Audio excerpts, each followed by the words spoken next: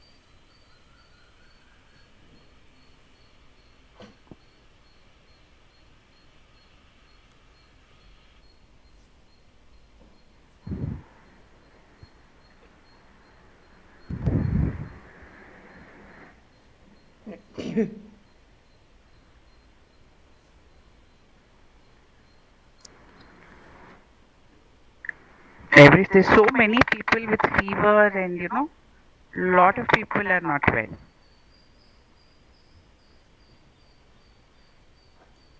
In Chennai or all And over? all over, everywhere, so many seem to be not well. I think Cold it's and the change of weather. season. Change of Yes, the season. change season. Yes. Because rainy season will start now in Tamil Nadu, no? Your Yeah, northeast that's monsoon. it. And here we are having Already lots of rain started. also. It's already started. It is because of the weather only. Mm. Sorry. Satish also is under weather today. Two or three of our Yes. storytellers are calling in to say they're not well. Yesterday Oh. it was a sore throat and today from midnight it was temperature. Ace Novation, everybody is unwell. Right from.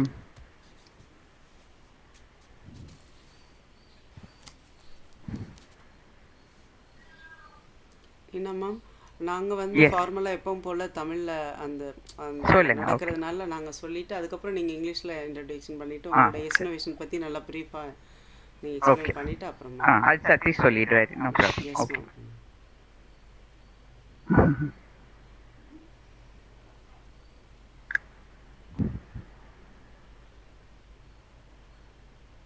Sir Rajendran வருவாங்களான்னு தெரில, முகமது முகைதீன் அவங்க வருவாங்க.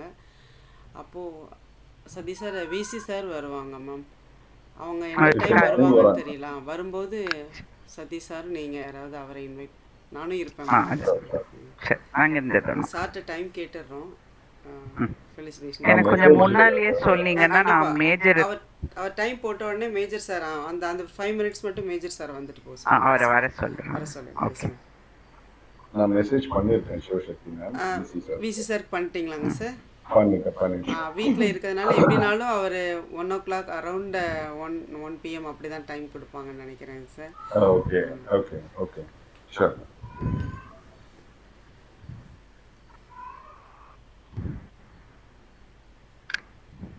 நீனா ma'am நீங்கள் சொல்லுங்கள் எப்போ start பண்ணணும்னு சொல்லுங்கள், பண்ணிக்கிறேன். Okay. Sureka ma'am, you're ready? We'll start. Satish, you're okay? I'm Yes. okay, Gina. It's still, yeah, 58. 2 minutes Yeah, more. it's 2 minutes more.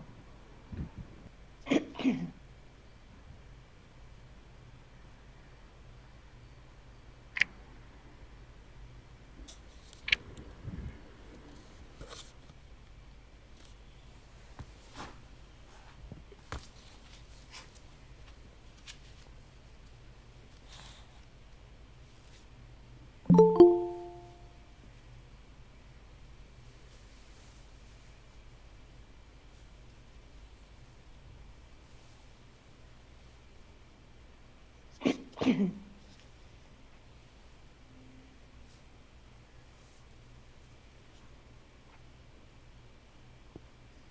Mitali ma'am.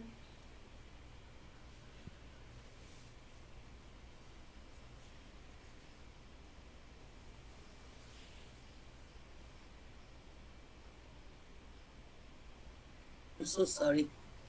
Yes, ma'am. Can you hear me? Yes. I said I just now saw and I thought I must join.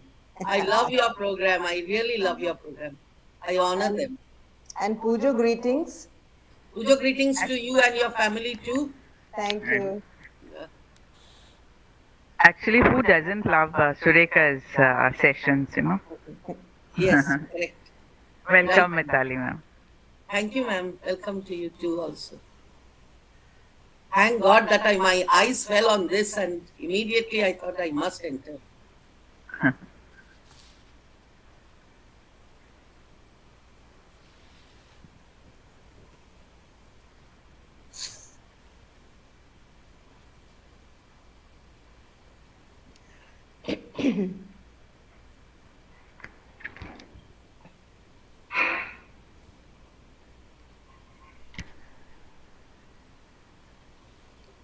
Sir, Sadi sir. Madam, can we start? Yes, sir. Yes, sir. Please. Sure. We start? Yes, ma'am. Okay. Start பண்ணலாமா? S. Ah. அனைவருக்கும் இனிய காலை வணக்கம். முன்னாள் ஜனாதிபதி APJ மேதகு அப்துல் கலாம் ஐயா அவர்களின் 90வது பிறந்த நாளை முன்னிட்டும் அசிஸ்ட் உலக சாதனை நிறுவனத்தின் 10வது ஆண்டு நிறைவு விழாவை முன்னிட்டும் 2021+ மணி நேர தொடர் இணையவழி பன்னாட்டு சாதனை சங்கமத்தில் தமிழ்நாடு ஆசிரியர் கல்வியியல் பல்கலைக்கழகம், brain of brain international Sharjah, the Zen academy Puducherry, கவிதை வானில் கவிமன்றம் புதுவை, சர்வதேச வர்த்தக மற்றும் கலாச்சார வளர்ச்சி பேரவை Singapore, international United women federation Canada, தேசிய கல்வி அறக்கட்டளை கலிடக்குறிச்சி இவர்களுடன் அசிஸ்ட் உலக சாதனை நிறுவனம் இணைந்து வழங்கக்கூடிய 2021+ மணி நேர தொடர் இணையவழி பன்னாட்டு சாதனை சங்கமத்தில் தமிழ்நாடு ஆசிரியர் கல்வியியல் பல்கலைக்கழகம் முன்னிலை வகிக்கிறது என்பதை பெருமையுடன் தெரிவித்துக் கொள்கின்றோம். இந்த நல்ல வாய்ப்பினை நல்கிய அசிஸ்ட் உலக சாதனை நிறுவனத்தின் தலைவர் முனைவர் ராஜேந்திரன் அவர்களுக்கும், கல்லிடைக்குறிச்சி தேசிய கல்வி அறக்கட்டளையின் தலைவர் முனைவர் முகமது மொஹிதீன் அவர்களுக்கும் மனமார நன்றியை தெரிவித்துக் கொள்கின்றோம். இந்த நிகழ்வினை தொடங்குவதற்கு அனுமதியும் ஆக்கம் ஊக்கம் அளித்து கொண்டிருக்கக்கூடிய தமிழ்நாடு ஆசிரியர் கல்வியியல் பல்கலைக்கழகத்தின் மாண்புமிகு துணைவேந்தர் பேராசிரியர் நா. பஞ்சநாதம் அவர்களுக்கும் மற்றும் மதிப்பிற்கும் மரியாதைக்கும் உரிய தமிழ்நாடு ஆசிரியர் கல்வியியல் பல்கலைக்கழகத்தின் பதிவாளர் முனைவர் எம். சவுந்தரராஜன் அவர்களுக்கும், பதிவாளர் மற்றும் புல முதல்வர் முனைவர் எம். சவுந்தரராஜன் அவர்களுக்கும், மற்றும் தமிழ்நாடு ஆசிரியர் கல்வியியல் பல்கலைக்கழகத்தின் தேர்வு கட்டுப்பாட்டு அதிகாரி முனைவர் எம். கோவிந்தன் அவர்களுக்கும், மற்றும் தமிழ்நாடு ஆசிரியர் கல்வியியல் பல்கலைக்கழகத்தின் அனைத்து துறைகளின் பேராசிரியர்கள், மரியாதைக்குரிய இணை பேராசிரியர்கள், துணை பேராசிரியர்கள் மற்றும் ஆசிரியர்கள் அல்லாத பணியாளர்கள், எம்எட், எம்ஃபில், பிஹெச்டி மாணவர்கள் அனைவரையும் வருக வருக என்று வரவேற்று தங்களது நல்ல ஒத்துழைப்புக்கு நன்றியும் தெரிவித்துக் கொள்கின்றோம். தமிழ்நாடு ஆசிரியர் கல்வியியல் பல்கலைக்கழகம் இந்த உலக சாதனை நிகழ்வில் கலந்து கொண்டு இன்றோடு 51வது நாள் ஆகிறது. இந்த தொடர் நிகழ்வு இன்று 51வது நாள். நாளையுடன் நிறைவு பெறுகிறது இந்த உலக சாதனை நிகழ்வு. தமிழ்நாடு ஆசிரியர் கல்வியியல் பல்கலைக்கழகம் கடந்த 50 நாட்களில் பல்வேறு நிறுவனங்களுடன், பல்வேறு கல்வி நிறுவனங்கள், தனியார் நிறுவனங்களுடன் இணைந்து மிக சிறப்பாக 3 மணி நேரம், 5 மணி நேரம், 12 மணி நேரம், 8 மணி நேரம், 9 மணி நேரம், 24 மணி நேரம், 31 மணி நேரம், 41 மணி நேரம் என்று மிக சிறப்பாக தொடர் நிகழ்வுகளை வழங்கி வந்திருக்கின்றன. இந்த நிகழ்வுகளை மிக சிறப்பாக நேரலை ஒளிபரப்பு செய்து கொண்டிருக்கிறது தமிழ் அமெரிக்கா தொலைக்காட்சி. தமிழ் அமெரிக்கா தொலைக்காட்சியின் தலைவர் மதிப்பிற்கும் மரியாதைக்கும் உரிய திரு ஆஸ்டின் கில்டஸ் அவர்களையும் வருக வருக என்று வரவேற்று மகிழ்கின்றோம். அவர்களுக்கும் தமிழ்நாடு ஆசிரியர் கல்வியியல் பல்கலைக்கழகத்தின் சார்பாகவும் அனைவரின் சார்பாகவும் நன்றியை தெரிவித்துக் கொள்கின்றோம். அதிகமான கல்வி நிறுவனங்களுடன் இணைந்து தமிழ்நாடு ஆசிரியர் கல்வியியல் பல்கலைக்கழகம் தொடர் சாதனைகளை கொடுத்து கொண்டிருந்தாலும் இன்று ஒரு நன்னாள். ஏனென்றால் இன்று தமிழ்நாடு ஆசிரியர் கல்வியியல் பல்கலைக்கழகத்துடன் இணைந்து 24 மணி நேர உலக சாதனைகளை கொடுக்க போகின்ற நிறுவனம் Novation பிரைவேட் லிமிடெட் சிங்கப்பூர். என்ன சிறப்பு என்றால் Novation பிரைவேட் லிமிடெட் சிங்கப்பூர் அவர்கள் அந்த நிறுவனமும் தமிழ்நாடு ஆசிரியர் கல்வியியல் பல்கலைக்கழகம் MOU மெமரண்டம் ஆஃப் அண்டர்ஸ்டாண்டிங் புரிந்துணர்வு ஒப்பந்தம் மேற்கொண்டு மிக சிறப்பாக கல்வி சேவைகளை புரிந்து வருகின்றோம்.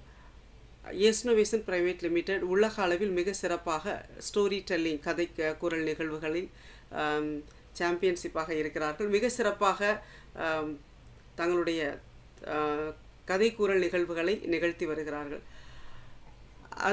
அந்த வகையில் இன்று Novation பிரைவேட் லிமிடெட் தமிழ்நாடு ஆசிரியர் கல்வியியல் பல்கலைக்கழகத்துடன் இந்த 24 மணி நேர நிகழ்வுகளில் பயணம் செய்வதில் தமிழ்நாடு ஆசிரியர் கல்வியியல் பல்கலைக்கழகம் பெருமை கொள்கிறது. Novation பிரைவேட் லிமிடெட்டின்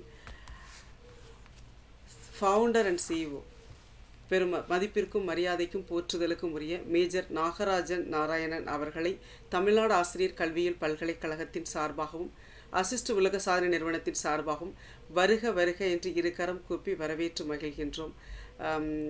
இந்த ஒத்துழைப்பு நல்கியமைக்கு எங்களின் மனதார நன்றியை தெரிவித்துக் கொள்கின்றோம் சார். அடுத்ததாக இந்த நிகழ்வு அமைவதற்கு மிக முக்கிய காரணம் மதிப்பிற்கும் மரியாதைக்கும் உரிய திரு சதீஷ்குமார் அவர்கள். இந்த உலக சாதனை நிகழ்வு நடந்து கொண்டிருக்கிறது, அதில் கலந்து கொள்கிறீர்களா என்று 3 நாட்களுக்கு முன்னாடி தான் நாங்கள் அவங்ககிட்டே கேட்டோம். இந்த ஷார்ட் பீரியடில் ரொம்ப சிறப்பாக உடனடியாக சம்மதம் தெரிவித்து மகிழ்ச்சியாக சம்மதம் தெரிவித்து அவங்க இமீடியட்டாக இதை ரொம்ப சிறப்பாக இதை அரேஞ்ச் பண்ணியிருக்காங்க. தமிழ்நாடு ஆசிரியர் கல்வியியல் பல்கலைக்கழகத்தின் சார்பாகவும் அசிஸ்ட் உலக சாதனை நிறுவனத்தின் சார்பாகவும் அனைத்து அமைப்புகளின் சார்பாகவும் பெரும் மதிப்பிற்கும் மரியாதைக்கும் உரிய Thiru Sathishkumar, vice president strategic alliances and global operations Novation private limited அவர்களையும் வருக வருக என்று இருகரம் கூப்பி மனமாற வரவேற்கின்றோம். வாருங்கள் சார். அடுத்ததாக இந்த நிகழ்வின்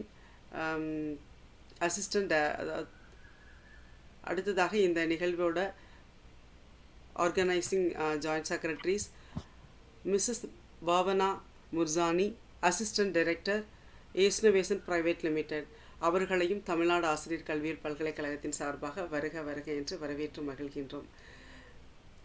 அடுத்ததாக இவங்க தமிழ்நாடு ஆசிரியர் கல்வியியல் பல்கலைக்கழகம் நடத்தக்கூடிய ஒவ்வொரு நிகழ்வுகள்லையுமே Novationோட இணைந்து நடத்தக்கூடிய ஒவ்வொரு நிகழ்வுகள்லையுமே ஆரம்பம் முதல் இறுதி வரைக்கும் இவங்க இல்லைன்னா அந்த நிகழ்வுகளே இல்லை என்று சொல்லக்கூடிய அளவிற்கு தன்னுடைய பங்களிப்பை நல்கி வருபவர்கள், மிக சிறப்பாக நல்கி வருபவர்கள் மதிப்பிற்கும் மரியாதைக்கும் உரிய அன்பு சகோதரி மிஸ்ஸஸ் ரீனா காயத்ரி அவர்கள். மிஸ்ஸஸ் ரீனா காயத்ரி CEOவும் Novation பிரைவேட் லிமிடெட் அவர்களையும் தமிழ்நாடு ஆசிரியர் கல்வியியல் பல்கலைக்கழகத்தின் சார்பாகவும் அனைத்து அமைப்புகளின் சார்பாகவும் வருக வருக என்று வரவேற்று மகிழ்கின்றோம். இந்த நிகழ்வானது தமிழ்நாடு ஆசிரியர் கல்வியியல் பல்கலைக்கழகம் மற்றும் Novation பிரைவேட் லிமிடெட் இணைந்து வழங்கக்கூடிய இந்த ஸ்டோரி தான் என்ற நிகழ்வு இன்று காலை 7 மணி முதல் சிறப்பாக ஆரம்பிக்கப்பட்டு நாளை காலை 7 மணி வரை சிறப்பாக 43 பன்னாட்டு அளவிலான வல்லநபர்களை கொண்டு மிக சிறப்பாக துவங்க இருக்கிறது. முதல் நிகழ்வாக 7 மணி முதல் 8 மணி வரை மிஸ்ஸஸ் சுரேகா அவர்கள் வருகை புரிந்திருக்கிறார்கள். அவர்களையும் தமிழ்நாடு ஆசிரியர் கல்வியியல் பல்கலைக்கழகத்தின் சார்பாகவும் மற்றும் அசிஸ்ட் உலக சாதனை சார்பாகவும் அனைத்து அமைப்புகளின் சார்பாகவும் வருக வருக என்று வரவேற்கிறோம். மீண்டும் ஒரு முறை தமிழ்நாடு ஆசிரியர் கல்வியியல் பல்கலைக்கழகத்தின் சார்பாகவும் மதிப்பிற்கும் மரியாதைக்கும் போற்றுதலுக்கும் உரிய Novation CEO அவர்களையும் Novation வைஸ் பிரசிடென்ட் அவர்களையும் மற்றும் Novation CEO அவர்களையும் அசிஸ்டன்ட் டைரக்டர் அவர்களையும் இதில் பங்கு கொள்ளக்கூடிய மரியாதைக்குரிய அனைத்து வல்லநபர்கள் ரிசோர்ஸ் பர்சன்ஸ் 43 ரிசோர்ஸ் பர்சனையும் மீண்டும் ஒரு முறை இரு கரம் கூப்பி வருக வருக என்று வரவேற்று மகிழ்கின்றோம். இந்த நிகழ்வு மிக சிறப்பாக அமைவதற்கு எல்லாம் வல்ல இறைவனை வேண்டிக்கொண்டு தமிழ்நாடு ஆசிரியர் கல்வியியல் பல்கலைக்கழகத்தின் சார்பாக மனமார்ந்த வாழ்த்துக்களையும் ஏசுனவேசன் பிரைவேட் லிமிடெட் அவர்களுக்கு தெரிவித்துக் கொள்கின்றோம். வாழ்த்துக்கள் சார், சதீஷ் சார். வாழ்த்துக்கள் மேடம். வாழ்த்துக்கள் மேம். தங்களுக்கான தளம் இப்பொழுது ஒப்படைக்கப்படுகிறது. நீங்கள் நிகழ்வினை துவங்கலாம் sir. Please. Thank you, Shivashakti madam. Thank you for the kind support. I'm sorry, நான் என்னால வீடியோ ஆன் பண்ண முடியல. பரவாயில்ல சார். முதல் முறையாக உலக சாதனை நிகழ்வில் வந்து நம்ம இதை இணைகிறோம். 150 நாடுகள் வந்து இதில் இணைந்திருக்கிறார்கள். 150 நாடுகள் ப்ளஸ் லட்சத்திற்கு மேற்பட்ட பார்வையாளர்கள் இதில் வந்து நம்ம 24 மணி நேரத்தில் வந்து பங்கேற்க இருக்கிறார்கள், பார்ப்பாங்க. நன்றி சார். ரொம்ப ரொம்ப நன்றி madam. And good morning one and all.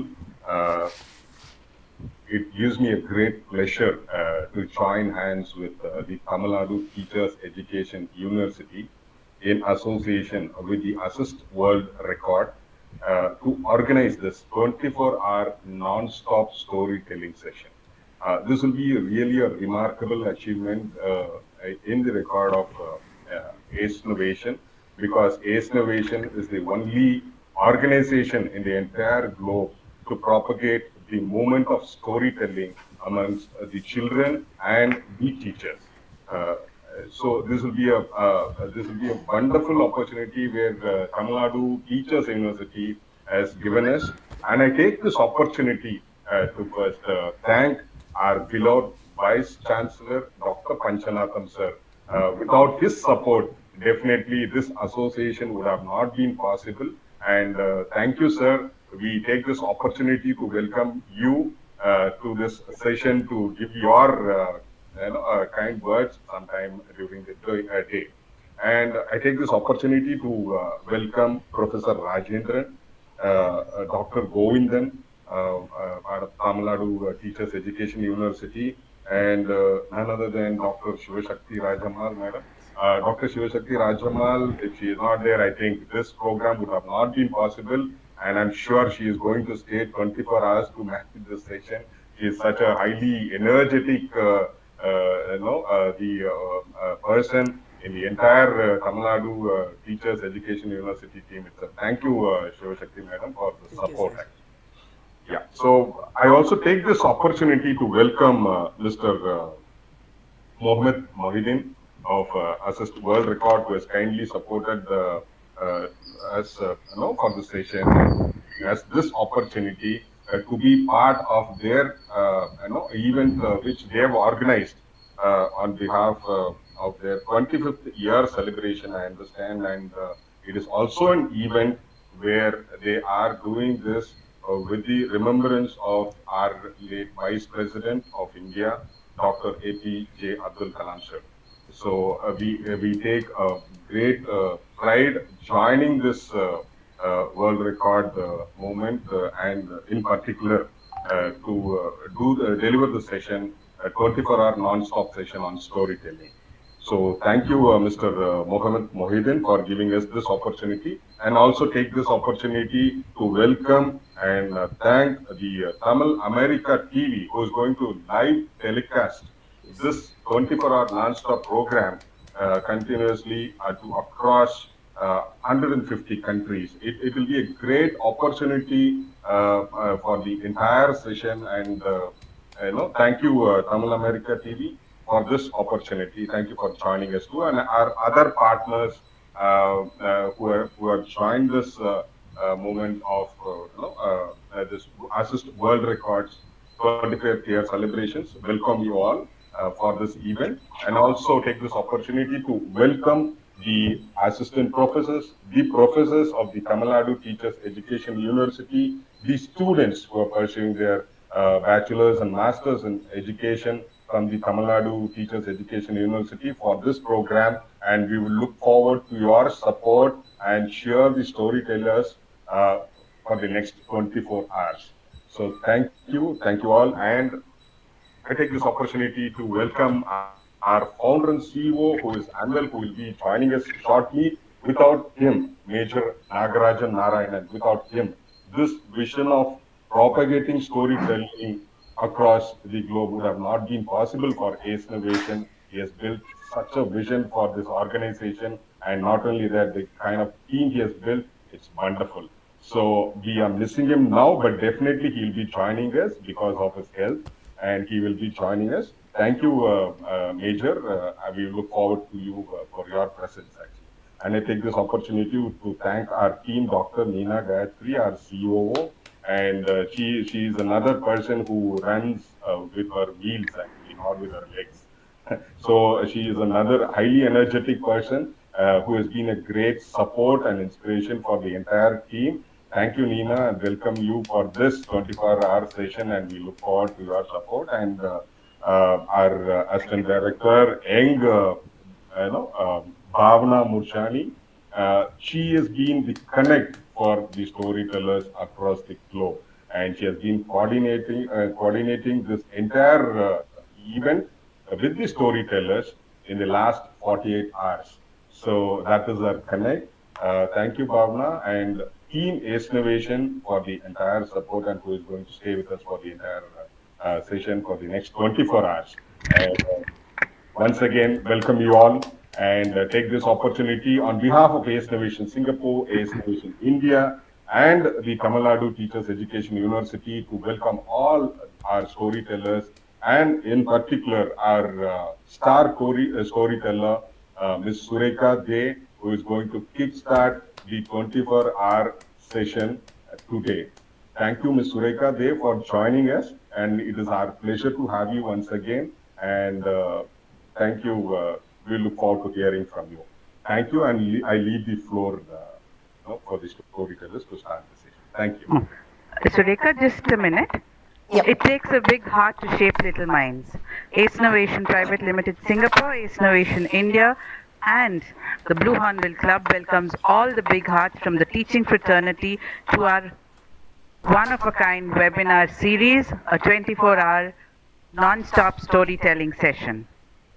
Tomorrow belongs to all the people who prepare for it today. For all you selfless people who awaken the spirit of discovery in scores of lives that you touch every day, we have brought to you not just another webinar, but a first in the series of webinars that we plan to do for teachers. As the task of the modern educator is not just to cut down jungles, but to irrigate deserts. I thank our thinker, initiator, and energy pill, Mr. Satish Kumar, for the welcome address, and the amazing energy pill of TNTEU, Ms. Shivashakti. Thank you so much for welcoming everybody. The whole purpose of education is to turn mirrors into windows. Extraordinary people are ordinary people who did everything with extraordinary passion. You make history when you have a cause that inspires you to wake up every morning a little early and keeps you awake a little late and fills every minute in between with depths of passion. In anything and everything, give that extra and thus lead an extraordinary life. Today, we have an extraordinary person who does everything with extraordinary passion to let others lead an extraordinary life. I call upon Ms. Bhavna to introduce this extraordinary person, Ms. Sureka De. Bhavna, Assistant Director, ACE Novation.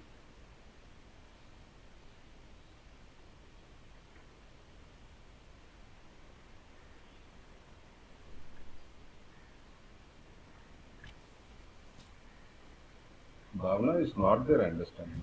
Okay, anyway, doesn't matter. So, Sureka is somebody who you can just go on and on listening to. She is just not a storyteller. She's an amazing storyteller, and I would, place her among the top storytellers in the world. A person with passion, and that passion is so very deep. And if you just, if I start looking at her biodata and reading it out, 24 hours is not enough. This lady has done so much. She is still doing so much, and she is, trying to integrate art into storytelling and art into education. Thank you, Sudeka, for being here. The floor is yours. Thank you all so much for inviting me and giving me this wonderful opportunity. So let me start with my first story.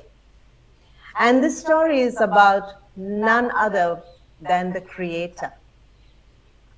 The Creator was standing and looking down upon his creation, the beautiful green emerald forests, the lofty mountains covered with snow, the blue rivers snaking its way into the wide oceans, the animals, the flowers, and finally his eyes fell upon his most precious creation, mankind. And he held his head. His assistant was concerned. He had never seen the Creator like this. Creator, what's the matter? Look, assistant, look down.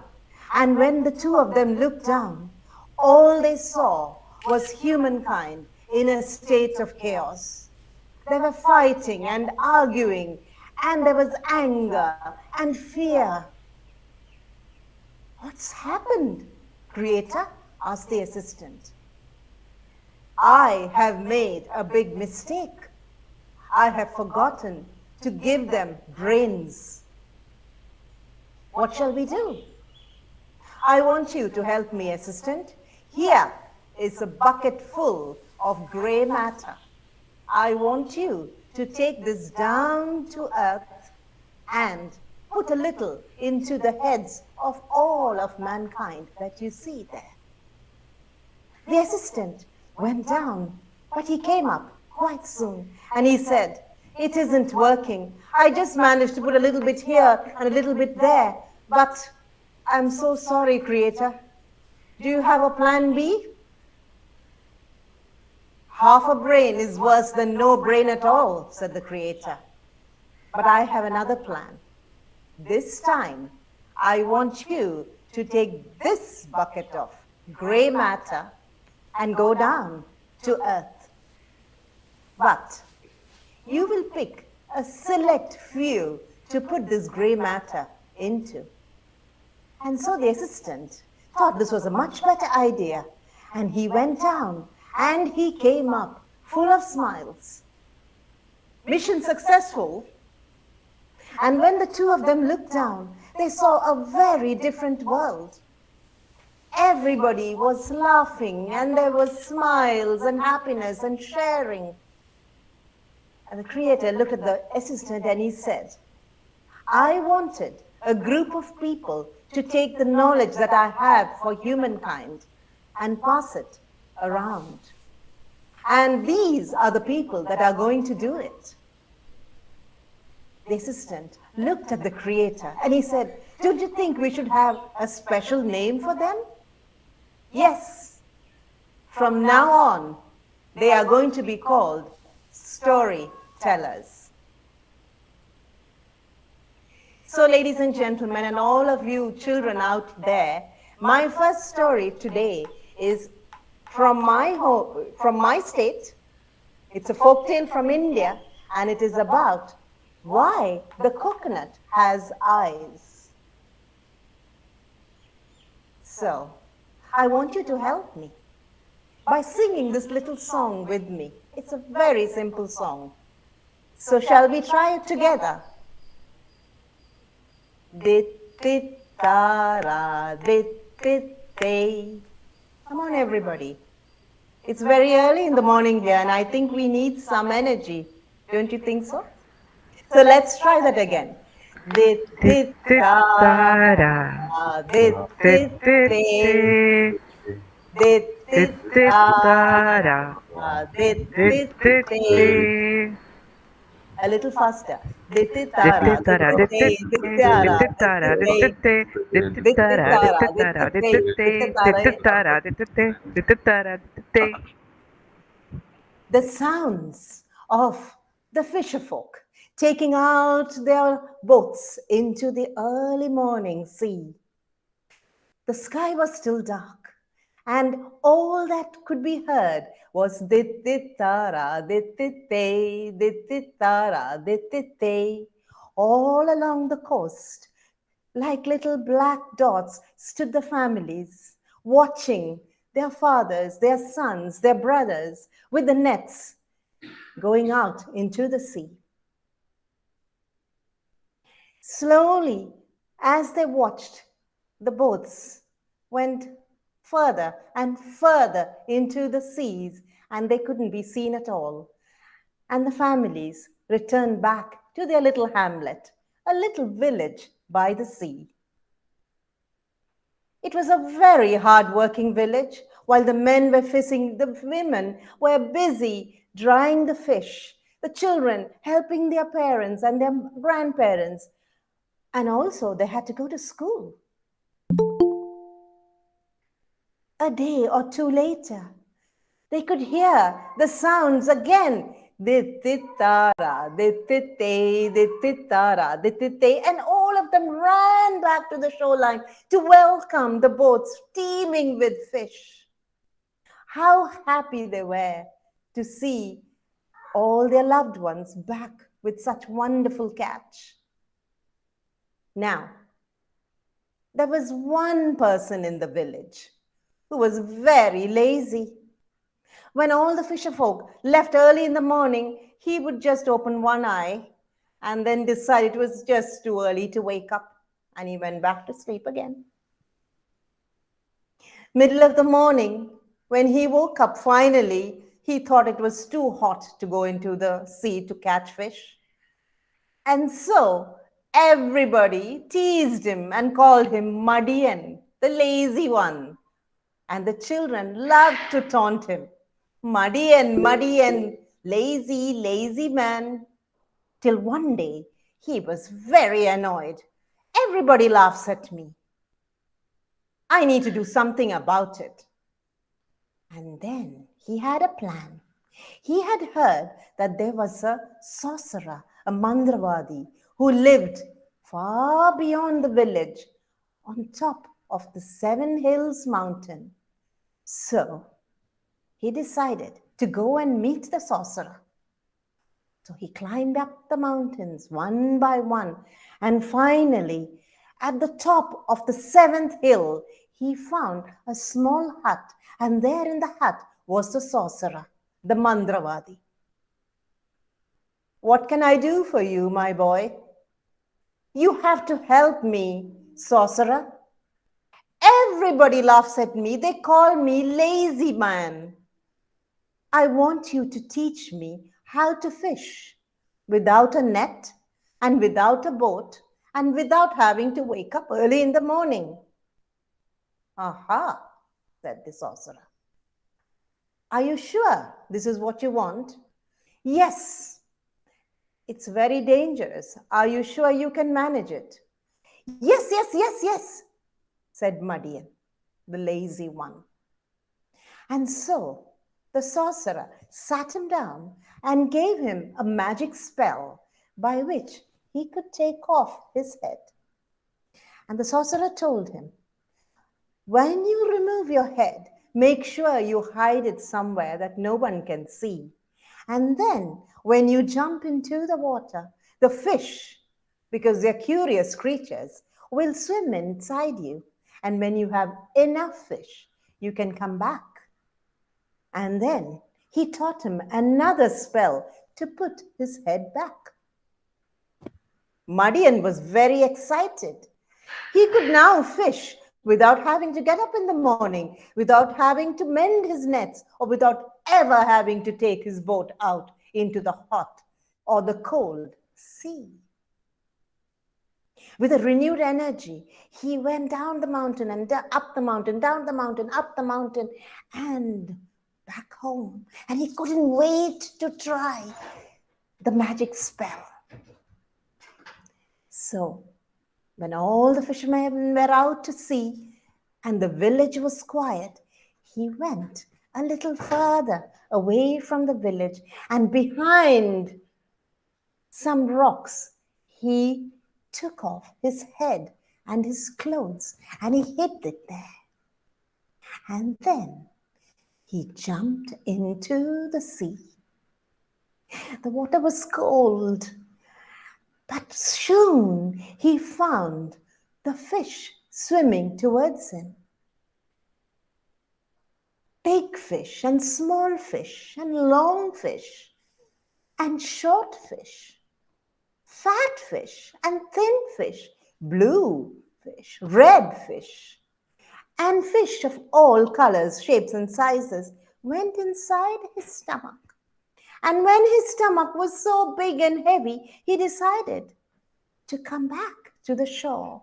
And he had a basket ready, and he took out the small fish and the big fish and the short fish and the long fish, the fat fish and the thin fish, the blue, the green, the red fish, all into his basket. And then went back behind the rocks, took back his head, and said the magic spell, and all was fine again. He couldn't wait to take his fish to the market. Everybody looked at him in surprise.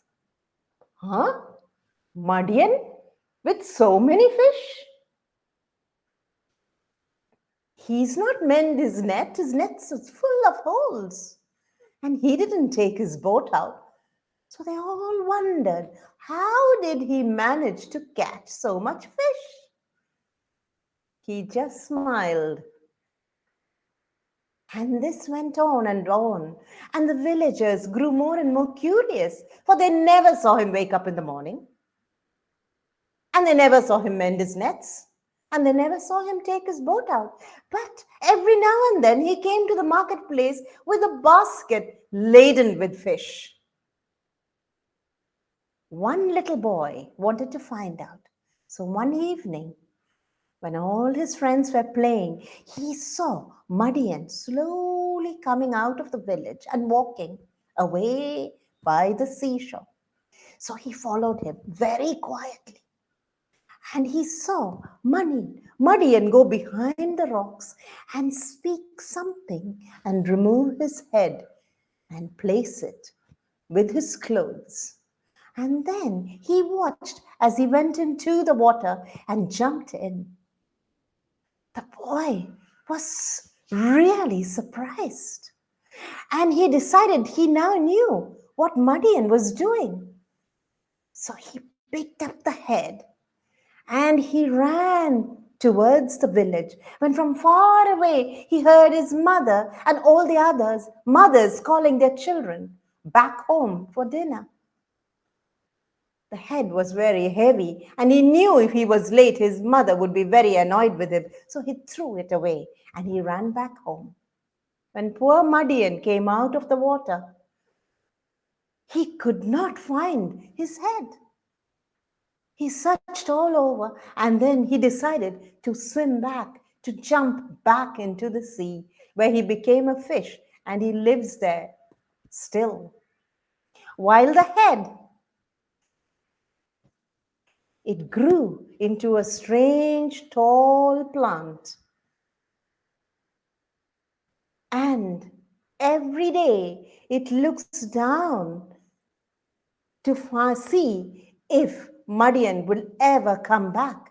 And that is why the coconut has eyes. But to this day, the coconuts have never found Madian. So if you see a coconut with eyes, you now know why they have eyes.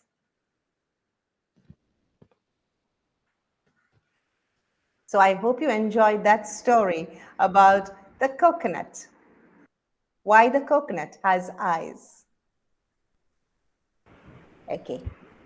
Very interesting, Ms. Sarika. Thank you, Satish. There are many, many stories about coconut palms and coconut trees and coconuts from all over the world. So it would be very interesting to collect them. As you know, it's such an important plant for so many people. Livelihoods depend on the coconut palms and the coconuts. Okay, so let's do another fun story. I thought we would do a story this time. Talking about coconuts, let's do one about monkeys. I know All of you children out there love to hear stories about monkeys. And for this story, I want you all to help me tell this story. So are we ready?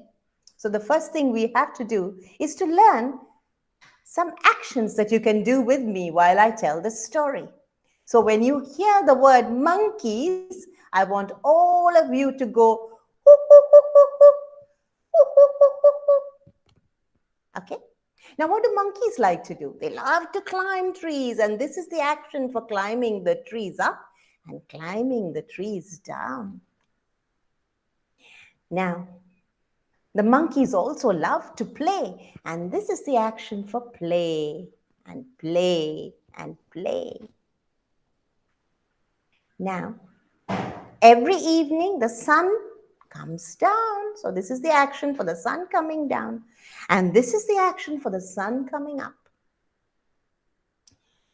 Now, when the sun goes down, the clouds come in. So this is the clouds coming in.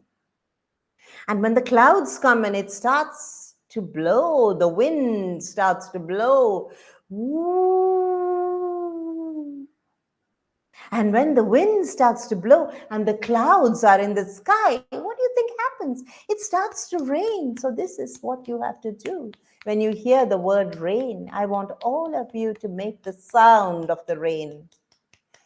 And when the rain comes, the monkeys are very cold and they all go brrr, brrr. Now, father monkeys always speak by shaking their right hand. Can you all shake your right hand for me? And this is what they say. Tomorrow we will build a house. And mama monkeys always shake their left hand and they always agree to what father monkeys say. And this is what they say. Yes, tomorrow we will build a house. Baby monkeys, of course, only can say, hoo, hoo, hoo, hoo, hoo, hoo, hoo, hoo, hoo, hoo. So, if you're all ready, why don't we tell a story about a group of monkeys? And this story is called the Tomorrow Monkeys. In a forest, there lived a group of monkeys.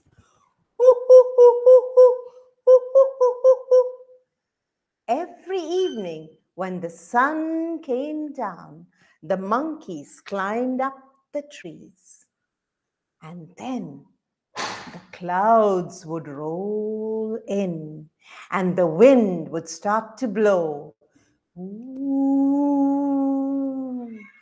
And the rain would come falling down, heavier and heavier, all through the night. And the monkeys would be so cold.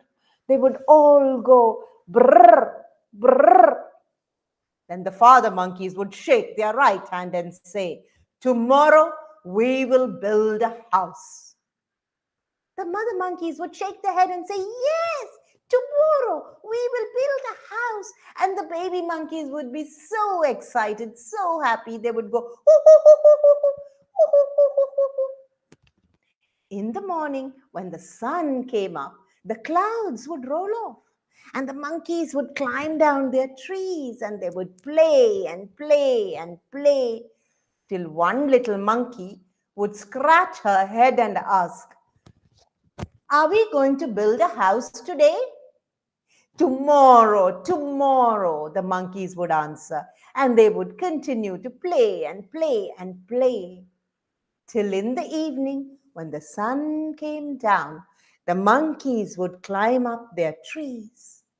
And then the clouds would roll in and the wind would start to blow. Ooh, and it would start to rain heavier and heavier till the monkeys would be so cold they would all go brrr, brrr. And the father monkeys would shake their right hand and say, tomorrow we will build a house. Yes, tomorrow we will build a house. And the baby monkeys would all be so happy and they would go, hoo, hoo, hoo, hoo, hoo, hoo, hoo, hoo, hoo, hoo, hoo.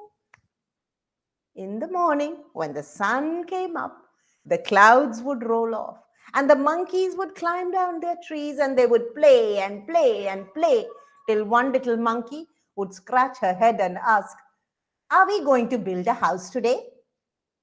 "Tomorrow, tomorrow," they would answer, and they would play and play and play. Do you think they ever built a house? That's why they are called the tomorrow monkeys. Are you a tomorrow monkey? Thank you. So this is a story from Brazil, which I love to do because aren't we all tomorrow monkeys? I definitely am one. Okay, and this is a very good, I think, story for children too, because you can teach them all about not doing things that you need to do today and keeping it for tomorrow. So I think those were two fun stories. So let's do one which is a little bit more serious. I love to do stories, or I love to read stories that are very strange. And this is a strange story. And it's from a collection, an old collection of stories from India. And it was a book that my father gave me. And unfortunately, I've lost the book. And this story, this is a collection by the women of the British Raj.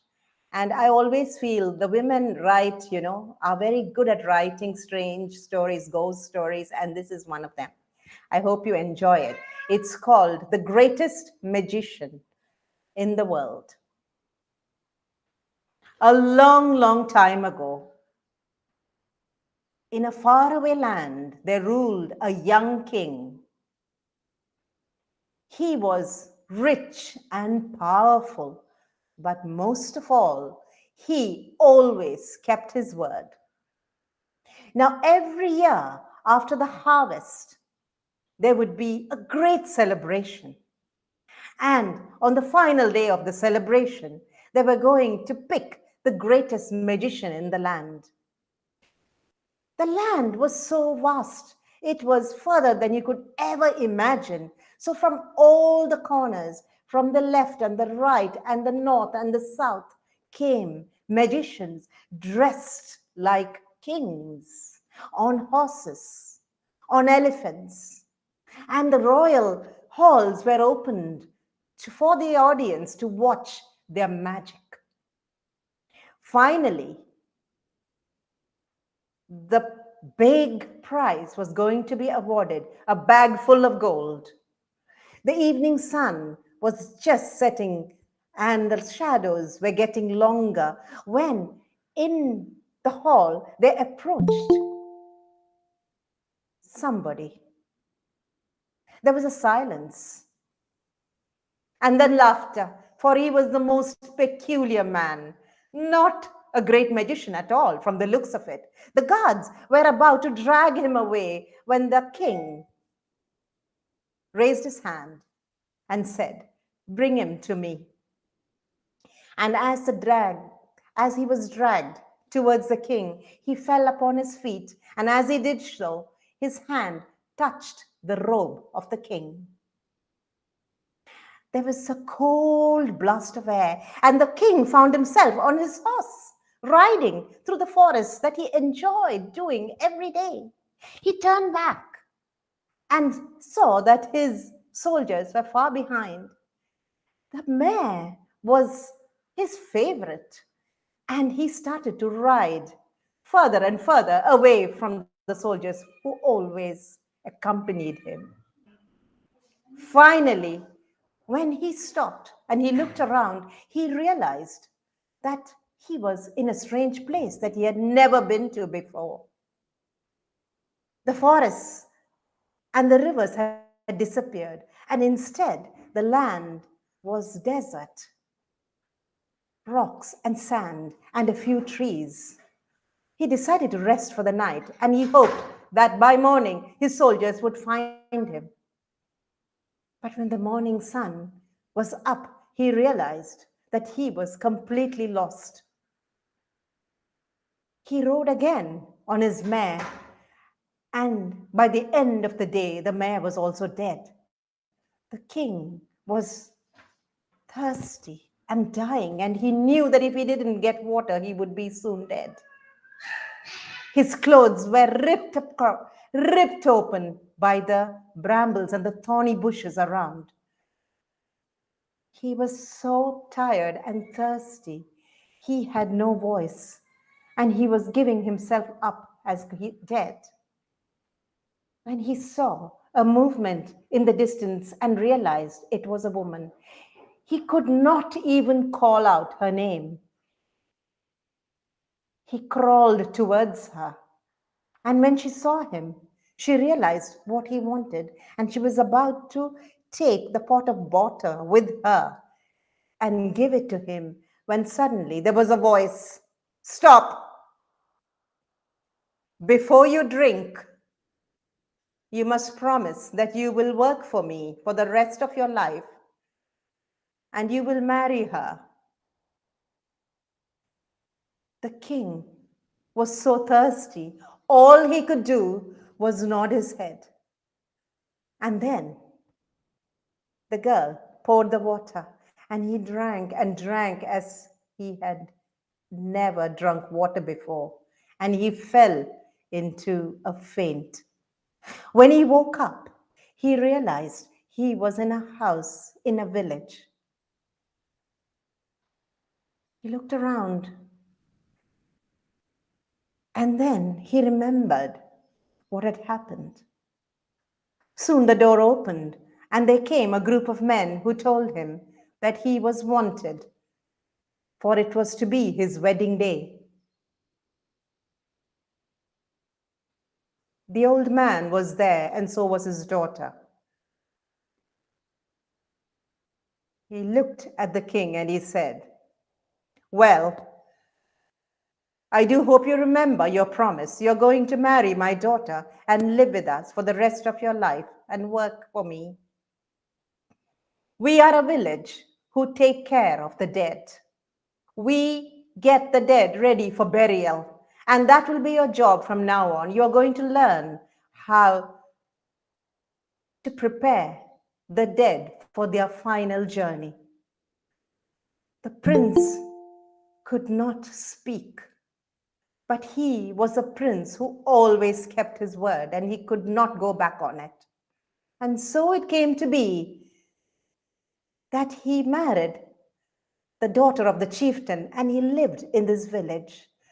The months and the years passed, and he picked up the job of how to prepare and burn the dead. And he became so good that the old man handed over everything to him and made him the new chieftain of the village. The years passed. He and his wife now had 3 children. Everything was fine. His old life was almost forgotten. And then the plague came. One by one, everyone around him started dying. The first to go, his wife, his littlest child. And very soon, there was no one left. As he buried his last child, he knew that the time was not long before he was also going to join his family. And as he went into a stupor and a faint, he felt a cool breeze. And then when he opened his eyes, his courtiers and ministers, Your Majesty, we are waiting for you to allow this magician to show you his magic.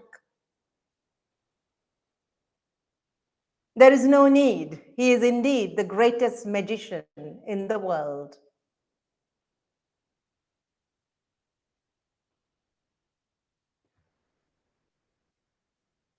Thank you. What a poignant story, Sudeka. Amazing. I think it's all about dimensions or travel or time travel. I don't know how to put this into what category, but I thought it was an interesting story. It was.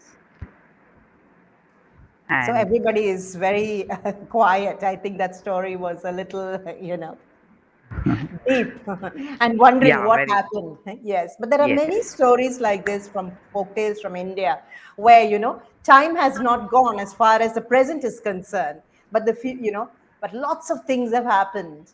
It's like years have gone by, but for the king and for the rest of the court, it was just a few seconds. So that's why I thought it was an interesting one. So, Well, yeah. So I think I will end off with a very simple story for you all to remember. And this one is a mathematical story. I wanted to do a longer one, but we are running out of time, so I'll just do a shorter one. And this again is a folk tale from India. And it's all about a very rich man who had three sons. The rich man became old, the sons grew up, and one day he was no more. And he had left behind a will on how his vast wealth was to be shared between the three sons. I want my eldest to have half of what I have. I want my second son to get 1/3 of all I have. And I want my youngest son to get 1/9 of all I have. So the sons went about sharing his wealth. It was very easy to share his money into half and 1/3 and 1/9. It was equally easy to share his gold by half, by 1/3, and by 1/9. And then it came to the vast lands and houses that he owned, and that too was not a problem. And the final thing to share was his stable that had 17 horses. The children tried everything they could to divide it by 1/3, by half, and by 1/9. But no matter what they did, they could not do it. They asked all the greatest mathematicians in the land, but nobody could give them a correct answer. Finally, they were fighting with each other. And then they decided to go and find their old maths teacher who had lived long, long ago, way beyond at the edge of the village. So they went to him, and he was still there.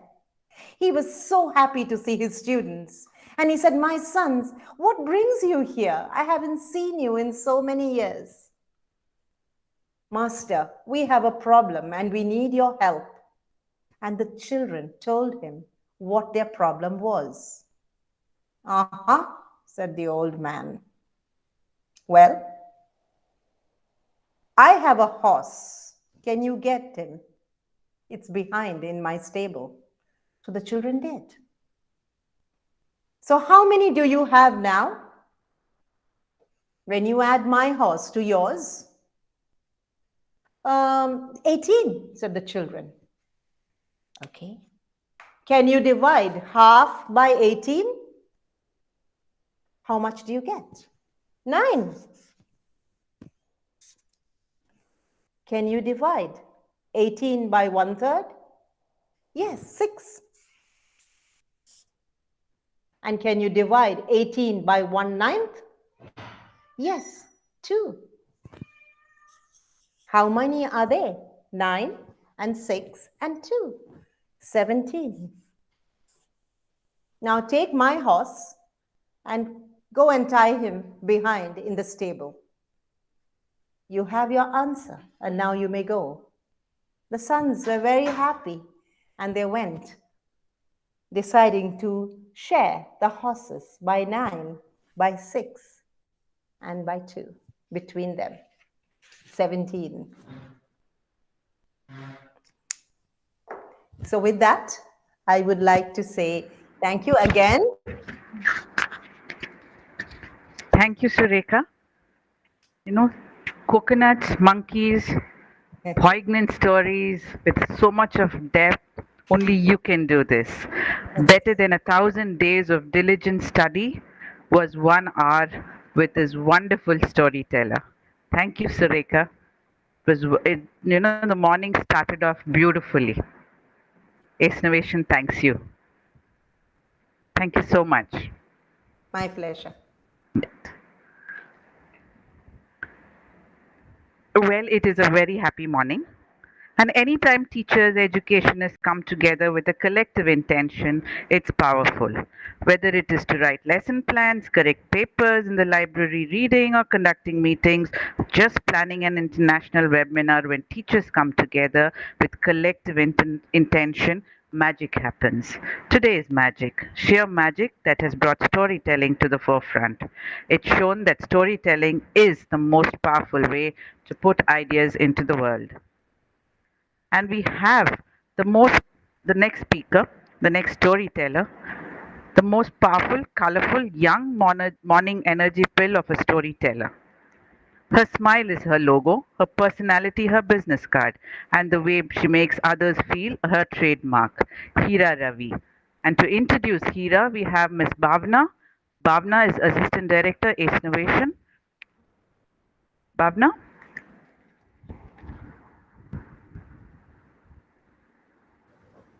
Thank you, ma'am. A very good morning to one and all. I take honor in introducing our next speaker for the day, Miss Hira Ravi. Her mission in life is not just to survive, but to thrive, and to do so with some compassion, some humor, and some style. Starting her career as a freelance aptitude trainer, she has traversed herself through grit and perseverance to become the chief founding member of her venture HR Academy, which is a transition management enterprise. She is known for her enthusiasm wherever she goes and has successfully combined her logical skills with people management skills. She has been an integral part of various organizations like Suya Jyoti Herbals, Bharatiya Yuva Shakti Trust, Chiti Rai Business Associates Global, and Chiti Rai Women Entrepreneur Wing, and many more. This list can go on. Today, she is here to tell us a story in her style. So let's hear what she has to say to us. Please welcome Miss Hira Ravi.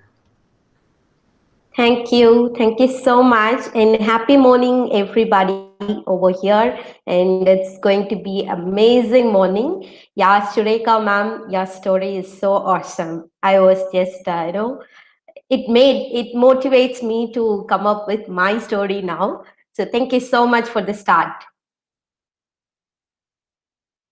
Yeah, okay. So what story I'm going to talk about is like I wanted to start with a Kutti song, which is very close to my heart, and it is going to be in Tamil. Please excuse, okay? So yeah, let me tell you Kutti story. Pay attention, listen to me. If you want, take it, or else when attention, leave it, baby. So the end of the story is going to be like, life is very short, Nanba. Always be happy. பலவித problems will come and go. கொஞ்சம் chill பண்ணு மாப்பி. Yeah. So thank you. And please excuse this. I am a bathroom singer. Okay. So fine. Let us go into the story now. What I'm going to talk today, or what story I'm going to share with you all, which is very close to my heart. And this is a story of a relationship, a good relationship between a girl and her pet. This story is going to be like that. And in between, if I am not comfortable with my network connectivity, can I off my video? Yes, you can, Hira. Okay, That thank should be you, okay. ma'am. Thank you. So, yeah, quickly we'll go to the story now. And as I told you, this story is completely going to be a relationship between a girl and her pet. So, yeah, her name is Atisha. She was born to a hardworking father and a very soulful, strong mother. She loved their parents very much. She always wanted to have a happy life, but then she always had wandering thoughts and she was searching for something from the childhood. I never saw her with happy faces. She always holds a confused state of mind then and there. Whatever her parents offer, she take it. She was not a person who asked their parents that, like, I want this, I want that, I want to, can you get me something like this? So she never had her own decisions or she never had her own likes. So whatever the parents are offering, she take it in a very happy sense. But then she never had any expectations in her life, even even for a small chocolate. She never asked her parents like, I want a small chocolate, I want a biscuit, I want to go out with my friends, or I want to play. Can you take me somewhere outside? So she was not that kind of a person, but she was searching for something from the childhood. Even though her parents gave many things, she never reacted too much for it. She will accept with a smile, but she was still searching for something. It doesn't mean that she don't like it. She like it, but she always looking for something better, or she always looking for something she really wants to have it. Whenever she feels boredom, she used to sleep a lot. She's a person who will be always sleeping. Her parents, like, she had a health problem actually. She can't able to hear properly. She was having a moderate hearing loss from the childhood. Only people talk to her with bold voice or in a louder manner, she can able to hear. But in the normal tone or in the husky tone, she can't able to hear anything. Her parents started criticizing her for the hearing loss. Not only her parents, the neighborhood, the family, the friends, everyone. Her father always hurting her by saying she can't hear properly.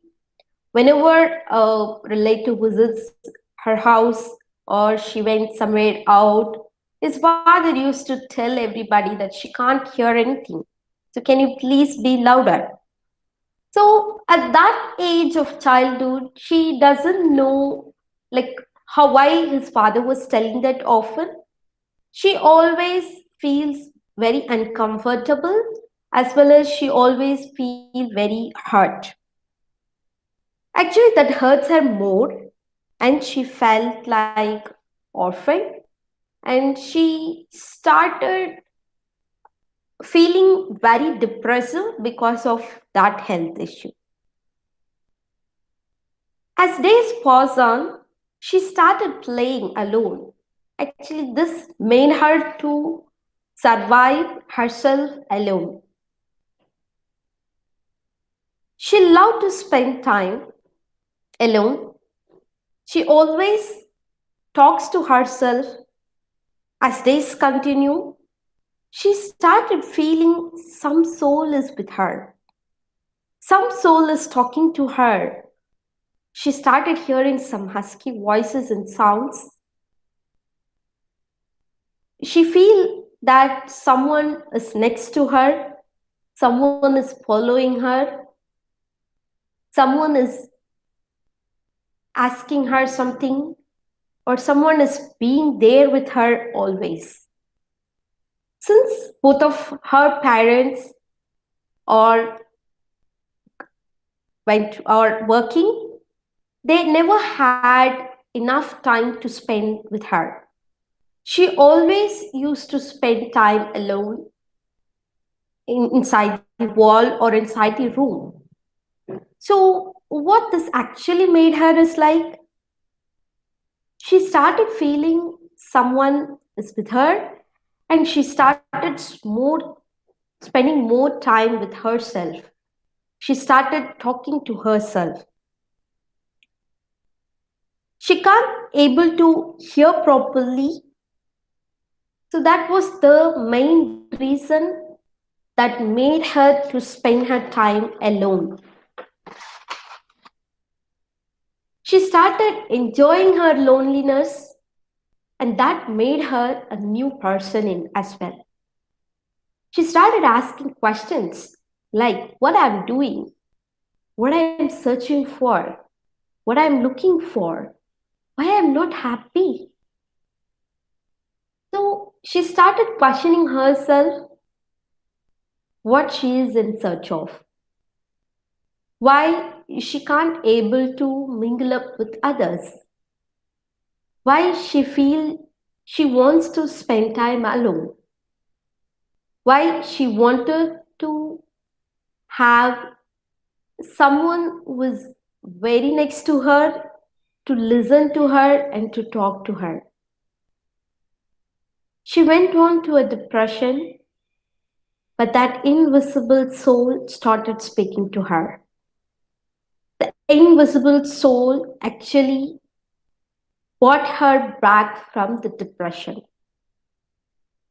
The invisible soul was comforting her with daily routines. Those days, she actually discovered her real character. She understood she was a strong girl. She was a fighter. She was born to fight. She found that she was a good listener. She was a good communicator. She can learn and excel anything very easily. She started exploring in everything. She don't want people to talk about her hearing loss. She hated.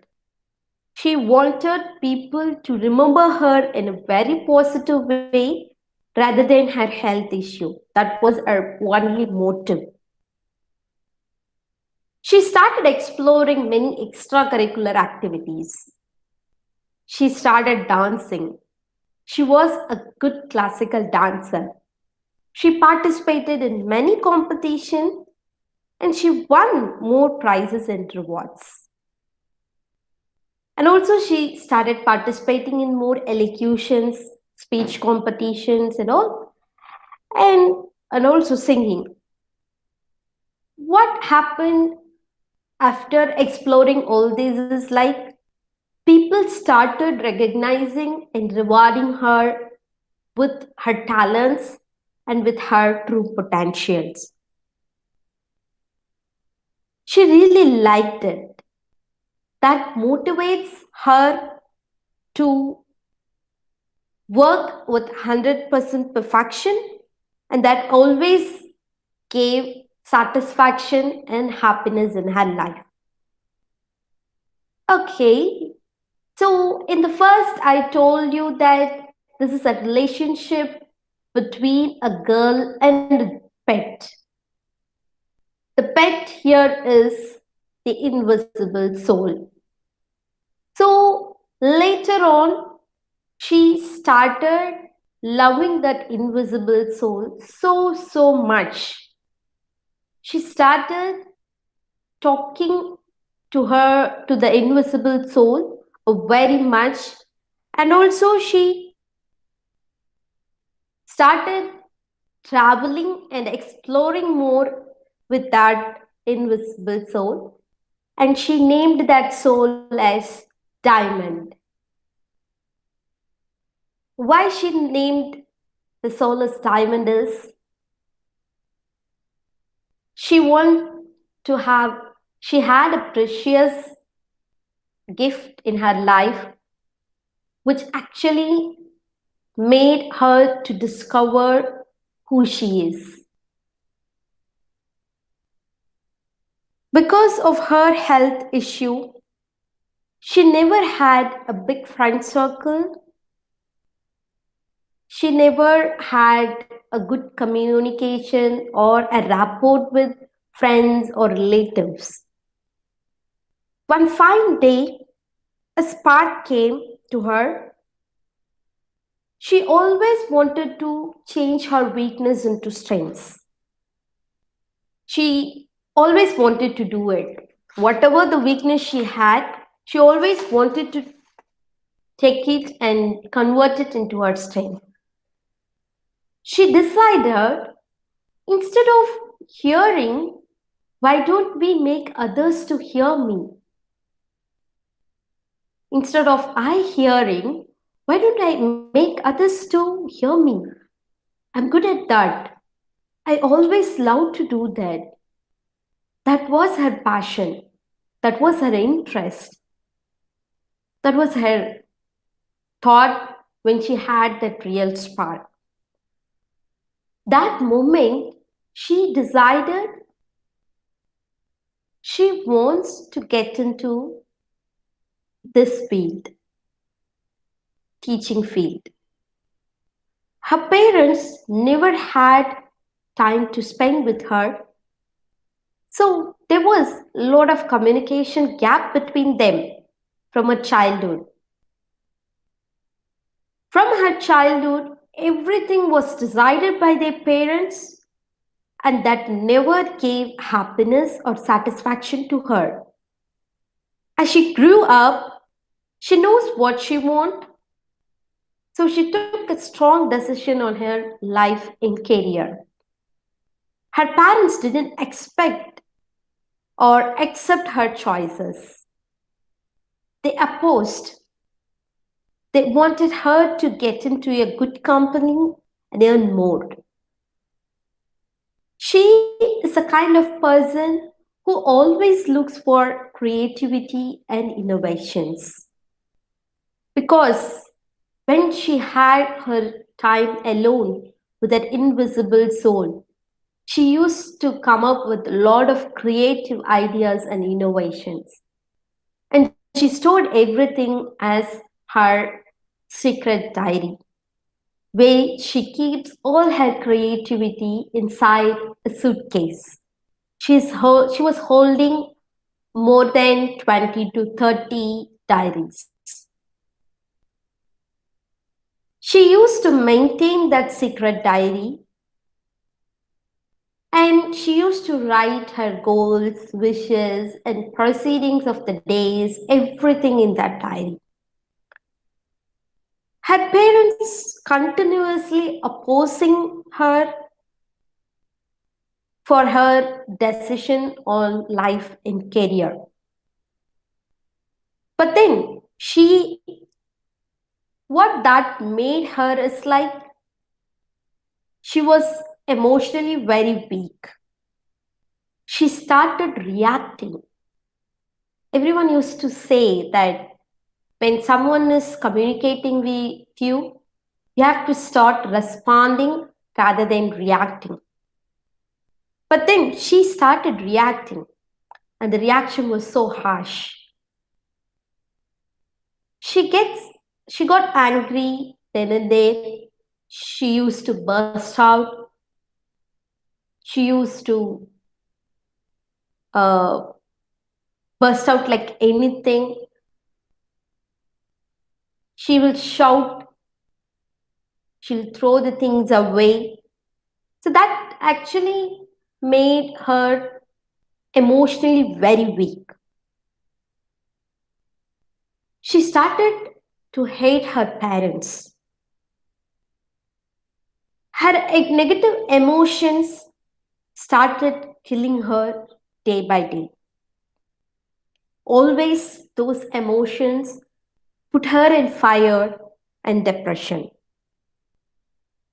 The bad times started from there on. She never had a good sleep at those days. The depression made her to commit suicide.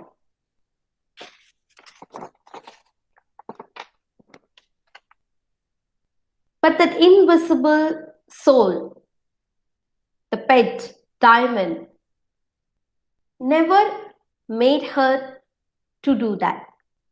The invisible soul always bringing her back from the depression, that always made her to become more stronger and stronger.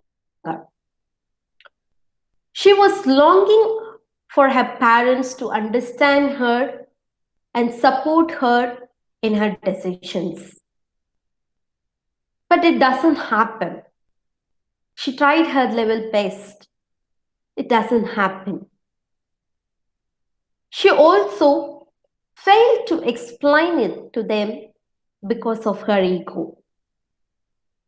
It started bringing more gaps in the relationship between her and her parents. It was really, really very tough day for her to understand what was going wrong and what's happening around her. She decided to stay away from their parents and she started moving away from them. She was away from their parents for more than 2 years.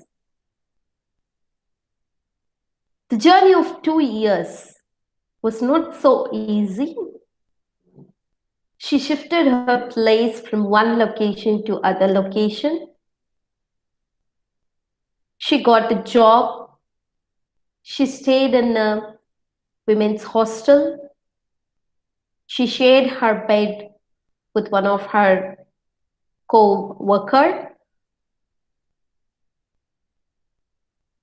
She was earning, but the earning was not comfortable for her. The salary was low. She has to manage her expenses with hostel fees, food, travel, and the livelihood.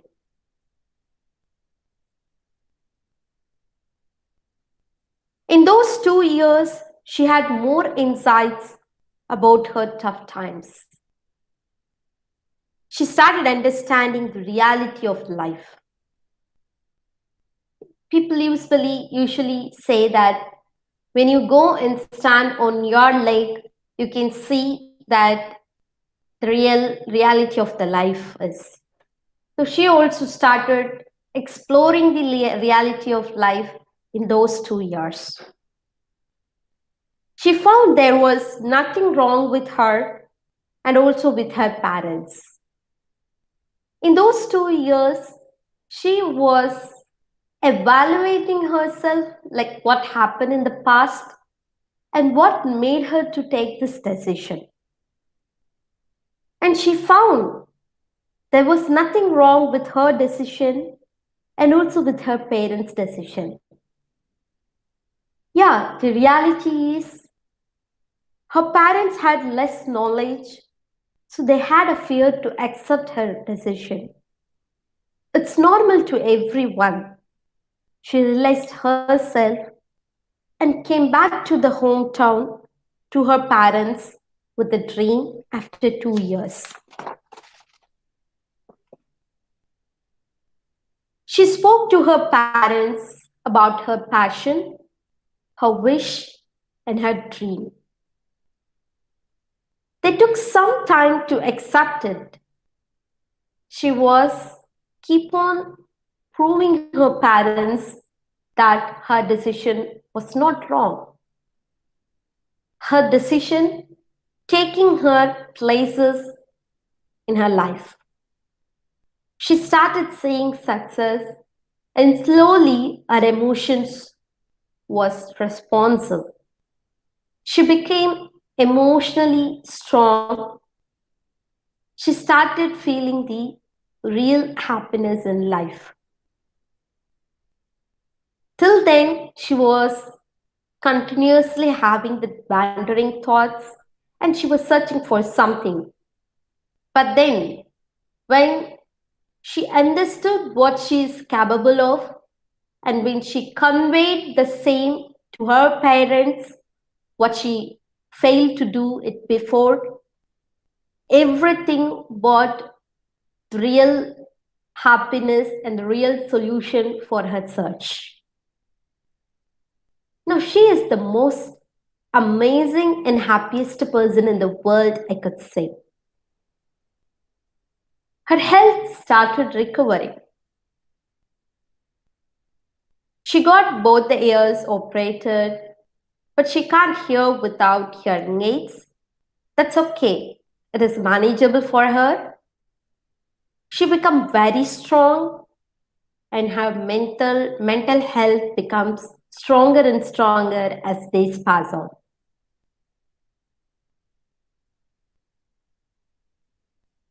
Her name is Atisha. Atisha becomes more stronger, more happier, and her pet Diamond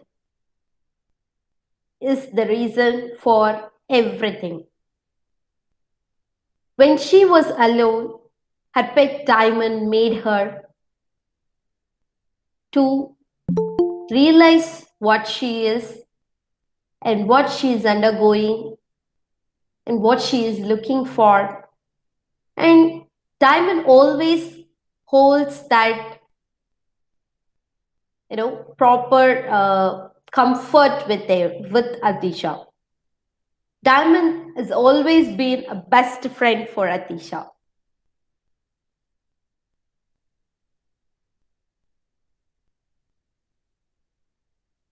So, likewise, the days pass on.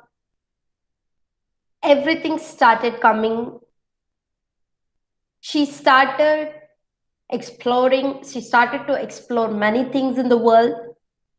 She always wanted to be happy and she always wanted to make others happy, which she was wanted to do it for a very longer time, and that was her search. Her search was the real purpose of her life. And that moment she decided if she could able to change her emotions into a fruitful emotion or a healthy relationship, then why not others? That made her to come up with her own ideas, and she wanted to bring many transformation in lives. So that's how her journey started, and all the things falling under her was very amazing, and your parents started feeling proud of what she is today. And they started supporting her with a lot of happiness and a lot of confidence. She actually fought herself to gain the confidence from their parents. And she is the person who always wanted to make others to love her the most. Each one of us in our life will be having a pet. It can be a best friend, or it can be a father, it can be a mother, it can be whoever it is. But then in the story, Atisha had a best friend, and that best friend made her to discover who she is. And she's very lucky to have that pet, Diamond. Yeah, the diamond is me, Hira. I actually wanted to tell my story here. So that's why I narrated this.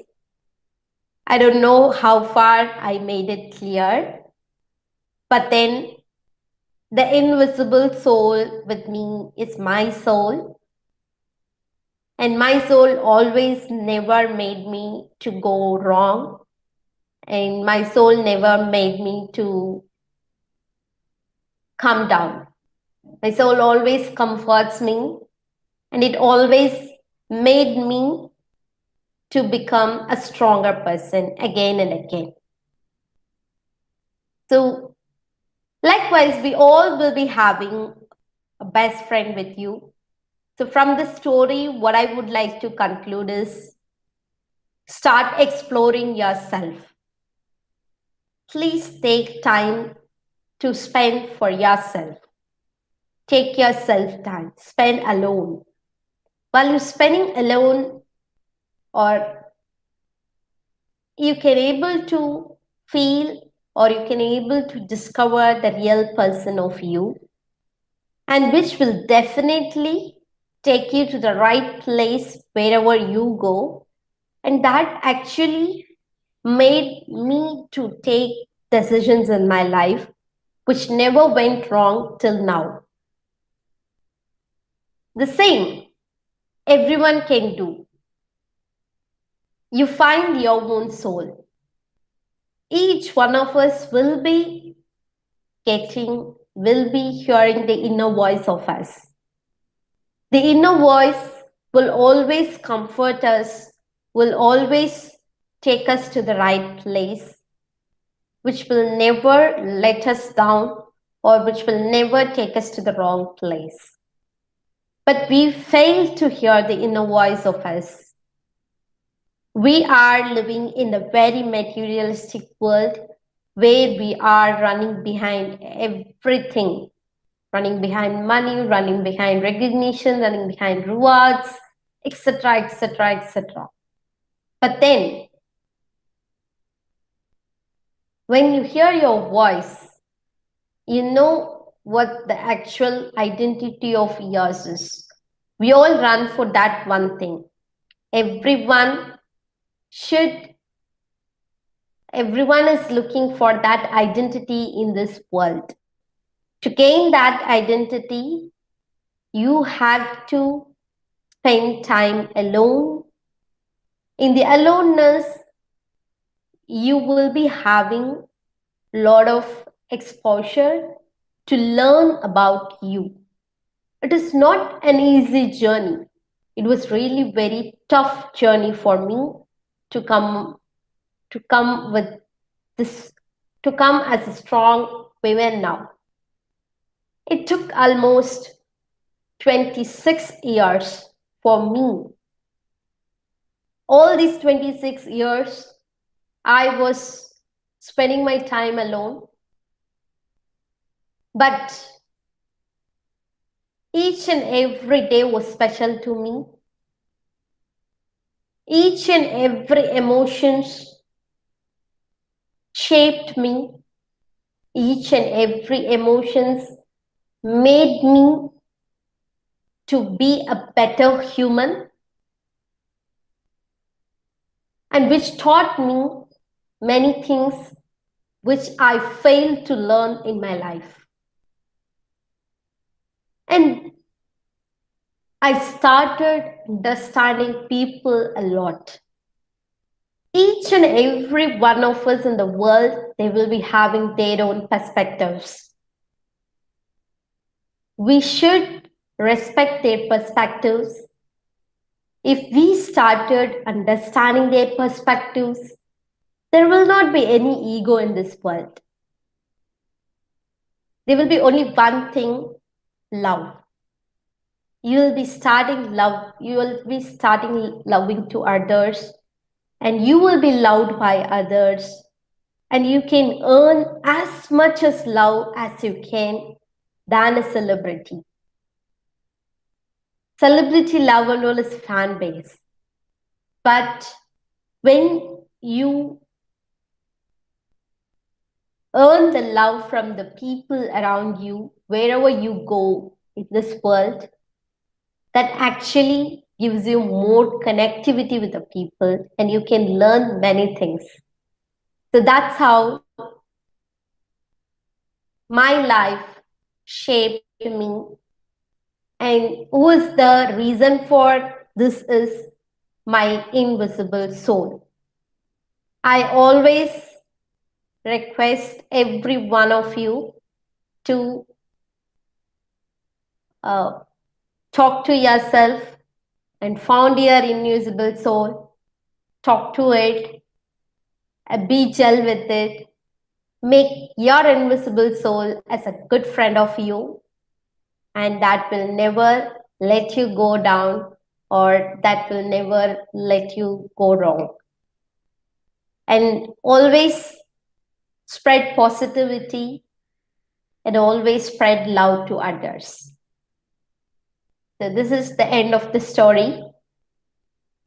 And I just wanted to end this story with this quote because I don't know, I have read many stories, but I'm very confident and comfortable in saying this because this is my first ever try in storytelling.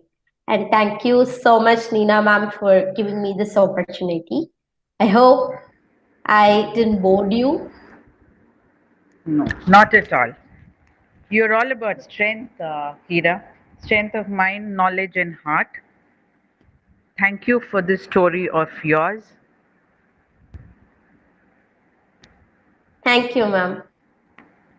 And you've come in spite of, be having a fever, having sinus problem, and then you're just smiling away and telling this story. Thank you so very much. Thank you, ma'am. Thank you. Kindly excuse. Actually, I was about to finish by 9 o'clock. I prepared, but I couldn't. That's okay, no problem. That's perfectly okay. I just thought Ace Innovation is about stories. Ace Innovation is about stories and storytelling. And if we don't tell a story, then what? So I'm going to tell you a story about a happy talking mouse. Mashika is the name of this mouse. Mashika walked happily and she jaunted down the road whistling a happy tune to himself. There had been a storm earlier in the day which had got rid of the summer heat, and it was cool. He had just eaten a big, juicy mango that had fallen in the storm, so his tummy was full and he was as pleased as Punch. On the road, he saw a twig, also fallen from the tree above in the storm. Now, a mouse will store and keep anything, hoping it will be of use one day. Mashika picked up the twig in his mouth and set off, jaunting along, singing. A little further down, he met a potter. The potter was sitting with his head in his hands. Why, he wondered, because his oven had been drenched in the rain and now he did not have enough dry wood to light it again. How would he bake his pots and sell them? As the potter sat wailing in front of his house, Mashika walked up and watched him for some time. What's up, brother? He asked, with the twig still clenched in his mouth. At first, the potter paid no attention to the strange talking mouse. Then, when Mashika asked him again and again, he told the little creature why he was crying. Mashika nodded, kept the twig aside, and said, See, this twig has dried in the wind and can be used to light your kiln. I'll happily give it to you, brother Potter, but what's in it for me? The potter thought hard and deciding that a little mouse could not ask for much said, I will give you whatever you ask for. In a flash, Mashika replied, Then give me that large pumpkin that's lying in the corner of the room. Potter was astonished. How can a mouse carry a pumpkin? Besides, he had been looking forward to the lovely pumpkin curry his wife would make for him that night. Choose something else, little mouse, he urged, but Mashika was still stubborn. the pumpkin for the twig, or nothing. So the potter gave Mashika the pumpkin. The mouse was delighted. He had made a mighty human do what he wanted. He left the pumpkin near the potter's house, saying he would collect it soon, and set off down the road again. Further ahead, a milkman was sitting by his cows, shaking his head. "What's up, brother milkman?" asked a tiny voice. To his astonishment, the man saw a mouse with a bright eyes peeping up at him. Sadly, he shook his head some more, then said, "The storm scared my cows and they're refusing to give me milk. What will I sell today and what will my family eat?" "Spicy pumpkin curry if you want." "Surely you're joking, my friend. I have 10 people at home. Where will I get a pumpkin large enough to feed everyone?" "Just walk back the way I came. You will reach a potter's house. Right beside that, I've left a pumpkin. That's mine. You can have it." "But what's in it for me, brother?" The milkman shrugged and said, "Whatever you want." Like the potter, he thought, "What can a mouse want?" Mashika said, "Then give me a cow." "Are you mad? A pumpkin for a cow? Whoever has heard of such a thing?" "It's that or nothing," replied Mashika firmly. So the milkman went and got the large pumpkin and gave one cow to the mouse. A big cow with large horns that listened to what he commanded. Mashika the mouse could not believe his luck. Off he went, seated on the cow, whistling another happy tune. When he stopped in front of a marriage hall, why were people standing, looking around sad and worried? They should be busy preparing for the marriage feast. Even the bride and groom were standing with long faces. "What's up, brother groom?" called Mashika, sitting atop his cow. The groom replied gloomily, "There's no milk to prepare the wedding kheer. How will the wedding feast be complete without the dessert?" Mashika grinned. "Worry not. Here, take this cow. She is now happy and will give you milk. But what's in it for me, brother?" The groom was happy and said, "Why, you can have whatever you want. But don't ask for the bride. You can eat your fill of the feast. Sweets, pulao, fruits, whatever your heart desires." The mouse kept quiet, gave the cow to the wedding party. They milked the cow and had plenty of milk. There was a great wedding feast. After the party was over, the mouse replied in a flash, "Give me your bride." The groom and everybody in the marriage party were astonished at the mouse's cheek. The groom was about to give him a good whack when his newly wedded bride stopped him.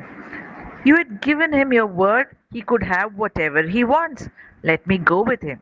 I'll teach him such a lesson that he'll never try to carry off another human bride again."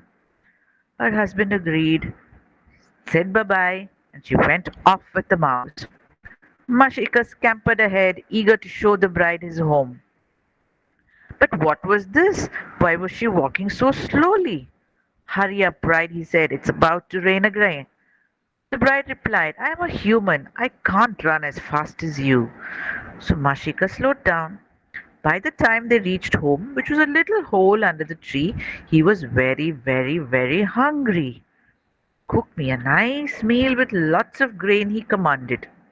The bride nodded and said, "Of course, but where is the kitchen? Where are the spices, the oil, the vessels? I am a human after all. I can cook only grains." The mouse realized he was in a real fix, having got this useless human back with him. "Never mind," he sighed. At least come inside the house." "Oh, but how can I do that?" wailed the bride. "I can't even set a toe inside the hole. It's so small. Where will I sleep tonight?" "Oh, how about under that tree?" Mashika suggested, pointing to another tree nearby. "No way," said the bride. It will rain and I will get wet. I'll catch a cold, then a fever, and I need a doctor who will give me bitter medicines. Then she started crying and crying, wailing even louder. Shush, please, shoo shoo, Mashika comforted her, thinking he could have agreed to eat his fill at the wedding feast instead of bringing the strange, whiny woman back home with him. How about you stay in that temple veranda for a day? He suggested, pointing to a big temple across the road. Oh, but thieves and robbers will come there and try to snatch away my lovely jewels, cried the woman. Then she dried her ears and said, what if I call my friends Ram and Sham to protect me? Before Mashika could say anything, she whistled loudly and said, Ramu, Shamu. From nowhere, a big dog and cat appeared next to her and made as if to eat up Mashika. Oh, how he ran and tried to save his life by jumping into the safety of his hole. The bride grinned and went back to her wedding feast with her faithful pets. As for Mashika, he had to go to sleep on an empty stomach that night. Tomorrow, he sighed, perhaps there will be another storm, and went off to sleep. That was the story of Mashika. This story was written by Sudha Murthy, and it talks about how humans want more and more.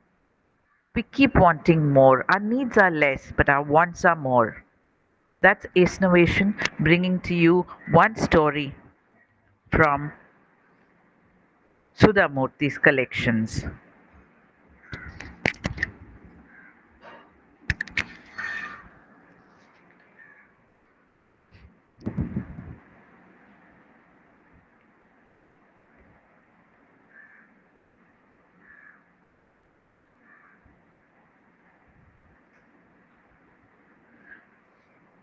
There's another interesting story which I'd like to tell you. Many, many years ago, in England, there lived a great thinker and scholar called George Smith. He thought a lot about how it would be in the future and advised the Prime Minister about many, many things. He researched how many people would live in the country in 20 years. He calculated how many schools, hospitals, roads needed to be built, or how much food needed to be grown or bought from other places to feed all these people. His calculations helped the government immensely in planning for the future. George often needed to visit the Prime Minister's office to talk about some new project and advise him. One day, the Prime Minister had invited him for a meeting, so he hopped onto his horse carriage and set off for the office. Now, George was always deep in thought and rarely noticed what was happening around him. Today, he too sat in his carriage thinking about farms and ships and houses. But suddenly his carriage stopped with a jolt, and he was shaken out of his thoughts. There was some commotion on the road, and all the carriages had stopped around him. Normally, George would have just sunk back into his thoughts again, but today something stopped him. A horrible, strong smell. A smell that hung in the air that made you cover your nose with a hanky if you were not a scholar wrapped up in your own world. Today, somehow, George was not able to disconnect himself from what was going on around him. The smell kept wafting into his nose and taking his mind away from the problems he was thinking about. He called out to his coachman, John, what is this extraordinary smell? John, the coachman, was used to his master's absent minded ways and he replied, Horse dung. Horse dung? Now that was something George had never given a thought to. Somehow he could now think of nothing else. Soon his carriage pulled up in front of the Prime Minister's office. But George kept sitting inside, lost in thought. Finally, John tapped into the window to tell his master that they had reached their destination. George walked to the visitor's room, still thinking. He was sitting there reflecting on horses and their dung, and the Prime Minister's secretary came to meet him. Now, Adam, the secretary, was not as learned as George, but he was very sharp and intelligent. He greeted George and told him apologetically, "The Prime Minister had to make time for another important meeting and will be late in seeing you. I hope you don't mind waiting." George kept staring at the window, watching yet more horse-drawn carriages rushing up and down the road. Thinking he had perhaps not heard him, Adam cleared his throat and repeated loudly, "Mr. Smith, the PM." "Yes, I heard you, Adam," George said. Worried that this great thinker of the country was in some trouble, Adam asked gingerly, "Is something bothering you? Perhaps I could help." George looked at him excitedly. "You know, I just looked into the future and realized we will all die in about 100 years. Our country will be destroyed, our way of life gone forever. And do you know why? All because of horses and their dung." Adam stared at George, puzzled. Surely he could not be serious. George continued, "See, now we use horses as the principal mode of transport in the country. They are used to draw carriages in the king's stables, even in the farms." Adam nodded. This was true. "So how many horses are there now?" "Let's assume there are 500 rich families who can afford to own horse carriage. If each family has two children, all of them are rich enough to own carriages. That will mean a minimum of two or more carriages in a few years. Each carriage would require two horses, so each family would be using four horses at least. Then there will be 2,000 horses. If you add our king's cavalry, the number of horses in the farms and the numbers outside would increase substantially." Adam nodded. Yes, this sounded true enough, but what is George's point? What is he trying to get at? Adam scratched his head. "How do we get rid of the dung they generate now?" Adam answered patiently, "We dig pits and empty the dung into them." George nodded. "Now that's my point. Imagine the scene 100 years from now. 2,000 horses would have increased to 400,000. Given the way the population is increasing, that means more dung. And what will we do with all this dung? Humans will need more space and houses and farming to sustain themselves. Where will we find open land to dig and bury that dung? It will lie unattended everywhere and cause horrible diseases. If they make their way into the water sources, it'll be even worse. We will end up poisoning ourselves and the environment. We'll become sick, our country will become poor, and just by tending to so many sick people, and finally our way of life will just die, as all of us will, all because of horses. Adam thought, sat down, thought again for some time.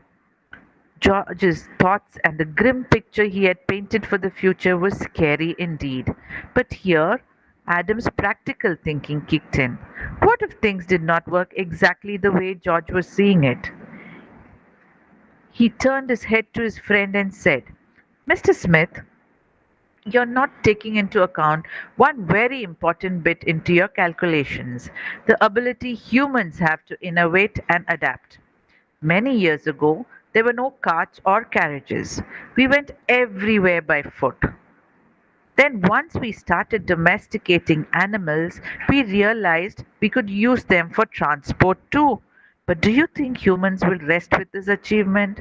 Who knows, in 100 years, what other modes of transport we would have invented, so that we may not require horse for transport at all. Perhaps we'll be able to fly like birds." George never solved his problem in his lifetime. Nor did Adam live to see how true his thoughts about the future had been. Man went on to invent many more things for moving about from place to place. James Watt invented the steam engine, which led to the invention of the railways. Cars were invented by Benz, which became widely used in cities for transport. The Wright brothers came up and we could fly in aeroplanes. With all these great inventions, the horse and the other animal drawn carts and carriages are now slowly disappearing. Truly, if man did not innovate and experiment, our species would have just died out, like George had predicted.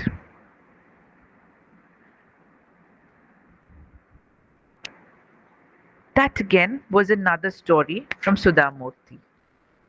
And if I don't, just a few weeks ago, Sureka ma'am had taken a storytelling session for Group Ace Novation.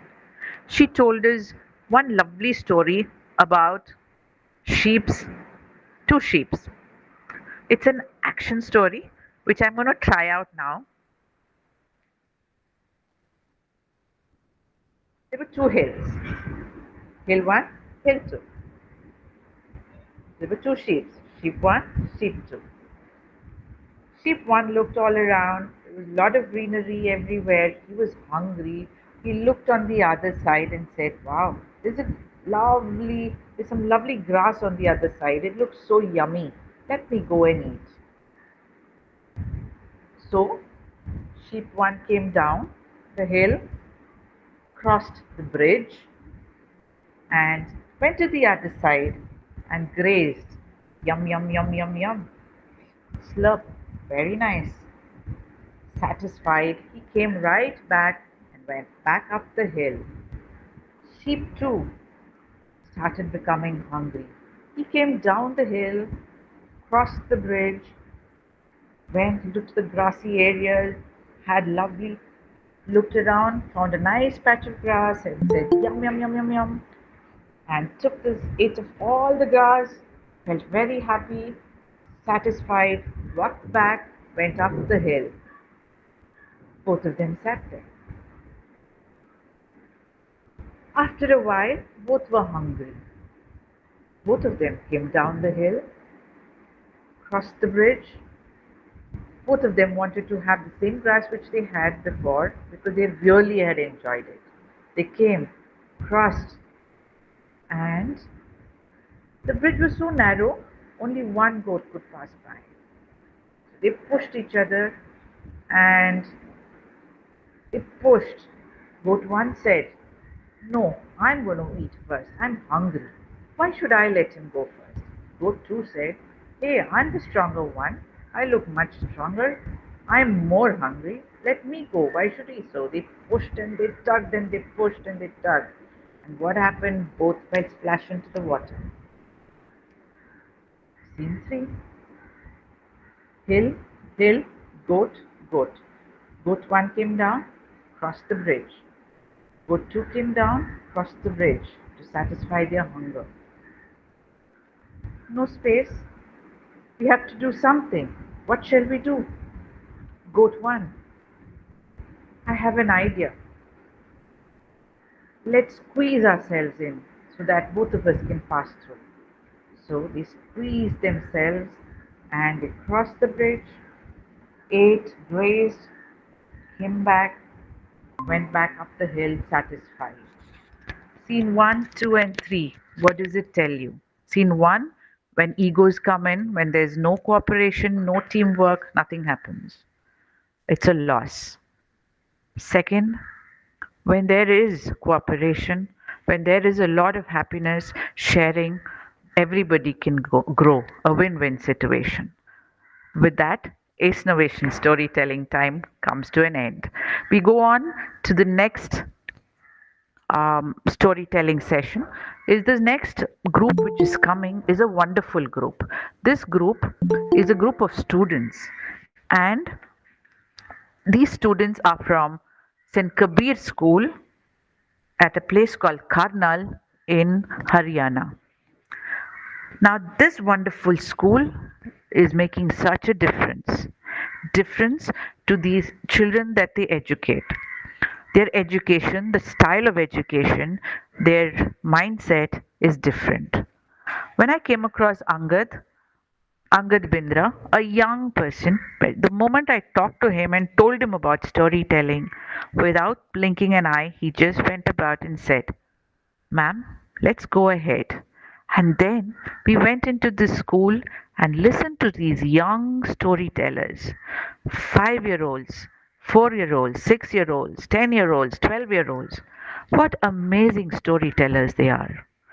It was just not enough that we listened to them. We wanted the world to listen to them. And we were waiting for an opportunity to give the children of this wonderful school a chance to talk. And up came this chance through the TNTEU, Tamil America, and the Assist World Records. It was wonderful that this wonderful group of children are ready with their stories. Saint Kabir,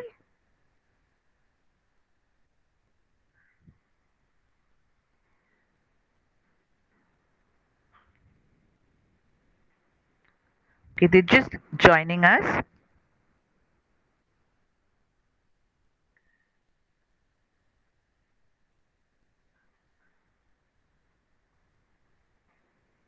They're having a little problem with their connections. So, till that, let me tell you about ACE Novation.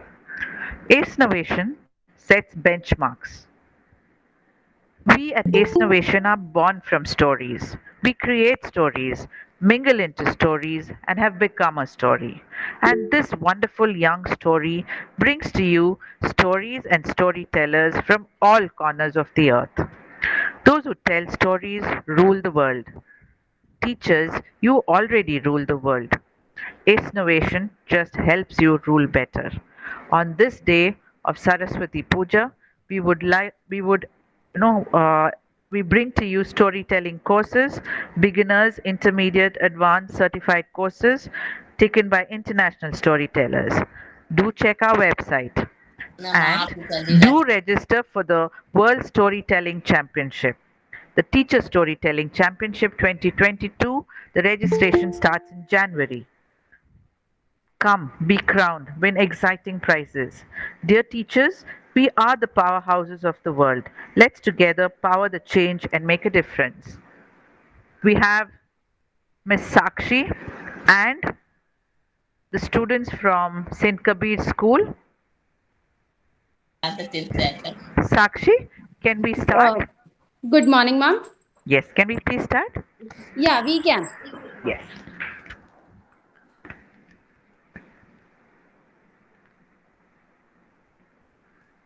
So our Can first this? participant, ma'am, her Yes. name is Omaira. Okay. Yeah. Amira? Yes, ma'am. Yeah. Can you start? Thank you for coming in. It really takes. How old are you, Amira? Which class are you in? First, I'm 6 years old. You're 6 years old.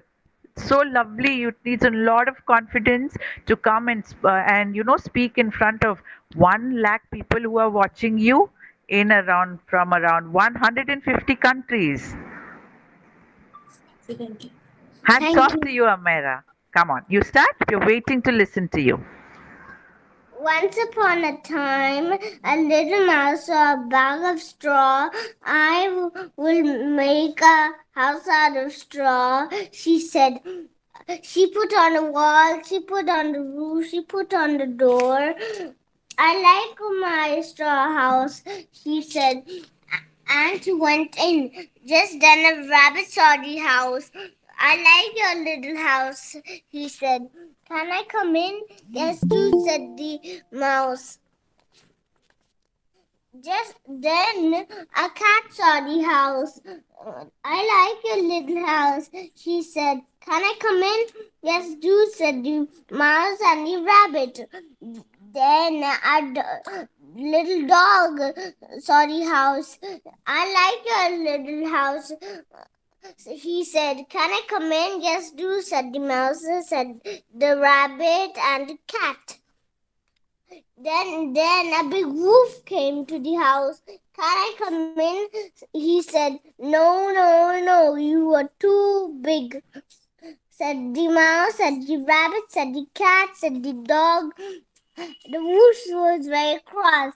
I don't like you and I don't like your house, he said. So he blew and blew. Stop, stop, he said. Said the mouse, said the rabbit, said the cat, said the dog. The house will come down. But the wolf blew and blew. The roof fell off. The wall flew off. The door flew off. What shall we do now? Said the rabbit, said the cat, said the dog. We can make a house out of bricks, said the mouse, and that's what they did. The end. The moral of the story is problems will come in your life. Do it, and be happy. Thank you. Yes, problems will come in. Thank you for telling us that we just do it and be happy. Thanks, Amira. That was wonderful storytelling. It was such a pleasure listening to you. You have an amazing voice, and your diction at 6 years old is absolutely amazing. Thank you so very much. Thank you. Sakshi, the next one. Yeah, ma'am. Our next participant is Prachi. Prachi, which class are you in, Prachi? Ma'am, 10th class. 10th standard. Thank you, Prachi, Yes. for coming in. Thank you, ma'am. The floor is yours. Would you like to say something about yourself? Yes, ma'am. I am from Yeah. 10th class. I am 14 years old. I am going to tell you a story about a little poor boy. All right. And what do you like doing, Sashi? You like telling stories? Do you like reading? Yes, ma'am. You do? Okay. All Yes, ma'am. right. The floor is yours. You can start. Yes, ma'am. So this is a story about a little poor boy Ram. He used to live with his father in a small little village. He and his father live very happily. He is 10th pass. So now he and his father has to go to a big village, big town in the search of the work. There they have to sleep on the footpath as there is no house for them. Ram saw many other students or children sleeping beside him and crying because of hunger. But he couldn't do something because he is also a poor boy. Now his father has to go for the work in the tea shop and he has to go to do a job in the cobbler. The days were passing happily. But what happens today? His father is no more. He is alone in this town, in the big town alone. Now, but he doesn't lose his confidence. He is doing great in his life today also. His tea stall was in the front of a hospital where many doctors used to come in the front of the tea stall and drink the tea. Today a doctor come and he has drink the tea and said the Ram that you can take the money from the hospital as I am not having the money now. After a few minutes later, the Ram goes to the hospital. But there was but what happens there? He was very shabby as his clothes were full of dirt and his feet were also full of dirt. He goes there, but the manager says, "Hey, you shabby boy, who allows you to come in this hospital with these shabby clothes? Get out." As the Ram is a young boy, he ran outside crying. He started crying there. But after a few minutes, he came again inside and said, "Listen to me, the doctor. I will be the same as you are here. And I will not allow any poor or rich to enter this hospital." And he ran outside. Now he is not aware that what he have to do now. So he has started again doing the job of the tea stall. Now many students of doing MBBS and medical used to come in the hospital for their training. He has concerned with one of the student. They advised him to complete his 12th first and then do the MBBS course. The Ram has now working very hard to do his 12th and MBBS. After the 7 years, he has completed his 12th and now MBBS also. In this whole locality now, Ram is the biggest doctor of that locality. The time comes of his transfer. Ram advised his managers to transfer him to the hospital in front of which he used to do the tea stall job. Now he is transferred to that hospital. Here he ran to the doctor whom he has done the commitment, and he touched his feet and asked, "Hey doctor, did you remember who I am?" Doctor said, "No, how do I know who are you?" The Ram said, "I am the same boy you have taught before 8 or 7 years. But I am not able to fulfill my dream as I am a good boy and I don't want the poor and rich to lose their facilities of taking the treatment from this hospital." So this story tells us about the confidence of the Ram or the students. We should not lose confidence as no one is poor with his birth. He have to do something to be good in the life. Thank you.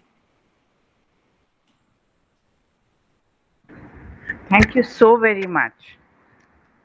Amazing storytelling. Thank you for coming in and telling your story. Thank you. Sakshi, the next person. Yeah, ma'am. Next participant is Disha from class 10th. Okay. Disha? Yes, good morning, ma'am. Good morning, Disha. Can you tell us something about yourself?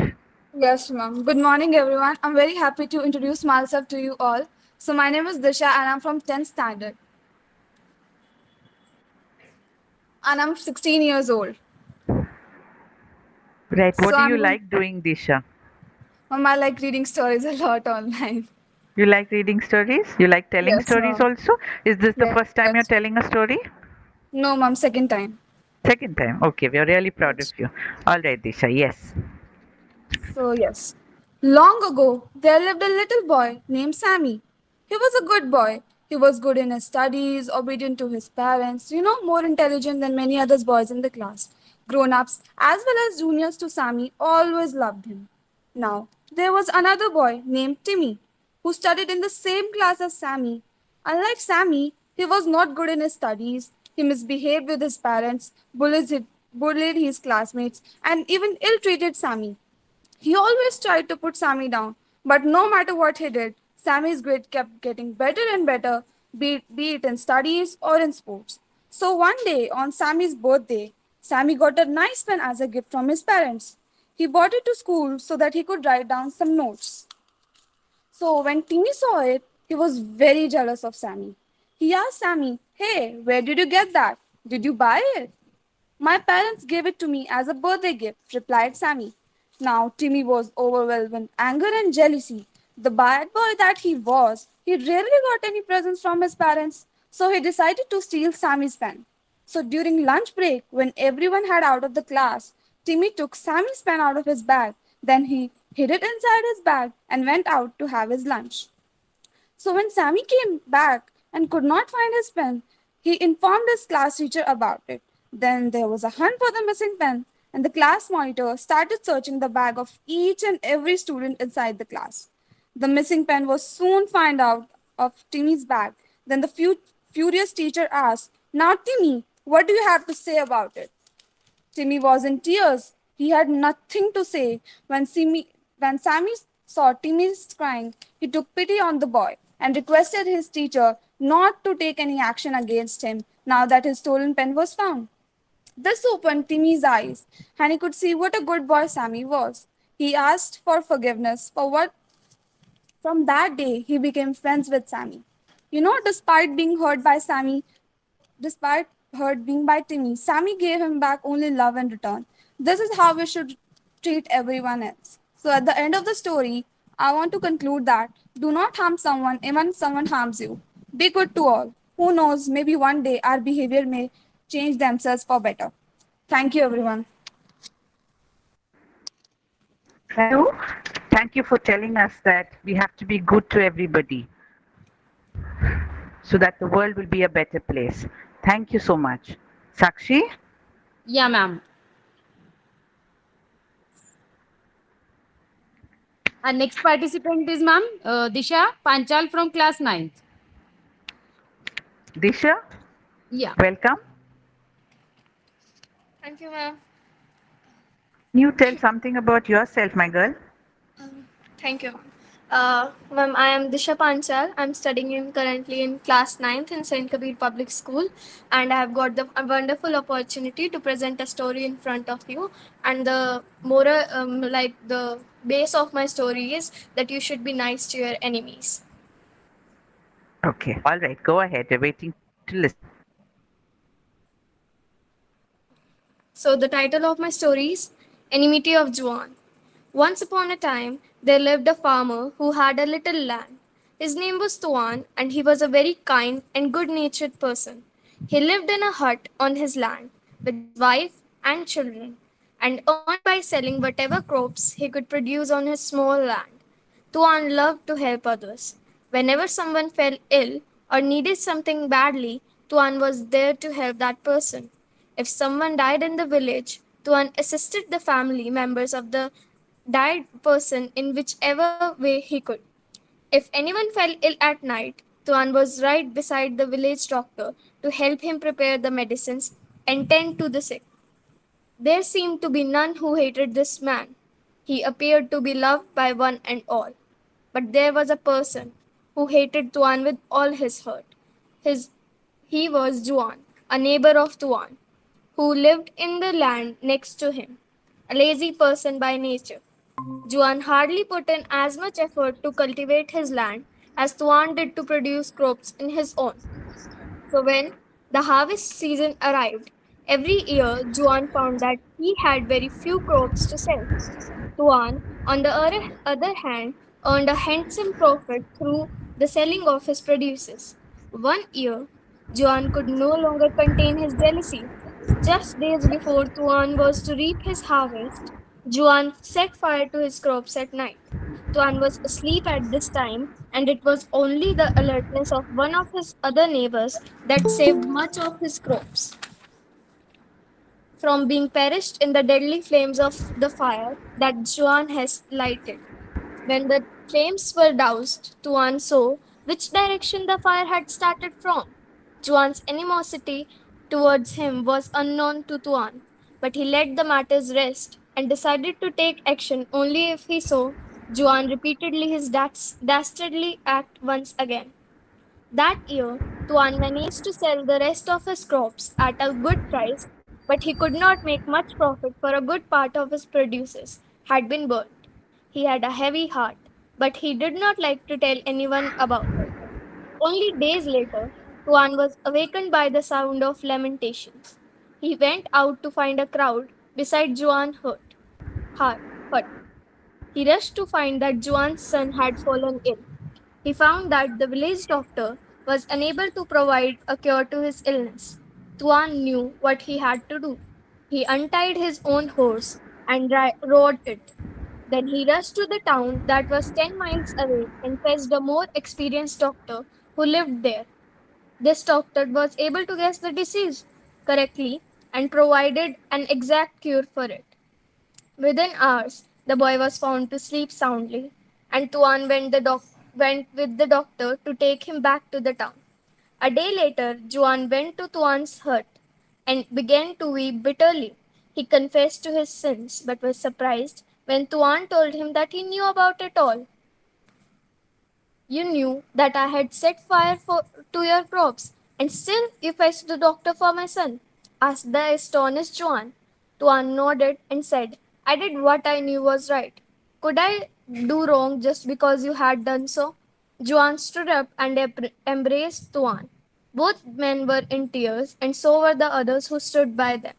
From that day, Juan changed himself. Within a year, he could he could produce much crops in his land through his hard work. When the others asked him how he had changed so much, he only replied, it was the goodness and love of Tuan that transformed me. Moral of the story is be nice to your friends, but be nicer to your enemies. Thank you. Yes, we have to be nicer to our enemies too. And to our, being nice is important in today's world. Thank you so much. Sakshi, Yeah, ma'am. the next student. Only four participants were there from our school. All right, fine. Thank Yeah. you so much for that storytelling, Sakshi. St. Kabir's has been at the forefront of, bringing about unique education for students and doing new things, out of the box things, and storytelling was one of it. And the way they have brought up the children, the way they encourage the teachers, etc., has been really really wonderful. Thank you very much. Thank Thanks, you so much, Sakshi. Meena Thanks, ma'am. and Kabir. Thank you so Thank much. you. It was a Thank good you. opportunity that you had given to our students, and might be Thank they you. will get the next more opportunities. Thank you so much. Thank you.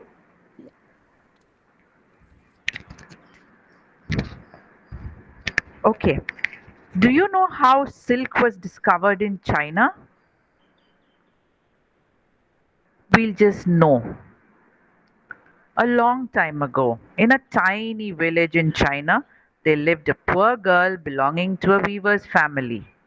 One day, the emperor was passing through the village and saw her working in the fields. She was beautiful. He just couldn't take her eyes off her. He noticed her red cheeks and rosebud like mouth, her proud bearing, and her rough, work worn hands, which meant she worked very, very hard through the year. He immediately fell in love with her, and though he was very much older, he decided to marry her. He went up to her and asked her to marry him. The girl agreed. She married the ruler of the land and went to live in his palace as his beloved queen. But she was unhappy, very unhappy. She had grown up in the wide open spaces of the countryside, and now she was confined to a palace, magnificent though it was. She was used to working from dawn to night without a moment's rest, but now she had many servants to take care of her needs and did not know how to fill her time. There was so much time at hand. In the village, she had been surrounded by family and friends who exchanged news and gossip as they worked. But in the palace, it was quiet and no one spoke out of turn. The emperor noticed his wife was sad and tried his best to make her happy. He bought her grand clothes, jewels, and artifacts, threw elaborate parties, hired the best musicians of the land to amuse her. Yet she was so sad. One afternoon, the empress sat under a mulberry bush in her garden, lost in her thoughts about her village. She slowly sipped hot water from a cup. Staring up at the blue sky, the girl remembered the birds that flew over her village. Then, sighing softly to herself, she picked up her cup to take another sip. But what was this? A cocoon from the mulberry bush had dropped into the hot water. Her first thought was to throw away the water and the cocoon, but then she took a look closer and closer. She saw some threads peeping out from the cocoon. Where had they come from? She pulled the threads. They were thin, strong, and shiny. She kept pulling, and the long line of thread came out. Now the empress had a great idea. She would take the thread from the cocoon and weave soft, strong cloth from it. She pulled and she pulled, thread after thread, and she wove and she wove. She called out to her servants, and everybody got to work. They took cocoons out of the mulberry tree, dropped them in the hot water, and removed the thread. They gathered a fair amount of yarn. Then the queen ordered a special weaving machine and wove the first piece of cloth using this new thread. Thus, silk, the best and brightest form of cloth, was weaved. The manufacture of silk spread through China. It was a cloth that only royalty could wear, and was much in demand in lands as far away as Rome. The route through which silk was traded between China and Europe through Asia was called the Silk Route. Now that Chinese had learned to make silk cloth, they did not want to share this knowledge with anybody in the world. Generations of Chinese royalty were sworn never to reveal the secret to anyone. When the princesses got married and went away to far off lands, they were not allowed to tell anyone in their new home how silk was made. Many, many years later, when a clever princess was leaving her house on getting married, as was the custom, her bags were searched carefully to check that she did not carry anything that would help her make silk. The princess had been weaving silk from a young age and wanted to continue to do so wherever she went. She had hidden the cocoons in her long, elaborate hairdo. No one thought of looking there. When she went to her husband's house, she took out these cocoons from her hair and started gathering silk thread. In this way, legend goes, the knowledge of how to make silk never left China.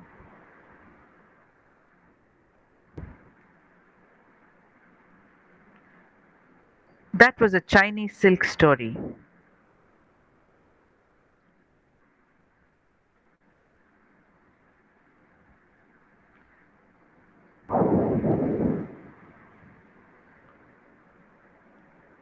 Okay, now it's another interesting story that I'm going to tell you.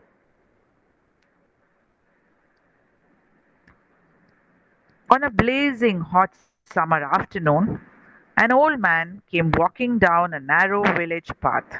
He was tired and thirsty. Right by the road, he spotted a tiny grocery store. This grocery store had a tin roof and mud walls. The shopkeeper sat inside, fanning himself and shooing away the flies that were buzzing around in the stifling heat. Buzz, buzz, buzz. Shoo, shoo, said the shopkeeper. There were so many. Where do they all come from? He grunted. There was a little bench in front of the store where the villagers met when the evening came and the land had cooled down. The old man flopped down on the bench. He was so tired that for a while he could not speak. He was weary. Finally, he opened his mouth and uttered one word: water. Now, the village had been facing a horrible problem for a long, long time. It was near a great desert, and the rains came only once a year to fill its ponds and wells. But the rains had disappeared for the last 2 years, and the villagers had been making do with water from a faraway stream. Every morning, groups of men and women would walk the distance, fill their pots from the little stream, and used it the whole day. Naturally, no one wanted to waste even a drop of this precious water. Yet, how do you say no to a thirsty, tired old man when he asks for water? Without a second thought, the shopkeeper Ravi, who was very kind hearted, poured out a tumbler of water from his pot and gave it to the old man. The old man drank it up greedily. Then he said one more word: more. Without waiting for Ravi to give it to him, he lunged for the pot, picked it up, lifted it to its lips, and drank up Ravi's entire day's supply of water. Now, poor Ravi, what could he do? He just stared in dismay, and he told himself, never mind, after all, I did help somebody in need. The stranger, meanwhile, now seemed to feel better. He handed the Hello. pot back to Ravi. Hello. Hello? He handed the pot back to Ravi, gave a smile that filled Ravi's heart with warmth, and said, my son, always be kind like this. Help everyone who comes to you like you help me, and you will be blessed.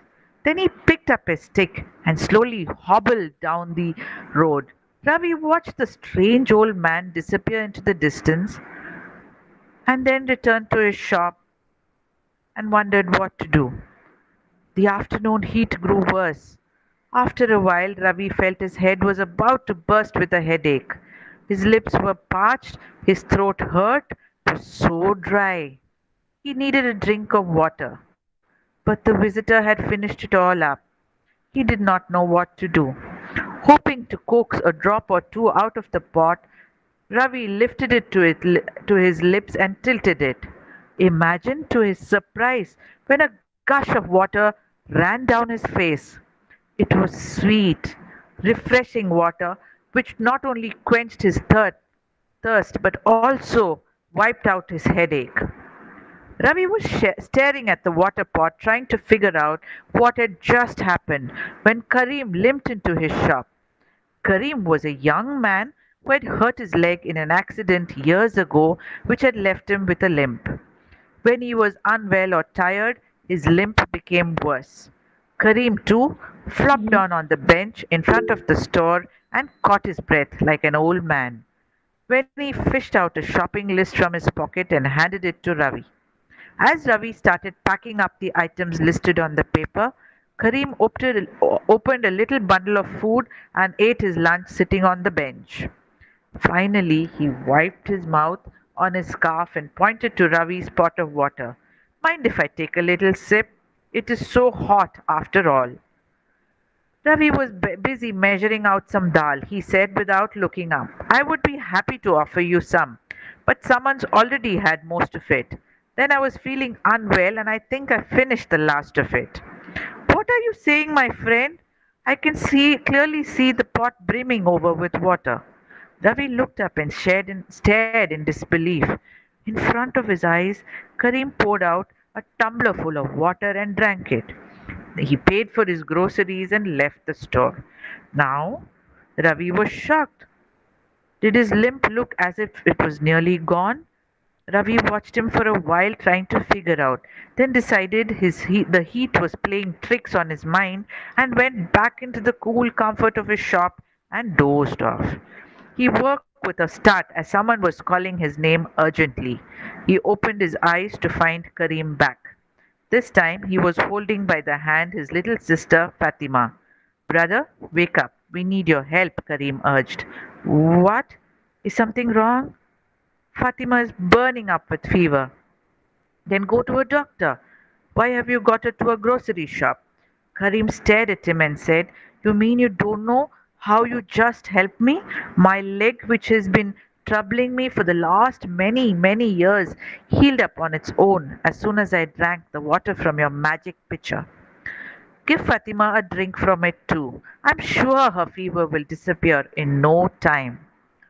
Ravi was astounded. Magic pitcher?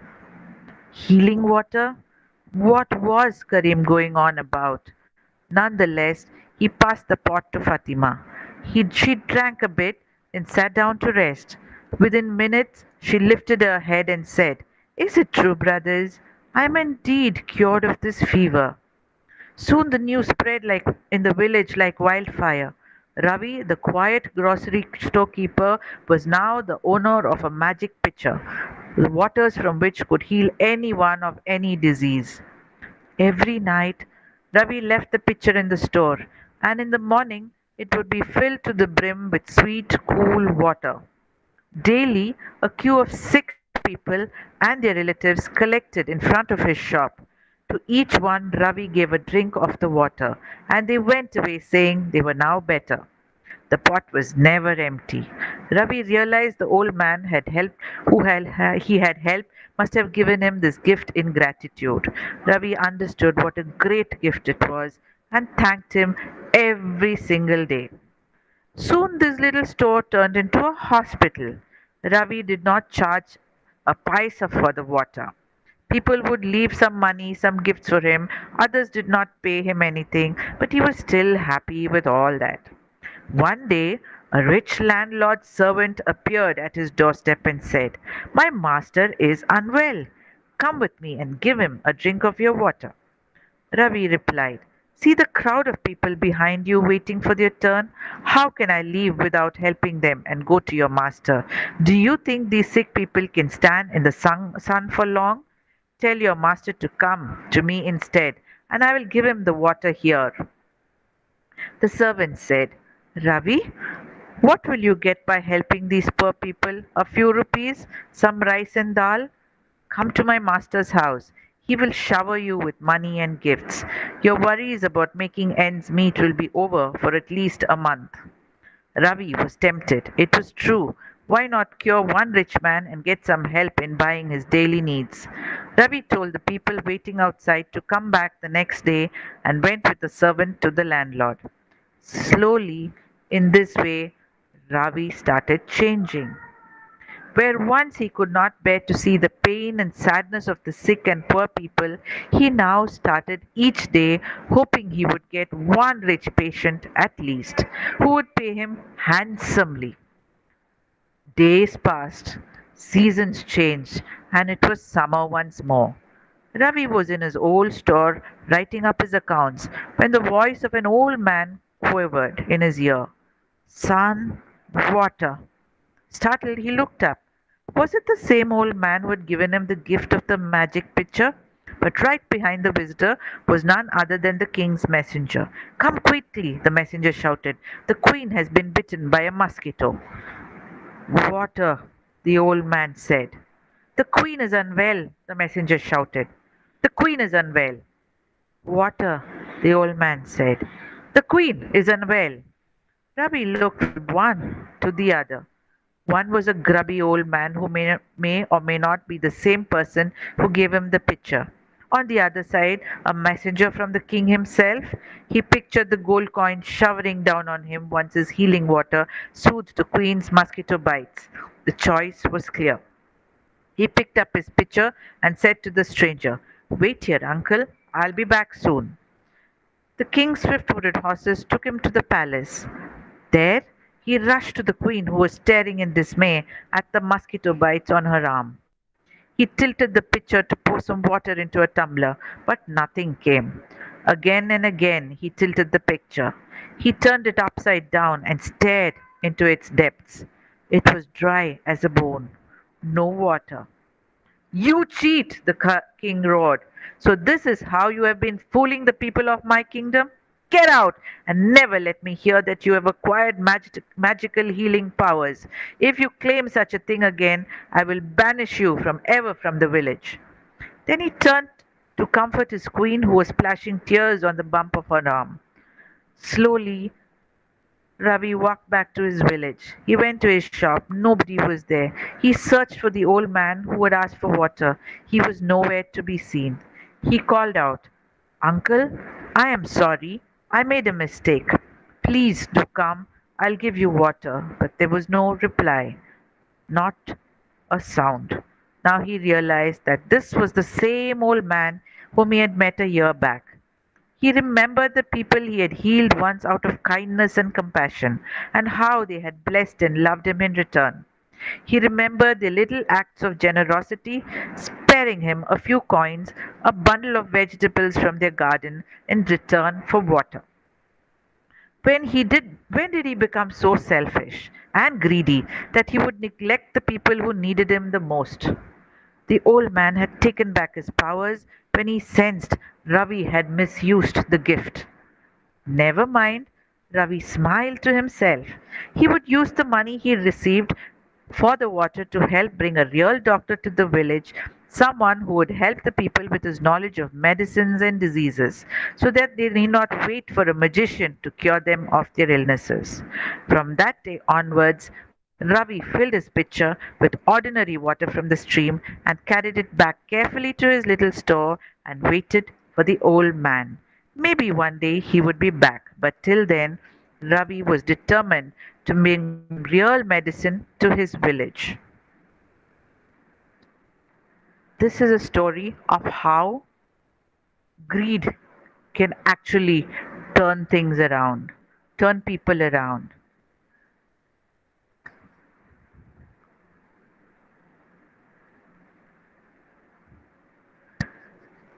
There's another lovely story from, Sudha Ma'am, Murthy's. Yes, Bhavna? ma'am, Sakshi ma'am, I think would like to also tell us something, and she has a few students who have All right. envisaged interest. Oh, very good. Sakshi? Yes, Meena ma'am. Yes. So may I start? Yes, please. Go ahead. Okay. Thank you so much for this lovely opportunity. So this is a great story from Panchtantra, and it is a very lovely story for the children. Long time ago, there lived a priest who who was extremely lazy. Because of his laziness, he could barely earn anything. He was poor too. Now, this priest didn't want to work hard. He was always dreaming of being rich one day. He used to earn his butter and bread by begging for alms. One fine day, he got a pot of milk as part of the alms. He was extremely happy and went to home with the pot of milk. He soon boiled the milk, drank half of it, and kept the remaining milk in a pot. He then added slight curds in the pot for converting the milk into curd. Later, he lay down to sleep. Soon, he was in deep slumber and started dreaming about the pot of curd while he lay asleep. He dreamed that if he could become rich, somehow all his miseries would be gone. His imagination turned to pot of milk he had set to form curd. He dreamed on and thought, by tomorrow morning the pot of milk will turn into curd. I will then churn the curd and make butter from it. I will heat the butter and make ghee out of it. I will then go to the marketplace and sell that ghee and make good money from it. With that money, I'll buy a hen. The hen will lay eggs, which will hatch, and there will be many chicken. These chicken will in turn lay hundreds of eggs, and I'll soon have a poultry farm of my own. He kept on dreaming and dreaming. His dream continued.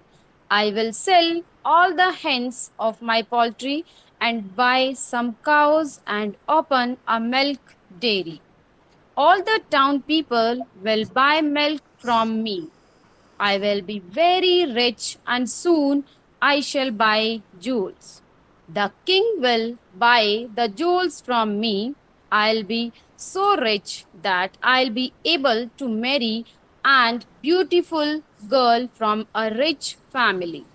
Soon I will have a handsome son. If he does any mischief, I'll be very angry, and to teach him a lesson, I will hit him with a big stick. As he was dreaming, he picked up the stick which was kept next to his bed, and thinking that he was beating his son, he raised the stick and hit the pot. The pot of milk broke, and he awoke from his daydream. And the moral for the story that the dreams cannot be fulfilled without hard work. Hard work is very necessary in our life. If we want to achieve any goal, if we want to achieve anything, we should be hardworking. Thank you so much. Thanks, Sakshi.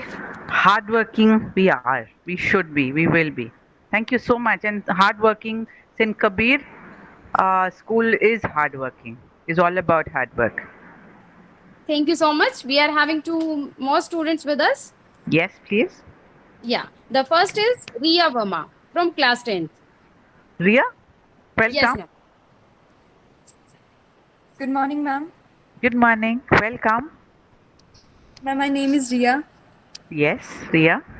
It's so nice to hear youngsters tell stories, and this is one platform which is giving a lot of opportunities to young children to tell stories because it's Yes, the next ma'am. generation that has to make a difference. Thank you. Thanks, Ria. Welcome. Yes, ma'am. So, and today it's my pleasure to have a storytelling in front of you. And the story is The Dispute Between the Crow and the Owl. One day, a serious meeting was held by the birds of the forest to discuss about their king. The various birds of the forest assembled and discussed about Garud, their king. A parrot said, "We need another king who will be effective enough to protect us from danger. Every day we lose one animal from amongst us." The hunters come and kill us, but Garud never comes to one secure. Everybody present in that assembly supported her statement. Then the peacock said, "But who will become our king then?" A sparrow said, "We have to elect someone from someone ourselves. A king must be strong enough to protect us and intelligent enough to guide us. But who amongst us has both these qualities?" An owl was sitting with a very grave face in the corner. A heron noticed him and said, "I think the owl can become the king. Look, he is so strong as well as intelligent. Moreover, he has a personality. Look how pompous he is looking." Everyone agreed with the heron's observation. They then elected the owl as their king and began to celebrate. A crow, hearing a lot of noise, came there and said, "Hello, friends. What is happening here? Why are you all celebrating?" The parrot replied, "We have elected a new king. From now on, the owl is a new king." The crow said in a sarcastic tone, "The owl, a king? Have you lost your mind? Can't you see the owl is full of defects and he is not fit to be the king? First of all, he is so ugly. Secondly, he cannot see during the day. And if he cannot see during the day, then how can he protect us from any problem that might arise during the day? I think we should think over it and come up with some other names by tomorrow." Hearing this, all the birds began to disperse and went back to their homes. The owl then cursed the crow and said, "You can never be my friend. From now on, the crows are our enemies and vice versa." And the moral of the story is, be aware of your shortcomings and don't give up your enemy a chance to take advantage of these shortcomings. Thank you and have a nice day. Thank you, Ria. Yes, we have to be aware of our shortcomings and aware and change. Sakshi, the next one. Yeah, the next one, ma'am, Ishita. Ishita, welcome. Good morning, ma'am. Myself Rishita, and it's my pleasure to speak story in front of you. And my story is the blue jackal. There lived a very short jackal in a forest. The forest was not very far away from the town. One day, the jackal came to the town in search of food. Unfortunately, he was chased by a group of dogs there. In order to save his life, he ran inside a laundry shop and accidentally fell into a tub filled with blue dye. The dog sniffed here and there for a long time but couldn't find him and finally went away. The jackal came out of the tub, but the color of his fur was changed into blue due to the action of the blue dye. He considered himself I lucky understand you wanted to join us now. and went back to the Let forest. me just As look up some timings and tell you. Are you aware? Can you please tell me what times you are available? Bhavna, can you please mute yourself? We have already started actually. Bhavna, can you mute yourself? Yes, sir. Ishita, continue. Yeah. As he was returning home, the animals of the jungle ran away from him in fear. Lion, the king of the jungle, himself began to shiver. The clever jackal realized this was happening due to the color of his skin. He took advantages of the situation. He addressed the animals of the jungle and said, "I have been sent by God to look after you, to protect you, to support you in times of distress. From now on, I am the king of the jungle." Animals begin to bow their heads in reverence. Everybody served him and took great care of him. Large quantity of food was served to him every day. The jackal was very happy with his life. One day, the full moon appeared in the sky. All the jackals began to sing and sing the full moon. The blue jackal was very relieved to hear the voices of his mates after a long time. He longed to join them and be a part of this merriment. After some time, he himself could not resist and began to sing with them. The other animals then realized who he really was. They chased him and finally killed him. So, the moral of the story is never pretend to be anything which you can never be. Thank you and have a good day. Thank you. Thank you so much. I really appreciate the confidence in which you students and teachers of St. Kabir's tell your stories. Thank you so much.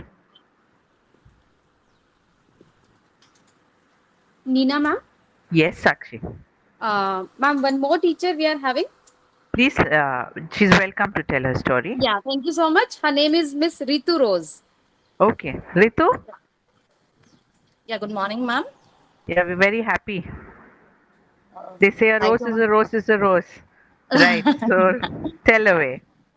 Yeah, again, this is a Panchantra story only, and the title is like Little Lion Learns to Roar.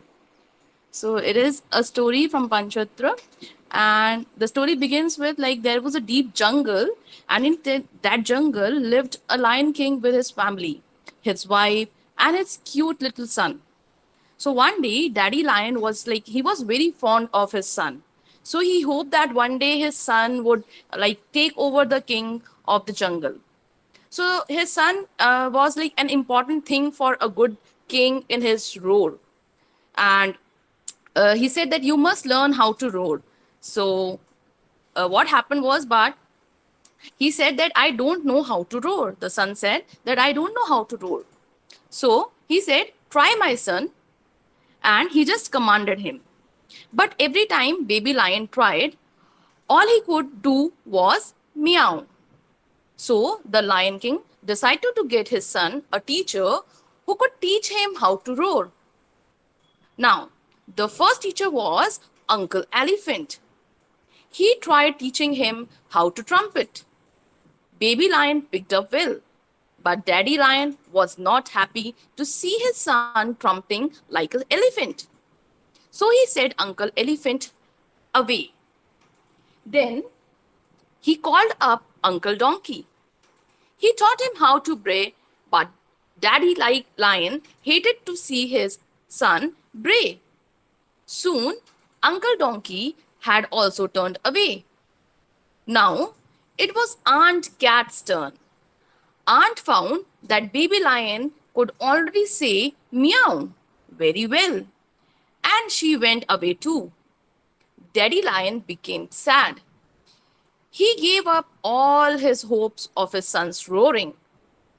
Then, one day, a hunter came to the forest. Seeing his animal friends running for their lives, baby lion became very upset. I will save you all. After all, I am the future king, he shouted. Seeing that, he gathered all his strength to roar. The roar was so loud that he scared the hunter away. Daddy Lion felt very happy and he was proud of his son. Finally, his son learned how to roar. So, the moral of the story is perseverance and believing is oneself helps in achieving one's dream. Thank you. Thank you. Thank you, Rose. Ritu, so that was wonderful. Thank you, ma'am. All right. Now, before Kabir leaves and we move on to our storyteller teller from Australia, I just tell you a small story about what happened once the seasons started fighting with each other.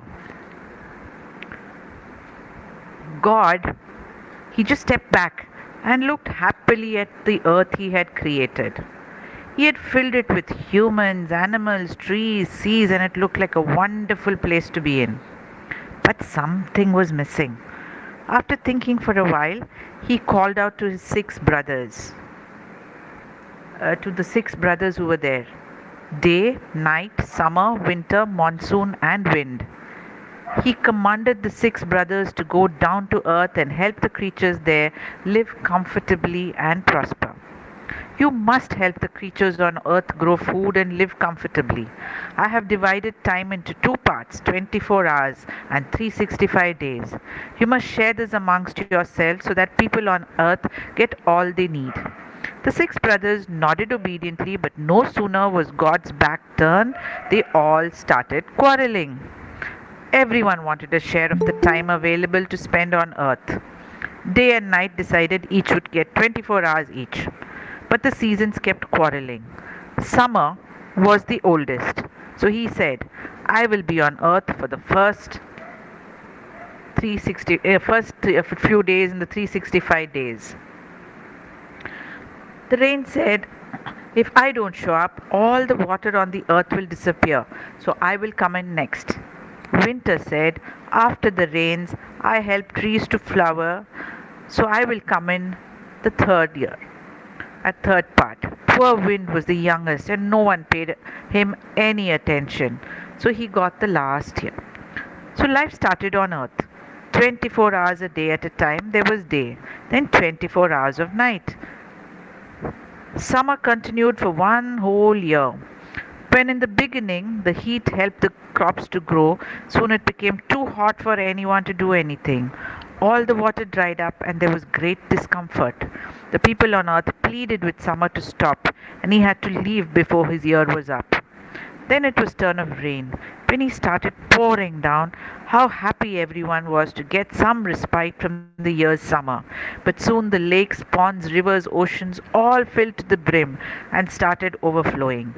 The crops got spoilt in the rain, and there was nothing for anyone to eat.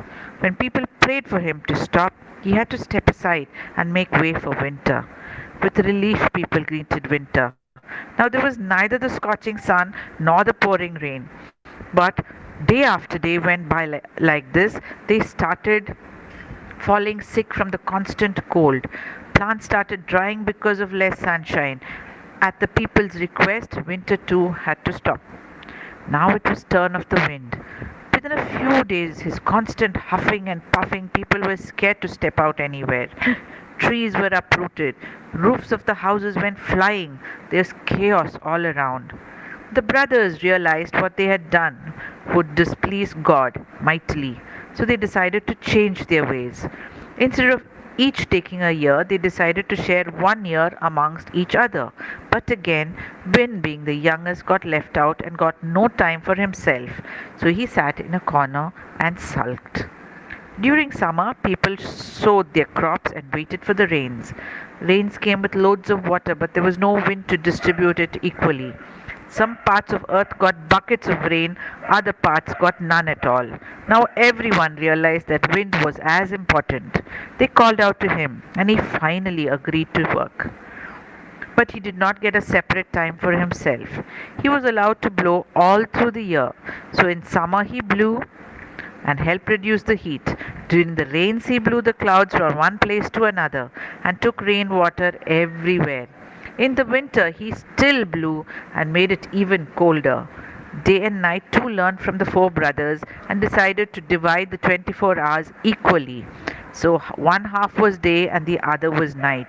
Now everyone on earth was happy, and the six brothers learned to share their time. Sharing is important.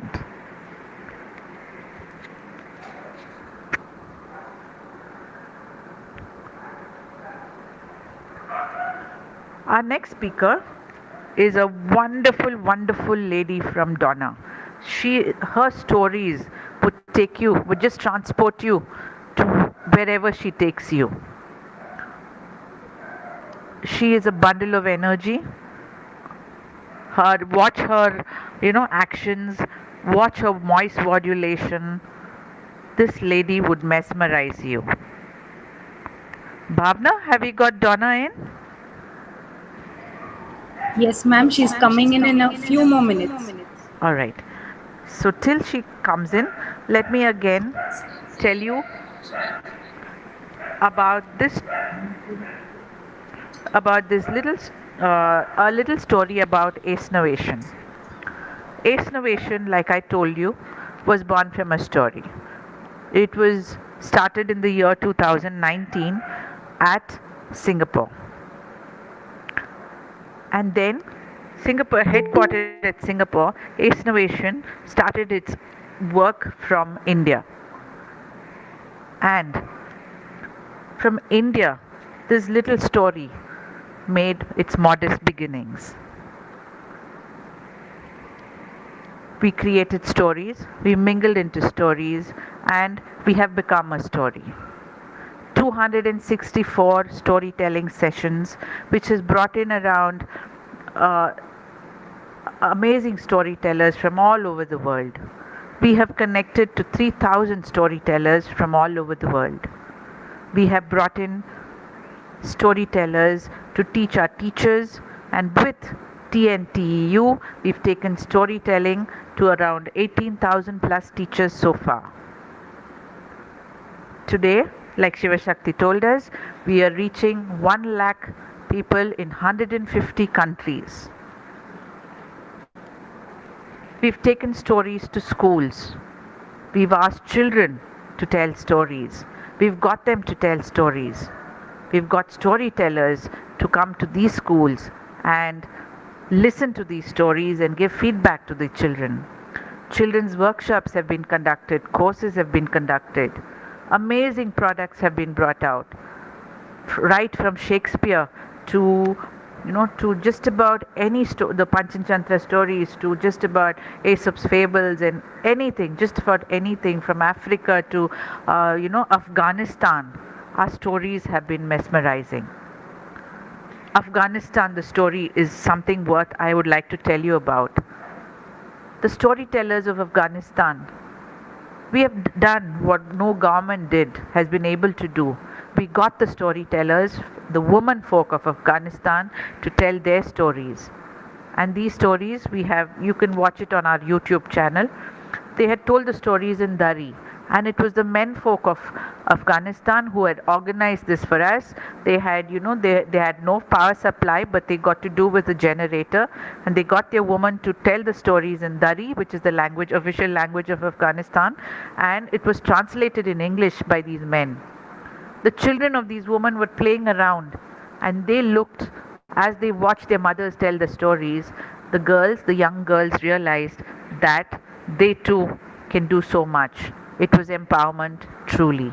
That's one story of Ace Novation. We have many, many more. And Australia has some amazing storytellers. There is one storyteller I would like to talk about before Donna. She is Cynthia. Cynthia is a cancer survivor.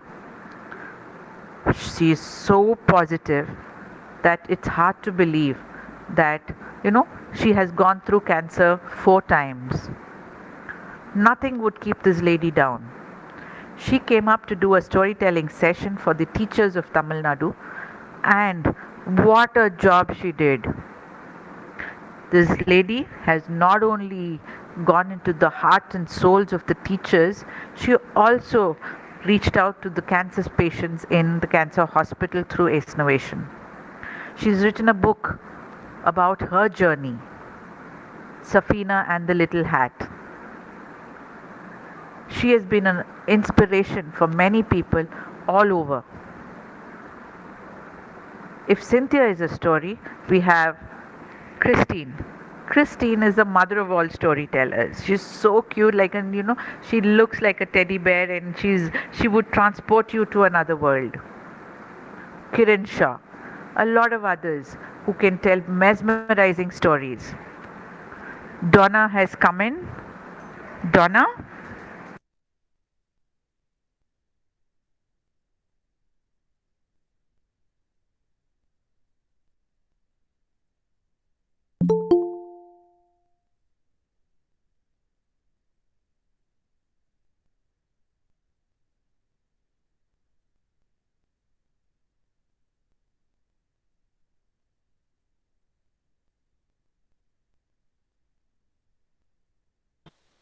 Hi, Donna. Good afternoon. Hi, Donna.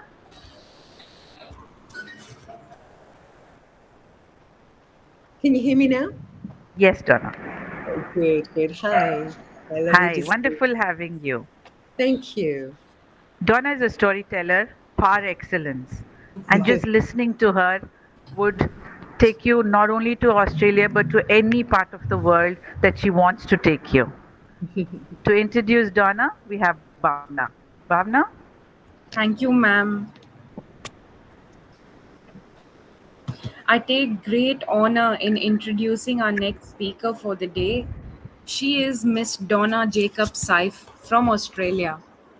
Donna is a writer, award winning storyteller, and peace worker. From the United Nations to Woodford Folk Festival, she has built considerable international reputation on her capacity to bridge difference, be it within our societies, our communities, or even ourselves.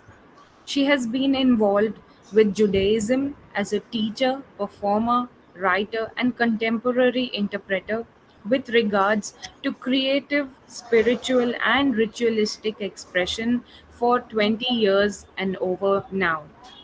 She has traveled widely throughout the world, teaching and telling stories. She has been interviewed a number of times on ABC Radio, The Spirit of Things and Encounter, and is well known in the Sydney community. She is a highly regarded Jewish educator as well and has taught at several places. She is also the recipient of the first prize for original storytelling at the Australian National Storytelling Festival in 1997. For Donna, storytelling is an art which has elements of the sacred. She is drawn to stories that hold within them truths that are beyond time and space, that provide ancient images that awaken lost memories within ourselves and our sights.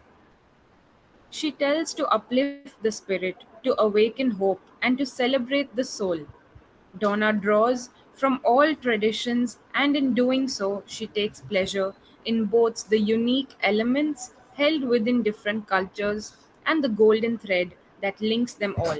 Now, let us celebrate stories in her own style. Please welcome Donna. Thank you very much. I can't see anybody. Does anybody want to put on their video so that I can see a face, or do you like to hide? Oh, thank you, Nina. Anyone else?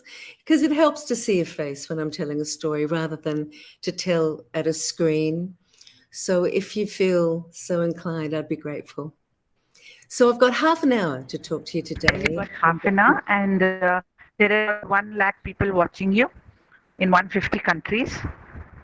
So, happy Oh, storytelling. okay, thank you. Okay. So, I mean, it'd probably be good if everybody muted, which you've done now, which is good. Okay, so I just thought I would tell a few stories to illustrate some of the things that stories can do.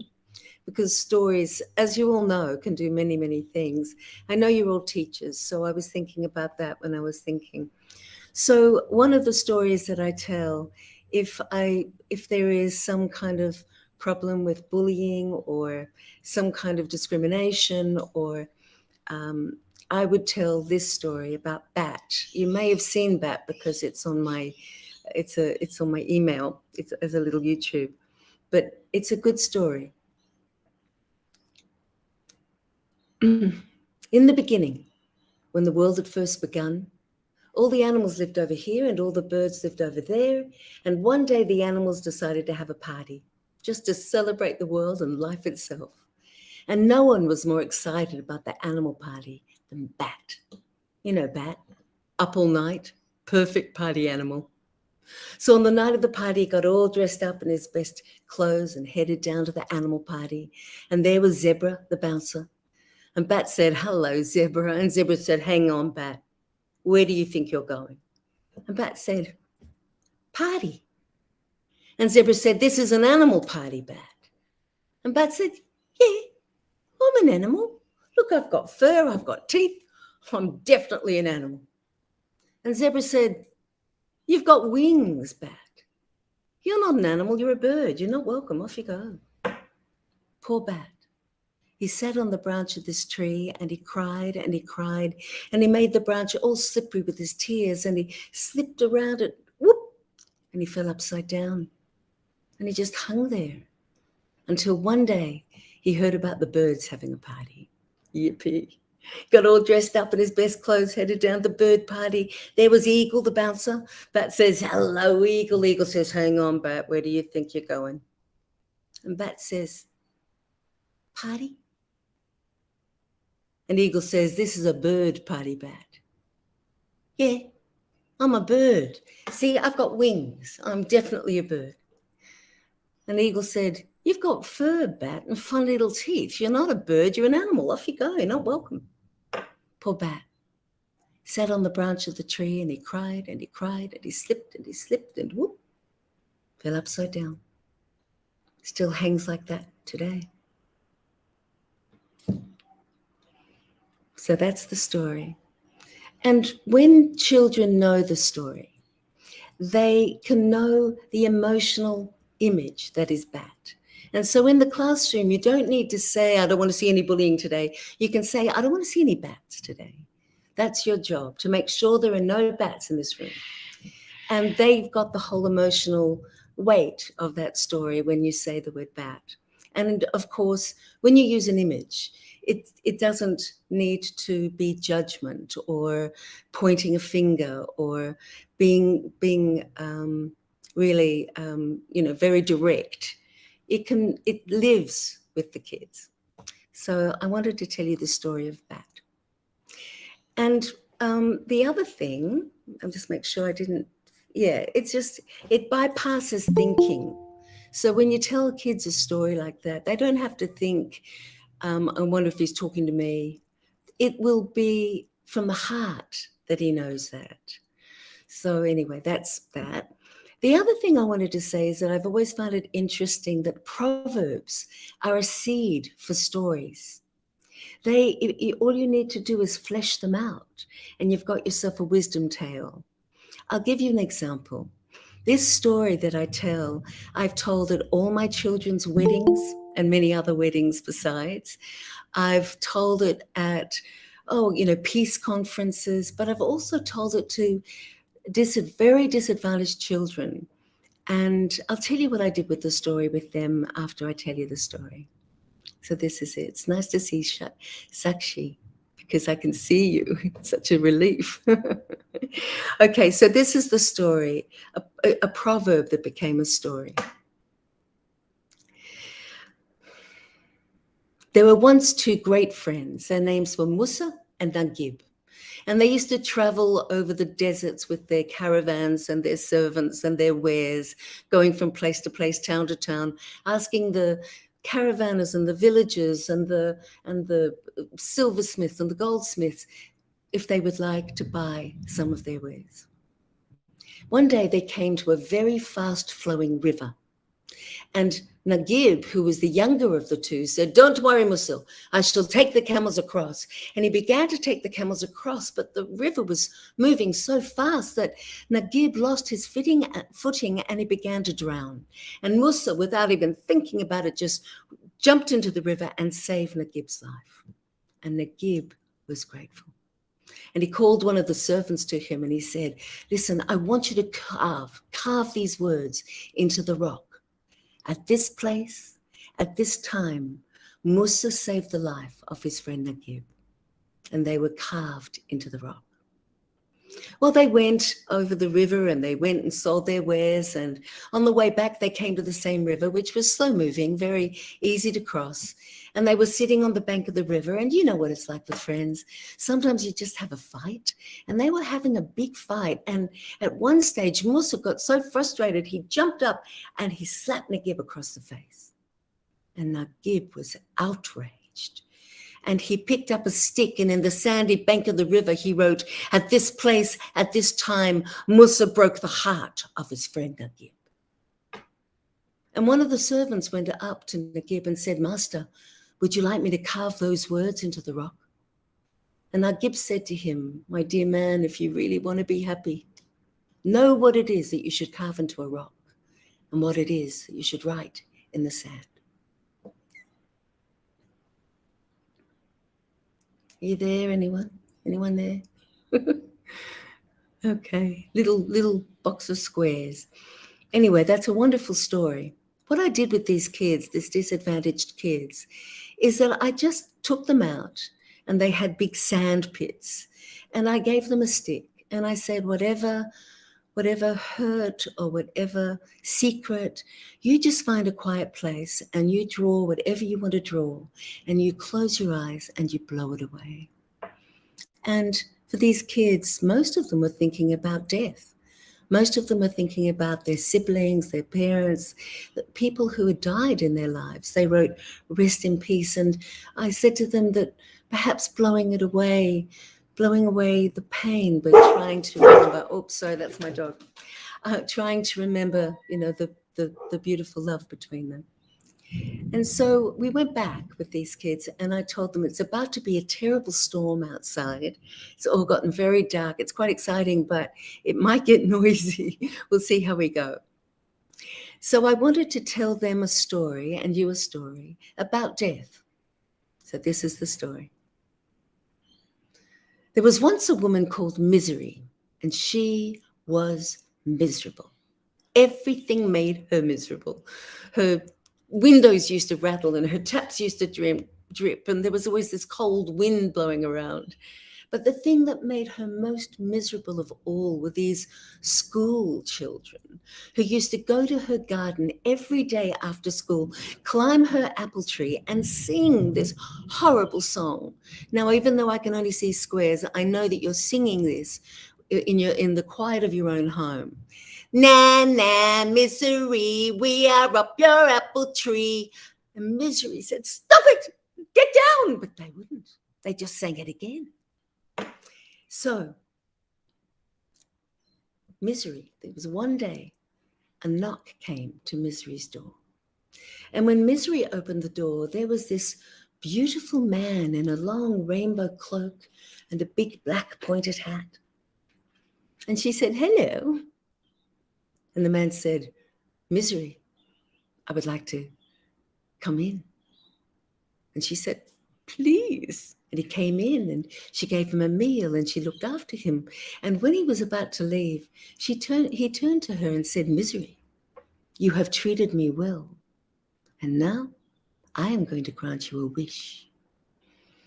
Oh, Misery couldn't believe her luck. She thought and thought. And if you were there, I would ask you, what do you think she wished? But I'll tell you what she wished. She wished that she would have control over anyone in their apple tree, and they couldn't get down unless she gave them permission. It was granted. Well, not long after that, those children came back, climbed the apple tree, sang that song, and Misery didn't seem to be upset. She came out and said, hello, children, lovely to see you. And the children said, she doesn't seem to be upset at all. They tried again, but still, she just waved, hello. She went inside. Got late, got time for dinner. The children were ready to climb down the apple tree. They said, okay, it's time to go, let's go. Oh, they were stuck, couldn't get off, couldn't get down that tree. In the meantime, their mothers and fathers were getting worried. It was dinner time and they started to walk the streets and they came to Misery's garden and they looked up and they saw the children. They said, children, it's dinner time. What are you doing? Get down. And they said, we can't. What do you mean you can't? It'd be ridiculous. Get down. We can't. So one of the fathers said, oh, it's ridiculous. So he climbed up the tree. He said, okay, come on, let's go. Stuck. Another father came up. In the end, there were 3 fathers and 5 children up in the tree and all the mothers down below saying, oh no, terrible thing. And they went and knocked on Misery's door. And Misery came out. And the woman said, Misery, there seems to be some kind of spell on your tree. Do you know anything about that? And Misery said, yes. Well, can you do something about that? And she said, yes. He said, well, will you do something about it? And she said, no. And she closed the door. It wasn't until 3:30 in the morning that Misery came out full of glee and joy. She was having such a good time. And she said to the children and the fathers up in the tree, everything in my tree can now come down. And everything just fell down. Fathers and children and apples and birds' nests. And those children did not climb that tree again in a hurry. But not long after that, there was another knock at the door. And when Misery came to the door, she saw this dark figure with a hood over his eyes and a cold wind blowing around. And he said, Misery, My name is Death. Your time has come. Misery knew there was no arguing with Death. So she went and packed her little bag and prepared to accompany Death to the world to come. And as she was going down her pathway, she stopped and she said, Death, see that apple tree over there? See that red apple up the top? I've had my eye on that. Would you mind getting that for me? And Death climbed the tree. And there he stayed for weeks, for months. Soon the grass stopped growing because a seed must die for a sprout to grow. Eggs stopped hatching. An egg dies when a chicken is born. The whole world came to a stop.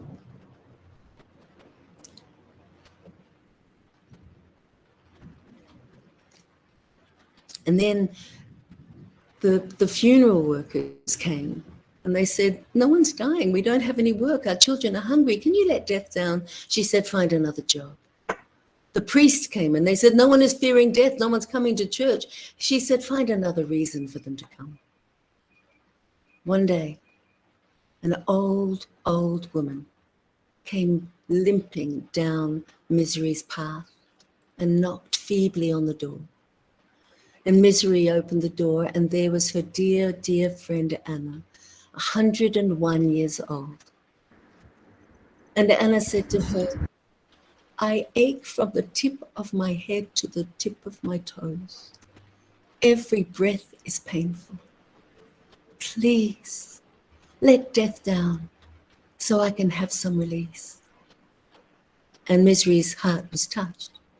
And she went out and she called up to the apple tree, Death, you may come down on one condition, and that is that you never come for me. And Death came down and did his work in the world as he must. And that is why sometimes we are visited by misery. But the good thing is, there's only one of her, and there's a whole lot of us.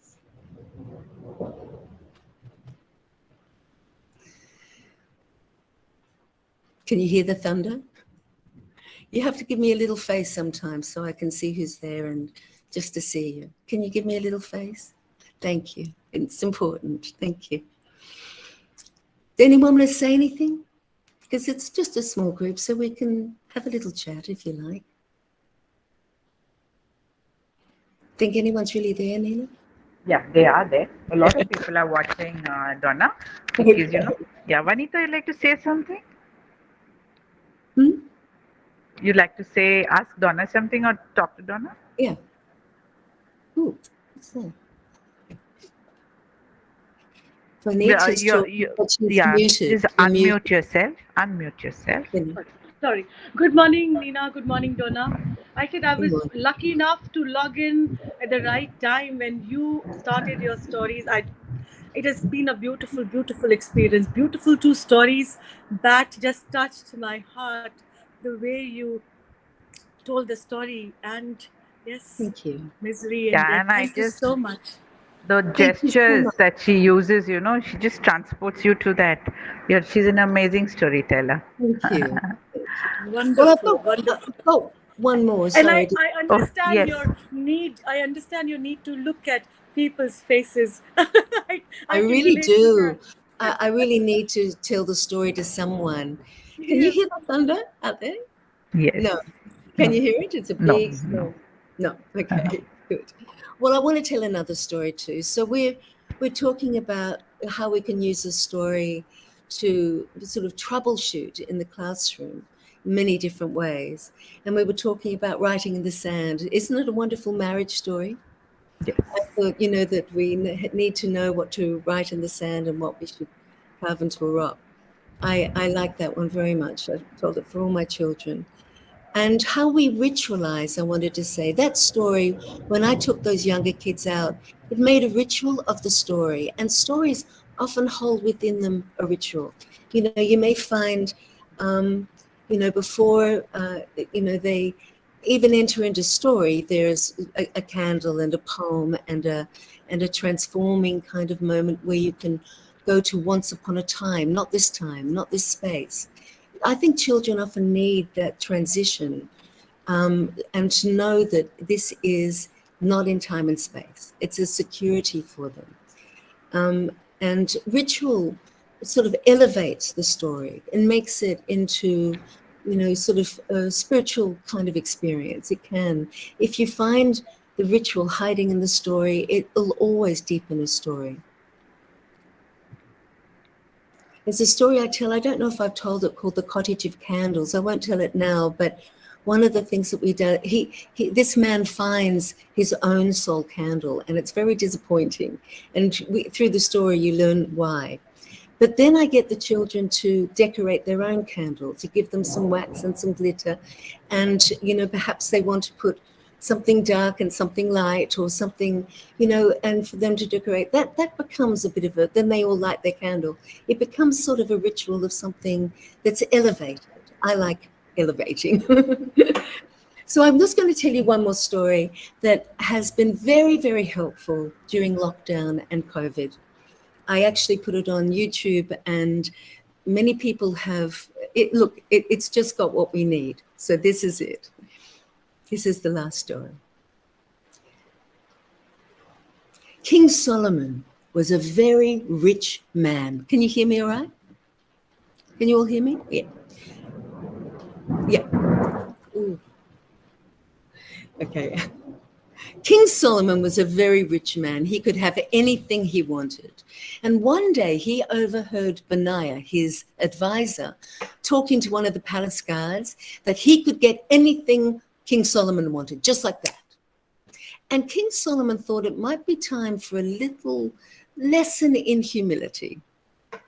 And so he called Benaiah to him and he said, listen, Benaiah, I want you to get me an object that makes happy people sad and sad people happy.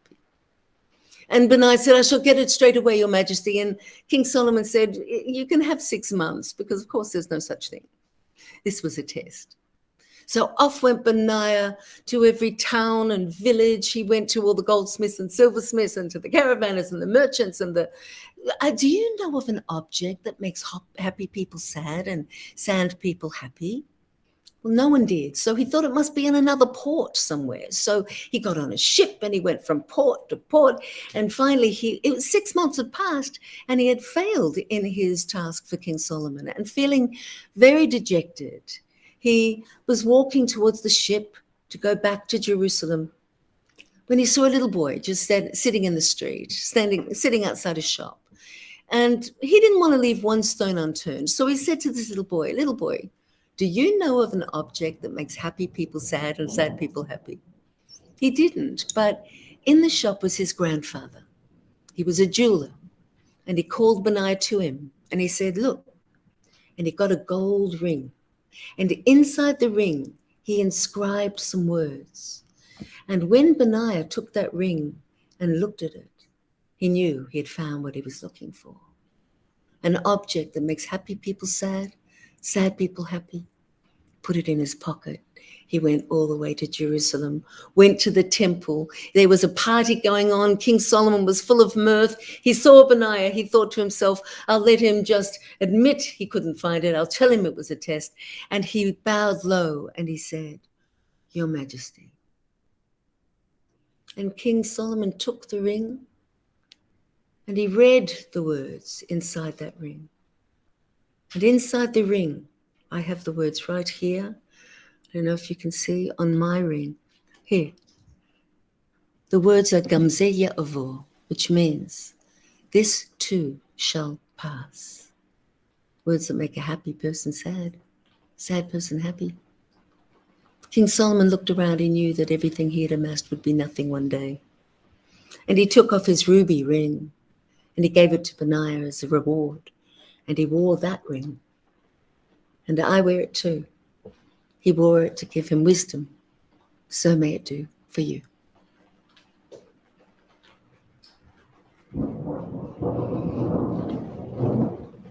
Hi. You're on mute. That is totally amazing. Wow. Thank you. So nice. Wasn't it, Vanita? It was beautiful, beautiful. A story which I think, we need to hear again and again and again, Nina. Something Yes. like a reminder. She's wearing it, on her body. I think we need to carry it, inscribe it in our souls. Yes. Well, Definitely. all the stories I know, and I know many, many stories, that one has been a very impactful story. And, as you get older, I'm 65 now, I know how true that is. You don't get attached, I don't get attached to my happiness or my sadness, really, because gamzeya avoid, this too shall pass. It's a beautiful thing to hold, especially if you're, sad. Yes. Yeah, Yeah, actually, those words are so powerful, right? yeah, Even just saying it is so powerful, yes. and And it's it's a This reminds me, Donna, my grandfather. I never saw him, but my mother used to tell us that he always had this line which he made every time it was his birthday. He said, "The more candles we have on our cake, the less breath we have to blow them out." So I don't know. I suddenly remembered that. Right. Yes, that's true too. I mean, the body, begins to go to decay, but I really like being older. It's my favorite and because also during this pandemic, these words had so much of meaning. I mean, yeah, so many people have gone through so much, and all of us together, yes, in the whole world. Yes, yeah, and yeah, yeah. this will pass, and it's going to be better day by day. Yes. Yes. Well, actually, yesterday we've come out of a 4-month lockdown, so we Wow. have a little bit of life promised on the horizon. I don't know if I can actually go out anymore, but I'll try. I'm so used to staying at home, but I'll try. We're getting there. Anyway. Yeah. Thank you, So Donna. You thank you very actually much. stirred our soul, and you just entered our hearts in our bloodstream, and you've taken us and taught us so much today. Thank you. Thank you very much for Thank you having so much. That was beautiful. Thank you me. so very much. Bye bye. Thank you. And our next storyteller is a young girl. She's not even 10. I think, Donna, if you have time, please listen to her. She is a wonder child. And Shania is would just take your breath away. She's created records, she's broken records, she's told stories all over the world. She's just there and here, there, and everywhere. To introduce Shania, we have Bhavna. Yes, I ma'am, we mean, are to ready. introduce Shania, we have Prithvi. Prithvi, come on. You introduce Shania.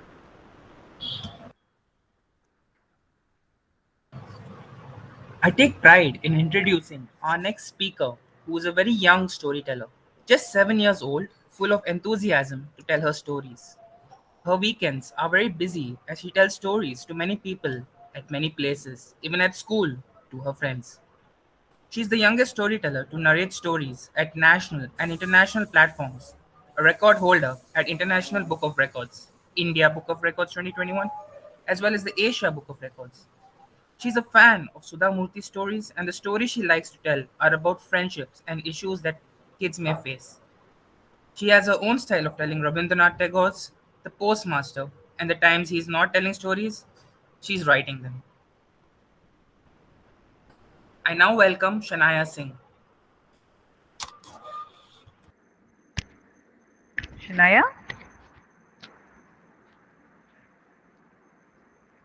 She just dropped off. Yes, ma'am, she'll soon be with us. Yeah, she'll just be there. 2 minutes to go. Now, the first time we listened to Shania telling stories, it was, we realized what children can do, what they are capable of. And she's so confident. She was, one of the, later on, after she told her stories, she was listening to some stories of her, a group of students in a particular group of school. And the way she was encouraging each and every storyteller was something for us older people to learn. She listened, she was able to tell them the nuances, she's able to tell, what genre of story they were telling and where they had to improve themselves, etc. So Shania is somebody all of us have to listen to.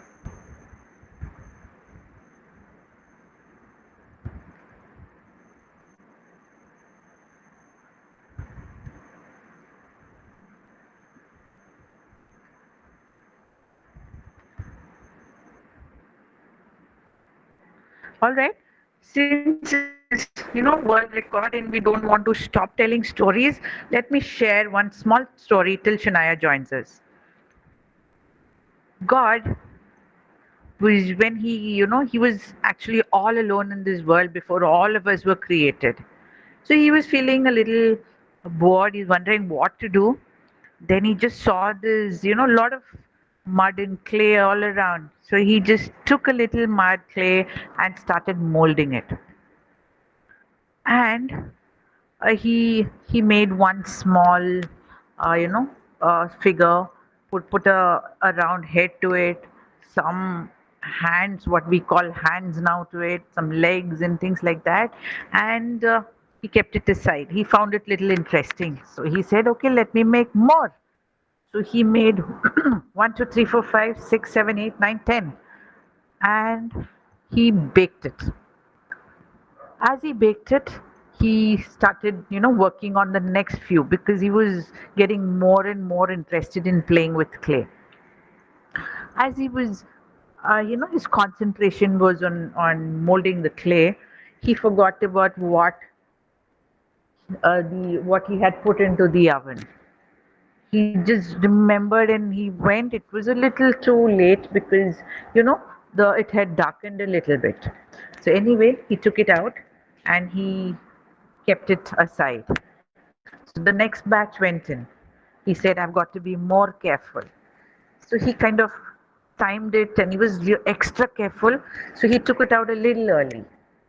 The next batch went in. That he said, oh, the first set was too long. The second set was, I kept it in for too short. Let me just keep it medium, So he kept it for the correct amount of time and took it out. So this went on and he tried the timing, etc. He was playing around. He had created so many such figures. And he said, wow, what have I done? So many figures. Now, why not I just breathe some life into it? So he breathed into all these figures. Everybody, as he breathed, everything, all these little figures just got up, woke up, and started walking all over the earth. And he told them, each of you go where you want. So they all different colors, different races, different, they were all looking so very, some fair, some as pink as possible as the rose, some as, as dark as the night, some as bright as sunshine, different forms all over the world. And as he went all over the world, he he realized that they were different, but they were each was very beautiful. And this is an African story of how God created different people, different kinds of people with different skin colors. Now that Shania has come, I'm going to cut short that story because she's got many more lovely stories to tell us. Shania, welcome. Yes, ma'am. Waiting to listen to you. Hello, everyone. Namaste. I'm your friend Shana Singh from Kolkata, and I'm the world's youngest storyteller. My name has entered the International Book of World Records, Asia Book of Records, India Book of Records, and America Book of Records for being the world's youngest storyteller. Today, I'm going to narrate The Postmaster, written by Rabindranath Tagore. Once there lived a little place named Unapur, which was owned by a Britisher because that time British ruled India. After all the Britishers' hard work, he was finally able to open a post office. But for the post office, he needed a postmaster for the post office. The postmaster was appointed. He was from Calcutta. In olden times, it was called Kolkata was named Calcutta. The postmaster was very new to this. He had never lived in a village like Udaipur before. He was like a fish, but without water.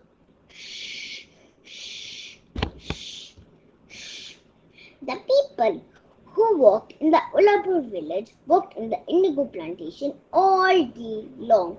The young man from Kolkata, he had nothing to do. Since there was very less work and no business, he would say to himself, what should I do? In his free time, he would paint and would write marvelous stories for adults and children. And he would also wish secretly that there were few buildings around them more than trees. In the evenings, the crickets would sing from the bushes. Chee-chee, chee-chee, chee-chee. The smoke would come out from the cow sheds. Moo, moo. People would gather around the bonfire and listen to drunken music. La, la, la, la, la, la, la. But the postmaster would say, I cannot be like them. I cannot gel with them. I cannot chat with them. Since his salary was very less, he would cook his meals on his own. The rest of the chores was taken by a little orphan girl named Ratan. She had lost her family few years back. She had worked for the postmaster for few meals to eat. One day, after the postmaster came from work, he called out, Ratan, come here. I want to talk with you. What are you doing? Ratan ran and came to the postmaster and said, Yes, Babu, I'm doing nothing. What do you want me to do? Do you want me to light up the kitchen fire or should we cook? Then the postmaster said to Ratan, Ratan, don't need to worry. Just sit. Ratan sat. And then the postmaster asked Ratan, Ratan, do you remember your mother? Ratan replied with, my mother. I don't remember my mother that much, but I do remember my brother because I played with him a lot.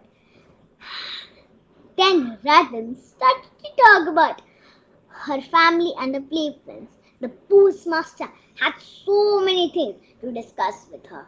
They talked for a long time. One day, after the postmaster came from work, he called out Ratan, come here, I want to teach you how to read. And also, slowly, Ratan started to realize that the postmaster's family was also becoming her family. He called the postmaster's ma. The postmaster did not mind that. She also started to call the postmaster Dada Babu. She called Dada Babu's sister Didi and Dada Babu's brother Bhaiya. The postmaster was amazed by Ratan's intelligence. Ratan learned quickly how to read words, letters, and sentences. But the postmaster missed his family a lot. One day it was evening and it was raining. Shh, shh. Ratan was sitting on a chair and was munching on a juicy guava.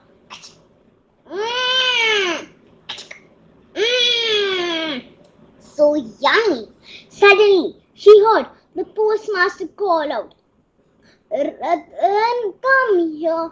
Ratan ran and came to Dada Babu and asked, Dada Babu, what happened? Dada Babu said to Ratan, Ratan, my head is hurting a lot. Can you please press it? When Ratan touched Dada Babu's head, it was hot. Dada Babu had fever and it was on high temperature. Ratan started to panic. What should I do? Ratan ran and went to the doctor in the village. And then the doctor in the village said to Ratan, Ratan, don't need to worry. Then Ratan said, okay. And the doctor in the village said to Ratan, Ratan, you need to take very good care of him. Soon then, Ratan became the postmaster's mother. I will tell you how. Because she took care of the postmaster like his mother. Like when you have fever, your mothers take care of you. And also, in this current situation, COVID-19 or COVID warriors are taking care of us. After 2 weeks later, finally the postmaster became fine. But now he missed his family even more. So one day, after he came from work, he called out, Ratan, come here. Ratan came to the postmaster and said, yes, Dada Babu. Then Dada Babu said to Ratan, Ratan, I am leaving this place. I do not like this place a bit. Then Ratan said, you're going, you're leaving without me. Will you take me? Ratan said. Then the postmaster laughed out loud. Take you? Of course not. Then Ratan said, will you come back? Then the postmaster said, then what's the point of going? Ratan started to cry. Ratan ran out of the house crying. He went, sat in the tree and started to cry.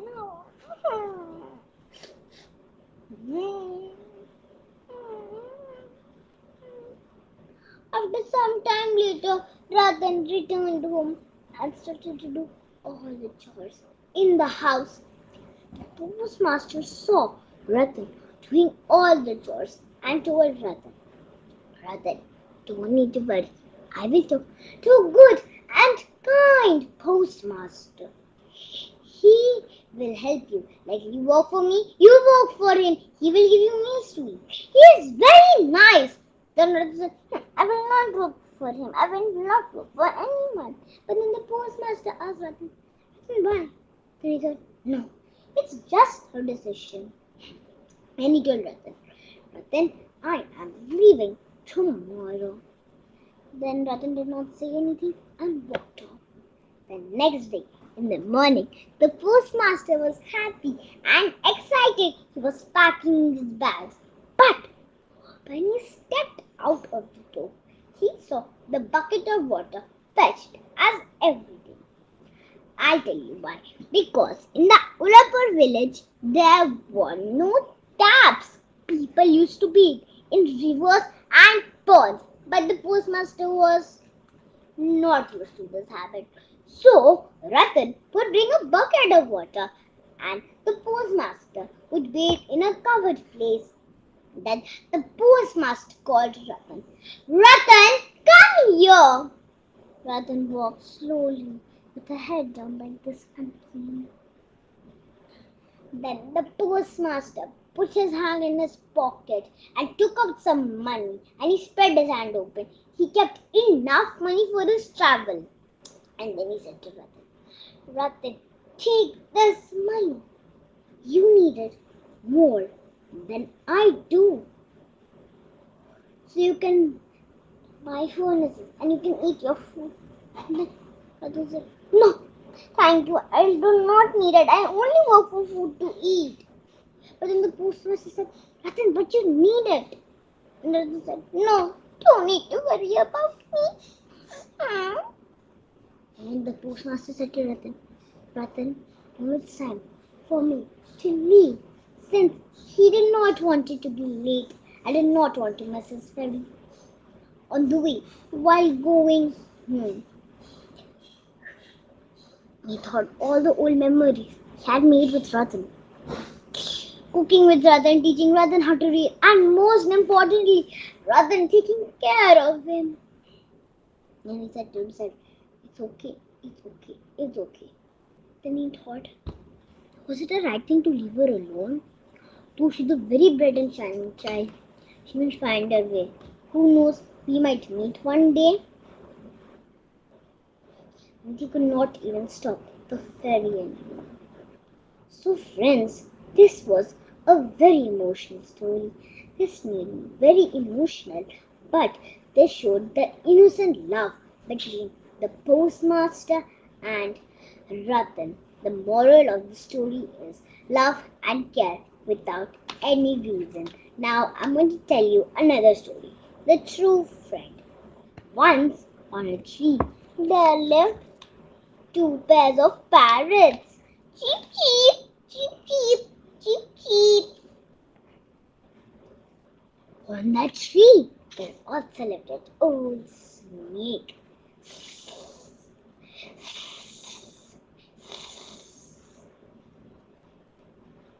But the snake was too weak to go out to look for some food to eat. So the parrots would leave some food near the hole. Cheep, cheep, cheep, cheep, cheep, cheep, cheep. The snake was very grateful. One day, an eagle was hovering over the parrots. Chee, chee, chee, chee, chee, chee. Suddenly, a hunter aimed his arrow to one of the parrots. The snake saw his friends were in danger, so he went and bit the hunter's foot. The hunter screamed, "Ah! Ah! Ah!" The hunter's aim got short, and instead the arrow shot the eagle. Ah! Ah! Ah! The snake wanted to show that he was a true friend. And the moral of the story is, a true friend is a very valuable asset. Now, I'm going to tell you the story of Ma Durga killing Mahishasur. Once there lived an evil demon named Mahishasur. He was half demon, half buffalo. He worshipped Lord Brahma for hundreds of years. Lord Brahma appeared and said, "What do you want, my child?" Then Mahishasur said, "I want no kind God, no animal, and no human being to kill me." Mwah, ha, ha, ha, ha. The wish was granted by Lord Brahma. So then Mahishasur started to kill and bully people. The gods noticed this and ran to Lord Brahma. Then the gods said to Lord Brahma, "Lord, Mahishasur is killing and bullying people." Then Lord Brahma thought with a cool breeze, "I give Mahishasur these powers to be protected, but instead he's killing and bullying people. Oh no, what a big mistake have I done." Then they thought of making a goddess with 10 hands. Ma Durga. Ma Durga was very ready to fight with Mahishasur. She fought with Mahishasur for 9 whole days. On the 10th day, she had no other choice.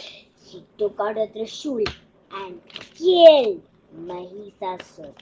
This was heaven over evil. Now I'm going to tell you the story. The Elves and the Shoemaker. Once there lived a shoemaker. He wore but he was very honest and very kind. One day, when he came to his workshop, he was surprised to see there was only one pair of leather left. But he was not sad. He cut out the leather and left it so that in the morning he could make some shoes. In the morning, when he woke up, he went to his workbench and was astonished and was surprised that the shoes were already made. So at first he was confused that, who did this? I did not make it last night. But he was amazed by the quality of the shoes. When he sewed the shoes, he got a good amount of money and he brought some more leather and he cut it and went to sleep. Again, when he woke up in the morning, he saw the shoes were already made. So that night, he cut out some leather but did not go to sleep. He asked his wife to be awake with him and they hid behind the door. At 12 o'clock, the window opened and two little tiny eggs hopped out and quickly started to make the shoes. Then, as soon as the sun rose, he hopped out of the window. Then, the postmaster and his wife, then the shoemaker and his wife knew that they were only the one who was making them rich. They thought of giving them something. The shoemaker made some shoes for them and his wife made stockings and a sweater. That night again they hid behind the door. The elves hopped in and were surprised to see the gift. They wore the clothes and danced around the room. They were very grateful to the elves because they only made them rich. Until if the elves were alive, they are rich. The moral of the story is it does not matter if you're rich or poor. It matters if you're honest and kind. Now I'm going to tell you a story written by me. The Squirrel Family Tree. On a fine Monday morning, while I was playing in my garden, the weather was so good. I could hear the wind blowing the branches of the trees.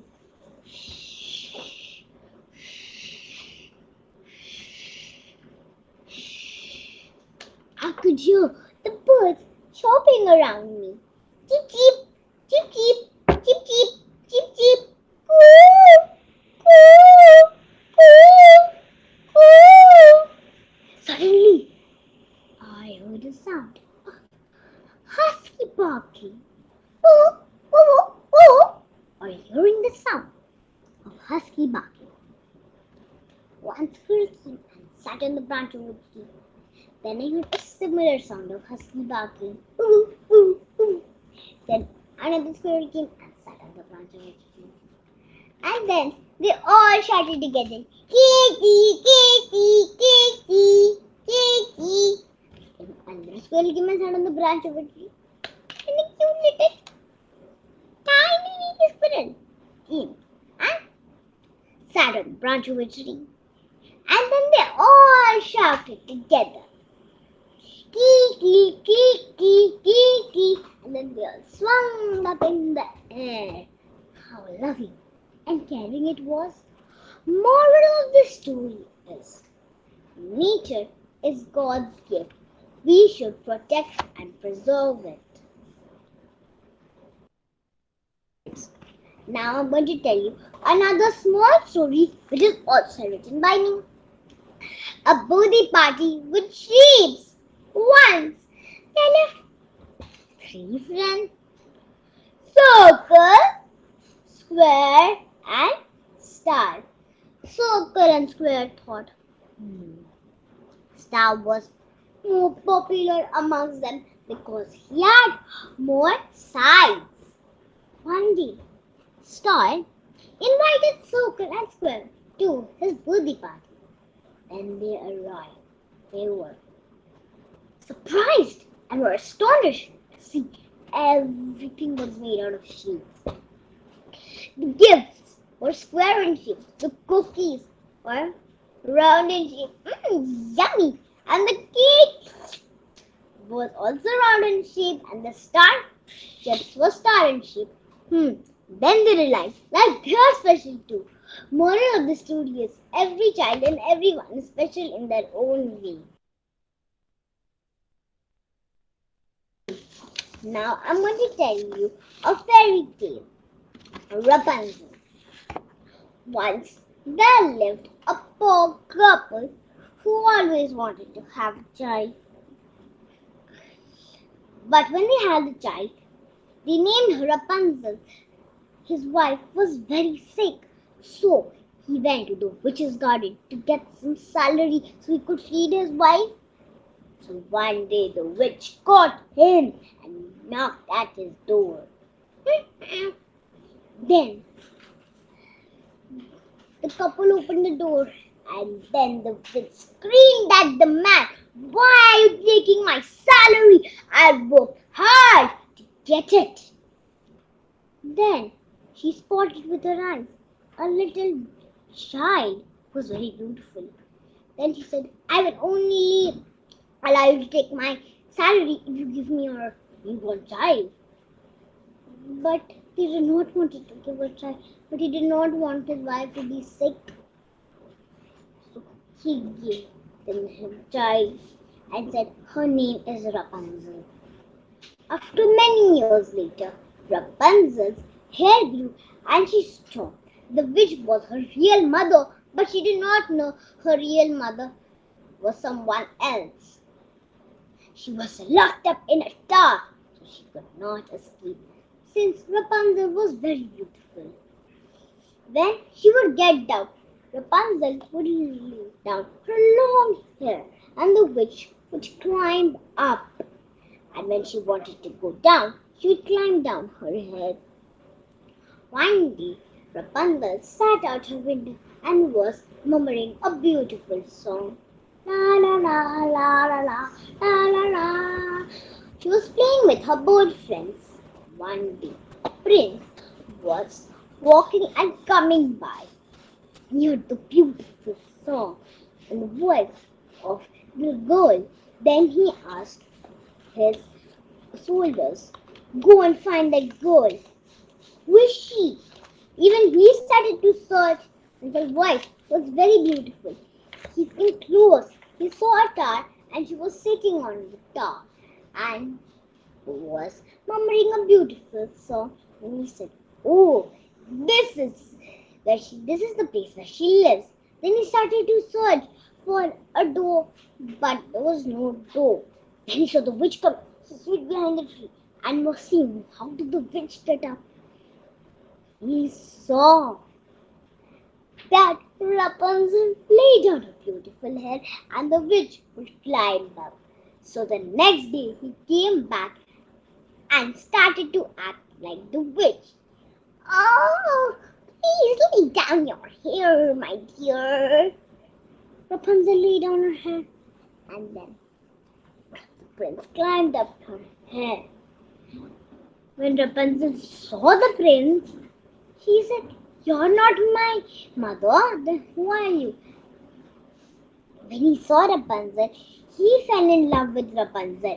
Then, when the witch came to know this, she cut down Rapunzel's hair and tied Rapunzel's head to a hook. That night again the prince came to see her. Then the prince said, "Lay down your beautiful hair, Rapunzel." But Rapunzel's hair was now short. So the witch tied up the hook and put it down. Then the prince climbed up the head. The witch pushed him into the prickly bush. His eyes were bleeding. He could not see. He had become blind. Somehow he walked far away to a desert and was lying down. Rapunzel was crying. She went to search him. When she searched him, she saw that he was lying down in the desert. A teardrop fell on him, and he was no more blind, and they both destroyed the witch and lived happily ever after. Now I'm going to tell you a story from Ramayana. Ratnakar the robber. Once there lived a robber named Ratnakar. Whenever innocent people would walk by, he would kill them and ask for the jewels. And if they don't get the jewels, he would kill them and then take the jewels. One day, a saint, a holy saint, was walking by him. Then Ratnakar spotted him and went and said, "Give me all your jewels!" And wham, boom. Then the holy saint said, "Why are you doing this? Why are you robbing?"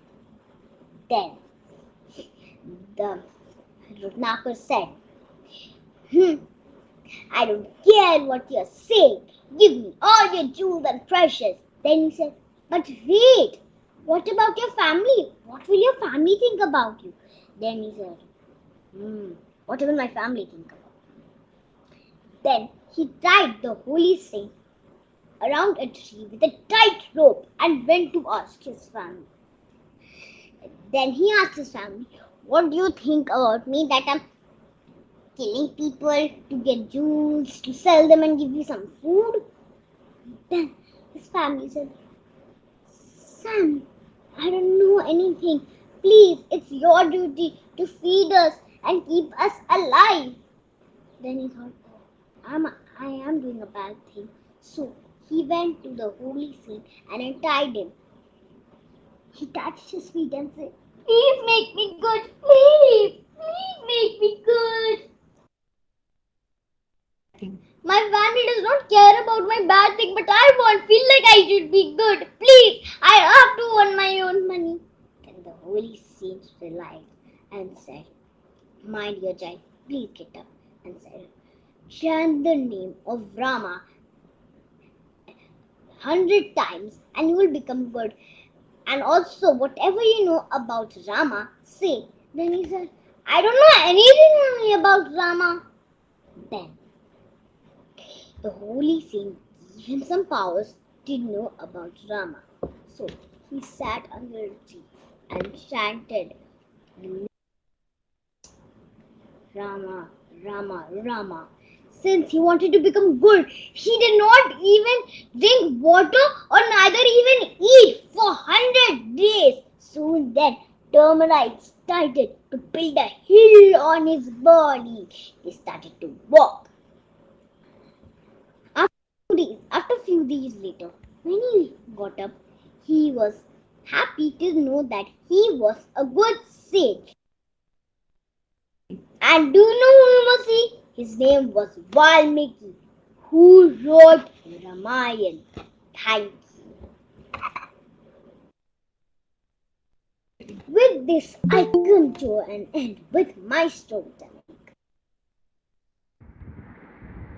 As we all know, drastically in this current situation, COVID-19, we are still moving on. Thank you. Thank you, Shania. That was beautiful storytelling. Anyway, Thank you, ma'am. Steve Jobs said the most powerful person in the world is the storyteller.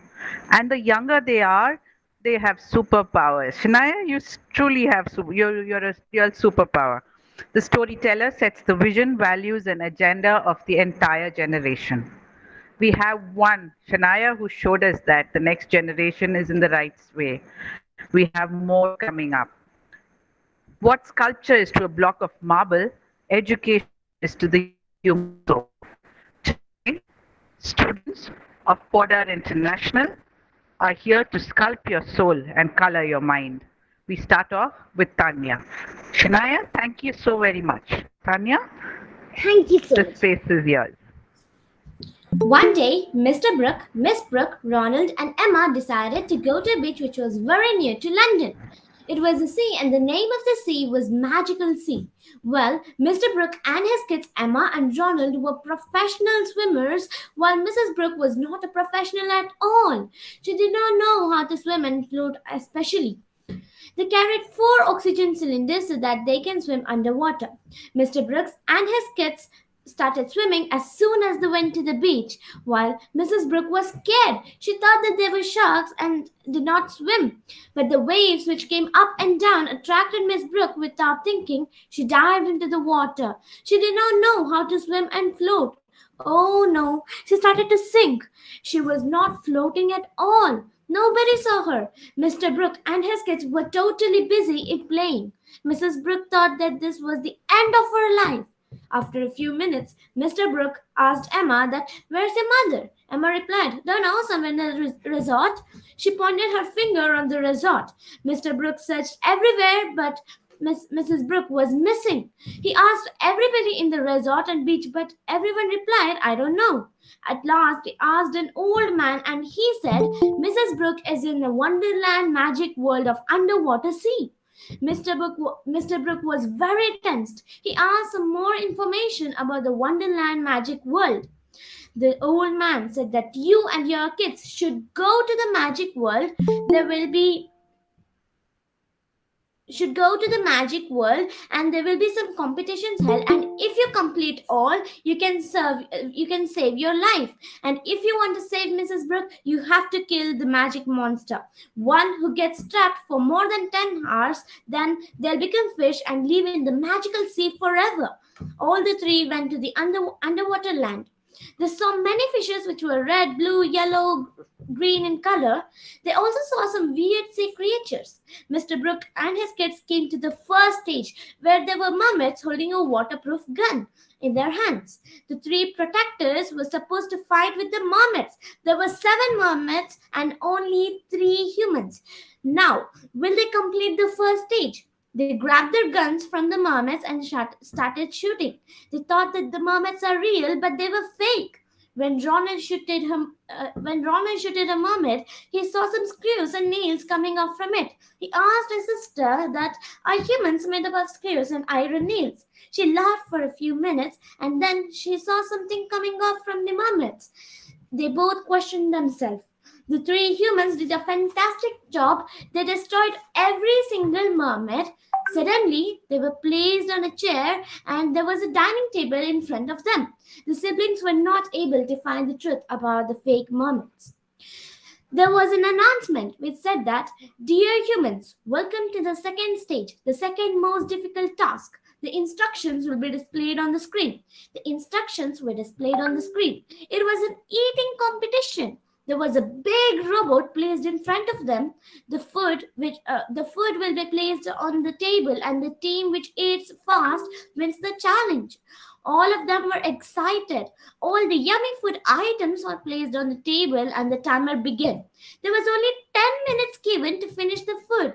The robot was so quick it ate 5 food items in 5 minutes. Mr. Brooke and his kids were fast too, but they were not able to compete the opponent. "Last 2 minutes left," said the speaker. The robot completed almost all the food items, but the humans are still eating. What do you think? Will they win or lose? You think that they win? But unfortunately, Mr. Brooke and his kids did not win. They lost the challenge. They were very disappointed. They cried. But Ronald used his brain. He called Doraemon an advanced robot, as Ronald helped Doraemon once. So he called and requested Doraemon so that the Doraemon, he can bring the time machine, and they can go to the future and destroy the magic monster. Doraemon agreed, and they all went to the future. It was not an easy task to destroy the magic monster, as it was guarded by 20 mermaids and 30 sharks. And the magic monster was 30 times bigger and 20 times stronger than humans. Humans thought that they lose the challenge, but fear not, because they have Doraemon.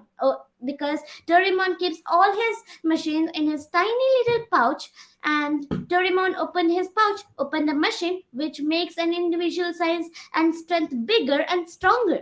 So now they fought with the mermaids and sharks.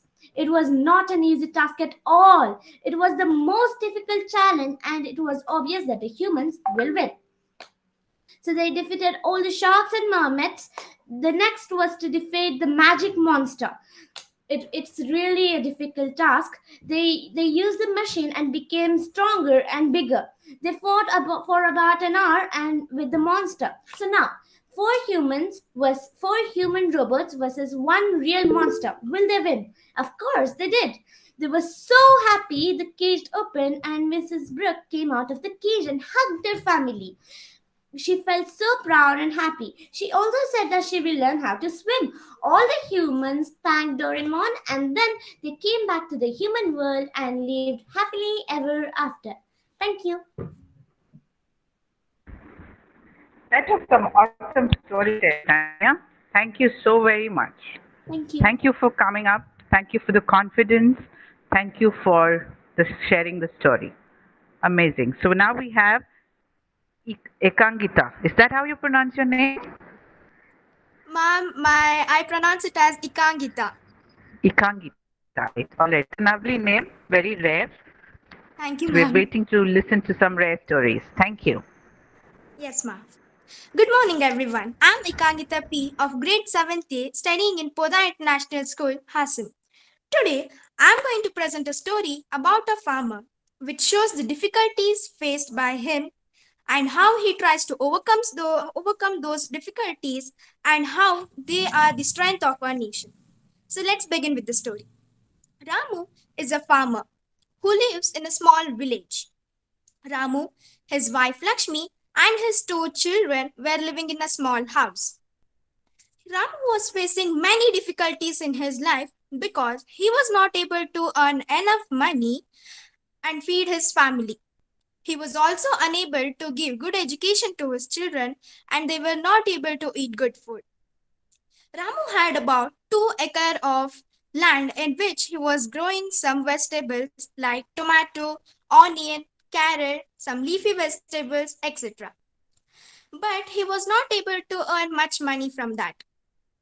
He had took some debt from the bank to make his crops better. Ramu would always work in his field to grow the crops better. He was earning much money, yet it was not enough to pay the debt and take care of the family. If he would pay the debt, then he would be not having much money to take care of his family. And if he would use the money to take care of his family, then he wouldn't be not having money to pay the debt. After a few days, he again took some debt from the bank. And Ramu worked much harder than before to grow his crops better, and this time he succeeded. His crops were grown very well and he earned more money. He bought sweets for his family. His family members were so happy. And he also paid the fees of his children, and they were very delighted to go to school. Everything was going well and they were living happily. One day, suddenly there was some climatic change and it started to rain heavily. Ramu ran to his field to protect his crops from the rain, but by that time many crops were destroyed and his field was flooded. He was shocked to see his crops being destroyed and to see his field to be flooded. The whole village was drowned in the water. He was heartbroken. He lost all his crops. He was so tensed because now he's not able to earn enough money and take care of his family. He doesn't know anything other than farming. His family was also unhappy with the incident. One day, Lakshmi went to speak with Ramu. She said, I know we have lost many things due to the flood and all our crops are damaged. Now, slowly the weather condition is coming back to normal. I think we can start everything from the first. Ramu was quite convinced with her words, but he said, yes, we can begin everything from the first, but right now we don't have much money and already we had took some debt from the bank and now the bank has issued a notice to pay the debt. What can I do now? Then Lakshmi went to her room and brought all her gold ornaments and gave it to Ramu. And she said, "You please take all my ornaments and pledge it in the bank. I think we'll get more money from this." Then Ramu said, "But you have only these many ornaments. Why did you give everything? You, you keep some of them." When Ramu came to give her back when Ramu came to give back some of the ornaments to Lakshmi, she said, "No, it's okay. I don't want any of these ornaments. You please take it. Once we'll start earning much money, then we can release the ornaments from the bank." Then Ramu said, "Okay, I'll pledge it in the bank and bring the money." Later, Ramu went to the bank and he pledged the gold. He got more money from that. Now, with that money, he could begin everything from the first. The next day, he went to the nearby agricultural department and he bought the seeds. He bought the seeds of tomato, onion, rice, barley, carrot, and many more. He went to his field and he sowed the seeds and he watered them. Ramu and Lakshmi together worked very hard in the field. Whenever their children were having holiday, they were also going to the field to help their parents. After 6 months, their hard work paid off. The crops were grown very well. And they were very delighted. He earned more money than before. He released all the gold ornaments from the bank. Thereafter, he continued farming all his life. To a common man, land is a place where we work. But for a farmer, it's much more than that. Land is the farmer's biggest strength. The moment a farmer loses his land, he loses his life, his ambition, his native, and his determination. In short words, he loses everything. Farmers are not educated enough to understand the nature of their own soil. They only know how to raise a crop but are unaware of how to raise an effective crop. They are afraid to make any changes to their land, method of farming, or anything due to the lack of financial support and appropriate guidance. Farmers are the ones who are responsible for all crops and livestock that are needed for us to survive. Without food, the world would die slowly, and farmers work hard every day to keep plenty of crops and animal products in the market. Because of farmers, we are able to have food daily.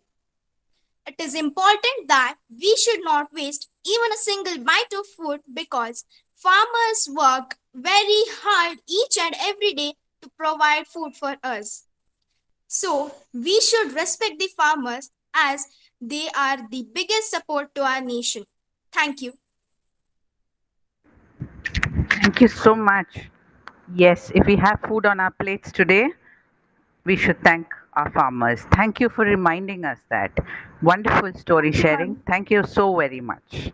Thank you, ma'am. Next, yeah, we have Danyatha next, or is it Rishan? Who would go? Rishan? Yes, ma'am. Yes, Rishan, come on. The strangest tale. Anim was 9 years old. He was not studying well, always watching the TV. One day, he got shocked while watching the TV. The TV got blank. What made it blank? He came by walking. Tick, tick, tick. He came near the TV and saw. He got inside the TV world. And became a lawyer. He changed his character. He don't know what was happening. He don't know what is that. Next, there was a topic. The smartest man in the world. Let's see who is the smartest man. A doctor, a lawyer, a little boy, and a priest were all for a Sunday afternoon flight on a small private plane. Suddenly, the plane developed engine trouble. In spite of best effort of Pilot! The plane started to go down. Finally, the pilot grabbed a parachute and yelled to the passengers that they better jump, and he himself bailed out. Unfortunately, there were 3 parachutes remaining. The lawyer said, I'm a lawyer, and lawyers are the smartest people in the world. I deserve to live. He also grabbed a parachute and jumped. The doctor grabbed one and said, I'm a doctor. I save life. I must live. And I jumped down. The priest looked at the little boy and said, My son, I have lived a long and full life. You're young and have your whole life ahead of you. Take the last parachute and live in peace. The little boy handed the parachute back to priest and said, Not to worry, father. The smartest man in the world just took off with my backpack. Your job doesn't always define you, but being a good human defines you. Next, Anil got scared. He don't know what was happening. So again, he changed. It was changing. His character was changing. He became an inspector. He was getting scared. Next, again, there was a loud voice saying, Honest smuggler. Once, Nasruddin was leading a donkey that had a bundle of wooden sticks on its back across the border. The inspector stopped Nasruddin for inspection. Nasruddin replied, I'm a honest smuggler. Inspector was surprised, but he didn't ask anything and responded, Really? Okay, then let me search everything. And if I find something, then you have to pay border fee. Nasruddin replied, Sure, do as you wish, but I can assure you will find nothing. Inspector searched and took apart everything, but still couldn't find anything. At end, Nasruddin have to pass border. You have supposed to pass border, said Inspector. Next week, again Nasruddin came with a donkey carrying bundle of straw. When Inspector saw him, he recognized Nasruddin and thought to himself, This time I will get him for sure. Inspector thoroughly checked through bundle of straws, even searched Nasruddin clothing, but still couldn't find anything.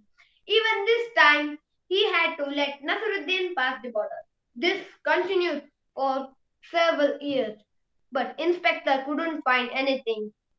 With every year passing, Nasruddin wore more and more rich clothes and was getting more and more wealthier. Eventually, Inspector retired from his long time job. Yet he couldn't forget about Nasruddin. One day, Inspector spotted Nasruddin and stopped him and said, I know you. You are the person to pass by border with donkey carrying bundle of straws or wooden sticks. Inspector said to him, Please, sir, can we talk for a minute? Nasruddin agreed. Inspector questioned, I always wonder what you were smuggling past my border every day. Now I am retired. I must know. Please tell me what you smuggled all those years.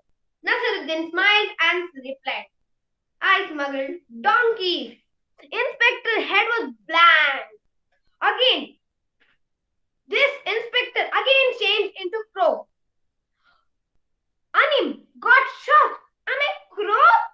Then thought he saw his favorite character Akbar and Birbal. One day, Emperor Akbar and Birbal were taking a walk in the palace garden. It was a nice summer morning and there were plenty of crows happily playing around the pond. Anim was also one of the crows. While watching the crows, a question came into Akbar's head. He wondered how many crows are there in his kingdom.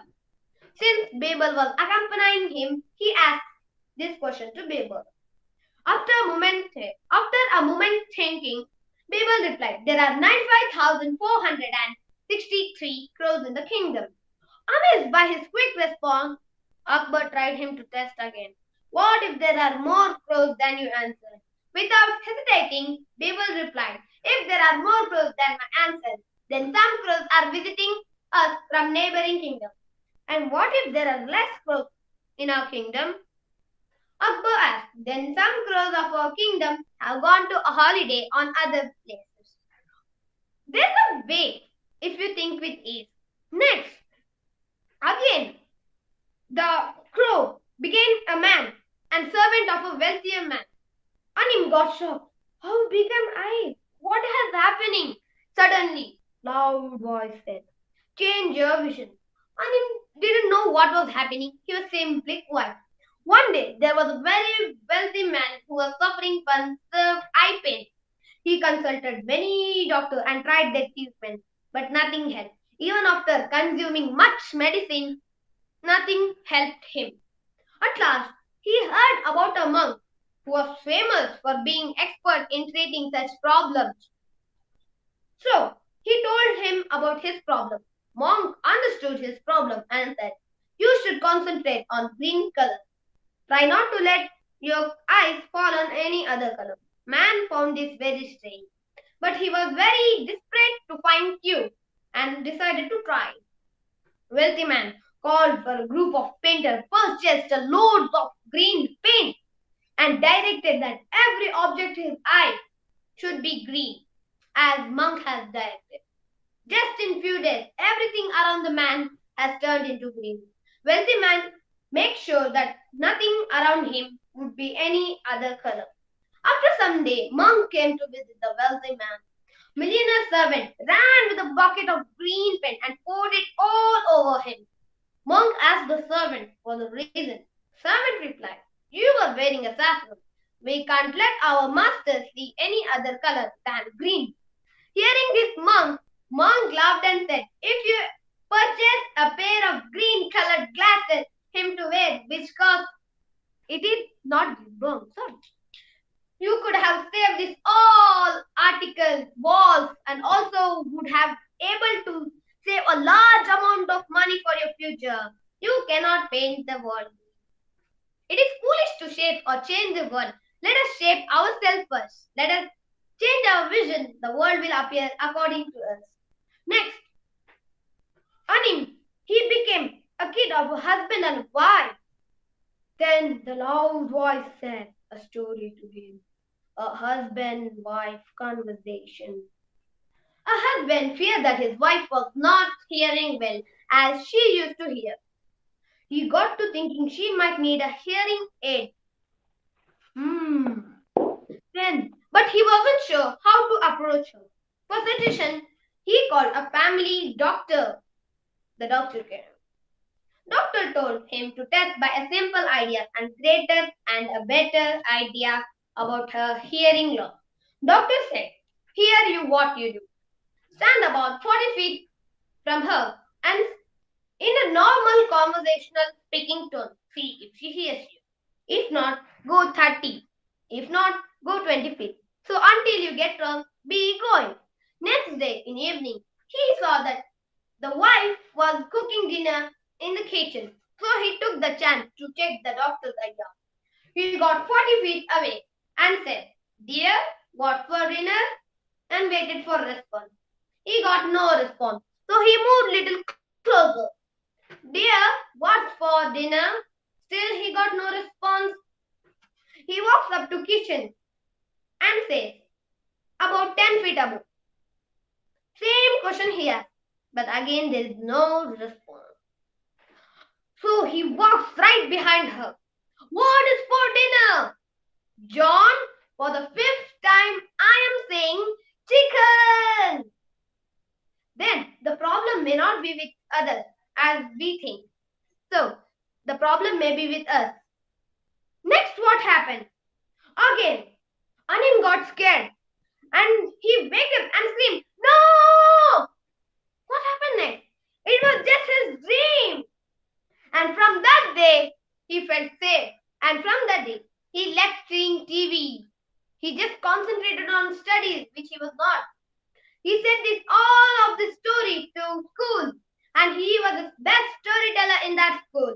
And he was happy by telling stories. Dreaming can change our life, but make it true. Thank you.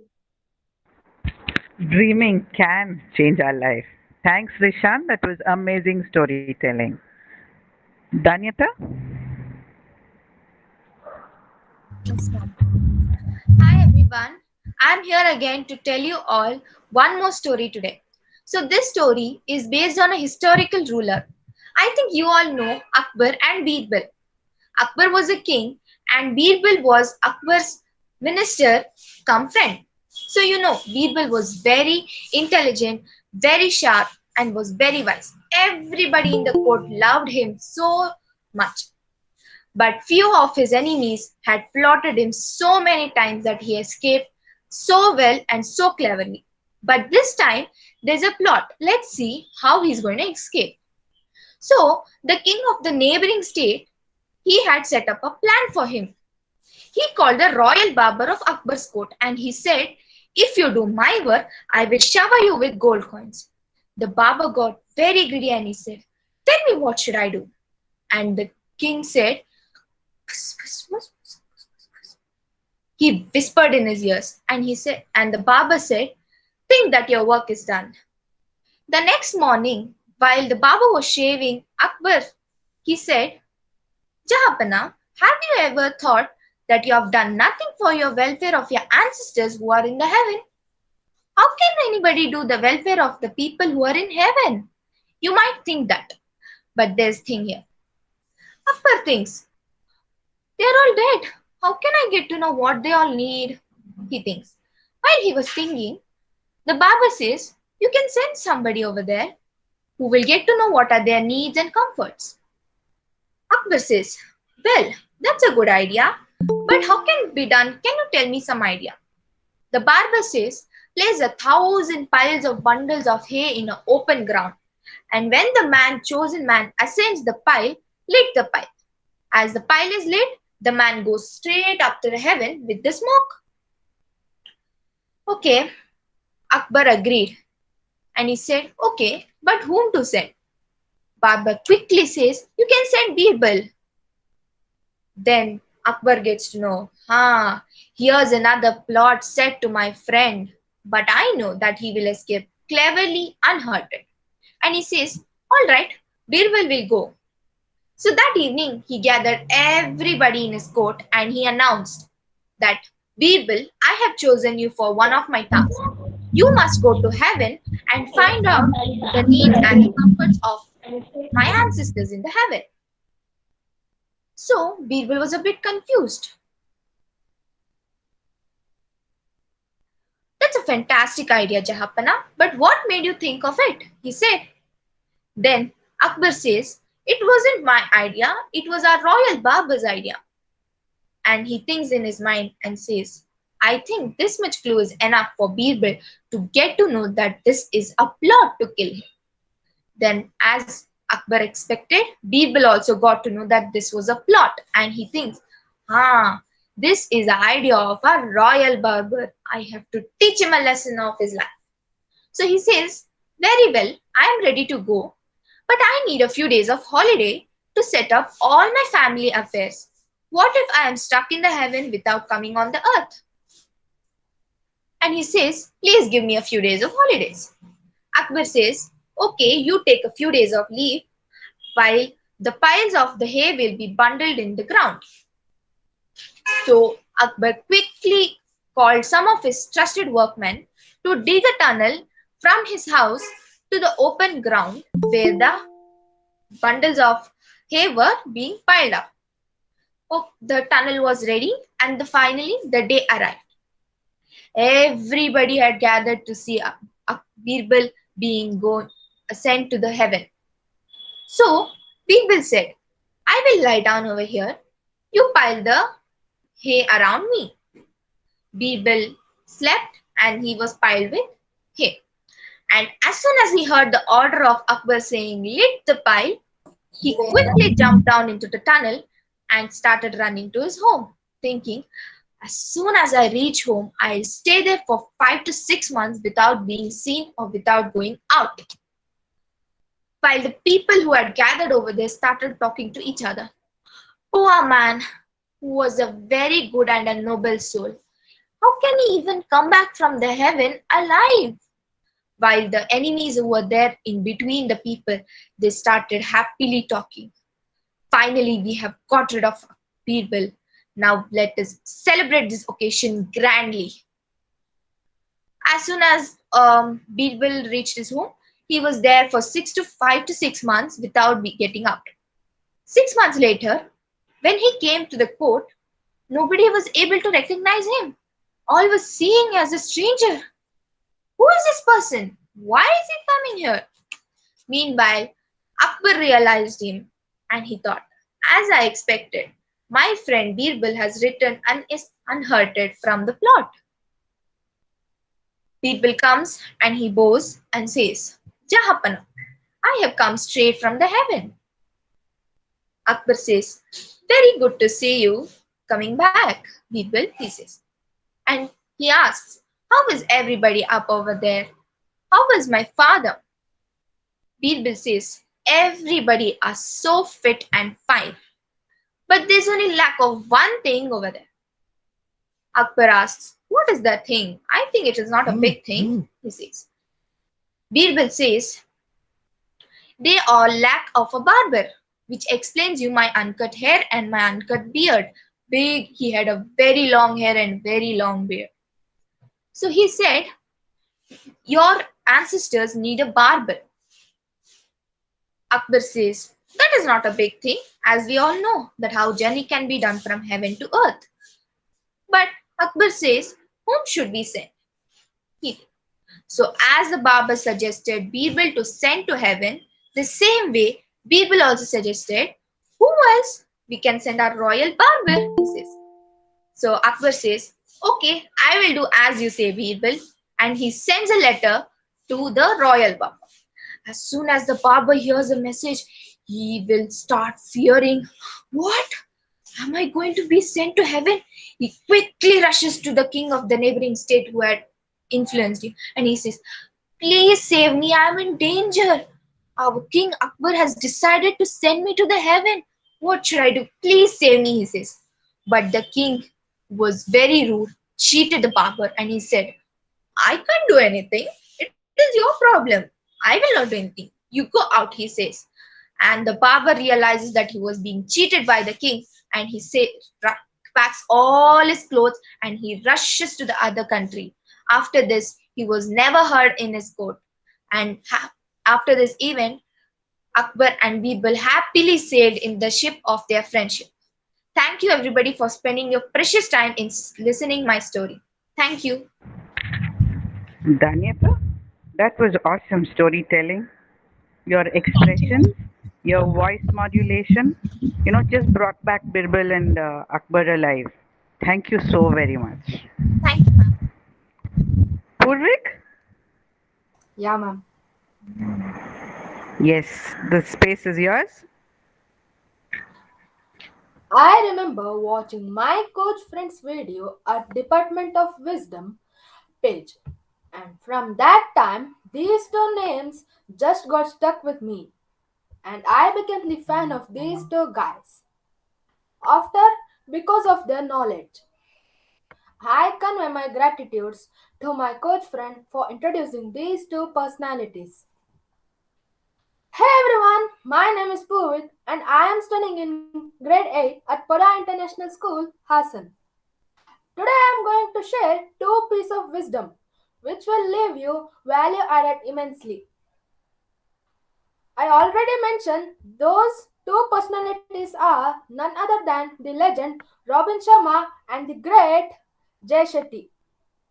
Robin is an author for more than 10 books where he recently came up his new masterwork, The Everyday Hero Manifesto.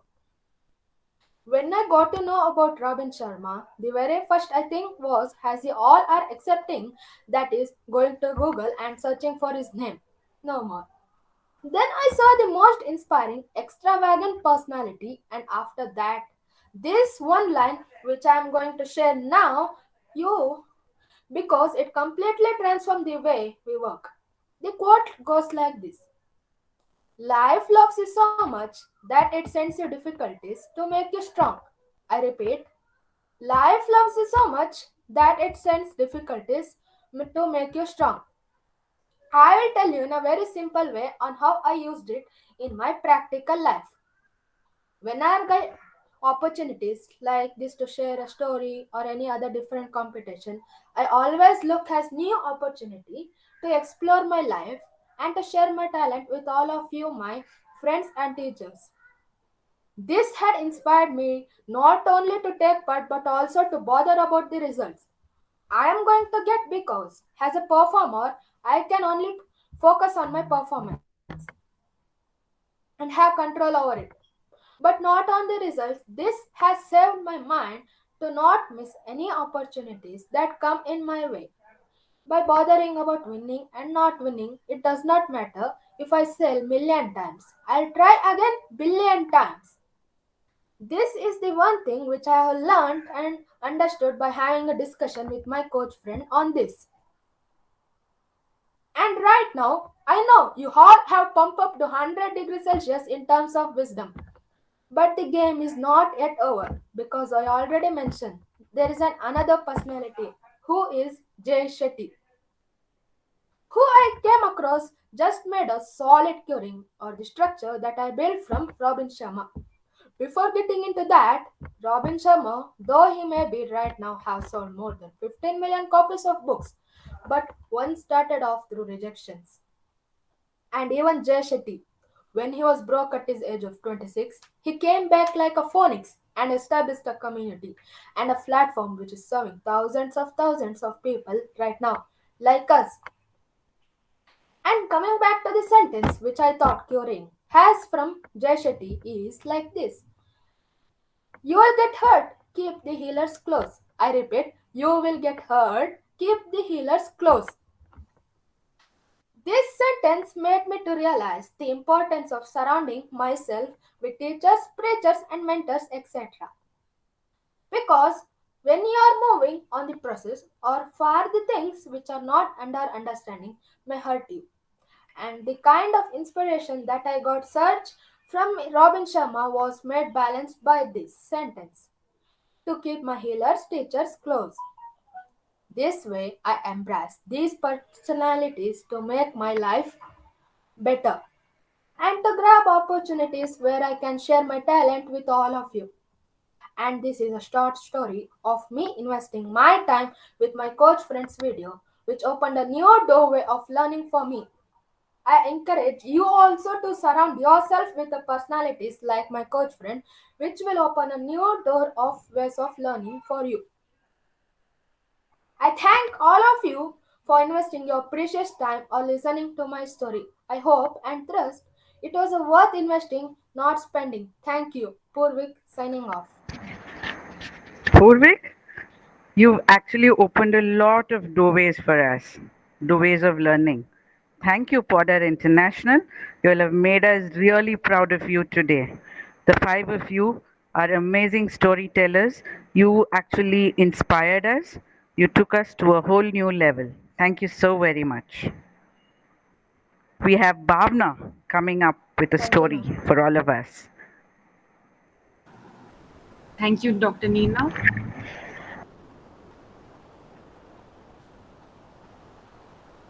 I'd like to share a story about two men who were on a journey to a pilgrimage.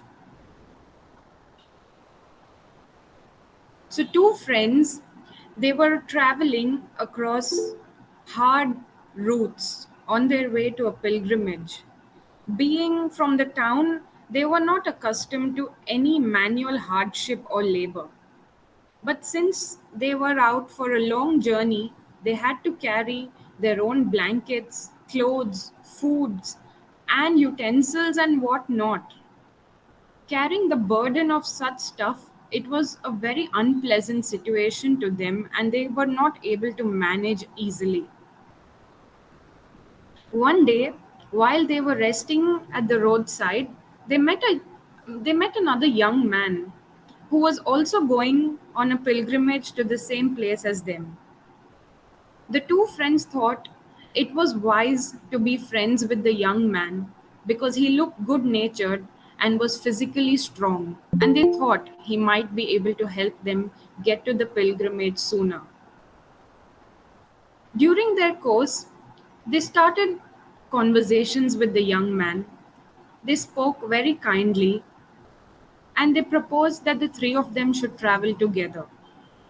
The young man, he was uneducated and gullible, and he easily understood that they were going to the same place as them, and that's why he agreed to carry on his journey with two more men. He took it as great privilege to travel in the company of educated men from the town. Therefore, he agreed to their proposal, and it was decided that they share all the food stuff and common stock that they had for the days ahead of travel. The new man soon saw how difficult it was for the two friends to carry their own luggage. So he took their loads upon himself, put it on his shoulders, and made the two friends extremely glad at heart. One evening, the two men from the town saw that the quantity of flour was left with them was barely sufficient to make one piece of loaf, and there was no market nearby to buy any food for the night. If the third man shared the loaf, they would not be able to satisfy their hunger. So they planned a trick to deprive the young man of his share of loaf. Drawing the attention of the young man to the quantity of the flour, they said, "You see, this much of flour will make only one piece of bread. If we three share it, nobody's hunger will be satisfied. Better let one of us eat the new loaf so that at least one person's hunger is satisfied. Let us prepare the flour for a loaf of bread and put the brick onto the oven. While it bakes, we will go to sleep. Whoever dreams the most wonderful dream, by the time the loaf is ready and baked, only that person will get to eat it." Doesn't it sound like a sound idea? The young man outwardly agreed with them that it was a sound idea, but in his heart he felt unsure. He knew his companions had planned something, there was some mischief in the air. He only pretended to sleep while the others actually fell asleep. He got up and ate the half baked bread and calmly went back to his bed. After some time, one of the two townsmen woke up, pretending to be excited. He called out to the other townsman and said, "Good Lord, what an amazing dream I dreamt. I dreamt two beautiful angels approached me and took me with them to the gates of heaven. The gates of heaven were made of gold, studded with diamonds, where 100 singing fairies welcomed me." His friend said, "How strange! I too dreamt a dream equally wonderful, and I was taken by two ghosts straight to the gates of hell. There were gates made of skeletons where 100 little devils cursed me." The young man from the young man did not seem to wake up in spite of the excited and loud conversation between the two friends. So they gave him a push. He opened his eyes and he looked in such a bewildered manner that it seemed he could not believe his own eyes. After a minute, he asked, "When did you return? Where from?" The friends asked. The young man sat up and said, "It seems I saw that two angels took one of you to heaven and two ghosts took the other to hell. I thought that none of them you would return from such distant places, so I ate the whole loaf myself." While the two friends looked at each other, not knowing what to do or what to say, the young man said again, "I'm sorry to inform you, I've decided to travel the rest of the journey by myself. You are educated ones and town dwellers too. You have the privilege to visit heaven and hell. But how is that none of you should care to take this illiterate friend of yours on your excursions to such interesting places? Friendship demands mutual sympathy, doesn't it? For my part, I have not carried your burdens. I will not carry your burdens from now."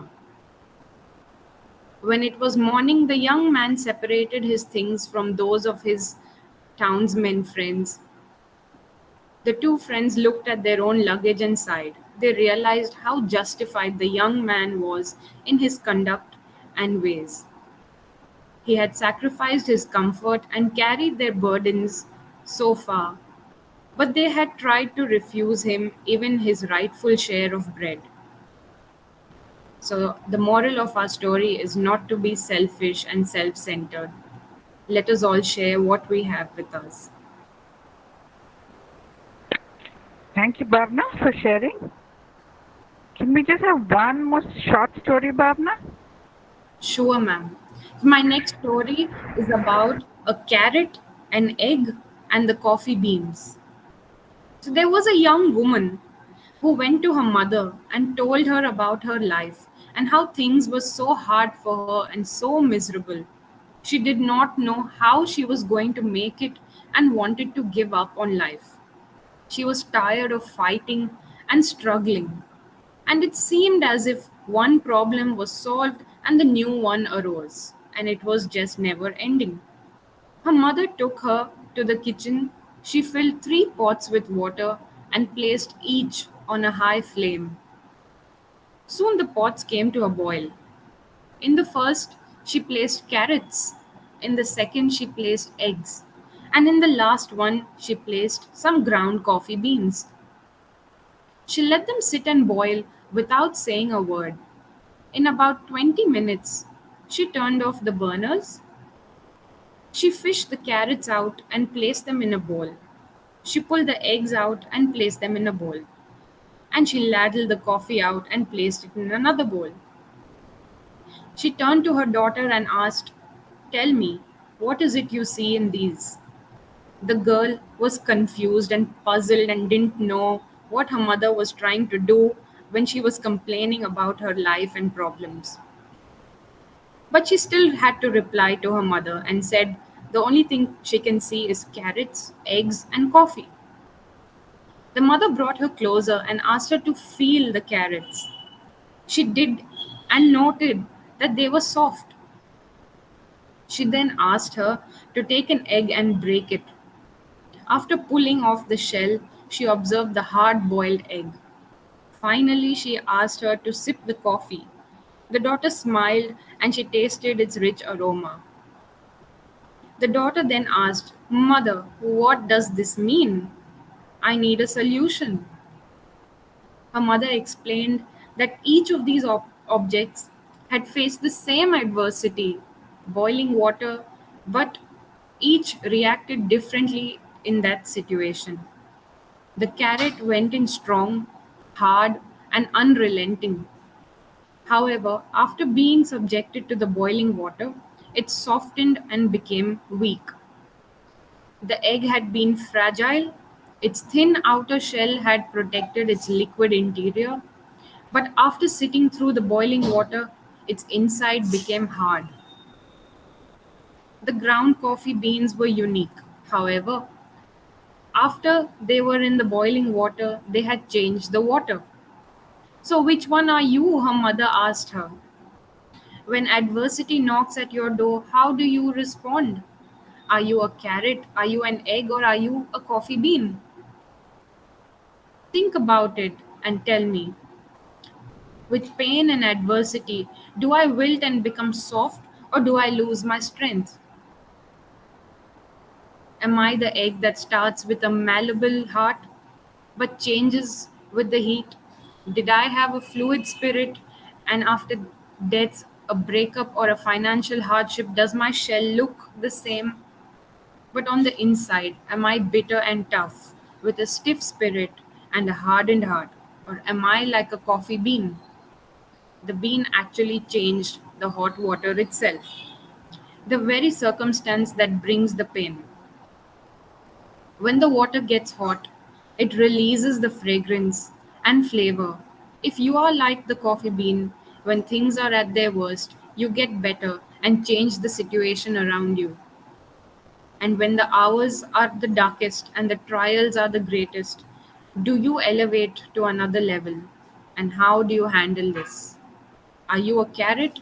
Are you an egg or are you a coffee bean? That was some amazing storytelling, Bhavna. Thank you so very much. Our Thank you. next storytellers, the next hour. Okay, we are going to go to Bangalore. Bangalore is known is a our garden city of India is known for a lot of nice things. The people, the place, the plants, now software, the buildings that are coming up, etc., etc. But it also is known for its storytellers. They're the badshahs of storytelling. Today, we have an amazing storyteller, a pure heart, a pure soul, whom I come across in the past 1 month, and he's been amazing. His story is amazing. We have Vikram Sridhar with us. To introduce Vikram, we have Prithvi. Prithvi? Thank you, ma'am. We have with us Mr. Vikram Sridhar. Mr. Vikram Sridhar has spent quality time sitting behind temple elephants, nursing wounded puppies, working with various theatre groups. Vikram today is a performance storyteller and theatre practitioner, and he combines his various interests and his work for over 20 years in his storytelling journey as a performance storyteller and theatre practitioner. With a background in science and a degree in engineering and management from institutes like the Indian Institute of Technology, Vikram has also worked with multinational companies in the marketing and consulting domains before he became a full-time performance artist. Through folktales and folklore, he is trying to discover our rich Indian heritage of oral literature and tradition, which is slowly being lost and just sitting in books. He believes in storytelling as a strong medium of conservation from nature to human relationships. He has traveled the country extensively and has performed to audiences of various age groups, demographics, and cultural backgrounds. He strongly believes a story a day keeps a doctor away, and not an apple. So, you are truly a powerhouse of talent, and we are very lucky to have you with us today. I now hand over the session to you.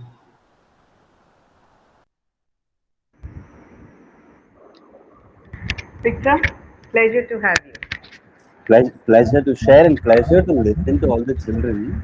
I know, Because amazing storytelling, right? absolutely, because stories are the same. It's so much to learn.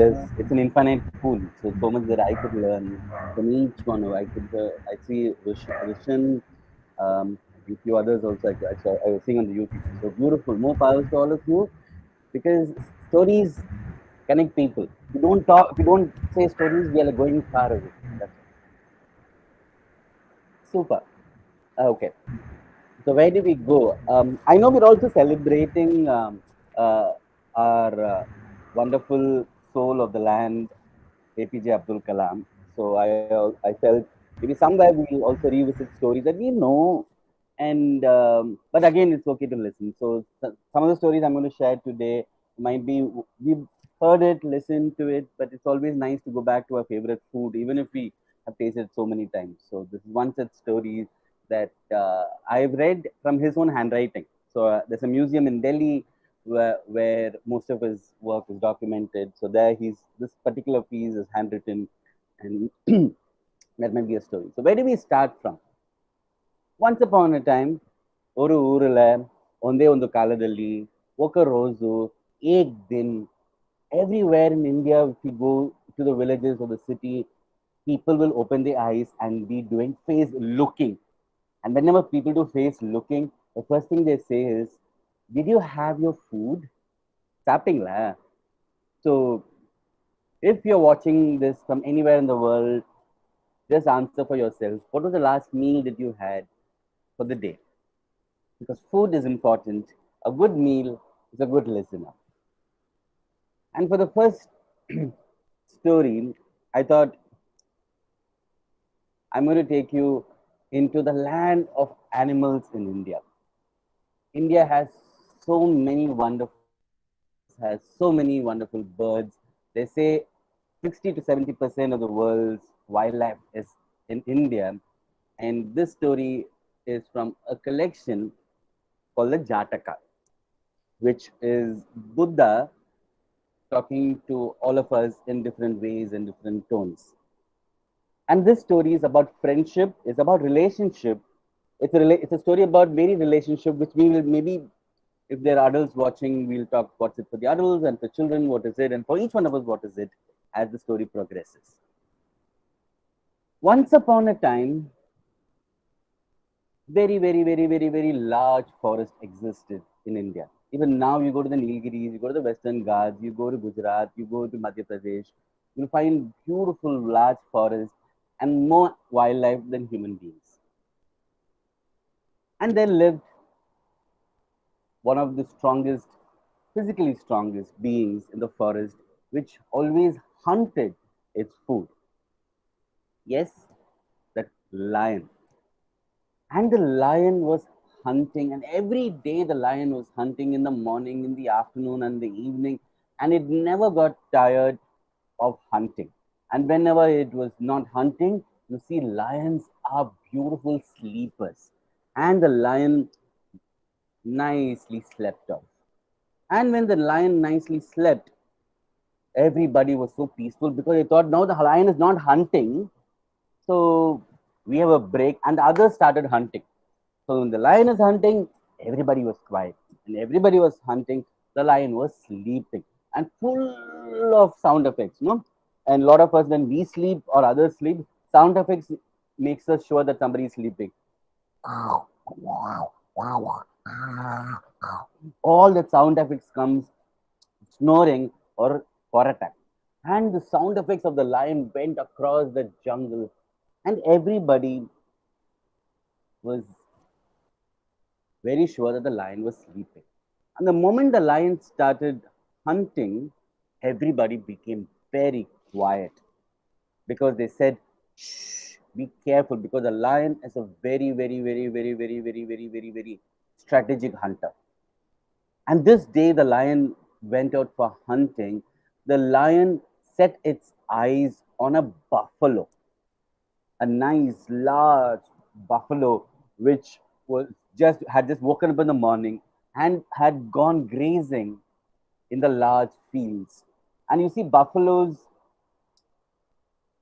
always are in a group.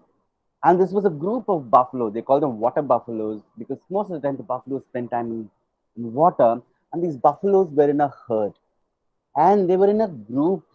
And in the group, all the buffaloes were together, cozily together. And the moment they saw the lion, somewhere they sensed the lion's roar. All the buffaloes started moving away. And you see, the buffaloes were in water spot. And the lion can't swim. So if the buffaloes go to the land,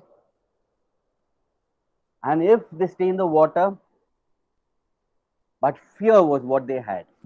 And when you're in fear, you forget your strength, right? And so the buffaloes forgot that, I mean, their strength was in the water, and they started running away. They started running in different directions, north, east, west, south, and they started dispersing everywhere. And while they were dispersing, one buffalo couldn't keep pace of it, and the lion was almost entering, and the buffalo was about to leave the water body and enter the land. And in between the water and the land, it was a little slushy. It was a little slushy. There was some grass, there was mud, there was water which was neither very dry or neither very full watery. So it was that slush. And buffaloes know how to walk in the slushy water. So the buffalo slowly started moving and the lion started nearing. And the lion was coming near and the buffalo was trying to move away and away and away and away. And the lion was moving very slowly. And lions, though they hunt, but not every time they end up eating. So the lion was hungry because it hadn't eaten a good meal in the last few days. And it went closer. It went more closer and more closer and more closer. And it was about to reach the buffalo, and it went right into the slush and fell top on the slush with a splash, thinking it's going to land on the buffalo, but lighter missile. It fell on the slush. It fell on the slush, and its foot got caught in the grass. You see, if you remember our tatas and parties, when they weave baskets, and the girl club, when they weave baskets, they will use these grass, and these grasses mostly grow in lakes and water bodies. And this grass is very strong. You can't even break it. That's strong, it's like a wire, they said. And the strong grass got intertwined in the leg of the lion. And the lion's paw got in front and got entangled in the grass. And both the paws got entangled, and the back leg got caught in the slush, and the lion was caught in that. What did the buffalo do? அது பாட்டு எழுந்து போயிடுது. The buffalo just went away, just walked away. La, la, la, la, la, la, la, ta, ta, ta, ta. And it started with the joy, it joined the other buffaloes, and they all looked back and said, ha, ha, ha, ha, ha, ha, ha. And they walked away. But what they forgot is they could have just been in the water, the lion wouldn't even have come into the water. And the story goes forward.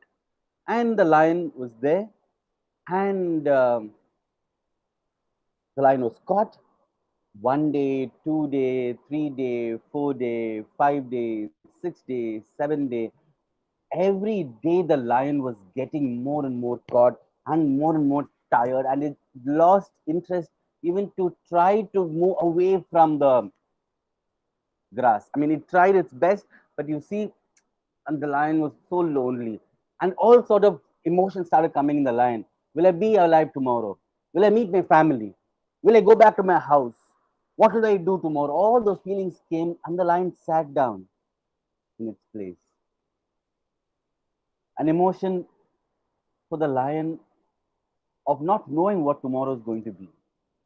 We call it the king of the jungle, but what if the king of the jungle is alone, not knowing about tomorrow, not even knowing about the next second? And the lion sat there. And that's when came another hunter. And this time, this hunter was not in the same size of the lion. It was not larger than the lion.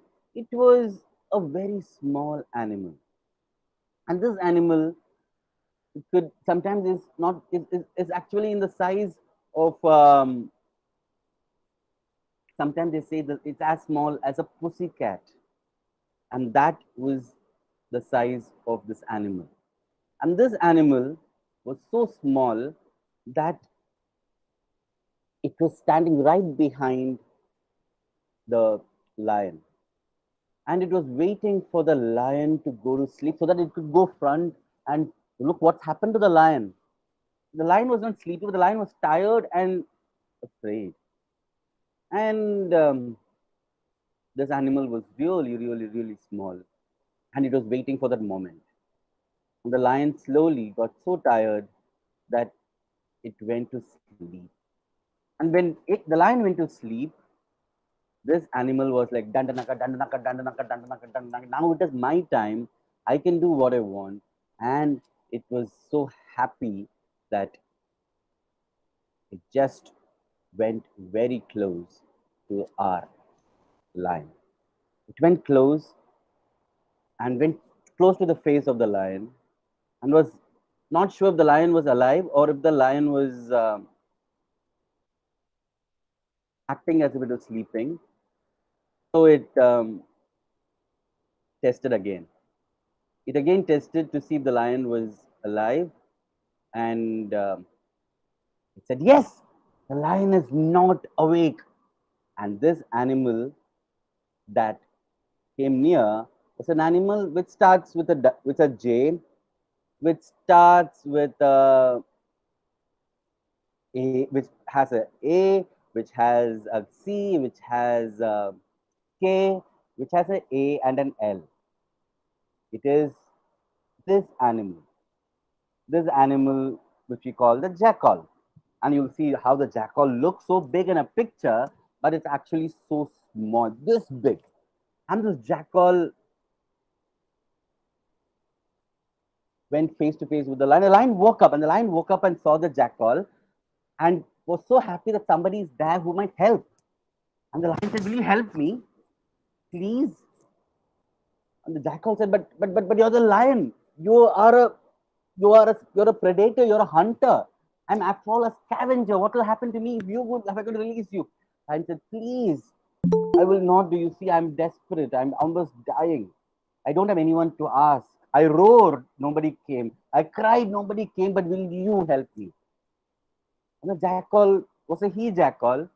And the he jackal thought for a moment and said, "What can I do? I can't do anything." And the lion said, "You can do something. All you have to do is dig the grass that's caught my paw, and I'll just take the paw out and I can escape."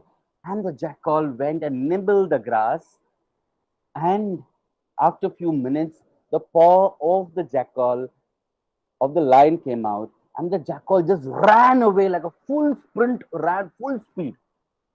And the lion said, "Hey, hey, hey, hey, hey, don't run away. Don't run away. Please don't run away, because I need to talk to you. You help me. You help me. So you need to come back."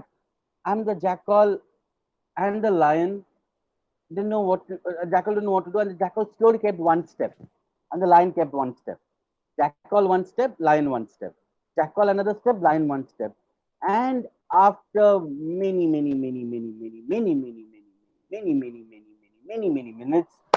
it came near the lion. And when it came near the lion said, "I'm not going to do anything. Can we shake hands? Can we be friends?" And the jackal said, "Can a lion and a jackal be friends?" And the lion said, "Yes, because you helped me. You see, because you helped me, I want to be your friend. And I know that our ancestors have not been good friends, but we can be friends." Okay. And this is the Asian lion. If for some of you who want to see, this is the Asian lion, which is today in Gujarat. It's called the Asiatic lion. And this Asiatic lion looked at a jackal, and they both hugged each other and said, "Wow, we can be friends." And the he jackal and the he lion every day sang songs in the morning, were running together, dancing together, and they became the best of friends. How many of you have that one friend who might not look like us, who might not be our height, who might not even have the same skin tone, but we spend days together? And so the lion and the jackal spent days together, and they even hunted a buffalo together. Yes, the buffalo that the lion didn't get that time. And when the lion didn't get that buffalo that time, and now it got the buffalo, it just didn't keep the buffalo for itself. It asked the jackal, "Will you come and take some for yourself? Because you are a scavenger. You don't wait for me to finish. Will you just come and take the meat?" And the jackal said, "Yes, thank you. I thought you will not share, because when you start hunting, you will become yourself. But today, I'm very happy."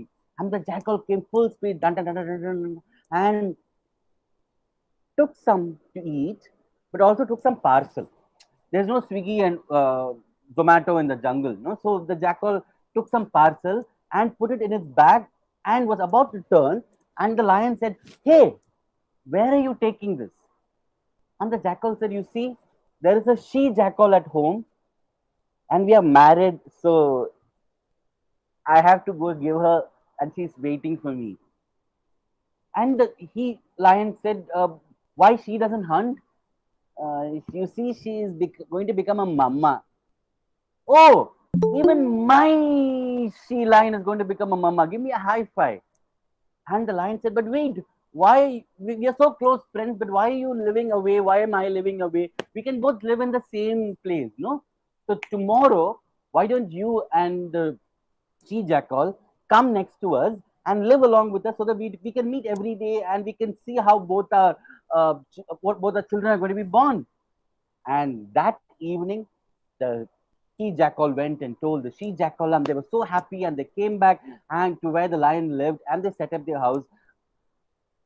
But the she lion didn't know what was happening.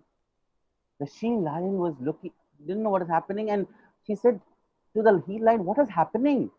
"No, no, no, no, no, no, no. He's my friend, so I'd asked him to just come and stay, so that you see, the she jackal is pregnant, and they're going to have babies. We're going to have babies.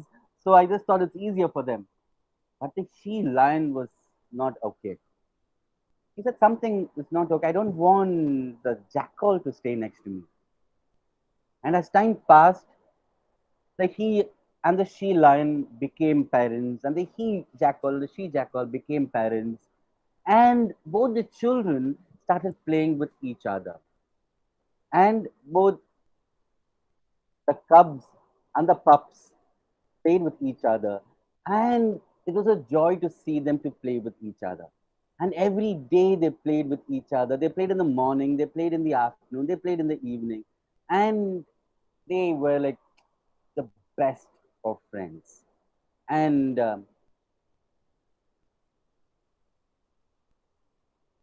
the he and the she jackal were all right, but you see, the she lion was not all right with that.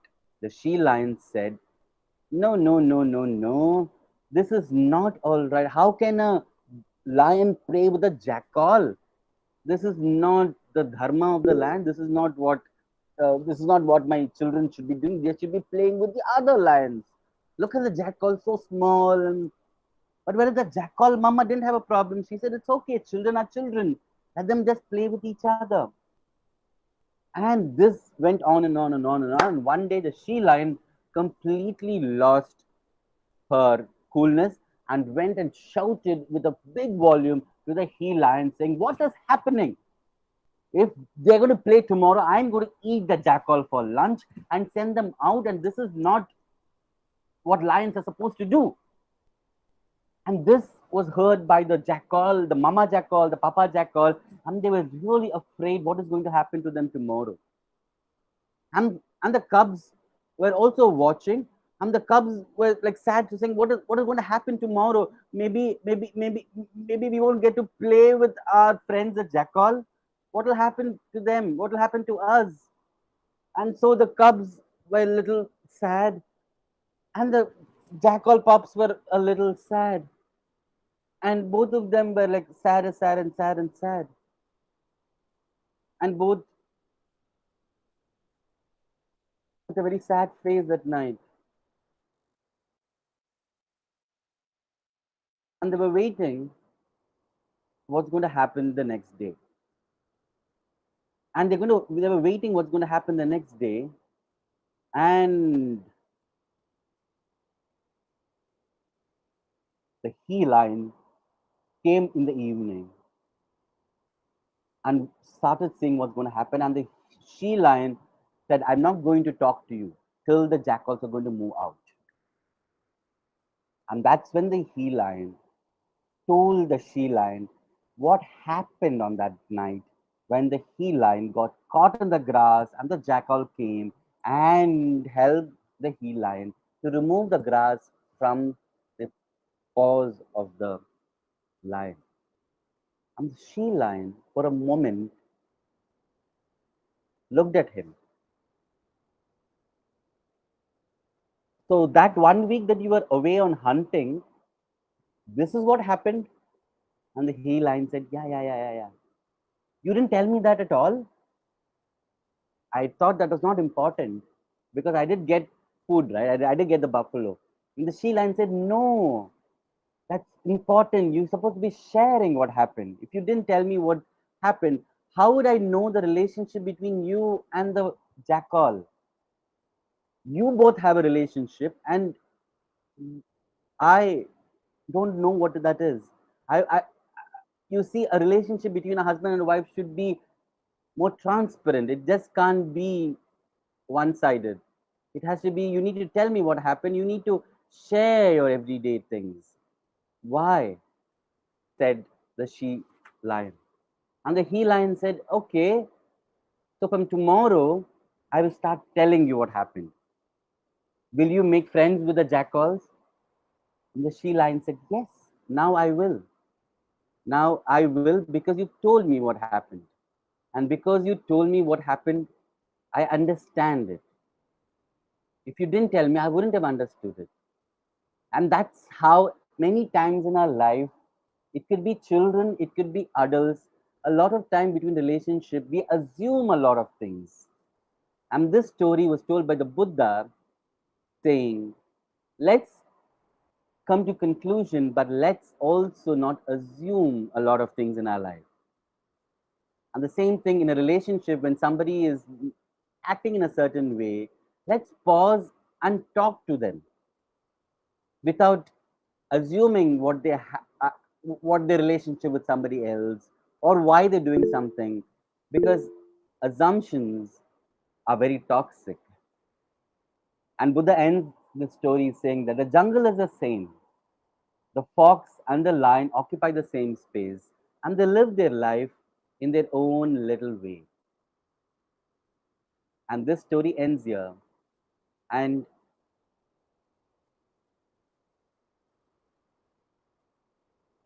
we move to another story. And this story is about APJ Abdul Kalam. Because we're celebrating Kalam, we're also going into a little bit of the Kalam world. So every time I go to Delhi, so this is a time that I go to Delhi every second or the third month of a year, and every December I spend time in Delhi. And when I spend time in Delhi, it's always been beautiful because it's winter times, peak of winter, and every time the peak of winter, I go to this museum, and this museum lies in a place called the Delhi Heart. And if you go to Delhi Heart, there is a museum that's dedicated to APJ Abdul Kalam. Okay, I'm not sure if I'm visible. I'm just going to come back in a second. So I'm going to take a break and come back in a second, and we shall immediately continue.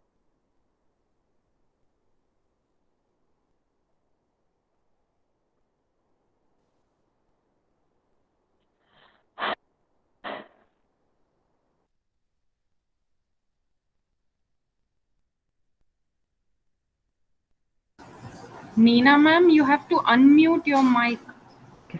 I'm sorry. Um, we had some wonderful stories from Vikram, and we'll be listening to a little more. But we also have the two other bachas from Bangalore, Aparna and bachas of storytelling from Bangalore, Aparna and Shailaja. Thank you. Thank you so much for being here. Lovely smiles, both of you. Ace Novation and the Tamil Nadu Teacher Education University, Tamil America, and the Assist Booker World Records are, indebted. Thank you so much. So it's going to be, yeah, Vikram's back, so he'll take over.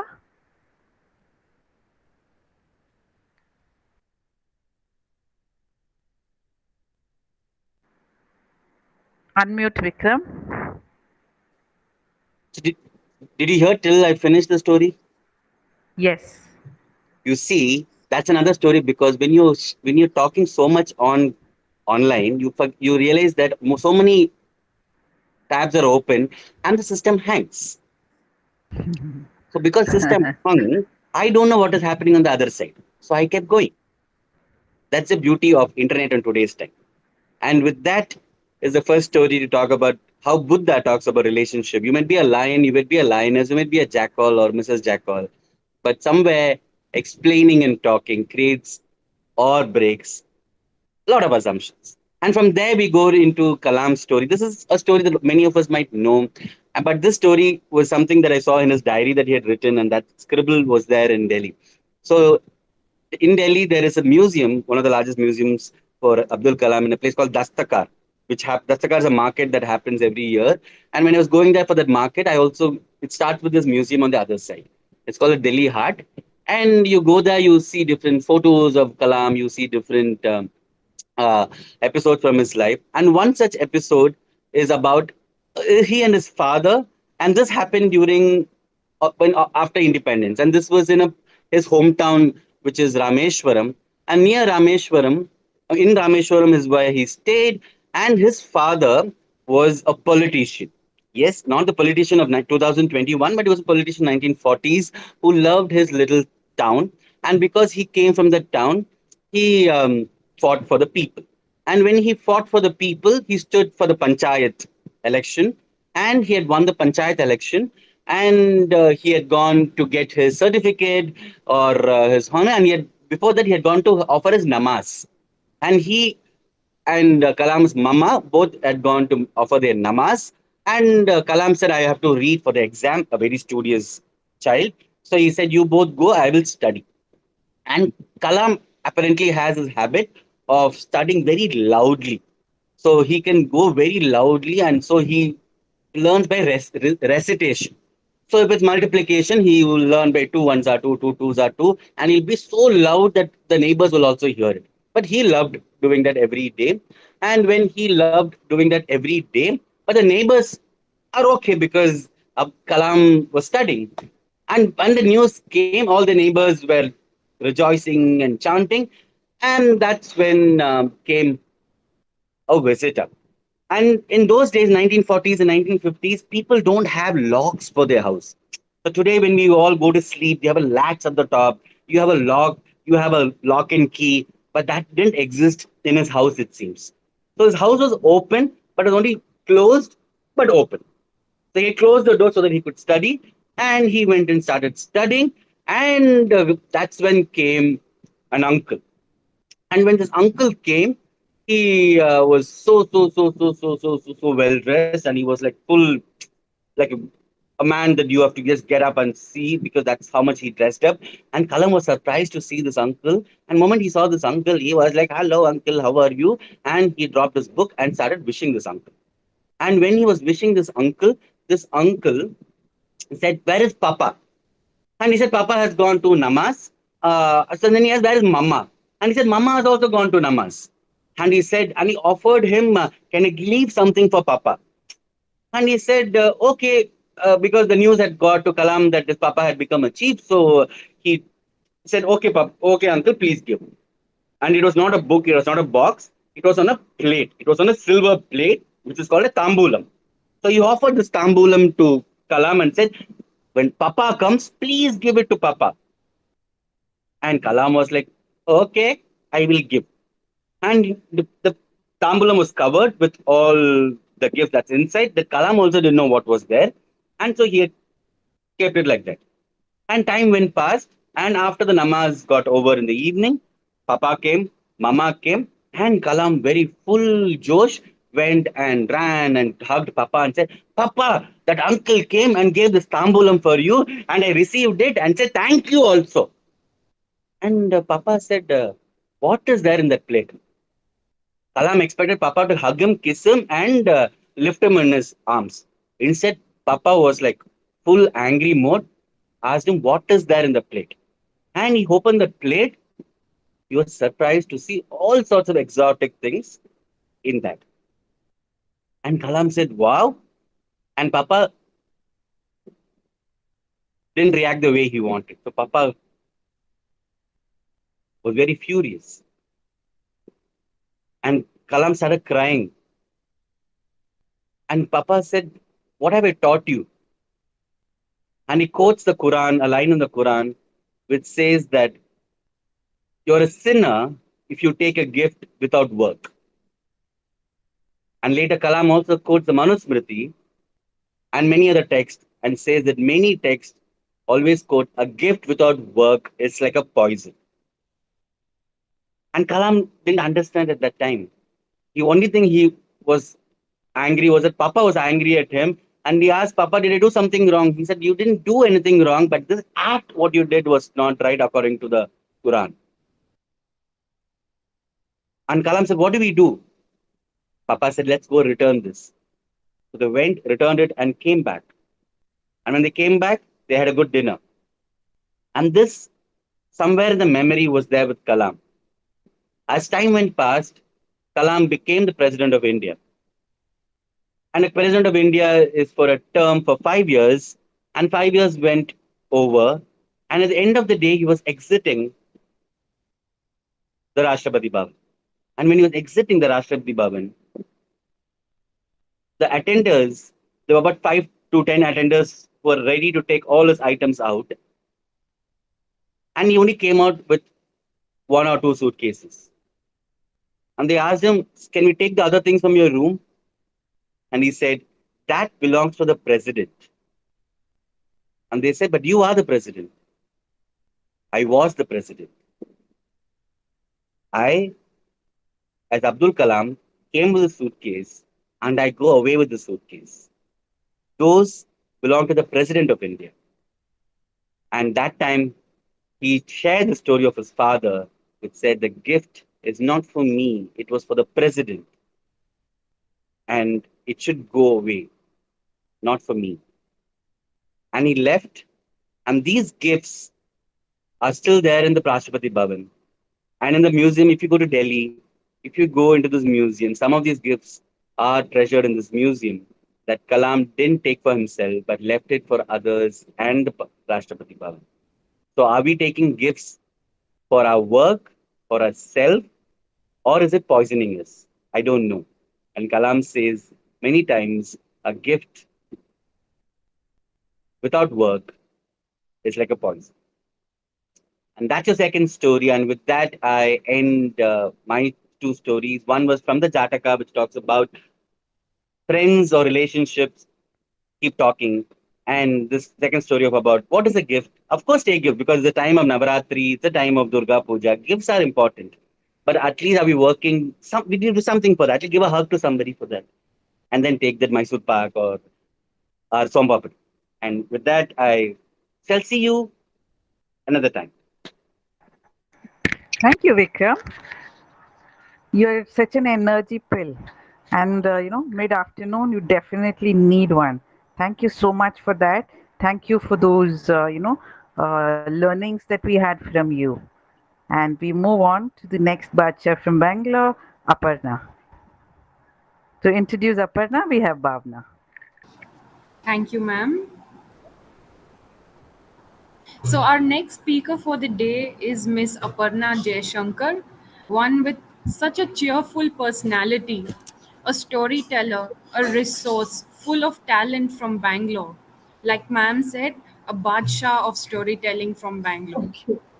She is with us today with a world full of stories to share. She spent time researching on and collaborating with multiple artists to enunciate the beauty of Indic literature and oral heritage through oral stories.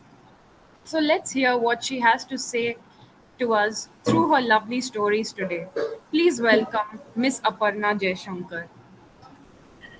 Thank you so much, Bhavna. Those are very, very kind words. Thank you, Neena ma'am, for inviting us. This is truly, I mean, an honor to be part of this initiative. So before I begin, the standard, instead of hello, how are you? Now the standard check is, can you hear me? Can you see me? Is my Yes, we can. Yes. okay? So to begin, all right. So we'll just jump into our first story. So there was this little squirrel. It was very comfortably snuggled in the hollow of a tree. Afternoon time, proper, lovely tummy full of food. And this tree was on the sea coast. There's warm sea breeze. Like some of you, if you are in Chennai right now in the afternoon sun, you can feel that hot sea breeze, the gentle hum. And this tiny creature was sleeping in the hollow of a tree and was, almost dozing off. And thud, there was this noise. And the tree was shaking. It didn't feel like an earthquake, but the noise was very, very, very loud. The squirrel got scared. Was somebody trying to cut off the tree? And immediately it scurried out. From the branch of the tree, the squirrel saw that there were these huge troops, like armies, troops of hundreds and hundreds and hundreds of monkeys. And they all looked like they had gathered for some kind of a meeting. And the squirrel was very curious. So wanted to know what was happening. The poor thing, such a small, tiny creature, went scurrying around, and what is happening? What is happening? But then, come on, the monkeys were so big, as though they will answer, one small squirrel like that. So each minute, big, small monkeys, they all swatted this poor squirrel away. So one monkey, squatted him far away, and the squirrel went tumbling, and fell under another tree. And there was this old monkey, sitting very, very comfortably, looking very important, and observing all the proceedings that was happening. So this poor squirrel, now to scared, very timidly went to that old monkey and said, "Dear sir, please, could you please tell me why so many monkeys have gathered here? There was a loud noise. I got scared. Can you please tell me?" Now, our wonderful old monkey, he had basically retired from active life and nobody really bothered about him. So he was more like, people would ask him for advice, but, behind his back, they would make fun of him. They really wouldn't come and talk to him. And there was this little creature who had actually come to him and wanted to seek his advice and wanted to know what was happening. Somebody to have a conversation with. Old person was not going to leave this chance. So immediately, he sounded very important, like, I'm very busy. I don't have the time to talk to small creatures like you. But since you're asking and I'm such a nice person, sit. I will tell you what is happening. So this is what happened, and this is what the monkey told, that old monkey told the squirrel. He said that there was some prince that was there in some very big kingdom, very, very, very, very far away from the small squirrel's tree. Now, the monkey kept describing the kingdom like it was absolute paradise on earth. He said there were forests with so many fruit trees, and all the creatures, even the tiniest creatures like the silly squirrel, would be taken care of there. Then suddenly, for one day, because these humans know, they are always very confused. They only know their reasons. That young prince, his wife and brother left the royal kingdom and were asked to go live in the forest. While all the humans were very sad, the animals were thrilled because now the prince will come and live amongst them rather than generally visit them. And apparently, the prince, his younger brother, the younger prince, and the older prince's wife, they looked after all the animals, even the sick animals. They used to tend to them.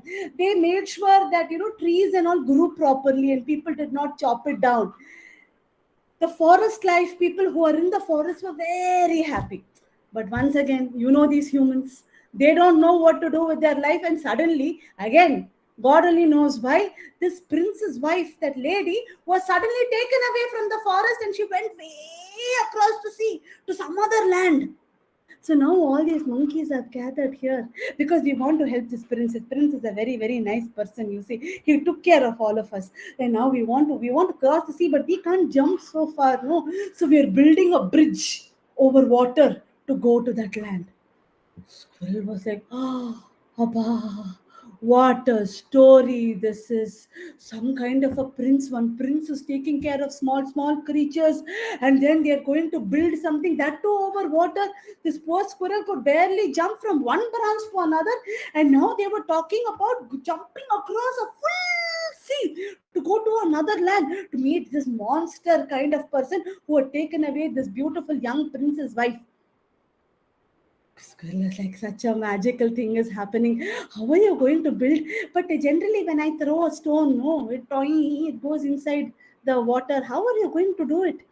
So monkey was like, that's why you're the squirrel. You're such a small, so small you are. Small brain.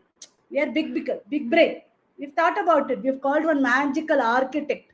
That architect knows exactly how to build, and he will keep all the stones together, and the stones with some magic potion he will make, and it will all float. And we can all just go hopping and hop across the sea and reach that other land.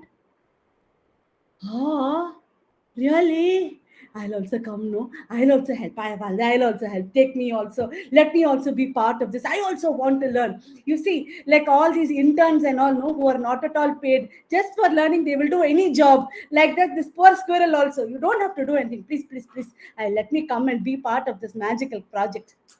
But monkey, no. Intern also has to come from, big institute, small local institute and all. They will not take even free interns.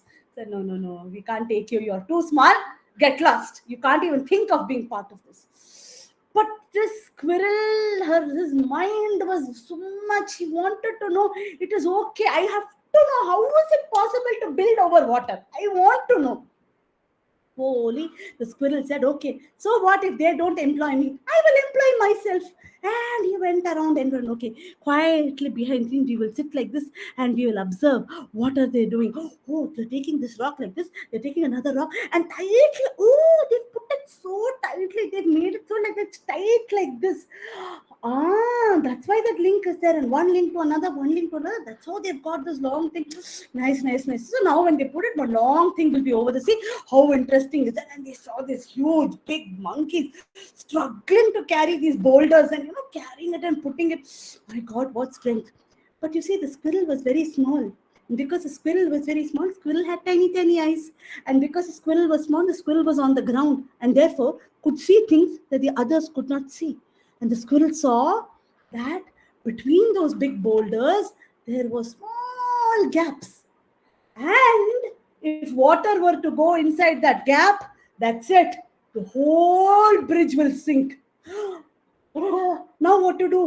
So immediately the squirrel once again went, excuse me, monkey sir, there is a leakage, there is seepage in your apartment. Again, we will listen to our architect, we will not listen to our maestri. Like that. Nobody listened to the poor squirrel. The squirrel is like, Abba, you people are working for so long and I want to help. I want to be part of the project. It's okay if my name is not there in the certificate, but I want.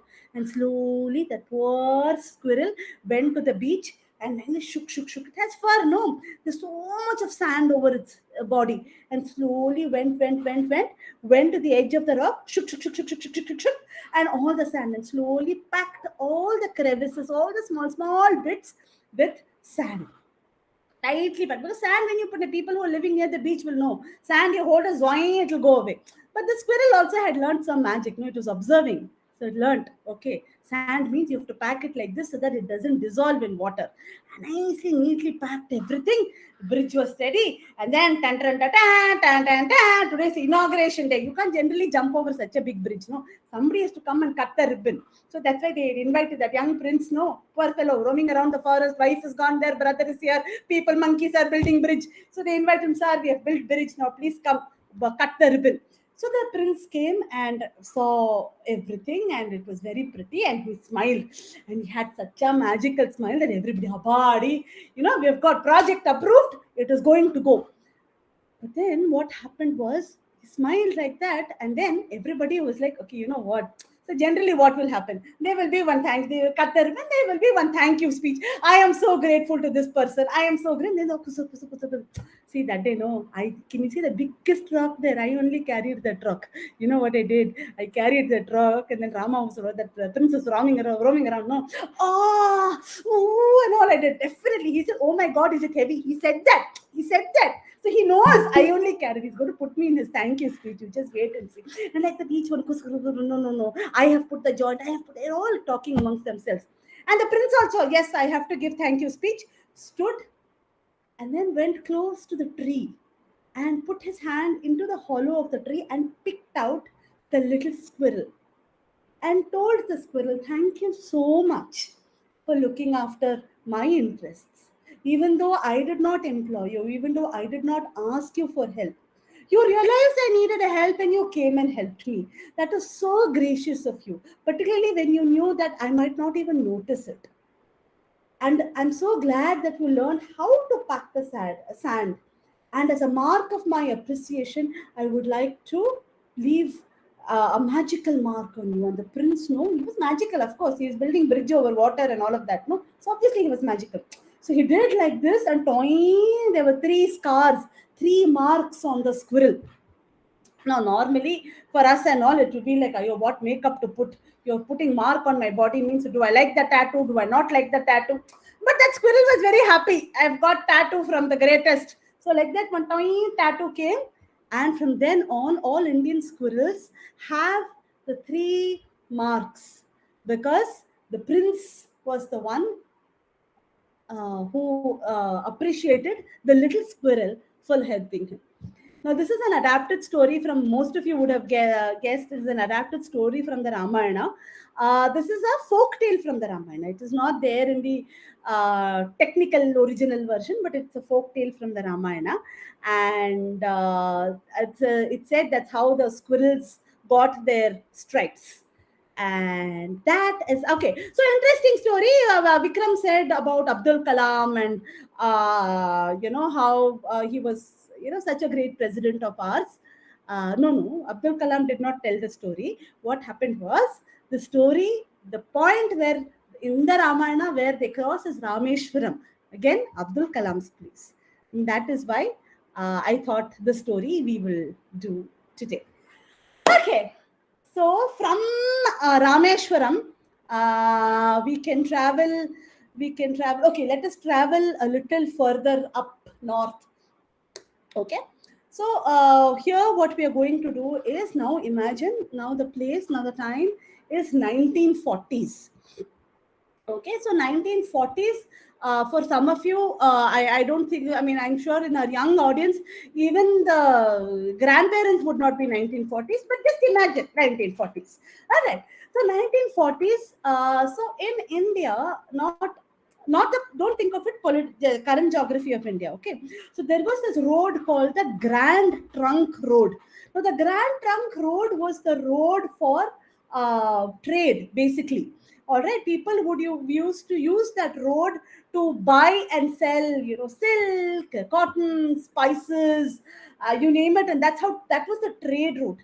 And in current geography, if you want to look at the Grand Trunk Road, go somewhere past Afghanistan, right down through Pakistan, comes into India and goes this way up to Bangladesh. Okay, it's such a long road. It was the trade road. Now there was this city. Okay, now we are going why. We've gone into the past. We're in 1940s. Okay, and we are in the city called Peshawar. Now Peshawar was at a very crucial space because it just came after the Khyber Pass. So people would be very tired and hungry. People from all over would come take a rest because after Peshawar the route used to become very difficult. So they'll stay, take some rest, and then go. That was the idea. So what would happen? People would stay for longer time in Peshawar. So people would come, means if I were to travel anywhere in the world, one day I will see, I want to experience local cuisine. And then afterwards I will say, is rasam chadam there, please? Because I cannot eat without my rasam chadam. Like that, people also would come there and then initially would say, oh, what is the cuisine of Peshawar? And then say, sir, we want to eat our own food. Can you have your own restaurant? There are also reasons why when you go on the highway, you will still get Chinese, you will still get idli, dosa, wherever in the world you go. Because people like their own food. And we'll start small restaurants. Anyway, moving back to 1940s, Peshawar. Now, this was a place where people from all walks, all trades used to cross this place. And therefore, what happened? Food was very important in Peshawar. They used to adapt their food very beautifully. Now, those days, what would happen was people used to have in Peshawar, they used to have naan and roti was very common. So they had a small eatery called dhabas. So in the dhabas only they would serve naan and rotis. It wasn't because for a naan roti, what would happen is that you need a tandoor. So tandoor is a clay oven wherein you dig in. There is the wall is lined with clay and there's coal underneath, and you stick the you make the atta into flat breads, you stick it on the wall, and with a skewer you have to take it out because it's live coals, it's smoked rotis, absolutely hot and absolutely tasty. But come on, nobody can afford to have that at home, so they used to have common places where this would happen. So Moti Mahal was one dhaba where they would serve hot tandoor and rotis, like naan and rotis like this over the tandoor. So people would come, they make their sabji at home and come and buy rotis. That was also something that would happen. Now there were two people, Kundan Lal Gujral and Kundan Lal Jaggi. Again, just to confuse people, I think people usually in most stories they will have same name or complicated names that you will go like this, like, yo, what happened to the story? Never mind. Let us there were two people. They had another friend who worked in the shop opposite. His name was Thakur Das Mago. Now, these three people were great friends, and life was going on. They were very happy with what was happening. But then, the world is never static. The last 2 years have taught us whatever is normal is abnormal. Then we adapt to that. Of course, I've got a new normal. Again, it will change. Like that. That time also there was a big change. You see, the subcontinent, what was called India, was then cut. So what would happen was that there was a people did not know what to do, and they were worried that can we stay here, can we not stay here? And so slowly what happened was, these three people decided, I think Peshawar is so far away. But I mean, it is neither in Pakistan, it is too far away from India, and in Pakistan also it's closer to Afghanistan. Maybe it is not safe. Let us go to India. And to go to India means we don't know any. They didn't have any relatives in India. I mean, what was being carved as India? Because for them everything was India. Well, then I thought, okay, never mind what to do. Let us go to this place. And, where will we go? We'll go to the capital only. Let us go there and find our job. So Kundanlal Gujral, Kundanlal Jaggi, Thakurdas Mago, three of them with their families decided to leave Peshawar and come down to Delhi. Now, Peshawar to Delhi was a long journey, long, arduous journey. There was not enough transportation, and this was a mass exodus of people. It was a big marker in history. So, what happened was they somehow got lost. All three of them got separated. In Delhi, what they had done was suddenly there was a sea of people coming. What were they supposed to do? Suddenly, how can they find houses? So, what they did was, okay, people coming in this train, you will go and live in this place. People coming from this place. So, hopefully, you will find friends. So, all people coming from Lahore will be in one area. All people coming from Karachi will be another area. Like that, they had done in Delhi. So what happened was all people coming from Peshawar. What happened? The two Kundanlals, no, where were you? I was in S1. Oh, I was in S3. No vestibule. That time no pantry car. No, that's why they did not know each other. And they came abhadi. At least somebody we know. And these two Kundanlals, and they were wondering what to do with Thakur Das. What happened to him? Now, generally when somebody they were very sad one night and they went to one shop to drink to buy some drinkables that are drunk at night. Okay, the drinkables at night, they found Thakur Das because he was also sad and he was looking for drinkables at night. So these three people, oh my God, where are you? Where are you? And they were hugging each other. They were so happy. Through the night, they were talking about, their life in Peshawar. These are people who have left Peshawar and come with just whatever they could carry. And whatever they could carry when you're packing, just like when you're traveling, when you're packing, you will think, of course I can take this. You go to the airport, the trolley, you will be struggling to push it. Similarly, these people had to physically carry, half the things they had lost on the way, lots of things got looted. They had very small things. But through the night when they were talking, they said the only thing that connected us to Peshawar was that tandoor. And we just have to start that to make us feel happy again. So then what they decided was they will start a tandoor and they will sell naan, rotis, and they will start a proper sit down restaurant. Imagine. Okay, people were laughing. Hello, we don't even have the clothes on our back. People are running helter skelter like this. We don't know if our homes will be there next day morning, and you want to have this fine dining la-di-da restaurant or what, to sit down and eat. How is that even possible? And this was a culture that people ate at home. We never went out and ate. What are you thinking? But these people, what they thought, we need some reason to be happy. We need to create something like that. And they were adamant, and they started they created Moti Mahal in Delhi. And not only the rotis and naans, what had happened also was that over the year, we said Peshawar, lots of people come. They learned about meat, that you can put, if you put meat in masala and put it inside the tandoor, it comes out very tasty. Now, people in Delhi were so far away from Peshawar. They had never heard of anything like this. For them, meals was only puri aloo, puri bhaji. This tandoor and all they had not heard of. And here they were serving lovely, luscious meat, dripping chicken, nicely marinated, and then put in the tandoor, and then served so nicely. And the side, they also realized there were a lot of vegetarians, like everything else. From 1947 itself, they started. Any dish you can make paneer version out of it. So they made paneer version also out of it for those who were not eating. And this went on slowly. It was getting to be a success, but literally hand to mouth existence it was today. That's all. One night, they were closing their shop. It was late into the night. All right, they were closing their shop. Isn't cleaning out? Restaurant means they'll close at 10 for the guests, but by the time they close, it will be 1 o'clock. No, that kind of a time. Still of the night, it was winter. What had happened was there was a truckload of people who had come. They said that they have come from the other side of the border, and we've come to Delhi because this is the capital and we have nowhere to go.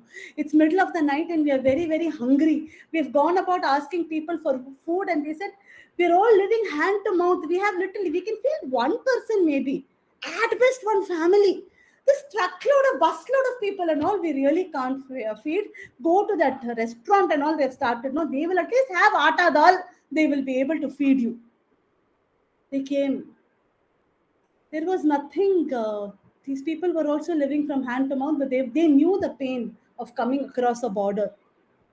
So they said, no, we have to feed them. Something we have to do. So step one, see, if women, I mean, anybody who is cooking, I mean, who's in charge of a kitchen will know. Suddenly guests come for lunch, no? Before you plan the menu, one tuar dal, one pasipari, you'll soak it, and rice you'll soak. Then we'll think of menu, because in any case, you have to use it.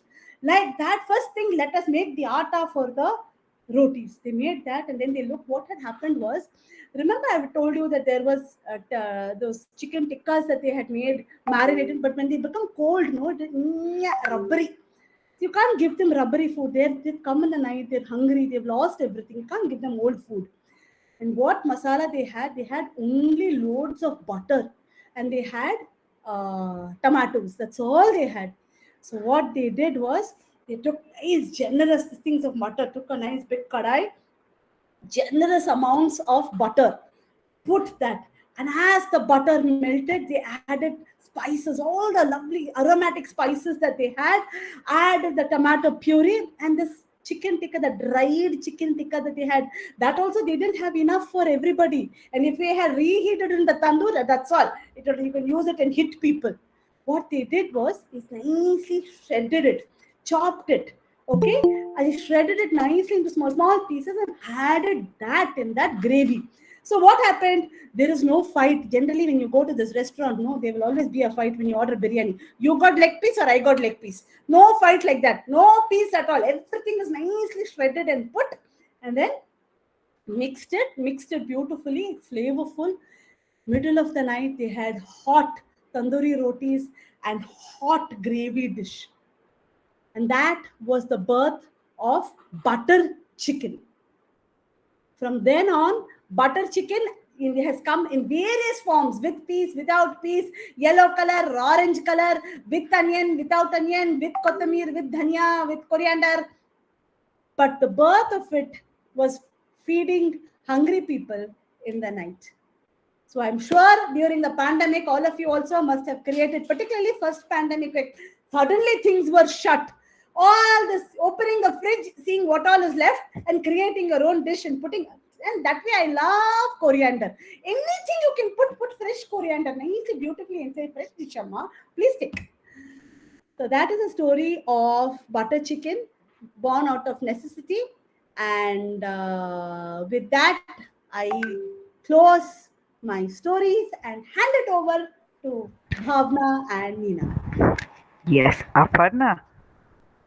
Yes, ma'am. Toy the tattoo. That was so cute. And you have, and then you have your energy and you're just effervescent. Thank you so much. And even the butter chicken was very nice, and I'm hungry. Anyway, right. Thank you so much, Aparna. Thank you for coming in. Thank you for sharing. My honor, my honor. Yeah, and Innovation is really indebted to both of you. Anyway, now Shailaja. Shailaja has been such, just watching you has been a pleasure. Your smile, I can, it really touches hearts across the mile. Bhavna will introduce this lady with a smile. Thank you, ma'am.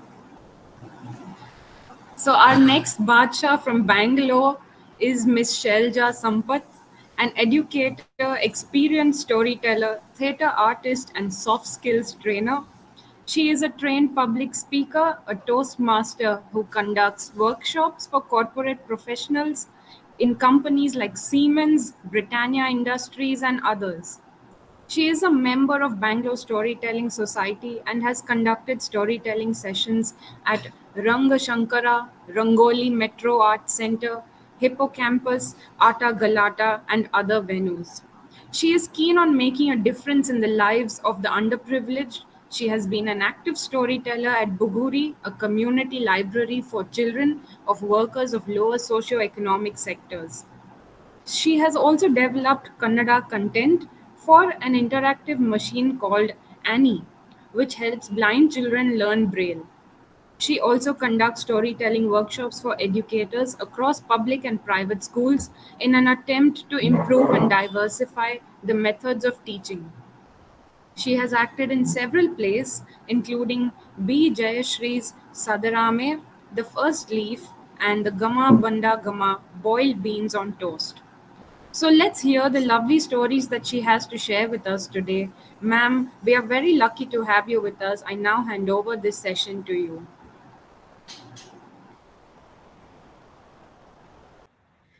Thank you so much for the introduction, and thank you, Nina ma'am, for inviting me over. I'm really happy to be a part of this program to celebrate Dr. Kalam's birthday. Let's jump in. So, why am I here? Do I remember why I'm here? Of course, I have to. I am here. I am here to tell you all some stories that will drive away all your troubles and all your worries. I am here to tell you all some stories that will drive away all your troubles and all your worries. Tandanana tandanana re. Tandanana tandanana re. You can laugh, you can cry, you can even think and wonder of the stories that I tell you of here and yonder. You can laugh, you can cry, you can even think and wonder of the stories that I tell you of here and yonder. I'm happy to share my stories with you so that it spreads some cheer around us too. I'm happy to share my stories with you so that it spreads some cheer around us too. Tandanana tandanana re. Tandanana tandanana re. Tandanana tandanana re. Tandanana tandanana re.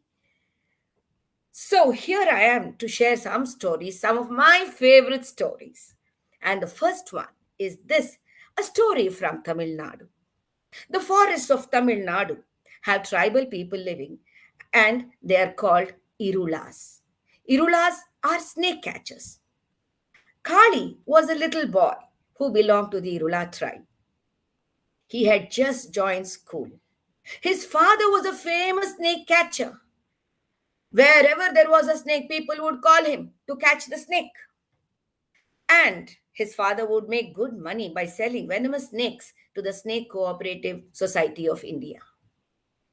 You must be wondering, what do people do with venomous snakes? But then they make medicine for snake bite called as the anti-venom. So Kali's father used to catch snakes and sell it to the Snake Cooperative Society. Kali would help his father. His feet would move like lightning to catch snakes. I don't know if I told you, but then he had just joined school. This particular day, he was walking through the forest to the school in the village. But he was very, very sad. He was dragging his feet slowly while going to school, and he was complaining and whining away. I don't want to go to school. Nobody in school likes me. And I also don't like to go to school. Even I don't like the school. You might be wondering, why was he so unhappy to go to school? That's because it had been 2 months and he did not have a single friend. You might wonder, what was wrong with Kali? Why didn't he have even a single friend? I'll tell you the reason why. It was the first day of school. All the children had come and sat down in their respective classrooms.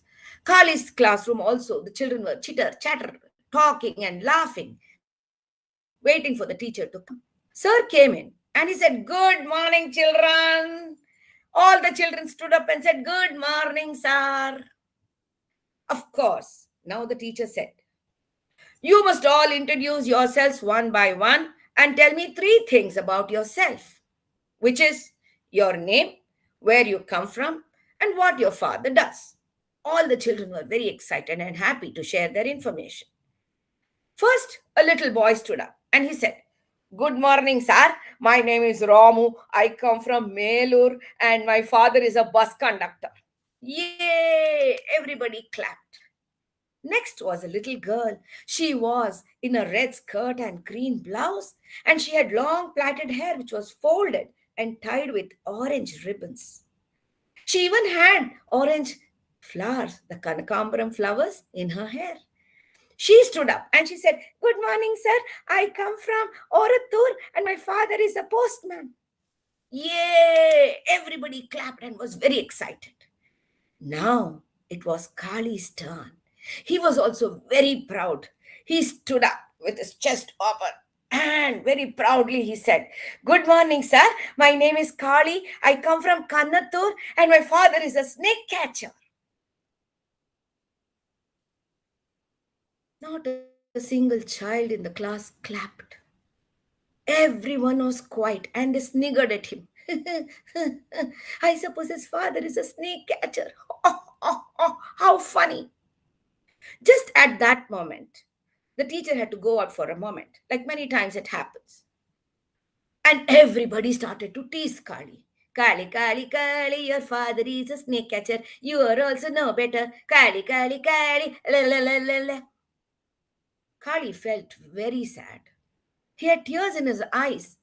And he felt, oh, maybe it's not good to be a snake catcher. My father also should have been a bus conductor or a postman. And he sat down quietly.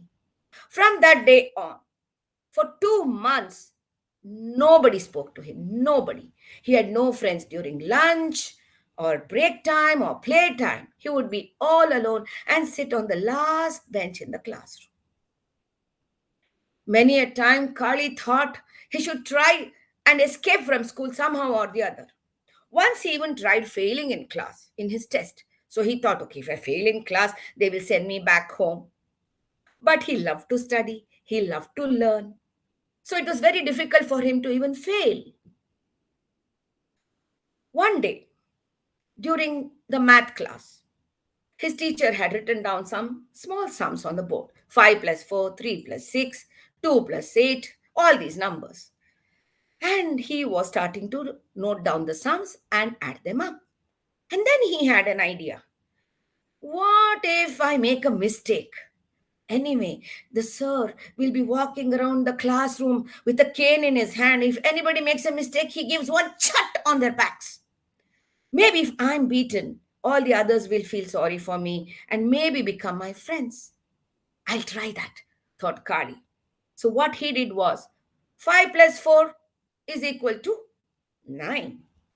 But he wrote 7 and he smudged his slate and waited for the teacher to come. The teacher was going around the class with his cane in his hand and he was standing behind Kali. Kali waited with the bated breath. Now I'll get a beating on my back. Now I'm going to get it. Now I'm going to get it. But surprisingly, his teacher, he patted his back and said, "Kali, you're always neat with your work. Why have you smudged your slate like this? Look, everyone, this is the first time Kali has made a mistake. Otherwise, he never does it. He's always perfect." Oh, Kali was upset. Oh my God, now all the more nobody will speak to me. That was it. And then the bell rang. Tan, tan, tan, tan, tan, tan, tan, for lunch break.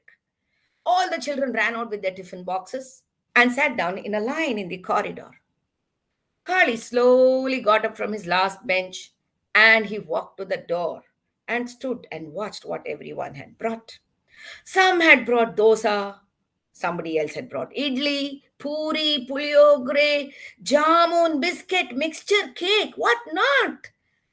Kali was curious to know what his mother had sent him. He slowly opened his tiffin box. Oh my goodness, I dare not eat this here. Everyone will tease me. I better go away to the end of the field and eat all by myself. So he went to the farthest end of the field, sat on a stone bench under a tree, and ate it all by himself. His lunch didn't seem so tasty at all. Now you must be wondering, what could he have brought? His favorite dish was fried termites. Like people eat chicken, mutton, eggs. He lived in the forest. So that's what they got, termites. And it was his favorite dish. His mother had sent it to him because he loved it. But today, because he was unhappy, it didn't taste so good. He thought, next time I'm going to tell Amma not to send this to me. The bell rang again. Dun, dun, dun, dun, dun, dun, dun. All the children rushed back into the classroom. Kali, as usual, dragged his feet to the classroom and sat on the last bench. Now it was English letters. Teacher had written A, B, C, D on the board and had asked them to write in their books. Now, in a village school, it is the same teacher, class after class after class. Now, the sir was there. He had asked everyone to write. Kali was very concentratedly writing with his pencil and didn't bother about anything else around him. But suddenly he was startled to hear everyone screaming, "Help! Help! Sir! Help! Help!" Kali looked up and saw that everyone was staring up to the ceiling. And he too looked up, and there on the ceiling was a huge rat snake trying to come down, dangling. Kali knew that any moment it would fall down, and thump! It fell down right in the middle of the classroom. The children all got scared and they scattered from here to there, running from left to right, right to left.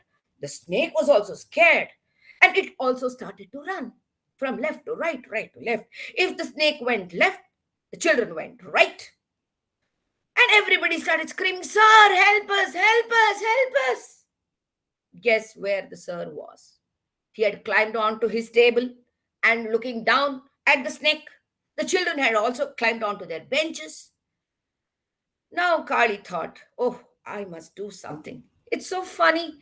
We Irulas run towards the snakes and these people are running away from it." So he slowly advanced towards the rat snake. He remembered his father had told him rat snakes are not poisonous, but their bite can be very painful. Kali, be careful. So he slowly went towards the snake and tried to catch it. "Shh," said the snake, and he went back. All eyes were on Kali, and there was pin drop silence. Kali again went towards the snake and grabbed its neck in one hand and tail in the other and lifted it up. Everyone rejoiced. "Kali, Kali, Nandri, Nandri, thank you, thank you." Kali had tears of joy rolling down his eyes. He was so happy that people were appreciating him. And everyone gathered around him, all his classmates. And they started to say, "Kali, you must sit next to me. Kali, you must sit next to me." Kali said, "I need a bag to put this fellow in first." And 10 children ran in 10 different directions to get him a bag. And finally, somebody brought him a bag. He put the snake into the bag, tied its mouth, and placed it near the wall, thinking, "My father will get good money for the snake." And once he put the bag down, everybody started to pull him from this side and this side. "Kali, you sit next to me. Kali, you sit next to me. Kali, you sit next to me." Kali smiled and said, "Yes, I'll sit with everybody." And like most classes have one rowdy boy in the class, there was one here too. He was called Rowdy Ramesh. And Rowdy Ramesh said, "Hey, Macha Kale, if anybody troubles you, tell me da. I will look after them." Kali smiled. "Nobody will." And then slowly the teacher got off his table and came to the children and said, "Come on, children, go to your places. Why are you all afraid of a simple rat snake?" The children giggled like all friends giggle do. They looked at each other, smiled, and went back to their respective places. That is how Kali finally earned respect and friendship through this act of his. So, there is a little song which I tell normally after the story, which is Think of a life without a farmer. How will it be? There will be no bread or even butter, which will make us remain hungry. All jobs are important, whatever you're going to do. Be a cleaner, engineer, or carpenter. All of us need each other. All of us need each other. All of us need each other. With this, we come to the end of the first story. I would now like to take you all to Karnataka from Tamil Nadu. This is a story of a ghost, a friendly ghost. Let me start. There was once a poor man named Ramu. Ramu was so poor that he was really tired of being poor all the time. So he decided to go on a pilgrimage to pray to the gods to give him a comfortable life, a better life. So he just had a small bundle of food with him and started to walk. He walked and walked through the hot sun. And finally, he was so tired and hungry and thirsty, he decided to take a little break and rest. But those days, they never carried water bottles like we do now. So he kept listening and walking. Can I hear the gurgling of a river somewhere? There must be somewhere here. And he walked. Finally, he could hear kluk, kluk, kluk, kluk, kluk, kluk, kluk, the noise of water going over and flowing. And he was very excited. He went towards the trees, and there he found the river flowing. He walked to the edge to wash his hands and feet before he had his lunch. He was about to wash his hands when a voice called out, "Don't do this." Oh my God. Now, who is talking here? Where is this voice coming from? He again went to wash his hands. Again, he heard the voice, "Don't do anything here." He couldn't care less. He was so thirsty. He went and washed his hands and looked around for a shady spot. He found one under a tree and he went there and sat down to have his lunch. He was about to start his lunch. "Don't eat here." Now, who is this? Say something. I don't care. And he continued to eat and he finished his lunch. He went and washed his hands again, came back to the tree and slept under the tree. He was so tired. He slept very well and woke up by evening. When he woke up, he stretched himself. Let me start walking before it gets too dark and reach a village so that I can stay overnight over there. He was about to leave when again the voice called out, "Don't go away. I need your help." Now, who are you? Where are you? I can't see you. Why do you expect me to stay? "Just look up. I'm here in the tree above your head," said the voice. And he looked up. Oh my God! It was a Brahma Rakshasa, a ghost. He was afraid and he wanted to run away from there. The ghost said, "Don't run away. Don't run away. I need your help. I won't harm you." "Are you sure you won't harm me? You promise?" "Yes, I do promise. I will not harm you, but I need your help." "Tell me what it is I have to do." Can you see the temple there?" "Where?" Huh? "There, right behind the other tree." I see. What about it?" "You see, there is a person there who plays the Nadaswaram, pam, pam, pam, pam. He plays so badly.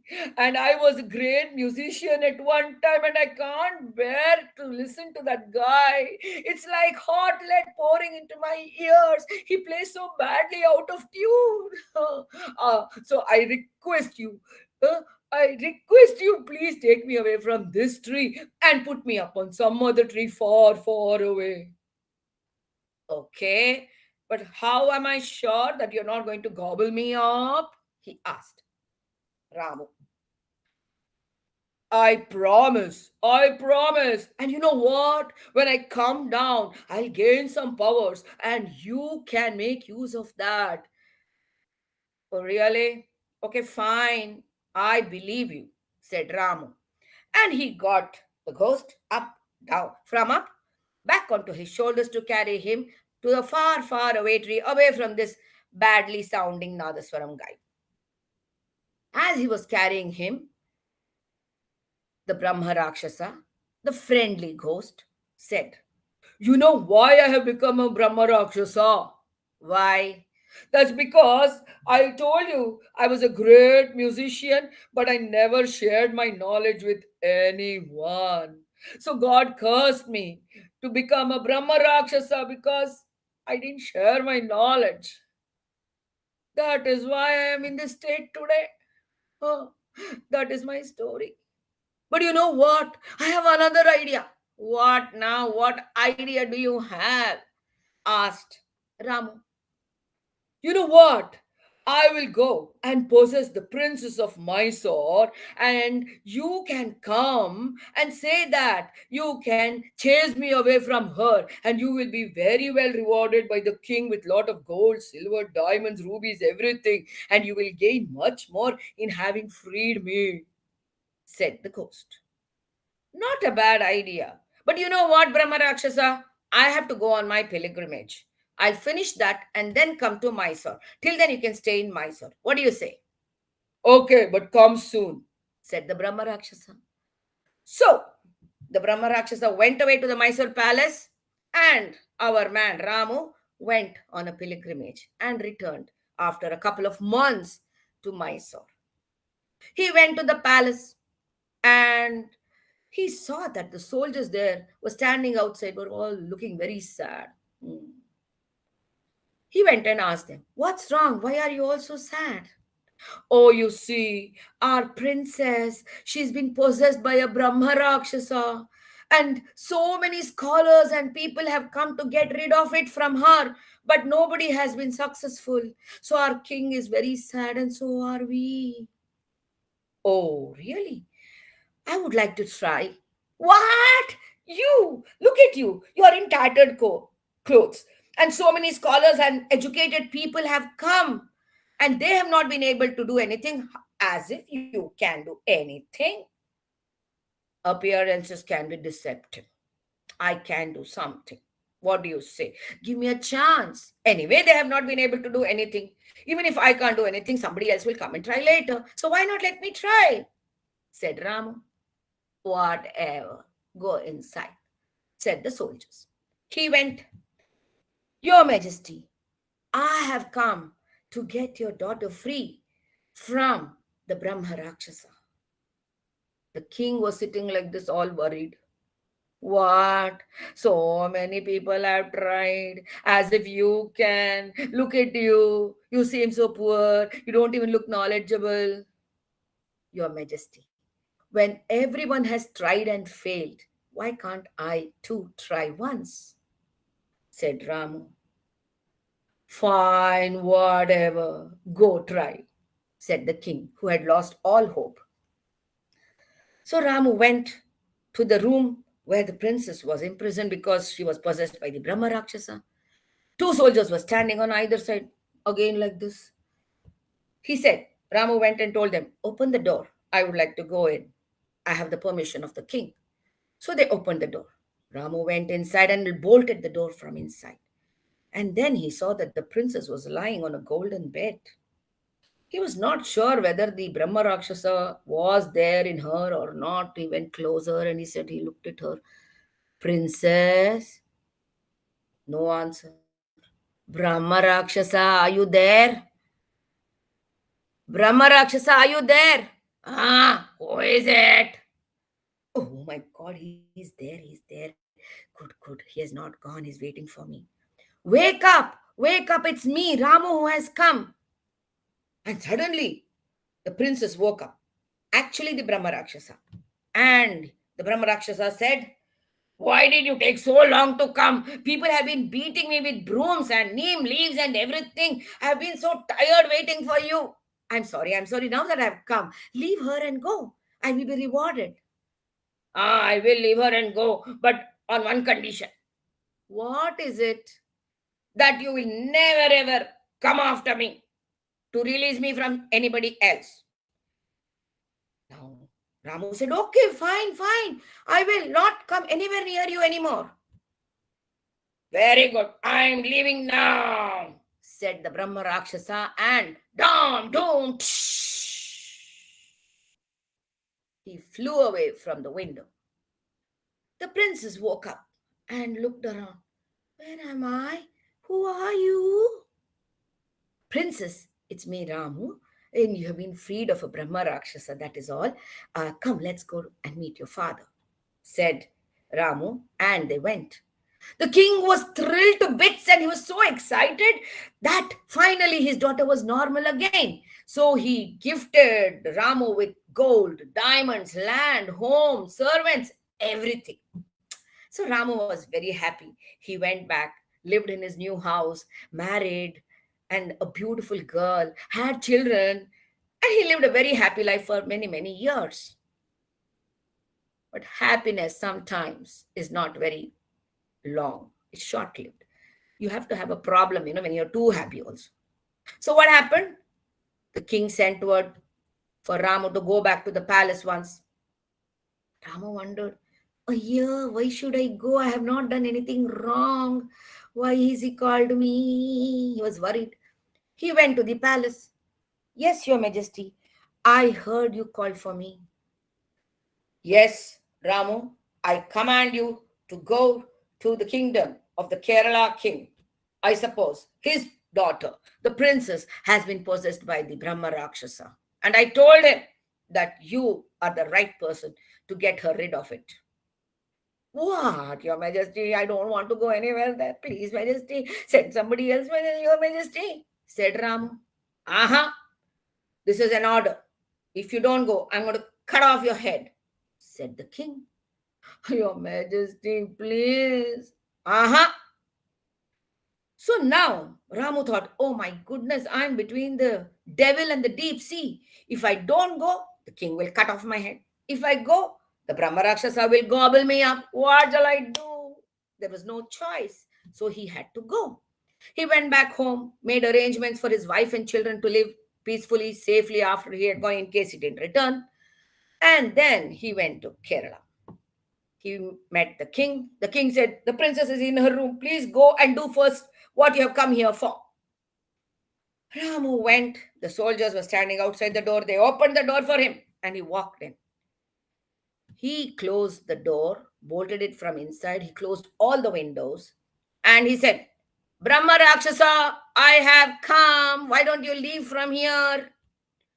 I told you not to come here. I'm going to gobble you up. Wait a minute. I had no choice. I had to come here. So please don't trouble me. I won't trouble you. You go away somewhere else. Why do you want to just cause me trouble? My life is quite happy. I'm quite happy. I don't want any more troubles. Please go away. No, I won't go. What will you do?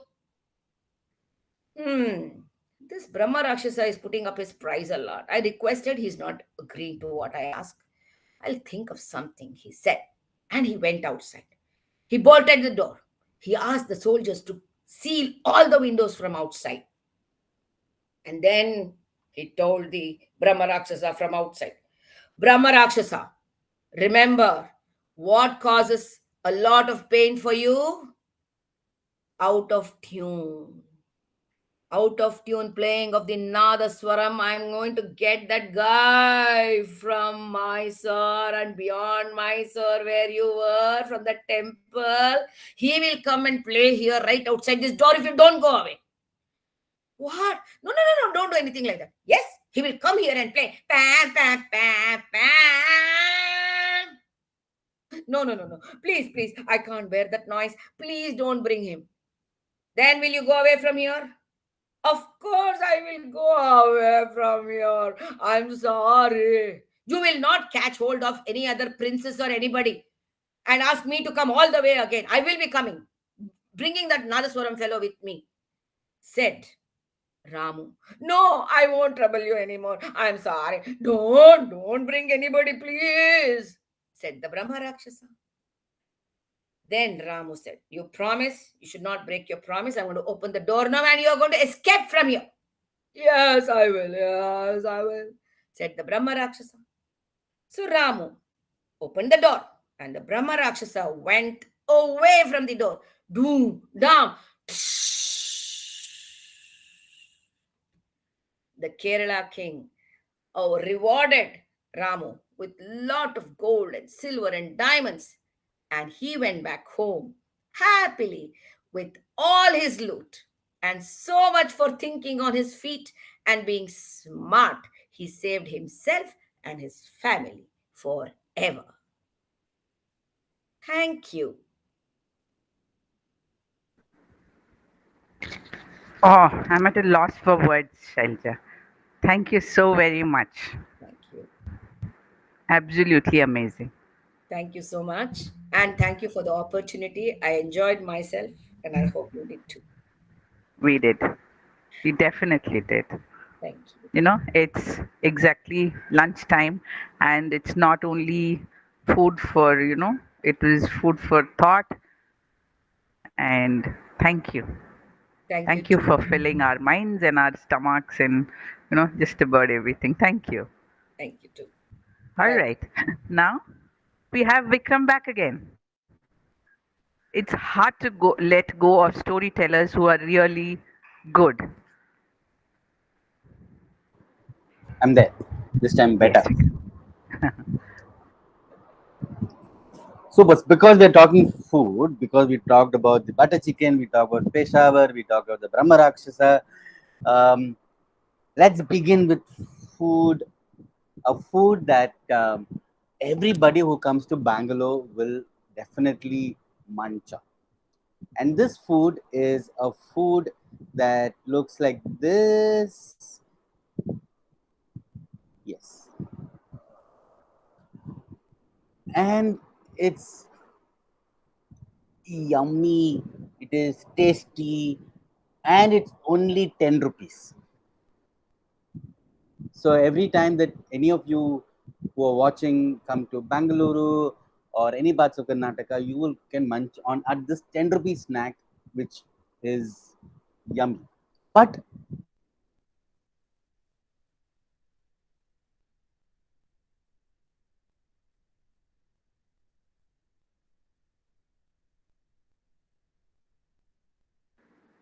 Oh, technical snack. He'll be back again.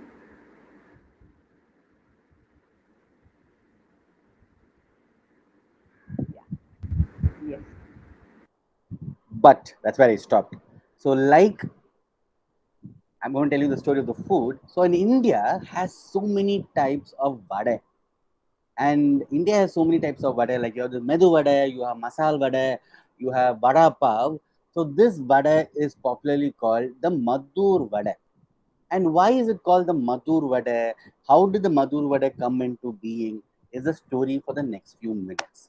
And for that, I'm going to take you from Bangalore to Mysore, but neither Bangalore, neither Mysore, but in between both these places.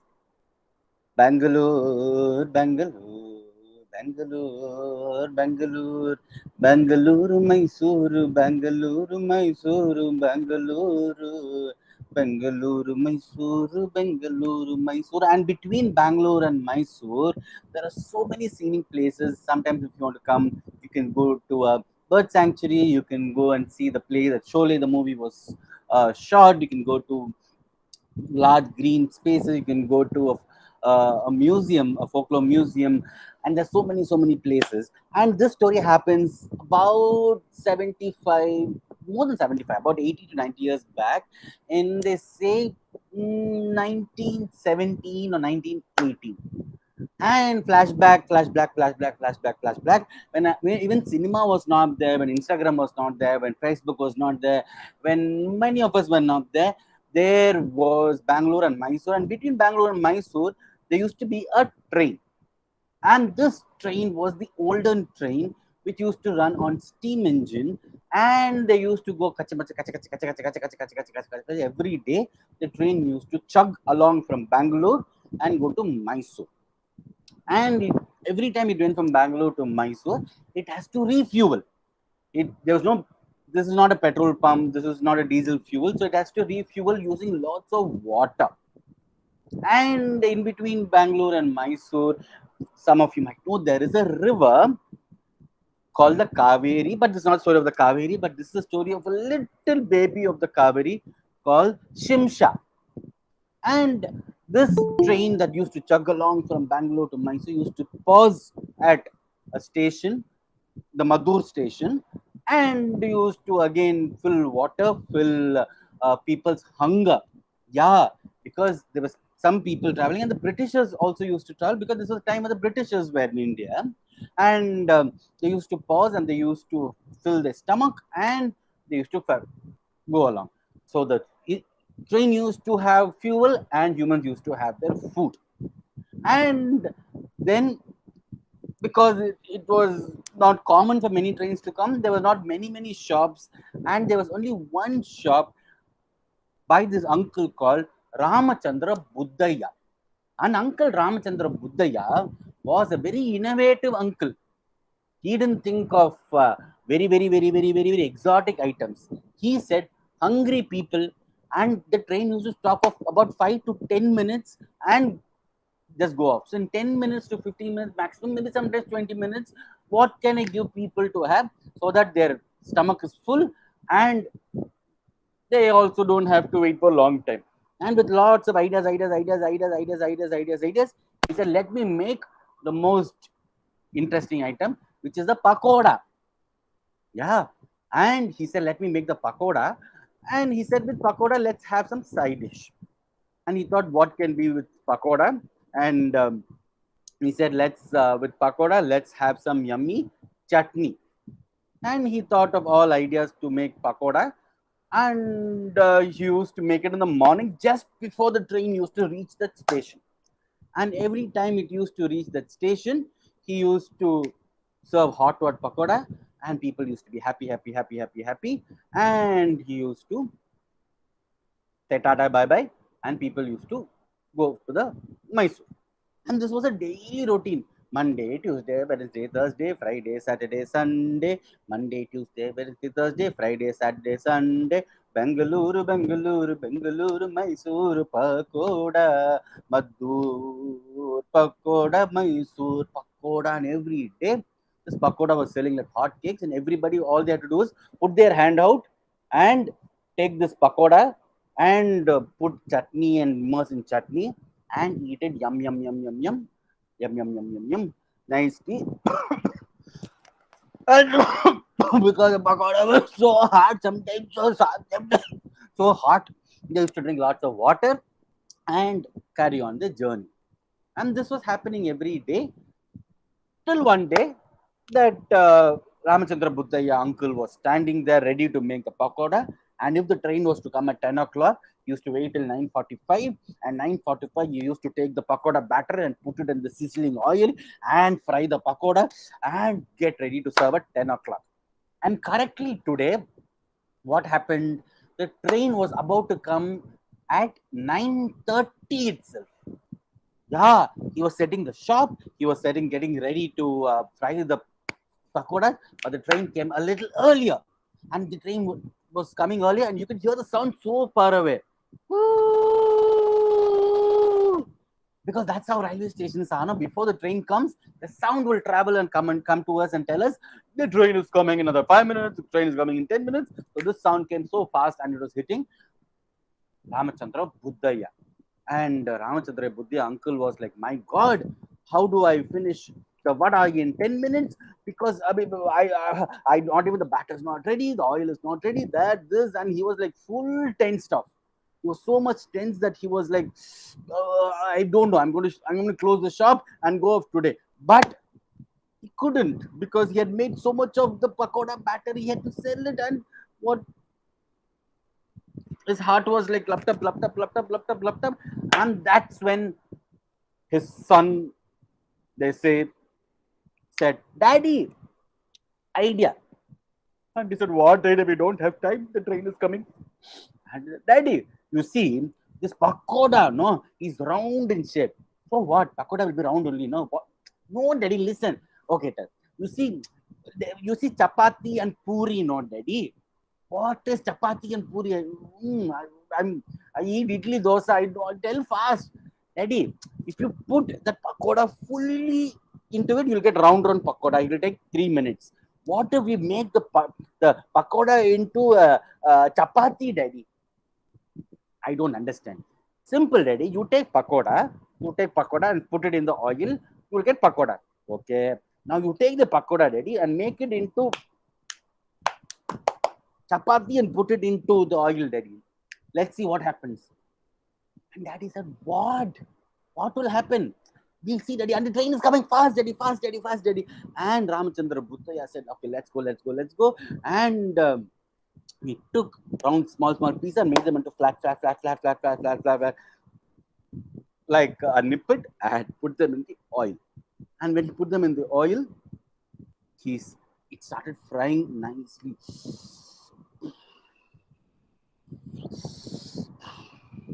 And it started frying and frying and frying and frying and frying and frying and frying. And he finished making all the pakoda into flat items very, very quickly. He made them so fast that he could make so many of those flat vadas. And he was so excited. And the train came, and the train stopped, and everybody is asking, where is the pakoda? Where is the pakoda? Where is the pakoda? Where is the pakoda? Where is the pakoda? Where is the pakoda? Where is the pakoda? He said, wait. And he gave them a new item. And he took this new item and put it in a plate, in a banana leaf, and he served with the same chutney. And they said, what is this? What is this flat thing? This is like appalam. This is like papad. What is this? You eat. Don't ask questions. Eat and tell me how does it taste. And he said, eat it, and if you want, you can break it and eat it. And everybody took it in their hand and broke it and dipped it in that what is called gitti chutney, which is thick chutney. And it was dipped in gitti chutney, and slowly each one put it in their mouth. And as they put it in their mouth, it's so yummy and tasty that it just hit them like this. And it went into the mouth, and it got over, and people even ordered many more. And they ordered so many more that the entire vada was finished. But they asked them what is this called? You called it pakoda. Pakoda. Okay. What is this item? And he said, okay, this is also flat oda. This is appalam oda, or what do we call this? I don't know. And what do we call this? And he thought and said, okay, like vada, I fried this today, so we'll call it vada. But you see, there are so many vada. There's masala vada, there's medu vada, there's this vada, that vada. So what do we call that? And he said, okay, because this is made in Maddur, I will call it Maddur vada. I said, wow, Maddur vada. Yes. And from that day, 1918, this Maddur vada got invented near Bangalore. And any time that you go to a bus stop or you go to a public space, you go to a market, you go to railway station, all you have to take from your pocket is 10 rupees and give 10 rupees to the person, and you will get this yummy Madhur vada. So next time you come to Bangalore, either through a flight, through a bus, through a train, the first thing you can take your 10 rupees and give and say, Onde ontu Madhur vada kuttiya? And they will give you, and they'll say, you want it hot or not hot? If you want hot, they might heat it in a microwave and give it to you. If not, just have it. And it's called paisa vasool. And some Madhur vada are like huge, triple XL size, this big. And some Madhur vada can be this small also. Depends on the mood of the person who makes it. And take the Madhur vada, enjoy the Madhur vada, and celebrate the different types of vada in the country. Because Madurai has a different vada, Bangalore has a different vada, but vadas is vada. And you go to Madur, like the famous restaurant MTR, there was Madur Kitchen. This restaurant, they say it's gone away, but there is a restaurant called Madur Tiffany's where you can have this Madur vada. Bangalore, Bangalore. From Bangalore story, we're going to go to another story of a vegetable. We all love our sambar. South India, across the world, wherever we go, our sambar and rice. What a taste! And the sambar has so many items, and this item is about one particular vegetable, which color was is always out of the box. So whenever you wake up in Madras or anywhere else in Tamil Nadu, you will hear one sound, and the sound is like this: Katrika, Vendaka, Pavaka, Kos, Katrika, Vendaka, Pavaka, Kos, and that's like a sing song, ting tong, ting tong, ting tong, ting tong, ting tong, ting tong, ting tong, ting tong, because that is the sound of the vegetable vendor before the stereo boxes came, and they used to they have audio boxes to tell the vegetables. Human voices used to tell that vegetable has come, and from the voice of that katrika, you will know if the vegetable vendor is the end of the road or near the road or next to your house. And this katrika, oh, in English, this katrika has three words: aubergine, eggplant, brinjal. And I've always wondered, how can one dish have just three different names? But then we might not know the history, but they say there is a fictional story, a mythical tale to this. So I went searching for the story. Why? S. Katrika, called three names: aubergine, brinjal, eggplant. And like many stories, it starts with once upon a time. ஒரே ஒரு ஊர்ல there was a palace, and this palace was a very royal palace, and this palace had a king and a queen and lots of ministers and had lots of other people who worked for the palace. And there was this most important person who was in charge of the food: chef. Yeah, and the chef was that person, and everybody gave orders, everybody could get angry except to the chef. Because what if the chef puts extra salt in your dish because you scolded them? What if the chef puts no sugar in the tea or coffee? So people were very nice to the chef. But our chef was extremely lazy. Seriana Somberi. One lazy chef. But the most yummiest dishes he could make. You name the dish, he could churn it out in few seconds in the most tastiest way that he could compete in Master Chef without any competition. He'll enter the finals and win it. And that was the chef, the royal chef. And like every other day, the chef was in charge of buying vegetables from the market, and to plan the day and to make a curry and a poriyal, a vegetable dish, a dry vegetable. So Mondays, Tuesdays, but it was no different. Every day he has this was his routine, and he used to go once in a week to the big market and get the vegetables for the next week. And so it happened that this was the last day of the week, and the last day of the week was approaching, and he had forgotten that the next day was a market holiday. So, which means that there was like today's a holiday for many of us. It was a market holiday, and he didn't plan for the next day. So there's absolutely not or any vegetables left in the kitchen to make any curry. But he was so lazy that he forgot that today was a holiday. And he went on talking to the minister. He was talking to the minister, chatting with the minister, and he was asking everybody who was going about their days, what was happening, and he was sleeping. Yeah, he was sleeping with a sound that went from Delhi to Chennai, Chennai to Kolkata, Kolkata to Bombay. And it was so loud and the thing, but he was forgiven because his food was tasty. And the king and the queen thought that today they won't have breakfast, they'll have directly lunch. And they said 11 o'clock we'll have lunch. They gave the information, but our lazy cook, chef, forgot that they're going to come early for the lunch. So he thought 11:30, 12, he will get into the kitchen and prepare it so that by 1 o'clock he can prepare the lunch. So he thought he'll sleep till 11 o'clock. But our king and the queen were hungry that day and they arrived at 10:30 to the eating table. They had informed, but our lazy chef nicely forgotten and slept off. And they came and they asked for the chef. Chef, where are you?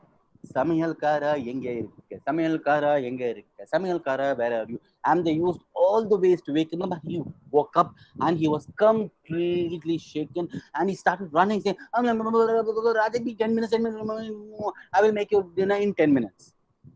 No, sorry, Raja, lunch, I know.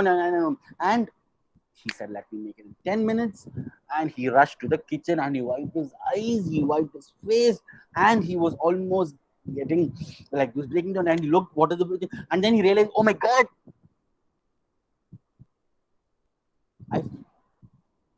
there's nothing to make. And he was like, to do, what can I do? And he saw in one corner where most of the rejected vegetables were kept was one such vegetable. And this vegetable was not green, not red, a color which is not common among vegetables. Yeah, it was the brinjal. And you see its color? In Tamil, it's called Muda. And this color was not, it's not a common color for vegetables. So always this was kept just to be added into other dishes and forgot. But not as a main dish. But today this was the only vegetable left. So he took the vegetable and he had no other choice. And he was constantly knowing that there's only few minutes left. He took it and he saw it in his hand. How does it matter? He snipped the top part and cut the vegetable and said to himself, what can I do? Well, like the best chefs in the world, the best dish doesn't come with planning, it comes with accident. So he put the vegetable, he put some oil, he put some coriander, he put some all spices, masala, all that was there in the kitchen, and he heated it to a level in which he was sure that this was somewhere like a dish that could be edible. And he added a little more oil because that could nullify any other taste he thought. And this was brimming with oil. It was a curry which was not the purple violet, but at least now, like any other curry, was brown in color. He took it in a bowl and garnished it with corianders, a little bit of all the leaves that were available. So he made sure that the king and the queen thought this was the most well-dressed curry. Put in the bowl and took bowl of rice and took both together, full speed, went and kept it. And the Raja and the Rani looked at him. What is this? And he said, well, I tried something new for today. I know that you're coming today, you're not having your breakfast, so I thought I'd make something new. Okay, they said. And they put the rice and the steaming curry and mixed it and took it in their hand and put it in their mouth. And it melted. And they finished the entire dish in few minutes. And the chef was extremely happy. And they turned to him and asked him, what is this called? Well, he said, you see, there is brinjal, so it's called brinjal curry. No, what is this brinjal curry called? I put oil, so it's called oil brinjal curry. So it's oil brinjal curry. Yeah.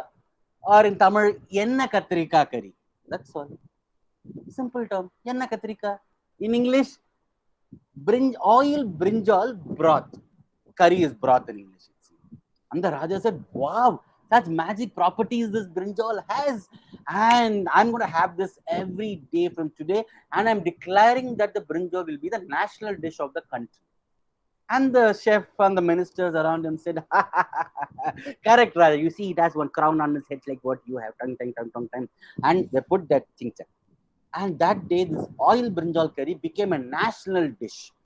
And the king and the queen declared morning, evening, night, midnight, mid afternoon, enna katrika or oil brinjal curry should be had with all your items.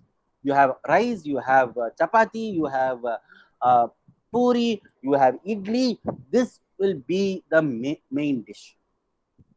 And the news spread, the news went across the nation, and everybody had to make this oil brinjal curry. And they started making it every day. And Monday, Tuesday, Wednesday, Thursday, Friday, Saturday, Sunday, everybody had it. And the children, you see, children are little. One day okay, today okay, but we can't keep having every day. They give you back feedback immediately. And after 2 or 3 days, the children started telling their parents, "What is this?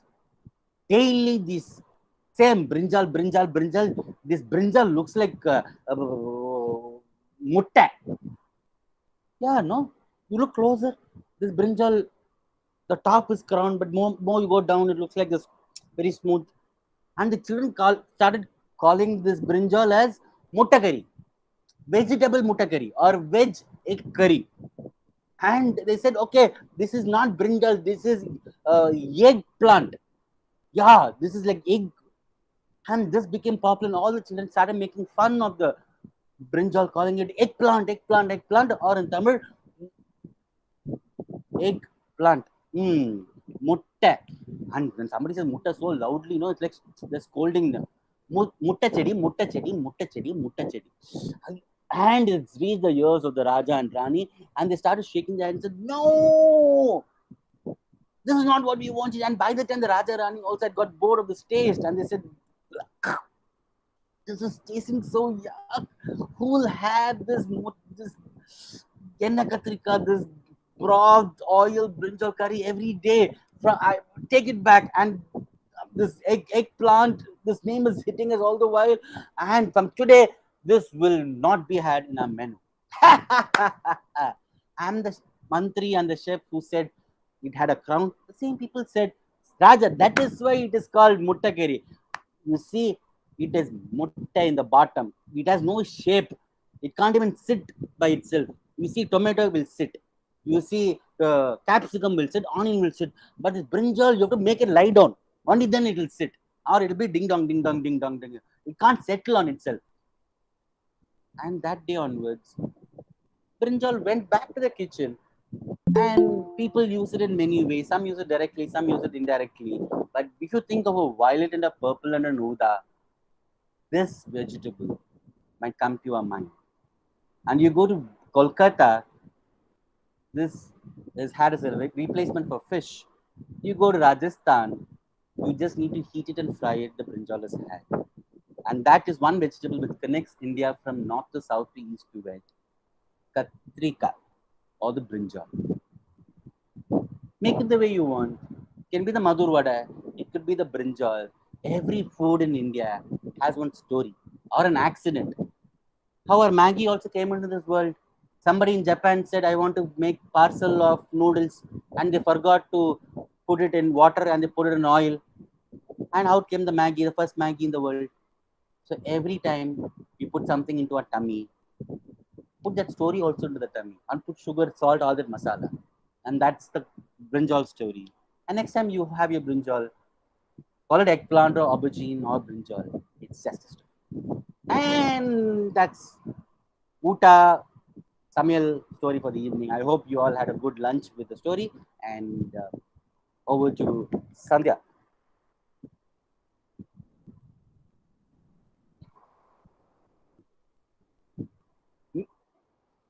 Nina can't hear you. You're mute.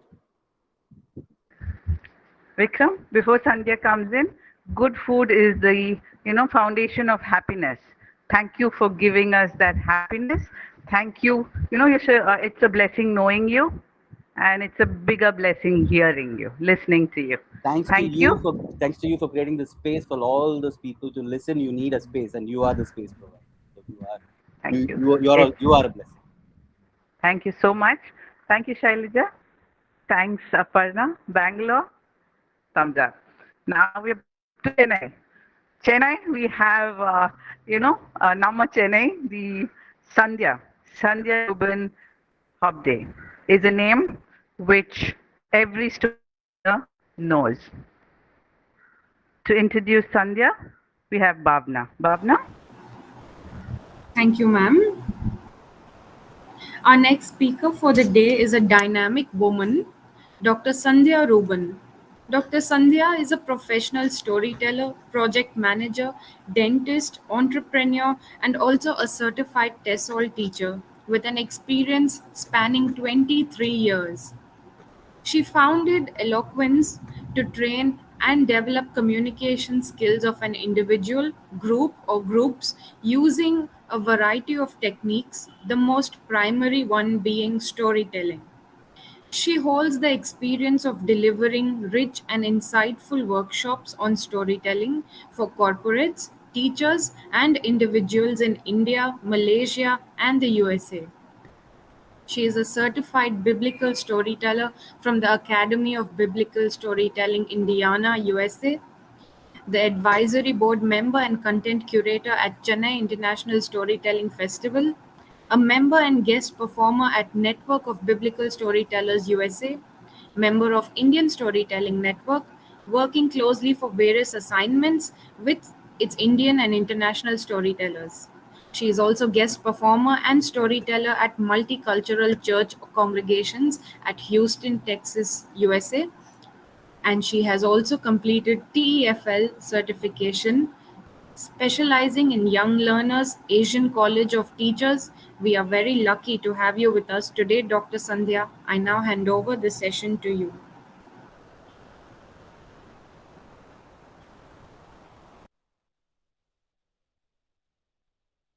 Ma'am, you have to unmute your mic. Okay, all right. Well, I said it's a very pleasant afternoon in Chennai, where we are. The weather's kind of cloudy and overcast, and the typical weather for you to enjoy a nice Bangalore Uta and take a nice siesta.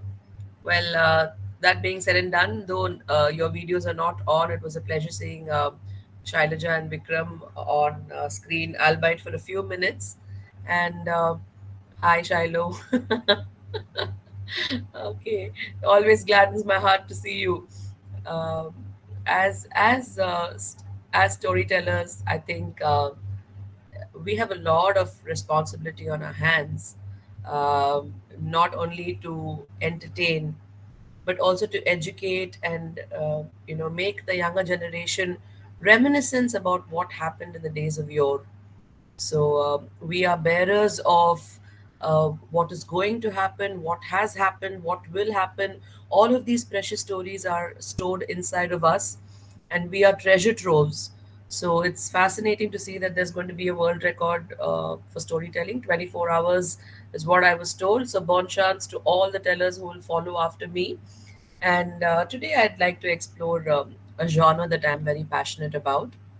It's stories from the Judeo Christian literature, and many of us have heard smatterings of a few stories here and there, but we really haven't explored it in great detail. And in Judeo-Christian literature, my niche is with stories of powerful women who have held uh, places of leadership and who have transformed and touched economies and nations. So, with that being said, I'd like to tell you the story of a very popular queen. Uh, Forgive my usage of the word popular. I should say a very brave and a very fearless queen who lived almost 3,000 years ago in ancient Judea. And her name is Esther. And today I'm going to unravel the mysteries of the secrets of Esther's story in your midst. So sit back and relax, and let's get transported in time all the way to the century that was before Christ. And this happens in a place that is called Susa. It's the citadel, or it's the capital of a thriving kingdom that was established by this Persian who was called as Xerxes, as history popularly calls him, but his whole name was Ahasuerus. Now, many stories in many religions and cultures follow a similar motif. So, this is the motif of a woman scorned.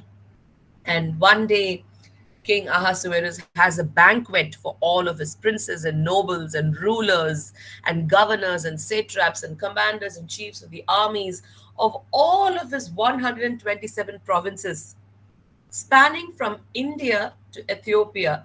That's right, my friends. The word India finds mention in the Old Testament of the Bible, perhaps the and only time in the book of Esther. So Xerxes had his kingdom spanning from India to Ethiopia, and it numbered 127 provinces. And he said, today is the day that we celebrate the coming together of all of these 127 provinces. And you know, when there is a party, there is a lot of drinking. So he ordered for wine in the finest of goblets, lovely food, decadent pillows to lay on, and to feast your eyes on different kinds of entertainment. And all of this, and all the nobles and people were gathered there amidst fine linen and purple, and they were gasping over such luxurious celebrations that the king had ordered. And now, well, now, after all of this, the king remembers that he had a queen, just like gentlemen to forget that they have a queen. So he remembers the queen, and then he says, "Bring Vashti, my queen, to me, because I want to see her in all her beauty and splendor." Now, the real reason why he wanted to bring Vashti was he wanted to parade her off as a showcaseable piece. But Vashti understood his intentions and refused to come to the court. And when the attendants who went to call upon Vashti returned to King Ahasuerus with this news, he was beside himself with fury, and he said, "What? She has refused my invitation to come to the palace on the royal banquet?" And so he huffed and he puffed and he walked about for a bit, and he did what all men would usually do. He deposed her from being queen. He said, "You no longer are queen. You may retire to the harem." Well, you see, the passage to queendom, or should I call it the rites of passage to being the chosen one, is through this place called the harem. And so she got demoted to the harem state. And now, after all these things had passed, King Ahasuerus remembered Vashti and all that she had done to him, and the decree that he had issued against her. And the king's servants or attendants who were attending to him said, King, this is not a matter of concern. Just go and seek yourself out virgins. And mind you, virgins from all of your 127 provinces. Issue orders to the kingdoms, the commanders, and all of the nobles. And when these virgins are sought out, gather them under the care of the keeper of women, the eunuch Haggai, in the citadel of Susa, and ask him to give all these women their magical cosmetic treatments. And then, O king, if a girl pleases you, choose her to be queen over Vashti. And Ahasuerus heard all this, and he was very pleased with the suggestion. So he went ahead and did just that. Now, in the citadel of Susa, there was a Jew whose name was Mordecai.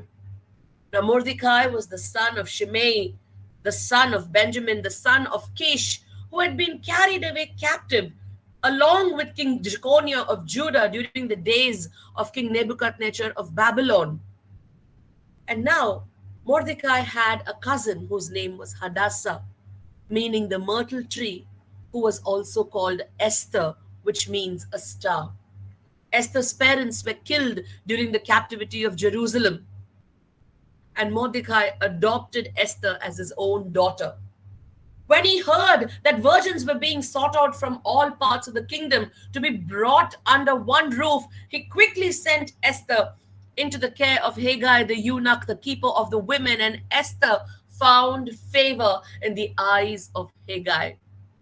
And guess what? He gave her all the cosmetic treatments, her special diet, And in addition to 7 maids, he moved her up to the front of the harem, which was probably the best place that there was.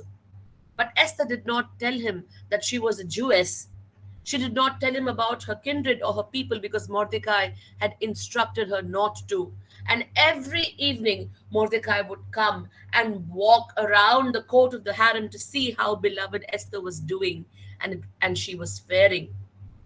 Now, when it came time for a young woman to go into the king, it was usually after a year of women's regulation, 1 year, 6 months of soaking in fine ointment, 6 months of fine perfumes and cosmetics and hair removers. Very important to be hairless in front of a king. All of these treatments put together for 1 whole year. And then the girl would be summoned into the king's presence. And when she could go in, she could carry whatever she wanted to from the harem to the king's presence. Now, she would go in the evening and she would come out in the morning and straight away be sent to the second harem, the place where the royal concubines were kept. And this too was under the care of a eunuch whose name was Shazgaz. And until the king delighted in her, or until the king remembered who this was by name, this said woman could never return to the presence of the king. Now it was the turn of Esther to enter into the presence of Ahasuerus. It was the 10th year of his rule, and it was the 10th month, the month of Tebet, when she was summoned into the king's presence. And Esther took not anything from the royal harem except for the advice of Haggai the eunuch. When Esther began to walk towards Ahasuerus, all eyes fell upon her, for she was tall and stately and beautiful. And the moment she stepped into the court in the presence of King Ahasuerus, she won his love, his favor, and his devotion. And of all the virgins that had been gathered from 127 provinces, King Ahasuerus loved Esther. And he took the royal diadem and placed it on her head and made her queen instead of Vashti. And of course, after one is crowned queen, there is always a grand celebration followed by the end so many thank you speeches. Thank God that the Bible doesn't record a thank you speech of Esther. But then he went on to celebrate lavishly like he had done before, eating and drinking and summoning all the nobles and the princes from the provinces. And he also declared the coronation day to be an official holiday. Yay for holidays. And he gave gifts with royal liberality. Now, when the virgins were being gathered around, Mordecai, the uncle of Esther, the Jew, was sitting at the city gate. And there were 2 eunuchs who were guarding the threshold, Bigtha and Teresh. Now, these eunuchs were extremely angry with King Ahasuerus and they wanted to assassinate him. And this information fell into Mordecai's ears. He conveyed this to Queen Esther, who promptly conveyed it to the king, and an inquiry began. And when they were found guilty, they were hung with no mercy. May I remind you that hanging was the highest form of punishment in the kingdom of King Ahasuerus. Everything was going at a steady pace. Things were comfortable, birds were chirping, people were working, the grain was blessed, the land was plenty. At this time, the king chose to elevate a certain man named Haman. Haman was an Agagite, an enemy of the Jews. Now he elevated Haman to the rank of his chief commander and set his throne far higher than the nobles of the court. And all of the king's servants who were at the gate came down and bowed and made obeisance to Haman, except for Mordecai, who refused to bow down to Haman. And when the king's servants asked Haman day after night, "Why do you disobey the orders of the king?" Haman just answered and said, "I am a Jew. I bow to none other than my God." And when Haman heard of these things, he considered it beneath himself to just lay a hand on Haman alone. He wanted to eliminate the entire community of Jews from the kingdom of King Ahasuerus. It was now the 12th year of Ahasuerus' reign, and it was custom to cast a lot or pur on the day or the date of a decree, and the pur or the lot fell on the 13th day of the 12th month of Adar. And Haman went to the king and he said, "My lord, there is a certain people in your kingdom, they just don't follow your rules, they just don't follow your decrees. They are a strange and a weird people. I don't think you have to tolerate them anymore. Just get rid of them. Just get rid of them. And I will deposit 10,000 talents of silver into the treasury, and the king's process and participation will be enabled with the deposit of this money." And so Ahasuerus removed his signet, gave it to Haman, and said, "The money has been given for the people and for you. Do what you think is good to these people." And so quickly, Haman summoned the king's secretaries and he issued an edict or a decree to all the commanders, the governors, the satraps, the nobles, and the chiefs of the 127 provinces, each in his own language and its own tongue, saying that on the 12th day of the month of Adar, all of the Jews in the kingdom of Ahasuerus would be killed, destroyed, even annihilated, be they men or women, be they young or old, and all of their property will be plundered and destroyed. And the couriers bore these letters to the provinces and made great hurry, and they went into these provinces. Now Ahasuerus and Haman sat down and ordered a drink. And while they were drinking, there was much confusion around them in the citadel of Susa.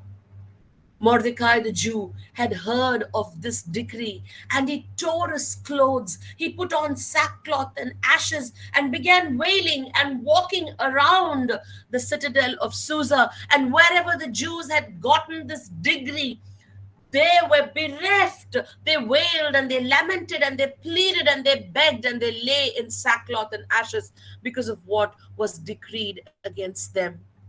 Now, the attendants of Queen Esther and the eunuchs went and conveyed this to her, and her heart was distressed for the sake of her uncle. She sent change of garments through their hands, but Mordecai refused to accept them. Now the queen called for her eunuch, the chief of them, Hatak, and said to him, "Go and inquire of Mordecai and see what ails his heart." So when Hatak went to Mordecai, Mordecai told him all that had happened and even told him the exact sum of money that Haman had promised to deposit into the treasury. He showed him a copy of the decree that was issued at Susa and wanted him to go and show Esther the same decree so she could in turn entreat the king for her people. Hatak went back with this grievous information to Esther and conveyed it to Esther. And Esther said, "Go back to Mordecai and tell him this.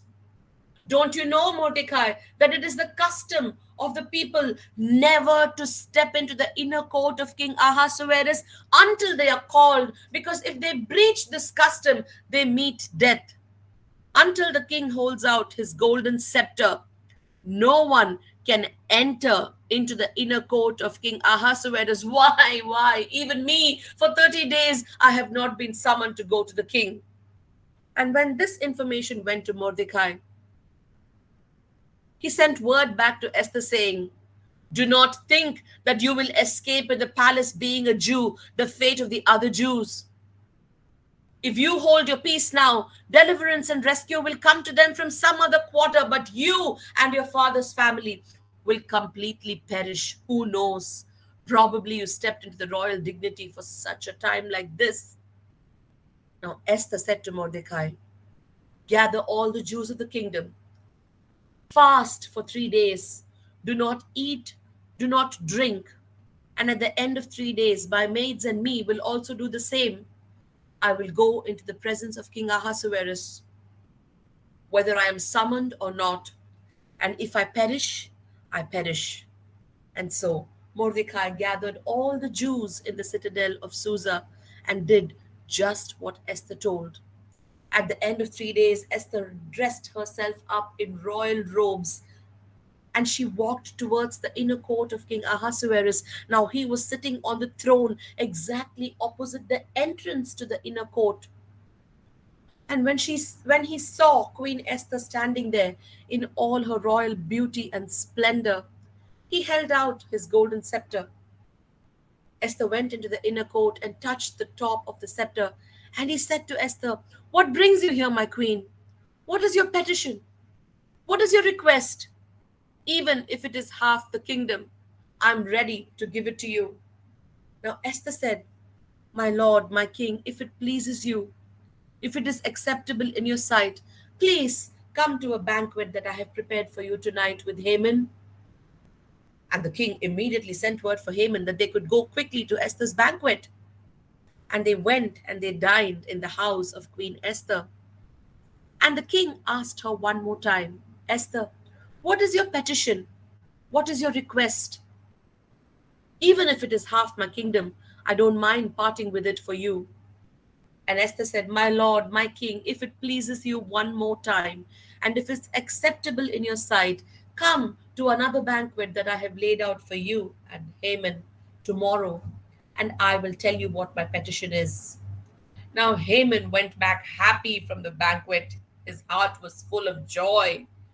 And on his way, he saw that Mordecai did not bow before him or make obeisance.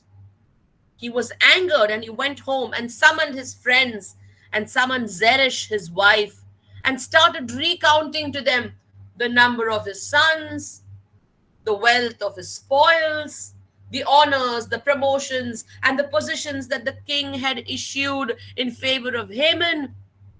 But he said to them, "What does all of this bring to me except for disappointment when I see that when I see that Mordecai does not bow down and worship me?" To which Zeresh, his wife, said, "My lord, let us build a gallows that is 50 cubits high, and we will hang Mordecai upon the gallows tomorrow after you speak with the king. So then you can go to Esther's banquet with a glad heart." And Haman had the gallows built to hang Mordecai the Jew. The next day, Haman went along with the king to Queen Esther's banquet. And as they were reclining, and as they were eating, and as their hearts were getting glad with wine, King Ahasuerus asked Esther. He said to her, "Queen Esther, what is your petition? What is your request? That I may grant you even half my kingdom." And then Queen Esther said, "There is a proclamation that has come out in the kingdom that all of my people will be killed and annihilated. Even if they were sold into slavery, I would have held my peace, O king. But how can I live knowing that my people are going to be annihilated very soon?" And immediately King Ahasuerus turned to her and said, "Who are these? Who is the enemy? Who is the one that has issued such a decree?" And she immediately turned and pointed to Haman and said, "This Haman, this enemy, this foe, he is the one that has brought about this decree." King Ahasuerus was consumed by wrath, by anger, and he rose and he immediately went into the royal gardens. But Haman remained there to beg and plead at the feet of Queen Esther for his life. He was begging and pleading because he knew that he would have no mercy at the hands of King Haman. When the king was beginning to come back from his walk, his anger had abated. But he saw Haman lying on the couch, on the same couch that Queen Esther was reclining, and his anger was incensed one more time. And he went to her and said, "How dare you hurt the queen even in my home?" And just as the words stumbled out of Haman's mouth, his face was covered with a cloth, and they led him away. They led him away. And soon there was another eunuch in the service there who said, "Lord, there is a gallows that was built to hang Mordecai. Remember, Mordecai was the one who saved your life. Mordecai was the one who tipped you off about the assassination plan.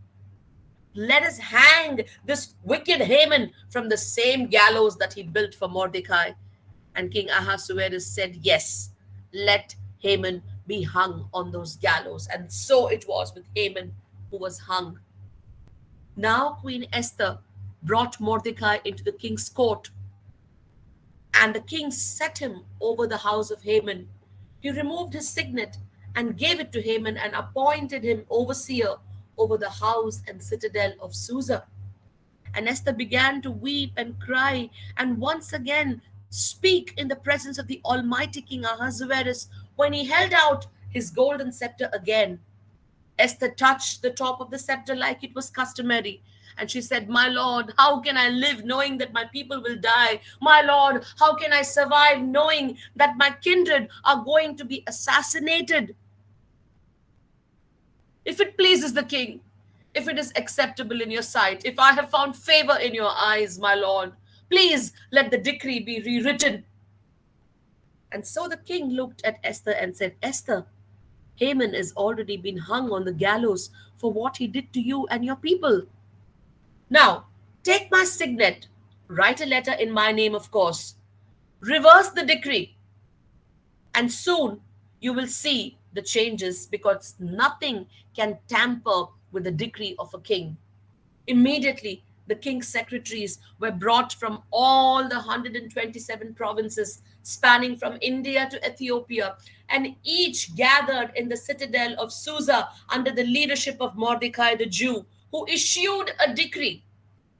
And this decree was written and transcribed in every language, in every tongue. And royal steeds that were bred in the royal stables were dispatched with the fastest of riders so they could convey this decree to the Jews in all the provinces. And the decree simply said that on the 13th day of the 12th month of Adar, Jews could gather themselves under one roof and they could defend their lives against people who were planning to kill and plunder. And now they were free to kill or annihilate any of them that were plotting against the Jews. Quickly, the decree was put up and published and issued everywhere. And soon, the Jews started gathering together to defend themselves against the reversal of the edict that Mordecai had issued. Very soon, people started gathering and people started celebrating, for the plans of the enemy, Haman, had been washed out completely because of the bravery of Queen Esther, who had the courage to touch the royal scepter when it was held out to her.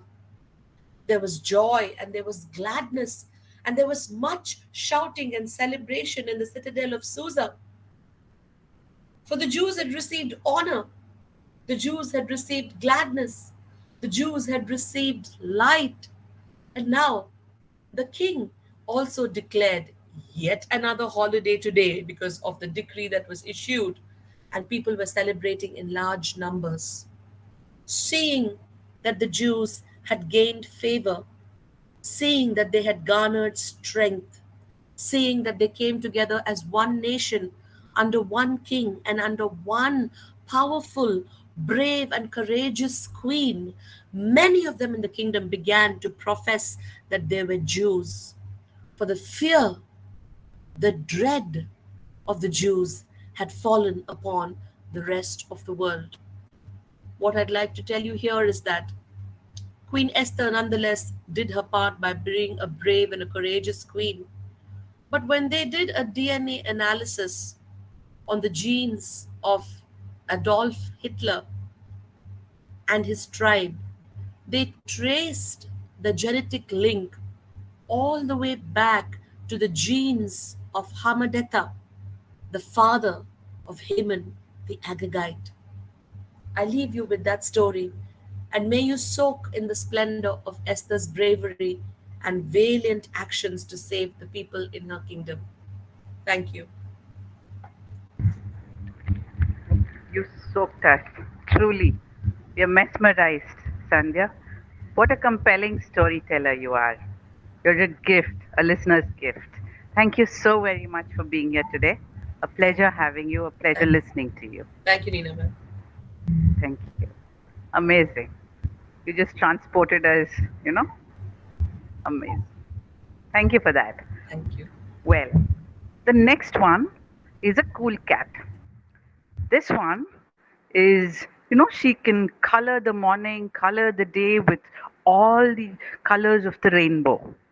A rare rainbow, this storyteller. Adorable Amanda for us. Welcome, Amanda. To introduce Amanda, we have Bhavna. Thank you, ma'am.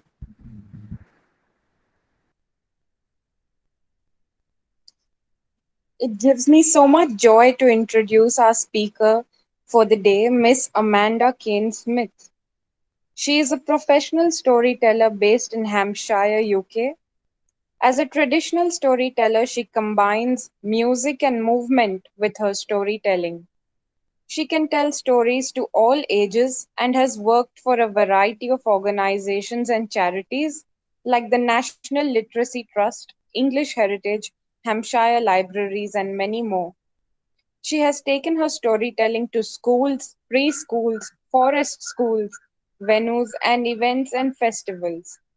She conducts an engaging and energetic storytelling experience through her workshops, popularly known as merry-go-round storytelling, which is highly creative and interactive. She also includes the use of handmade props and puppets. She also conducts creative storytelling workshops, which include more puppet making, mask making, and model making for young children and children with special needs. She always tailors her storytelling to perfectly suit every occasion, giving her audience a wholesome and personal experience. She is the beautiful voice behind her podcast called Funny Tales and Fairy Tales and has recently authored a book called Test Valley Tales. We are very lucky to have you with us today, Amanda, and I now hand over this session to you. Amanda, unmute.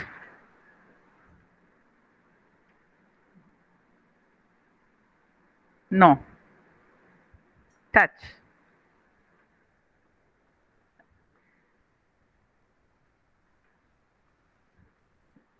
Yes, sometimes you have to wait for nice things, you know. Yes. No. You have to unmute. What happened?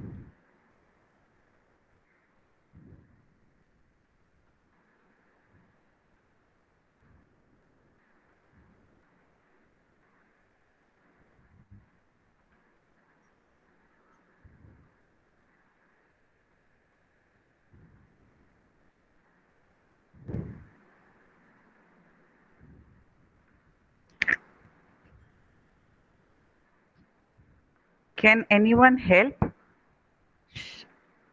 She's, you know, pressing the unmute button, but it's not unmuting. Can somebody help? Can she try to rejoin the link, Nina? Yeah, Amanda, can you leave and then get back in? Maybe key in the ID afresh. Okay. Thank you, Sandhya. No Anyway, problem. we've been actually listening to Amanda's stories for quite some time now, and she is so vivacious. She is so exuberant. She just keeps the entire session, you know, alive, and you just feel happy after the entire thing.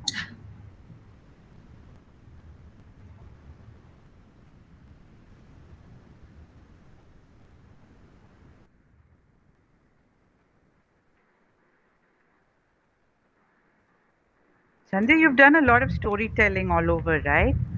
Yes, Nina. And you know there are different genres, etc. Now, which do you think is the most easiest to learn for a newcomer, a person who just wants to enter into storytelling?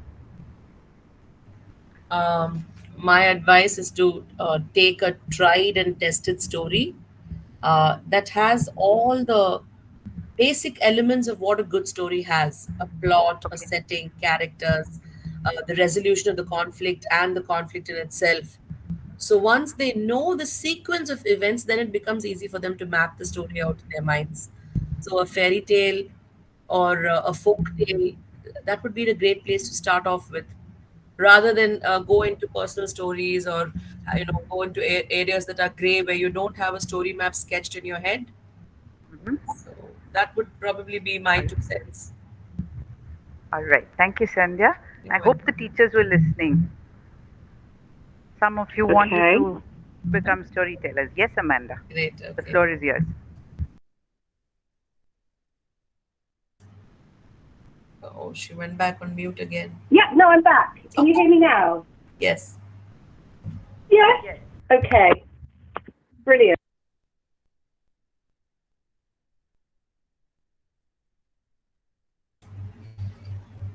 Right. Hopefully you can all hear me. Yes, we can hear you now. Yes. Yes. Brilliant. Right. Hello, everybody. I'm so sorry about that. My name's Amanda, and thank you for that lovely introduction. I'm so sorry my microphone wasn't working. So if that's okay, I'm just going to get on and start to tell my story. Hopefully that's all right. You can all. Yes, that's okay. Fantastic. So I thought, as this is an international storytelling challenge, I thought I would tell a couple of stories from around the world. So the first story I am going to tell is a story set in Africa, which for me is a long, long, long way away. Now, I want you all this morning to engage with your inner child, to free yourself and feel happy to join in with the actions as I tell the story. And we're going to have a little bit of fun. So let's start the story. Long, long ago, in Africa, the rain hadn't fallen for such a long time that all the animals were starving. The ground was hard as stone and dry as a bone.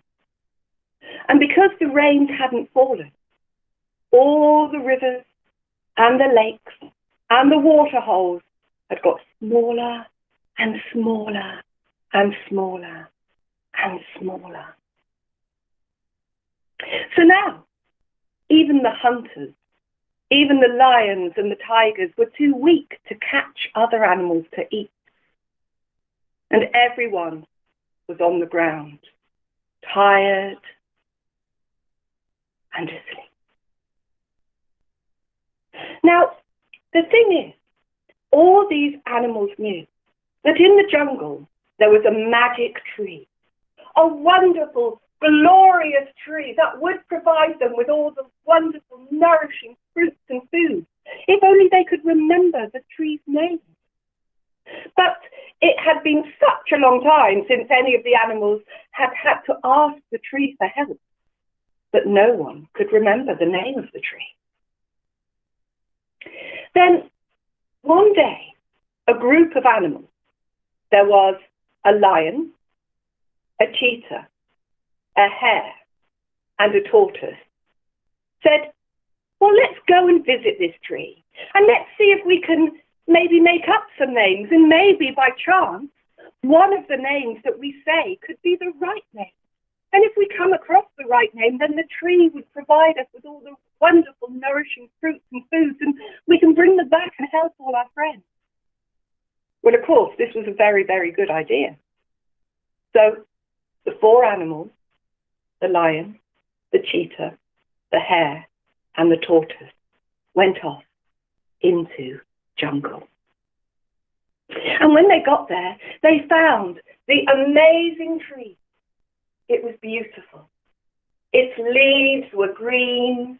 Its trunk was brown. It was the most beautiful tree they had ever seen.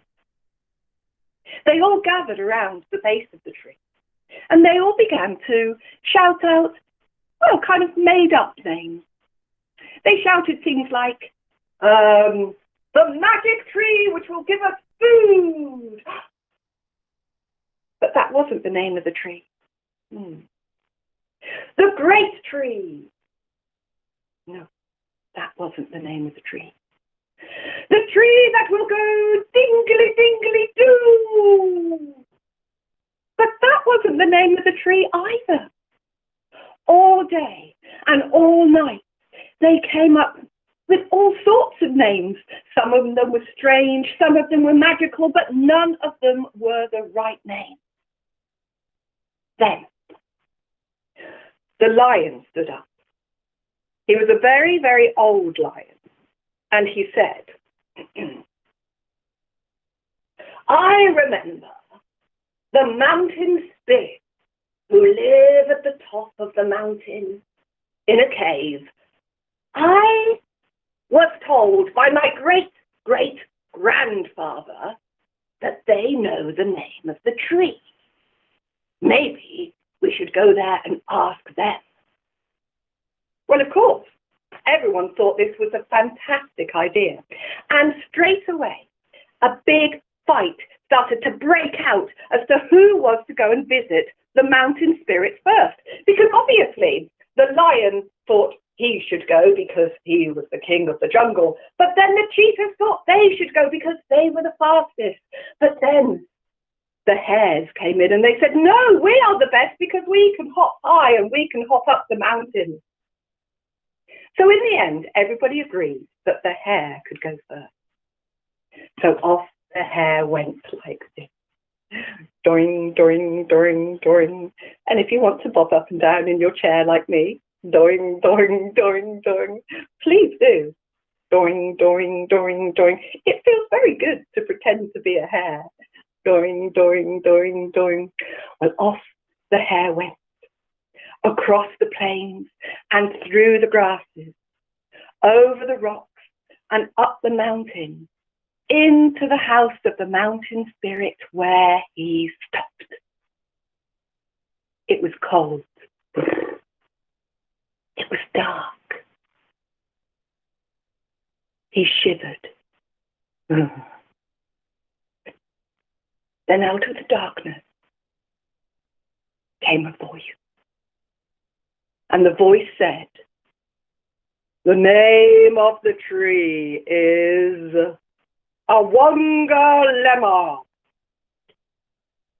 Awonga Lemma, said the hare. Yes, Awonga Lemma. Thank you, said the hare. And off he went. Doing, doing, doing, doing, doing, doing, doing, doing, out of the cave. Down the mountain, across the rocks, doing, doing, doing, doing, over the leaves, over the grass and through the plains, doing, doing, doing, doing, towards the cave, towards the camp. But now there is something that I haven't told you about this camp, the place around this magic tree. And that's because at the entrance to this camp, there is a huge anthill. And this anthill blocks the entrance, so you have to go around it to get into the camp where the magic tree is. And the problem was, the hare was so excited about getting to the camp with the name of the tree that he was jumping higher and higher and higher and higher, and he just wasn't looking where he was going. And because he wasn't looking where he was going, he bumped into the giant anthill like this. And as he did, the name of the magic tree just floated out of his brain. Ding. So when the others came up to him and said, well, what's the name of the magic tree?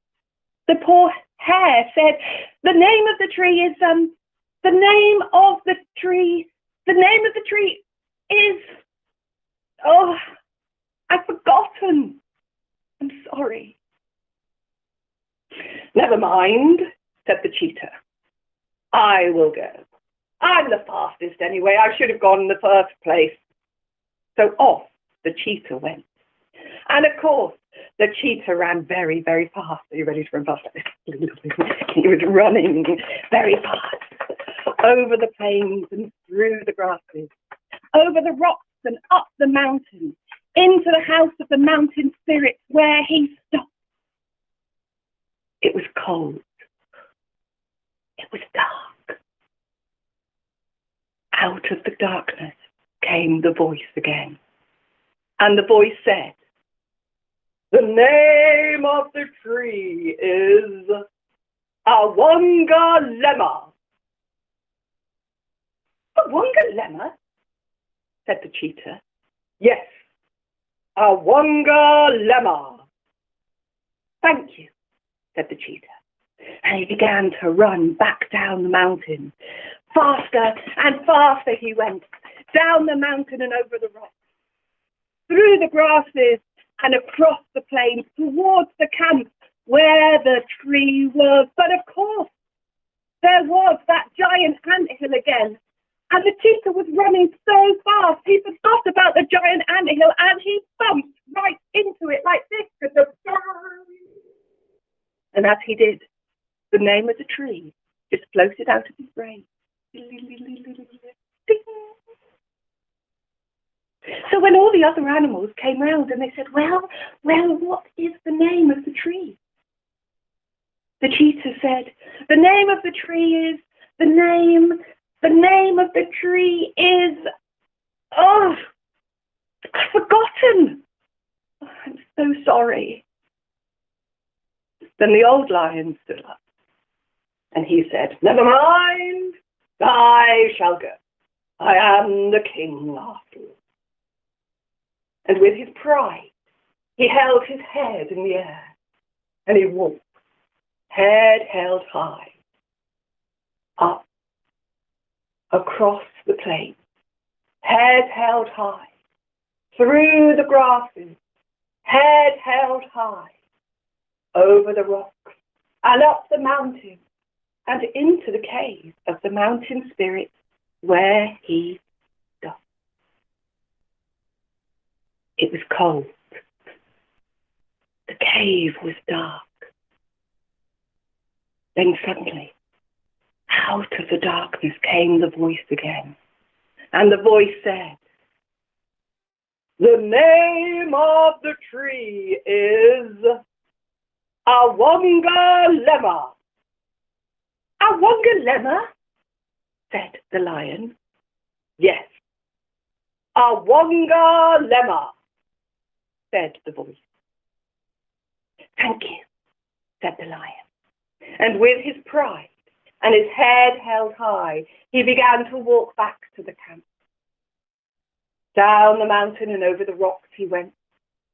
Through the grasses and across the plains he went.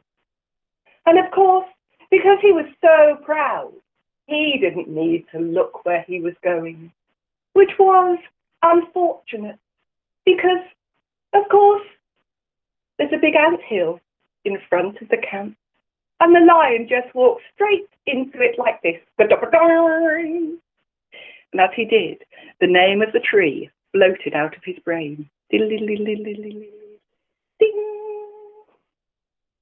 So when all the other animals crowded round and when they all said, well, what is the name of the tree? The lion said, the name of the tree, the name of the tree is, I've forgotten. I'm sorry. Well, what are we going to do now? Said the animals. So then the tortoise said, well, I could go. And the other animals looked at the tortoise and they said, well, tortoise, you know, you're great and everything and we really like you. You are a great friend to us, but you're just so slow.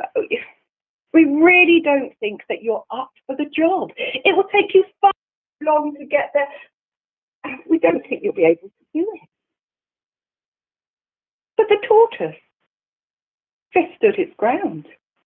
And the tortoise said, no, I may be slow, but I am strong. Please let me go. Besides, I am your only hope. Well, reluctantly, they all let the tortoise go. And of course, the tortoise did take his time. He walked slowly, like this. Across the plains he walked, very, very slowly. Through the grasses he walked, very, very slowly.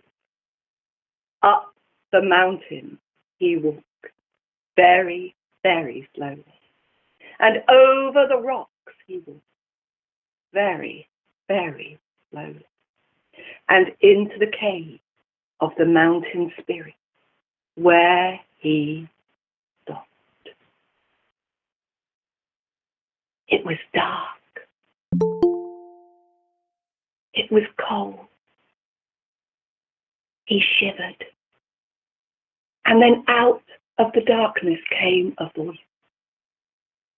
And the voice said, "The name of the tree is Awonga Lemma." "Awonga Lemma?" said the tortoise. "Yes, Awonga Lemma," said the voice. "Thank you," said the tortoise. And he began to slowly walk back down the mountain. Over the rocks he slowly walked, taking his time. Through the grasses he walked, taking his time. Across the plains he walked, taking his time. And towards the camp. And of course, when he got to the camp, because he was taking his time, and because he was looking where he was going, he remembered to watch out for the giant anthill. And he just calmly walked around it.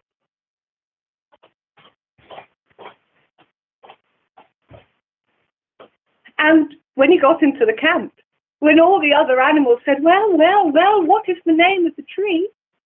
The tortoise was able to remember, and he said, the name of the tree is Awonga Lemma. And as those words came out of his mouth, all the nourishing fruit and food and things that they needed to eat came falling down from the magical tree. The four animals were thrilled. They ate and they ate and they ate and they ate until they could not eat any more. And then they gathered up all that they could, and they went back to take the rest to their friends, who also enjoyed all the bounteous fruits and food which the magical tree was able to give them. And of course, they were all very thankful to the tortoise, who didn't rush, but just took his time. 3 cheers for the tortoise, they all said. Hip, hip, hooray! Hip, hip, hooray! Hip, hip, hooray! And of course, they all lived happily ever after. And that is the end of the story of the Awonga Lemma tree. Now, I've got more time, so I thought I would tell you another story. And this story is a story much, much closer to home. So this is an English story. And this story is called, it's a dragon story. And it's actually set in a little village close to where I live. And I feel very, very lucky to have a dragon story in the village very, very close to where I live. And well, this story is actually from my book. I thought I might read it, but actually now I'm here. I was going to read it, but I think I might try and tell it to you. So it's called The Wurwell Cockatrice. And if you're not sure what a cockatrice is a dragon-type creature with the head of a cockerel and the body of a sloth. And this cockatrice terrorized a village close to where I live about 400 years ago. Or so they say. So let's take you back. And we're going to start our story with a duck named Doris. Doris the duck was waddling along the road. Waddle, waddle, waddle, waddle, hick, she said. She had enjoyed a lovely large breakfast of a few some duckweed and a few worms from... Oh, can you hear me? Recording stopped. I think we're okay. Sorry, something... Yes, we can continue on that. You can still hear me. Okay. So she had been eating the duckweed and she'd waddled along. Waddle, waddle, waddle, hick, she said, as she waddled along. Waddle, waddle, waddle, hick, she said, as she walked along the road. Waddle, waddle, waddle, hick, she said, as she got towards the priory. Now, the priory was an old church-like building where all the nuns lived.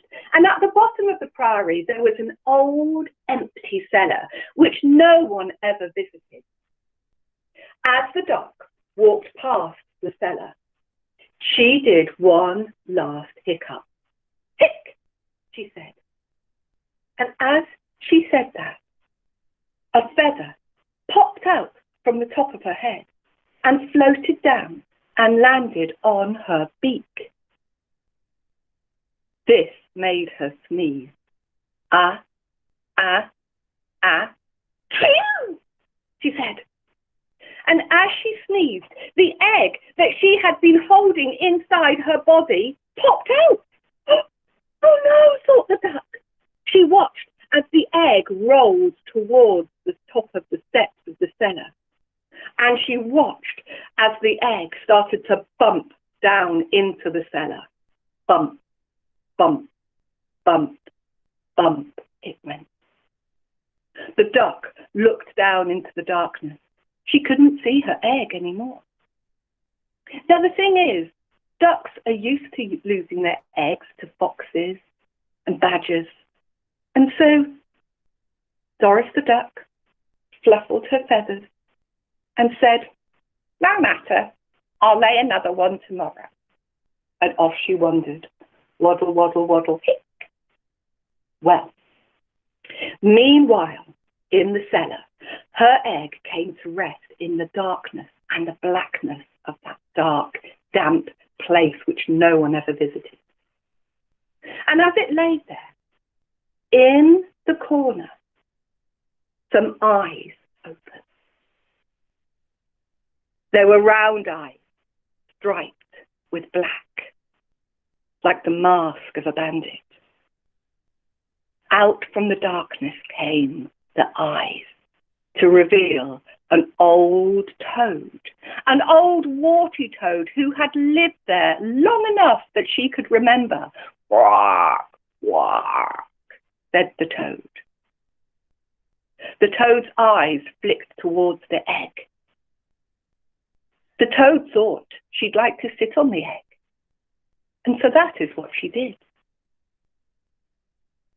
Months went by, and that toad stayed sitting on top of that egg. She occasionally caught the odd bug, or woodlice, to keep herself alive. But other than that, she just sat in calm contemplation. Meanwhile, inside the egg, something miraculous was happening. Something that can only happen when magical events occur in the way that they had this morning. You see, when a toad sits on a duck egg in this way, something miraculous will always happen. And inside that egg, magic was beginning. As one cell became two, as two cells became four, became six, became eight, fizzing and popping with an electricity as a tiny dragon-like creature was being formed. A cockatrice, with the head of a cockerel and the body of the serpent. Then one night, when the moon was full and red, the egg began to crack. and the small dragon-like creature began to pull itself out.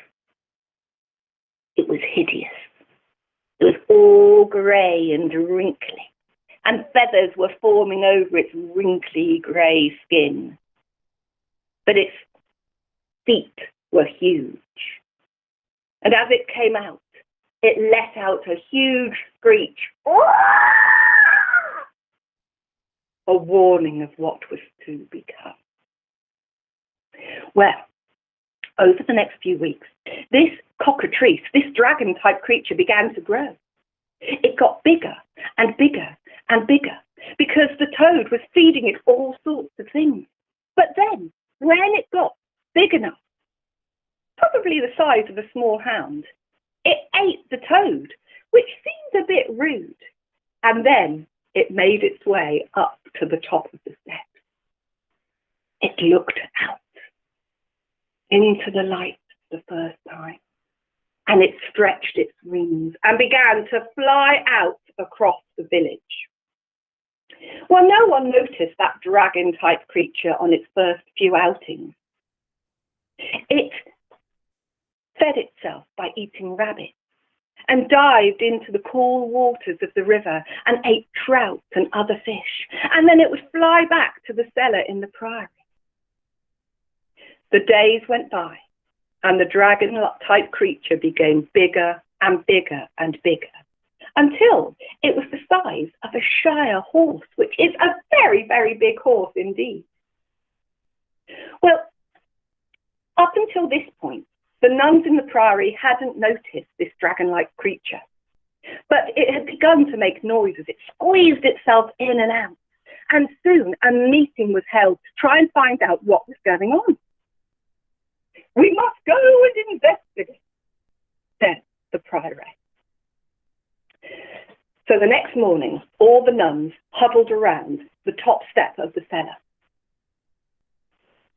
The prioress tiptoed down into the cellar, but only to be chased up a moment later, being chased by the cockatrice. She ran out across the lawn and was followed by all the nuns, which proved to be a mistake because the nuns started zigzagging across the lawn, and the cockatrice thought that they would just taste the appetizer, so it flew down and ate the couple of nuns with a single bite. Well, as you can imagine, it didn't go down very well that this cockatrice had now eaten a couple of nuns, so the bishop was called to sort it out. "I will go into the cellar and investigate," said the vicar. Well, he went down, but again, just like before, he was chased up moments later by the cockatrice. The prioress decided something needed to be done. So she sent out a message to all the knights around and said, "I will reward 4 acres of land to anyone who can kill the beast."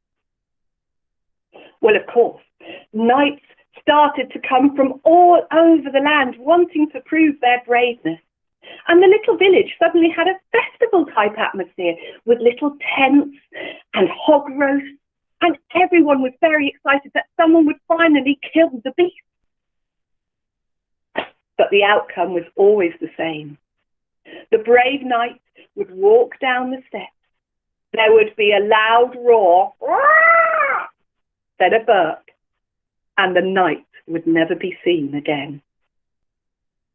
Then, one day, a pot washer was doing the washing up in the kitchen. His name was Green, Samuel Green, and he'd happened to be cleaning all of the washing up from the night before. And as he was doing that, he came across a huge silver serving plate, and it was a very shiny surface. And as he polished it, he could see his own reflection in it, like a full-length mirror. And this gave the pot washer an idea. He went to the prioress and he said, "Ma'am, I will kill the beast for you." Well, of course, she doubted that this pot washer could do anything better than all these wonderful knights, but pot washers were 2 a penny, so she didn't mind if he was going to get killed. So she said, yes, yes, yes, you may go and try if you like. So he gathered together the things that he needed. He got the big serving plate, and he got a storm lamp, a big, big lamp, which was strong and sturdy. And then he went to the entrance to the cellar. The cockatrice was asleep in the darkness below.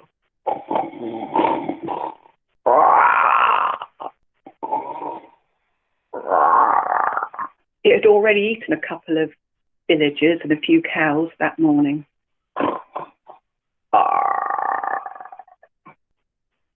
Well, Samuel Green wasn't afraid. He just polished the surface of this serving plate until it gleamed. Then he tipped down into the cellar so as not to awake the cockatrice and pushed it carefully between the ceiling and the floor. Then he tiptoed back up the steps and he got the storm lamp and he went and he put that by the mirror. Well, as soon as the lamp hit the darkness, it reflected into the mirror and light shone in that cellar for the first time ever.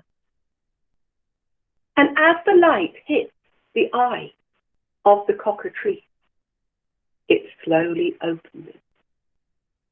And as it did, it saw the mirror.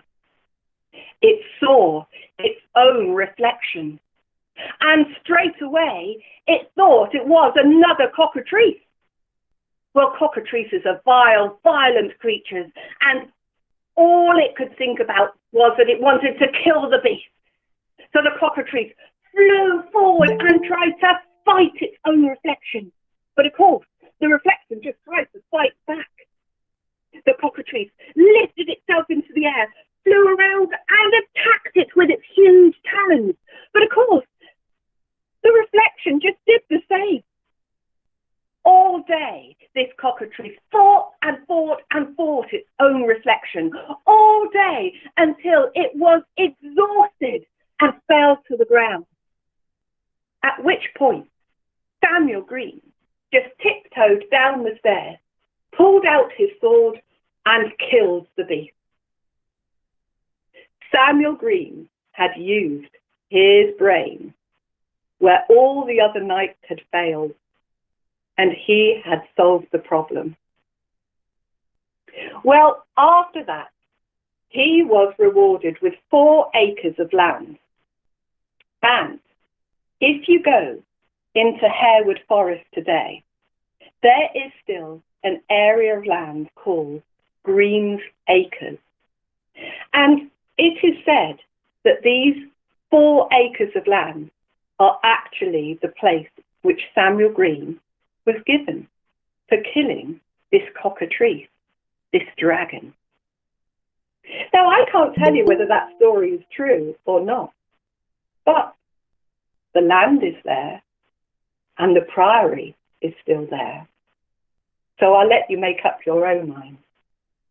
And that is the end of the story. Thank you. And I think I'm out of time. Am I out of time? No, that's okay. Perfectly. How I love you, Amanda. Amazing storytelling. You give life to any story. You give it a heartbeat. You give it a pulse. You open our eyes to the world. And you took us on a journey of a wonder and imagination. Thank you so very much for being here. Always a pleasure listening to you. Yes, that was amazing. Yeah. Thank you. All right. Our next All right, storyteller. Have a lovely Thank day. you. You too. Thank you. You too. Our next storyteller is Priya from Malaysia. Priya inspires, engages, educates, and does all this with a lot of wonder and insight. To introduce Priya, we have Bhavna. Bhavna? Thank you, ma'am. Our next speaker is a new storyteller from Malaysia, Miss Priya Karthik, one who spreads positive energy the moment you listen to her. and is so passionate about her work that today we are definitely in for a treat. Ria is also a teacher and a social media storyteller. She is Chief Empathy Officer and an entrepreneur too. She indulges in writing and loves to tell unique stories that she heard from her grandmother. So, without further ado, please welcome Miss Priya Karthik.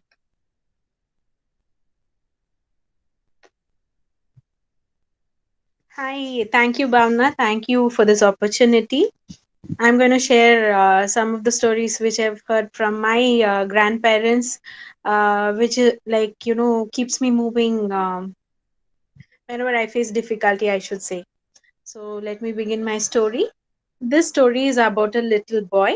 So this boy lost both his parents when he was born, and he grew up in an orphanage. But until the time when his parents were alive, his mom told him one thing, you trust God, you ask him, he will give it to you. All that you need is just trust him, and he'll be there for you. So this boy believed in God a lot, and like he lost both his parents, and he was feeling very very sad about it. And then he was crying to God, saying that, my mother said that you're always going to be with me, and now I've lost both of them. It pains a lot. I don't know how I'm going to survive. And can you please be with me all the time? Can you at least come in front of me and tell me once that you're there?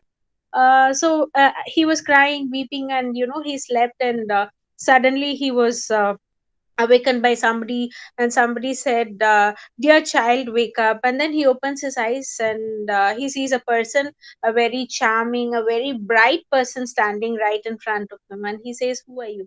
And he says, I'm God, you've been calling me, so I thought I will come and tell you that I'm going to be with you forever. Then this boy said, like, the God asked him, so what can I do for you? Then he said, see, I don't have parents, I don't have anybody. Now I want you to be with me all the time. Then God said, yeah, done. Okay, granted. I'll be with you forever from now. The boy was so happy that, God Himself has come and promised him that He's going to be with him in the life. And then the boy went on with his routine, like, he started his studying, he worked hard, and carried on with his routine. And every time he had a fear, he used to turn back and see there used to be two pair of footsteps, one of his own, and one beside him. So he used to feel, see, God is keeping up the promise, and he is walking beside me. He used to be very happy. So anytime he is feeling sad, or he's scared, or he's worried, or he's even happy, he turned back and see, okay, there's God with me all the time. So things are nice. Like, in everybody's life, there comes good, bad, positive, negative, everything, right? So there came a time when he had to go through the hardship of his life. So life started becoming very challenging for him, very difficult for him. He started facing failures, and things started going a bit out of track for him, and he was worried. He turned back and he saw there were no footsteps. Okay, then he said, God, you promised, why you're not there? But I believe in you, because of which I'll keep moving. So he kept on moving, and every time he turns back to see the footsteps, he couldn't find them. There were only one pair of footsteps. Then he started feeling all the more anxious, all the more sad. He was really, really, really upset that he's not able to see God beside him. And then one fine day he became very stressed out. He said, okay, now this is the end. My parents have left me. God promised to be with me. Even God has left me. There's no meaning. There's no reason why I should live. So let me end my life. He decides that, and he says, okay, for one last time, I want to see you, God. And he again was crying. He said, you keep up your promise. Just one time, come in front of me. I just want to see you. So God came in front of him, and he said, God, see, you betrayed me. I said, what? When did I betray you? And he says, see, all these years, whenever I had difficulty, whenever I was scared, whenever I was anxious, I used to turn back and see, and there used to be two pair of footsteps. So I was assured that you're there, you're walking with me all the time. But see, now I'm facing the most difficult part of my life, and I turn back and see, I don't find you. Is this fair on your part? You promised to be with me. Why did you leave me? God, in his usual way, gave a very big smile and he said, they're not your footsteps, they are mine. I promise to be with you whenever, things, whenever you walk or wherever you do or whatever you do. I promise to be with you all the time. And this particular part of your life, I know it's going to be difficult, but I have to let you go through this because it's the learning for you. So I cannot remove all these difficulties from your life because that is what is going to make you the human being or make you the person whom you were born to be. That's why I carried you on my shoulders. So whatever footsteps you see, it's not your footsteps, it's mine. So that's like you had a trust earlier, but now you do not trust me. You had a doubt on me, because of which had become all the more anxious. And from now on, remember that anytime you have difficulty, you will see only one pair of footsteps, because wherever I know that you cannot handle things, I will carry you on my shoulders. So there ends this first story of mine. This story is very close to my heart. I hope you people also liked it. And let's move on to the second story. All my stories are going to be related to God and trust and faith and things like that, because in my journey of this life, these things have given me the courage to face life and face the situations. So all of my stories will have something related to God and everything. So let me tell you my second story. So this story is a story about a fern and a bamboo. It's a very beautiful story. I'm sure you will all like it. So it goes like this. There's a big forest, a very big forest, okay? And there is like a bamboo and a fern. So this bamboo kept on growing. I mean, it was like everything was same for both the fern and the bamboo, but the bamboo was very slowly growing and the fern was spreading everywhere and covering the forest. So one time, what happened was like, the fern and the bamboo, they had an encounter, like they started conversing. And this fern said, look at me, how beautiful I'm spreading all over, and you're still very small. We started our journey together. You remember, the little boy had sown the seeds, had thrown the seeds in the forest like that. And so we both started the journey at the same time. And see where I am, I've spread all over, and see where you are. So the bamboo kind of felt a little sad. It didn't know like what the fern was saying. And then so the bamboo thought, okay, let me ask the creator. Okay. And then bamboo called the creator, and God appeared in front and said, what is it? He said like, God, see, me and bamboo, we grow in the same circumstance, like we're both in the forest, the soil condition is the same, we are receive the same amount of sunshine, we receive the same amount of rainfall, and we go through the same climatic condition, everything is the same. And look at the way the fern is spread all around. It's so green and beautiful, and I'm still small like this. I want to know the reason behind this. So God said, yeah, yeah, it's true. You remember the day the boy came and planted these tiny seeds around. So the first year, both of you started having roots, okay, and the fern also started having the shoot. When the fern was growing outward, I was making you grow inward. In a sense, the fern is just going to spread around the forest, but you are not going to be like that. You are going to grow taller and taller, because of which your roots had to be very, very strong. Only when your root is very, very strong, you can grow as tall as you want to grow. And that is the reason the first year the fern started spreading, you were still growing under the soil. The second year, the fern grew further, but you started sprouting above the ground.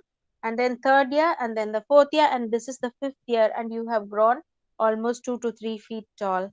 the fern has covered the entire area, but the fern doesn't have the strength to hold on. But I have ensured that your roots have grown deeper and deeper so that you can face any storm that happens to you. The same, and God disappeared.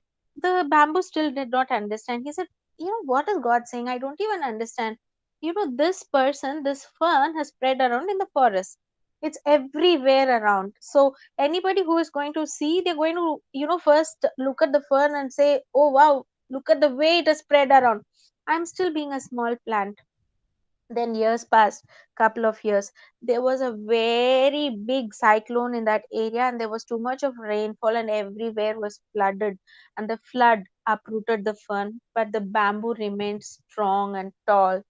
That's when the bamboo realized, okay, this is what God tried to tell me. So anytime in your life, you may have, maybe it is your friends or your siblings, your classmates or your colleagues or whoever, like you would be putting the same amount of hard work and you would be going through the same difficulty or same thing, but you would see that they grow better and better and better, but you still remain wherever you started.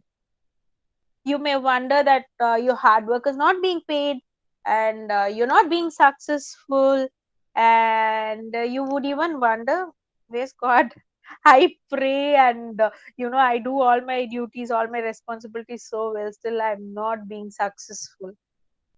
At that time, please remember, you are growing downward. That is, your roots are being strengthened to face all the storm that is going to come your way, and that strength will let you grow as tall as you want and as strong as you want. So I think, anytime you're into some tension, you would remember this story and feel good about it. That's what I do. Like, there have been situations when I work hard, I don't get the fruits out of it, but as the days pass, I witness that I'm being more successful, more happy, and more peaceful in life than anybody else. So that way, God has really laid a very strong foundation. He lays a very strong foundation for all of us, just that we don't realize. And you know that is the I would say the saddest part. So once we realize this, we would all be definitely very happy. Moving forward, I'll tell you one more small story and then a Buddha story in the time given to me. So, this story, I'm sure all of you must be knowing, but it's my favorite story, so I don't want to miss it. This is a story which I read in a book. This is in the countryside, and there has been no rain in the country for a very, very, very long time.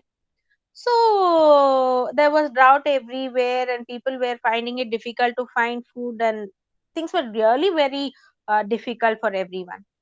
And at that point of time, the villagers, they all joined together, and they decide that they would do a prayer on a particular day so that they can please the gods and there will be rain. Okay, so they decided on one particular day, and they decided to meet in one particular place. The day came, and all the villagers came and assembled there, and there came a little boy with an umbrella. Nobody else had an umbrella, only this boy had an umbrella. And when they asked the boy why he was carrying an umbrella, he said, see, when my mother has told me that whenever I pray, God will bless me. If something is very important to me and I ask God, He'll give it to me. And this is something which the whole village wants, and everybody wants it. So when all of us are going to pray together, I'm sure that God is so merciful that He'll definitely bless us. And because of which, it's going to rain very heavily, and I brought the umbrella. Even God couldn't ignore the trust and this faith of this little boy, that after the prayers were over, there was very, very, very good rain, and the whole village became fertile again. Others, maybe they had the belief, but nobody had the faith, the unshakable trust which we are supposed to have. Having faith or trust is not going to reduce the difficulty you face in life, but it definitely gives you the strength to face. It will not reduce your burden, it will not reduce your challenges, it will not reduce the difficulties you face, but it will make you so strong from within that you will so happily and cheerfully face whatever comes your way. Life is to live and not to simply survive with fear and everything. So it's better to hold on faith and trust in God and live happily, isn't it? Okay. So now there's another story. Um, I think probably with this story I may have to end my session because the time given to me is just half an hour. Okay, so this is a story from Gautam Buddha. I'm sure that all of you would have read a lot of stories about him, but this one story is very, very dear to me. So, after Gautam Buddha, he left his palace and Siddhartha became Gautam Buddha. He went to live in the forest. So, he had his hermitage where he lived very happily, and every day he used to go to the nearby village and ask for alms. That is, he used to, I mean, in modern term we can call it as begging, but those days it was called alms. So he used to go around and he used to ask people, like, go to every house and ask people to give him something. Some people gave him food, some people gave him grain, some people gave him things like that, and and there was one house, there was one lady who used to always come out, and she used to look at Buddha and ask him, you're physically all right, right? And he used to say, yeah, I'm physically all right. Why the hell are you begging? Why can't you go work and earn for yourself? Just go inside. And Buddha used to smile and go back to the next place. And after some days he again used to go and ask her, and she used to really be very harsh on him, and this thing kept on continuing like that. This lady, she became very abusive. She started abusing, and she was very, very, very, very harsh on Buddha. So even then Buddha just gave her a smile and then he walked away. Then as days passed, she became very ashamed of herself. She said, what is wrong with this man? He comes, he asks me, I scream at him, I abuse him, I've even spoken couple of bad words on him, but still he comes back to me asking for alms. And what could be the reason? So one fine day, she couldn't hold her excitement or that curiosity for a very long time. So one day she decided to ask him, like, why he was behaving like that. And she Buddha came and asked her for alms. He said, can I ask you something? He said, yeah, please go ahead. He said, you come to my house every day. I shout at you, I scream at you, I treat you so badly. And not even a grain of food I have given you so far. But even after listening to everything, you just give a smile and you just move on. How was it even possible for you to do this? Okay, so Buddha said, like, you have a cow at the backyard, right? In your house, you have a cow tied at the back. Yeah, yeah, yeah. The cow, it's very healthy. It gives me a lot of milk. So, if you're coming and giving me that cow of yours, and I refuse, whom does it belong to? She said, it belongs to me. They said, like, you again come and forcefully give it to me, but I refuse. I said, no, I cannot take it at all. I leave it here and go. Does it belong to me or you? They said, of course it belongs to me. Then Buddha said, this is how I treat your words. You are throwing your words at me, and I don't take them with me. So it belongs to you. So whatever you said, it belongs to you, like the cow belongs to you and not to me. That's when and he also further went on to tell her, like, people would give what is within them, and it is our desire whether we accept it or we don't accept it. If we accept it, it becomes ours. If we don't accept, it belongs to that person who threw it. So that's how she also realized that she was being bad. And there's a big moral in this story, which is which I think, whenever, like, I'm upset, or whenever I'm feeling sad about something, or whenever I face somebody who is a bit harsh to me, one thing what we all need to understand is, you can make orange juice from an orange. You can make watermelon juice from watermelon. You cannot extract some apple juice from a watermelon or a orange juice from a papaya. Whatever is inside, that comes out. So when some people who are very harsh or very, irritating or annoying, or they throw words at you, they are saying that because that is what they have within them. If we are also going to react the same way, then we also have the same thing within us. So if you feel that you are made of love, if you're filled with love, even if a person is not being lovable or affectionate to you, you don't become what they are, but you be yourself. Try to be, a little calm, and maybe, speak some good words or some loving words. That will definitely, make them think that they are being a bit harsher on you. So anytime anybody says anything harsh on you, remember, you can never get an apple juice from an orange. So if it is an apple, it gives you apple juice. If a person has kindness inside, they will talk to you with kindness. If the person has so much of bitterness, they would talk to you with bitterness. This has got nothing to do with you. See, it's like a person cleaning their house and coming and throwing the garbage into a garbage bin, because that is what it's supposed to belong to. But then instead, if you take up the garbage packet and keep it with you, then you are, bringing the difficulty to yourself. You are not a dustbin. You are a human being filled with so much of love and affection. And because of this, any time anybody throws anything on you, please don't accept that. Somebody's raised a hand. You have a question?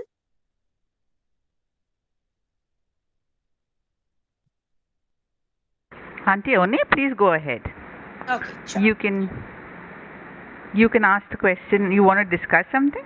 No, somebody had raised the hand. I Yeah, saw somebody it is raised. So Auntie Oni. Yes. that's what I wanted to know, if Okay. they have a question. Yeah.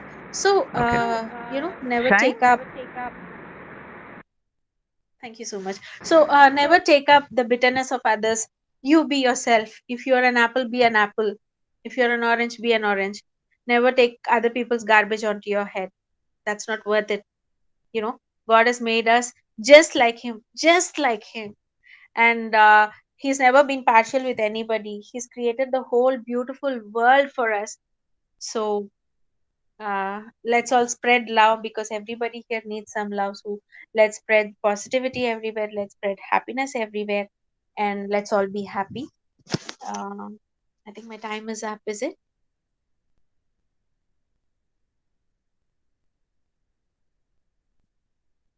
Should I think you're on mute.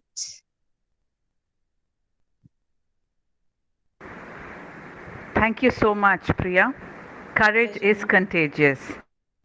When a brave woman or a man takes a stand, the spines of the others are stiffened. Courage is what it takes to stand up. It is also what it takes to sit down and listen. Today, we did listen. You took a stand. Our spines are stiffened.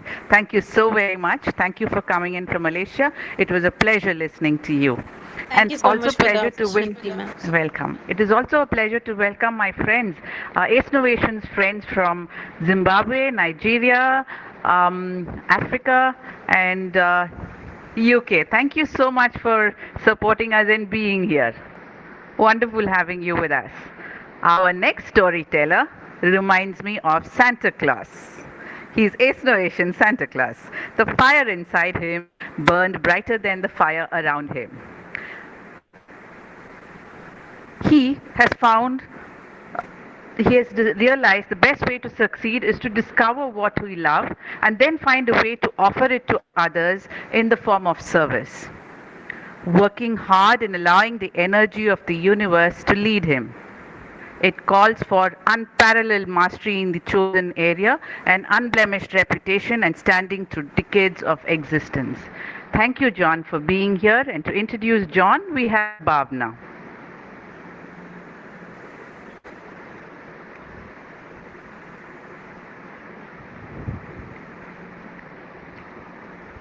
Bhavna?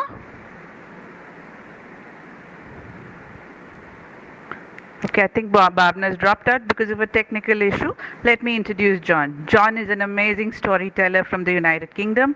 He has told stories for a long, long time, Ma'am? and his story. Yes, Bhavna. So Yes, sorry, ma'am. I had a little that's okay. internet glitch. That's okay. Okay.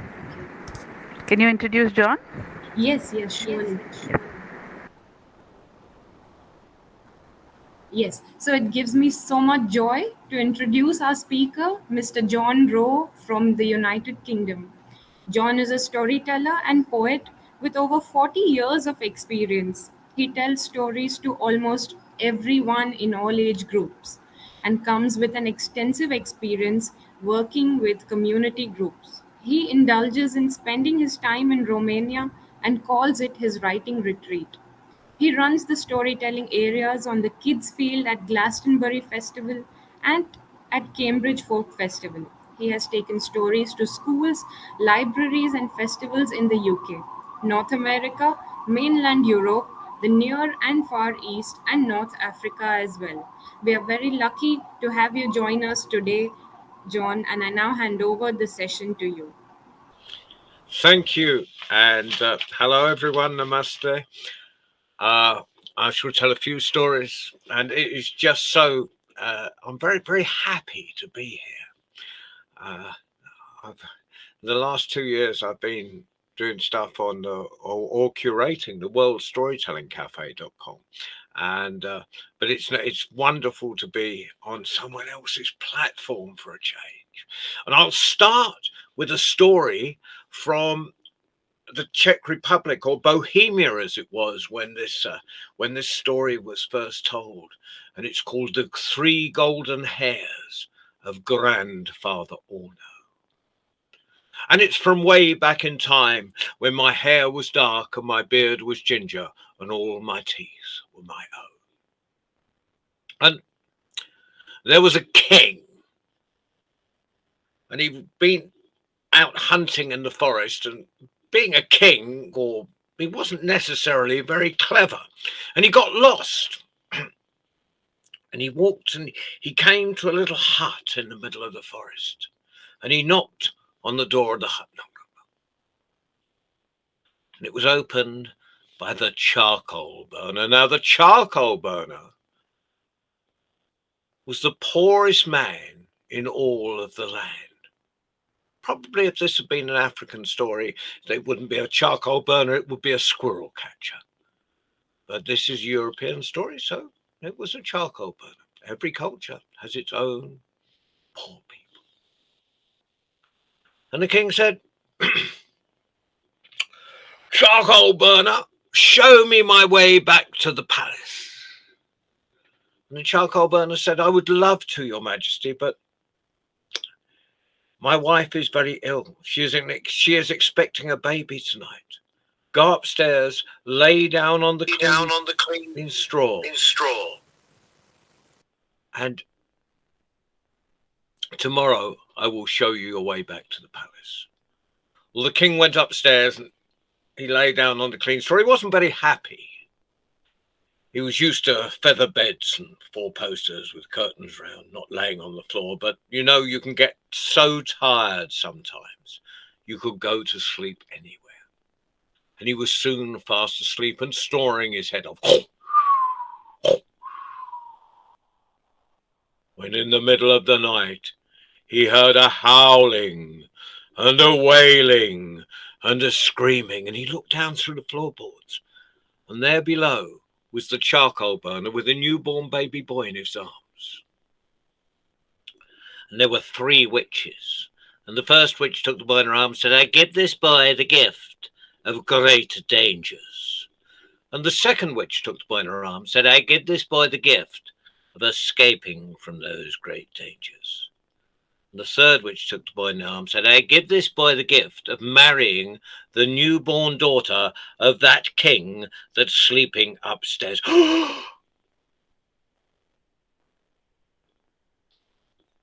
The queen has had a baby girl when I've been away, and And that girl is going to marry the son of the poorest man in all of the land. This cannot be possible.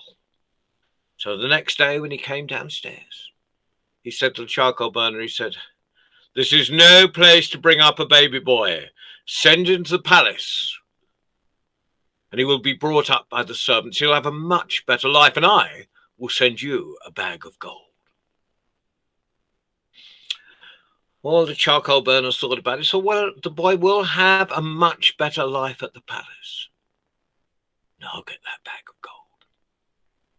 So he agreed, and the next day he showed the king the way back to the palace. When the king was back at the palace, he called his servant, "Come here. Take this bag of gold, give it to the charcoal burner. The charcoal burner will give you a baby.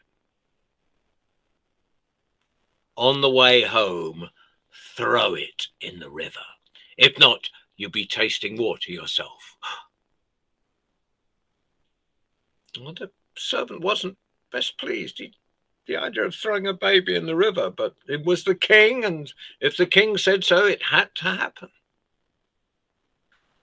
So he travelled to the charcoal burner. He gave the charcoal burner the bag of gold. The charcoal burner gave him the baby in a basket. And on the way home, he was crossing a bridge across the river, and he took the basket and he dropped it in the river.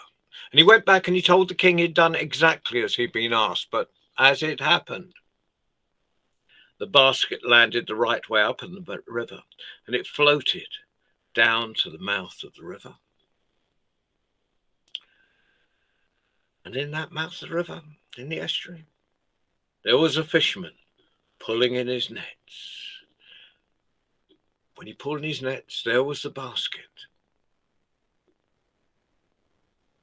And there was the baby. And no harm had come to it. And having no children of his own, he brought up that boy as if he was his own son. Well, years later, the king was riding through his bands. "Hello, peasants, how are you?" "Very good, your majesty." "Hello, audience, how are you?" "Oh, very good, your majesty." "Hello, fisherman.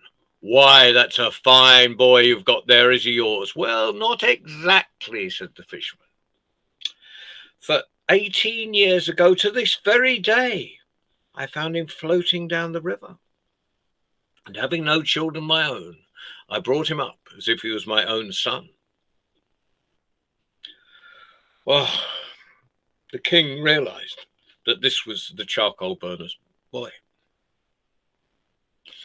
And he turned to the fisherman. He said, "Fisherman, this is no career for a fine young man.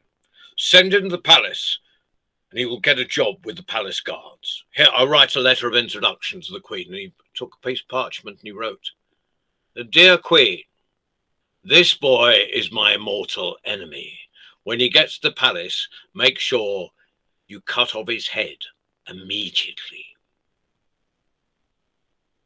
Wrapped the letter up, put the king's seal on it, gave it to the boy. The boy set off on his journey thinking he had a letter of introduction to the queen, thinking he was going to have a fine job.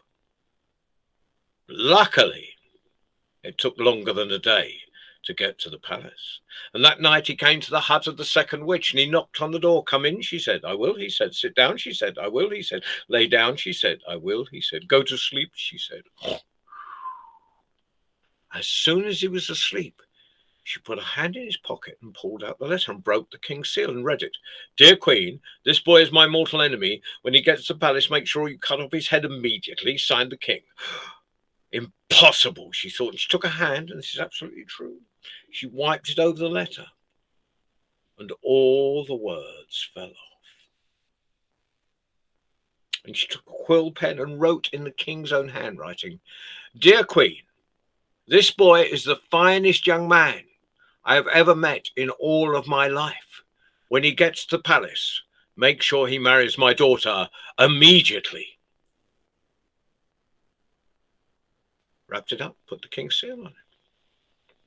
Well, the next day the boy set off on his journey, and when he got to the palace, he was shown to the queen, and he gave the queen the letter. And the Queen read it. Dear Queen, this boy is the finest young man I've ever met in all of my life. When he gets to the palace, make sure he marries my daughter immediately. Signed, the King. The Queen was a bit surprised. The King was a funny old stick, and if that's what he wanted, that's what should happen. So the boy and the King's youngest daughter were married. When the King got back, he was furious. Well, if you're married to me daughter, there's nothing I can do about it. But you must bring me a present. Bring me 3 golden hairs from the head of Grandfather Orno. That's what you want? That's what I'll do, said the boy. And he set off on his journey, and the first place he came to was a river. And there was a ferryman rowing people from one side of the river to the other, and as they were crossing, the ferryman asked him what his business was. He said, I'm off to see Grandfather Orno. I'm glad you're off to see Grandfather Orno, for I have been sat on this ferry for 5 years. Can you ask him how I can get off?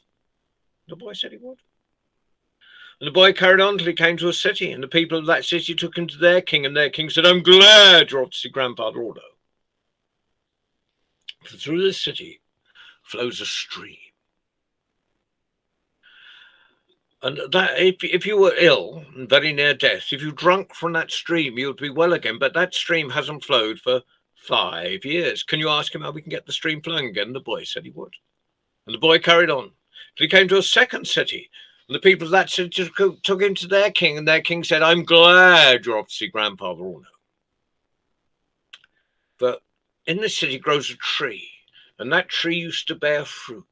And if you're very old and very near death, if you ate of that fruit, you'll be young again. But that tree hasn't borne fruit for 5 years. Can you ask him how we get the fruit back on the tree? And the boy said he would. And the boy carried on till he came to Huttle, a third witch, and he knocked on the door. And she asked his business. He said, I'm off to see Grandfather Orno. She said, you've come to the right place. For I am the mother of Grandfather Orno, and Grandfather Orno is the son. And in the morning it's a baby, and in midday it's a young man, and in the evening is an old, old man, and he'll eat anybody, and he'll eat you. You'd better hide under the trough. And the boy hid under the trough, and that night in came Grandfather Orno. I smell humans, he said. Of course you do, dear, said his mother. You've been going round and round the earth all day. You've been making it incredibly hot, and everybody smells. Now, put your head on my lap. Let me stroke your long golden hair. Go to sleep. Put his head on her lap. She stroked his long golden hair. He was soon asleep. As soon as he was asleep, she took one of those hairs and pulled it out and threw it on the floor. Mother! I'm trying to get some sleep. I'm sorry, she said, but I was having a dream. I dreamt I was in a city, and in that city grew a tree, and that tree used to bear fruit. And if you were very ill and very near death, if you ate of that fruit, you'd be young again. But that tree hasn't borne fruit for 5 years. And I can't get back to sleep until I know how to finish the dream and get the fruit back on the tree.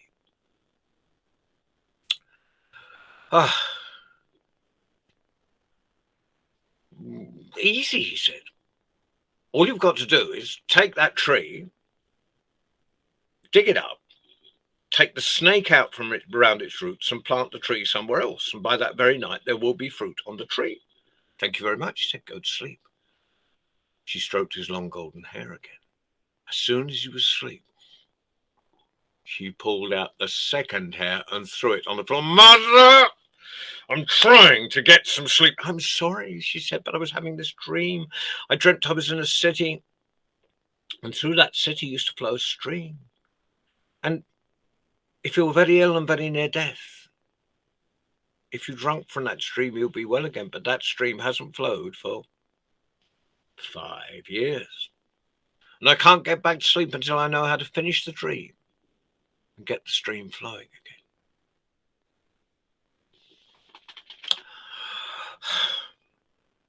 Easy, he said. All you've got to do is find the spring where it starts, put your hand down the hole and pull out the toad that's blocking it. While your hand's down there, clean out all that nasty, mossy stuff as well. Now, Mother, let me get some sleep. Very well. She put her hand, he put his head on her lap. She took her hand, she stroked his golden hair. As soon as he was asleep, she pulled out the third hair and threw it on the floor. Mother! I've got a day's work to do tomorrow. Let me get some sleep. I'm sorry, she said, but I was having this dream. I dreamt I was on a ferry and the ferryman had been stuck on that ferry for 5 years and I can't get back to sleep until I know how to get him off the ferry. Easy, he said. All he's got to do is wait until he's got a passenger, row that passenger to the other side of the stream, other side of the river. When he gets to the other side, he hands the passenger the oar and steps off himself, and the passenger will be stuck just like he is. Now, Mother, let me get some sleep or I'll eat up that boy who's hiding under the trough. You can be sure he slept well for the rest of the night. Well, the next morning, the boy was given the 3 golden hairs and the 3 answers, and he set off on his journey. In the first place he came to was the city with the tree. And he gave the king the answer. And by that very night, there was fruit upon the tree. And the king gave him 6 black horses and a bag of gold.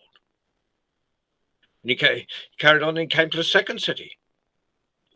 And he gave the king the answer. And by that very night, would you believe it? The stream was flowing and he was given 6 white horses and a bag of silver.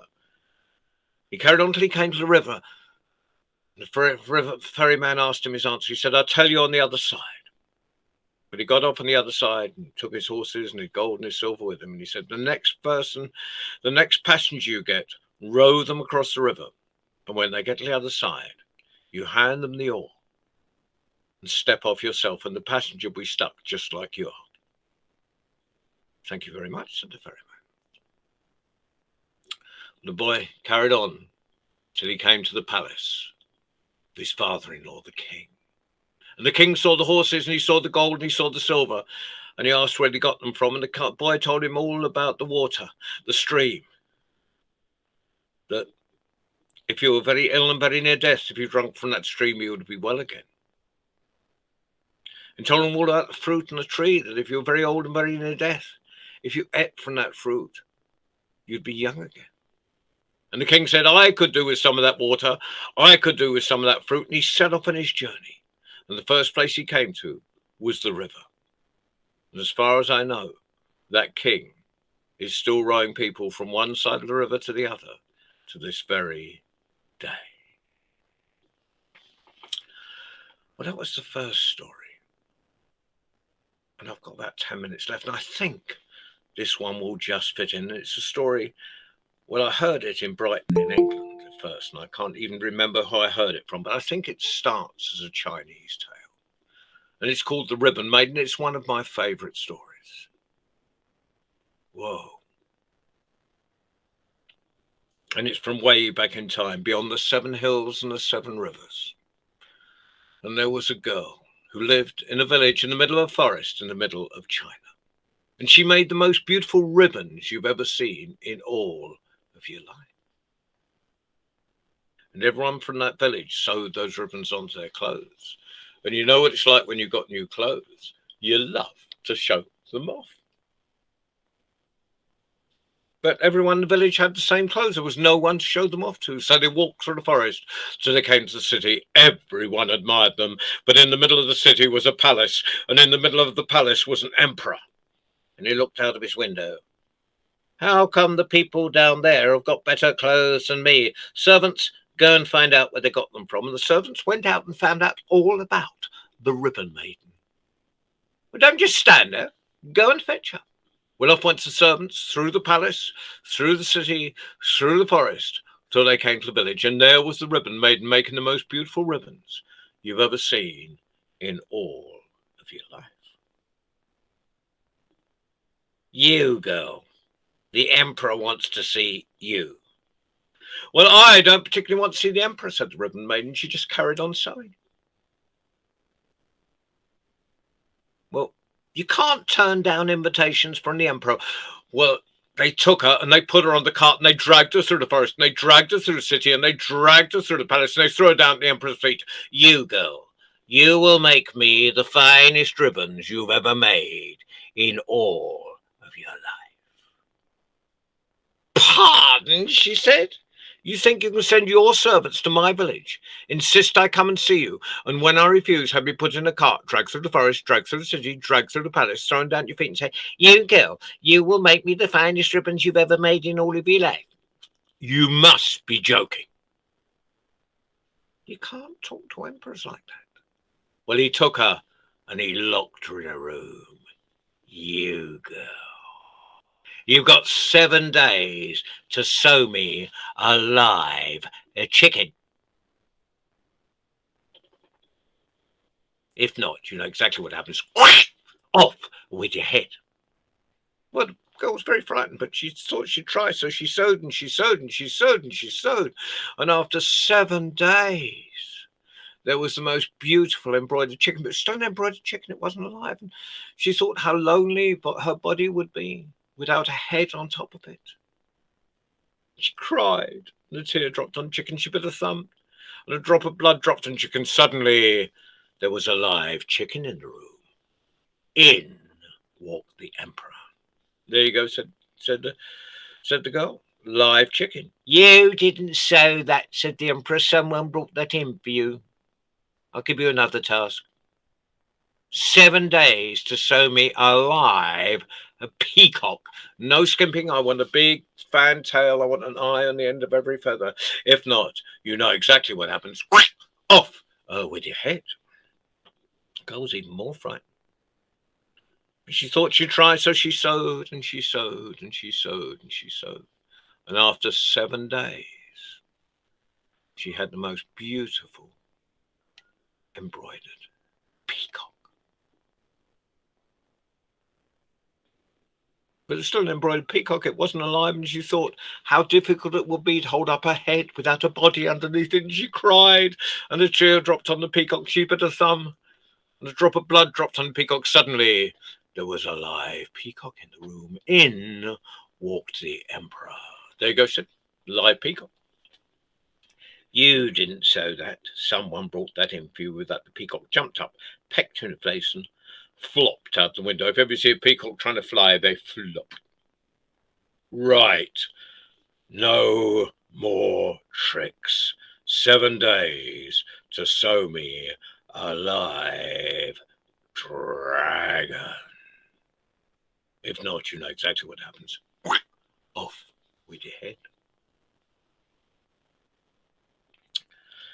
Well, she was even more frightened because, I mean, a dragon's complicated. All those little scales, little wings, little pointed tail. But she tried and she sewed and she sewed and she sewed and she sewed. And after 7 days, there was the most beautiful embroidered dragon, you know, like the ones you get in the back of silk dressing gowns, only even better. But it was still an embroidered dragon. It wasn't alive. And she thought about her head rolling across the floor. Badoing, badoing, badoing. She cried, and a tear dropped on the dragon. She bit her thumb, drop of blood dropped on the dragon. Suddenly, there was a live dragon in the room. In walked the emperor. And before he had a chance to speak, the dragon breathed in, and the dragon breathed out. And we all know what happens when dragons breathe out. Fire. There was just a little pile of ashes where the emperor used to be. Right, where do you want to go? Said the dragon to the girl. Back home to my village, said the girl. On my back, said the dragon. And they flew out through the window, once round the palace, twice round the palace. The dragon breathed in, the dragon breathed out. There was a little pile of ashes where the palace used to be. As they flew across the sky, the ribbon maiden was so happy. She was making the most beautiful ribbons of all different colours and throwing them into the air. And if you look up to the sky to this very day, if you're very lucky, you'll see a rainbow. And you'll know that's where the ribbon maiden was making her way home on the back of the dragon. Well, I've got about 5 minutes, so I'm going to finish on a really fast story. Really fast story. I think this story originated in India. I think I got it from a book of Indian folk tales years and years ago, but I've kind of adapted it, so it probably is not at all like like it started. But there was a merchant.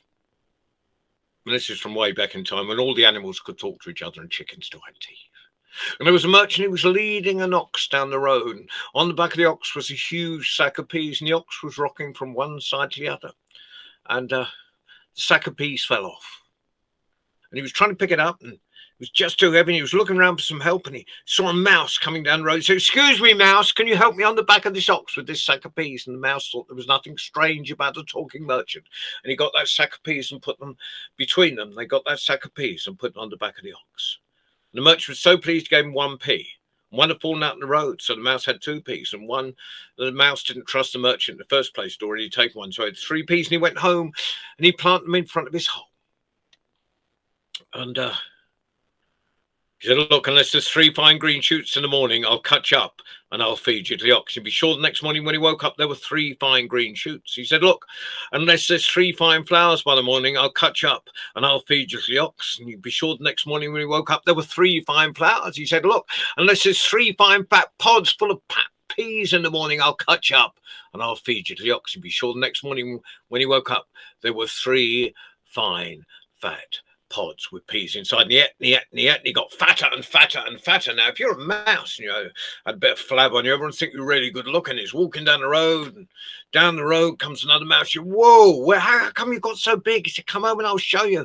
And they ate and they ate and they ate, and she ran down the hole, he ran down behind. Oink! He got stuck halfway down. So he went to the king. He said, "King, cut me down the side so I can get down my hole." No, he went to the carpenter first. He went to the carpenter, said, Carpenter, cut me down the side so I can get down my hole." The carpenter said, "Look, I've got to make this new furniture for the king by tomorrow morning. I haven't got time to deal with the mouse. Go away." And he went to the king. He said, "King, tell carpenter, cut me down the side so I can get down my hole." And the king said, "Look, I've got a whole country to look after here. I haven't got time to deal with the mouse. Go away." And he went to the queen. He said, "Queen, leave King. King won't tell carpenter to cut me down the side so I can get down my hole." And the queen said, "I'm not leaving the king for the mouse. Do you mind? Go away." So he went to the snake. He said, "Snake, bite Queen. Queen won't leave King. King won't tell carpenter to cut me down the side so I can get down my hole." And the snake said, "Look, it's the first hot day for months. I just want to lay basking in the sun. Go away." So he went to the stick. He went, stick, beat snake. Snake won't bite Queen. Queen won't leave King. King won't tell carpenter to cut me down the side so I can get down my hole. The stick said, "Look, I spent all day beating a thief. I haven't got any energy left. Go away." So he went to the furnace. He said, "Furnace, burn, stick won't beat snake. Snake won't bite Queen. Queen won't lead King. King won't tell carpenter to cut me down the side so I can get down my hole." The furnace said, "Look, I'm cooking the king's dinner. Do you mind? Go away." So he went to the ocean. He said, "Ocean, put out furnace. Furnace won't burn, stick won't beat snake. Snake won't bite Queen. Queen won't lead King. King won't tell carpenter to cut me down the side so I can get down my hole." And he said, "Look, the tide's high, the fish are jumping, the sun's in the sky, go away." So he went to the elephant. He went, elephant, drink, ocean won't put out furnace won't burn, stick won't beat snake won't bite Queen won't lead King won't tell carpenter to cut me down the side so I can get down my hole." And the elephant burped really loud, said, "Look, I've just drunk a lake, I haven't got room for an ocean, go away." So he went to the vine. He said, "Vine, strangle elephant won't drink, ocean won't put out furnace won't burn, stick won't beat snake won't bite Queen won't lead King won't tell carpenter to cut me down the side so I can get down my hole." The vine said, "Look, I'm stuck to this tree. I couldn't help you even if I wanted to. Go away." So he went to the side. He went side, cut down vine won't strangle elephant won't drink, ocean won't put out furnace won't burn, stick won't beat snake won't bite Queen won't lead King won't tell carpenter to cut me down the side so I can get down my hole. Well, fortunately for my breath and your patience, the fact that I'm running out of time, the side is always sharp. And it said, "Okay." And so the side began to cut down the vine began to strangle the elephant began to drink the ocean began to pull out the furnace began to burn the stick began to beat the steak began to bite the queen began to leave the king told the carpenter to cut the mouse down to size, and the mouse got down its hole. Well, I hope you enjoyed those stories, and thank you very much for inviting me today. John, that was so sweet, John. That was awesome. Amazing, John. No one, I repeat, no one gets a second chance to make a first impression. And you, dear Santa, John, have made a lasting impression. Thank you for leaving your footprint at Ace Novation, for agreeing to come and be part of this unique event. where we've broken a world, we'll be breaking a world record soon in spite of your busy schedules. Thank you for those stories. Thank you for the time, and thank you for your support. Thank you.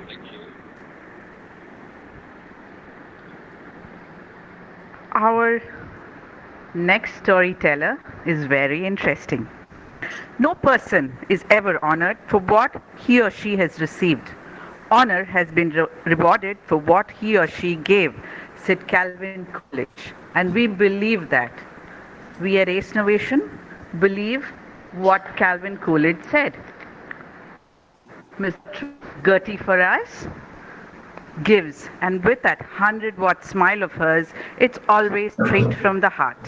Thank you, Gertie, for using that pretty head and giving your heart to bring about a revolution in storytelling. Thank you for your unconditional support. Welcomes you, Bhavna. To you, Bhavna. Thank you, ma'am. I am indeed honored and thrilled to introduce our next storyteller, Miss Gertrude Wimbai Munahamu. One of the best known storytellers from Africa, a dynamic woman she is. In the field of arts, she is a professional performance artist and a storyteller, a translation artist, a radio dramatist, copywriter, theatre writer, script writer, and dramatist. She is also an artistic facilitator for training in civil rights education, theatre, acting, television, radio, percussion, and has learned and practices African traditional dance. She likes to take her listeners on a trip to Africa through her art. And guess what? She is also a certified life coach. We are very lucky to have you with us today, Miss Gertrude. I now hand over this session to you.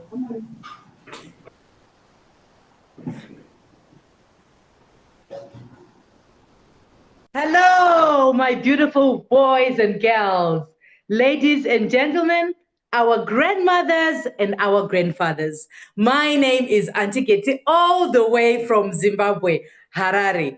Before I do any storytelling, I want to teach you a very exciting song that I always sing with my friends. Are you ready to hear that song? No, I can't hear you. Are you ready to sing that song with me? Okay. Yes. So when I say aye, aye, you say aye, Zimbabwe, aye. So here it goes. Aye, aye, aye, Zimbabwe, aye.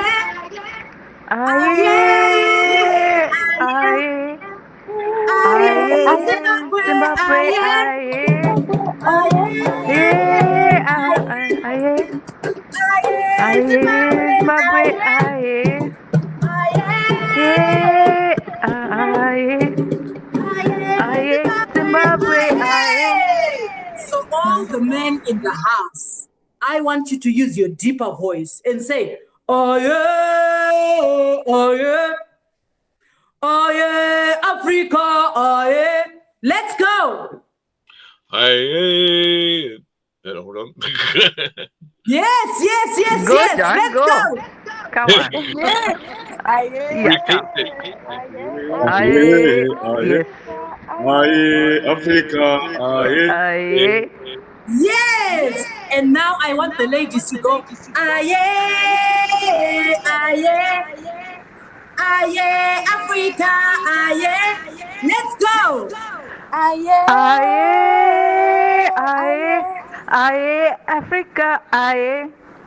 Yes. All together now. Aye, Hey, aye, aye, aye, aye, Zimbabwe, Zimbabwe, aye, aye, aye, aye, aye, Thank you very much. Thank you for being such an exciting audience, such a lovely audience who can sing. So, once upon a time, there was a young caterpillar. His name was Taku. Taku the caterpillar lived in Plumtree, a beautiful place right here in Zimbabwe, down south. It was a place which was full of the savannas. It was a dry place. Taku used to eat mopane because mopane leaves is what these caterpillars eat. And we call these caterpillars right here in Zimbabwe amatsimbi or madora. And it is a very nice, delicious delicacy that all the people right here in Zimbabwe that enjoy it love to eat. They either boil it, dry it, or even fry it and eat it with our staple food, sadza. So, Taku was one of the lucky caterpillars who got away and was not caught by the many people who go out into the savannah carrying their big sacks, going to pick them up in the trees. So, Taku would go out every day to play with his lovely friend, the ladybug. Ladybug had a beautiful coat, which was black and red. And she would fly around and say, Caterpillar, Taku, Caterpillar, how are you today? But that day, Taku noticed something different about himself. He was just green. But green is a very beautiful color. Green is a color that is even on our flag, Zimbabwean flag. Green is the color that is on every beautiful vegetation that we find on this Mother Earth. Green is the color of the leaves that give us oxygen to breathe. Green is the beautiful color that we find even on the grass. Taku was green. So Taku would blend with every forest, with every vegetation because he was green. But he didn't like his color. I'm not happy because I'm green. So the ladybug went to Taku as usual. Hey, Taku, let's play our favorite game, hopscotch.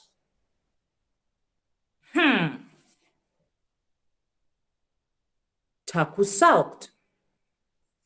Hey, Taku, okay, let's play dance around together. Again, Taku sulked. So Ladybug got tired of persuading him to play.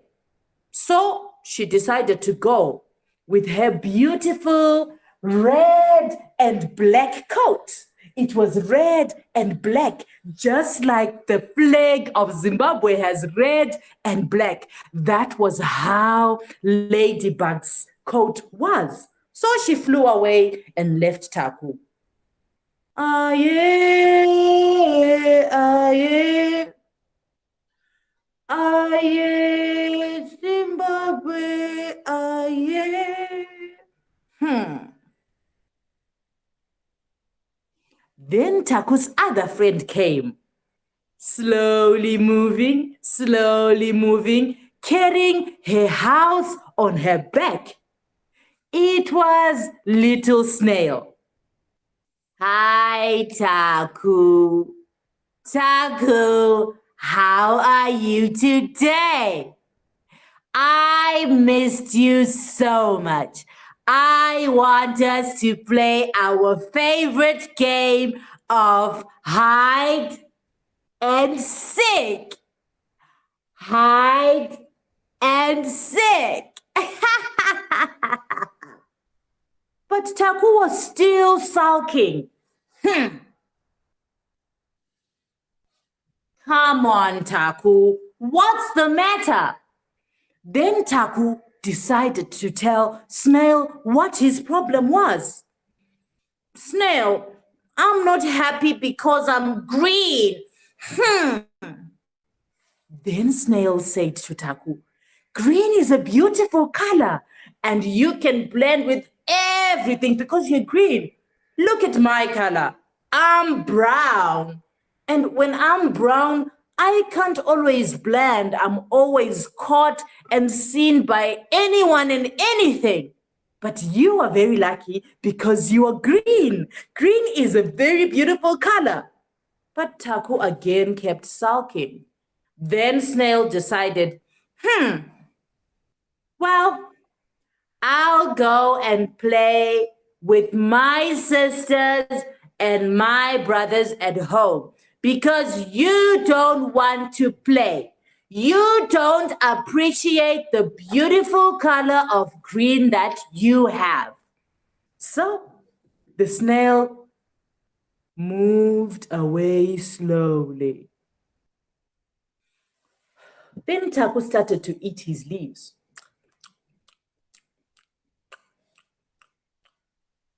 Is green really a bad color?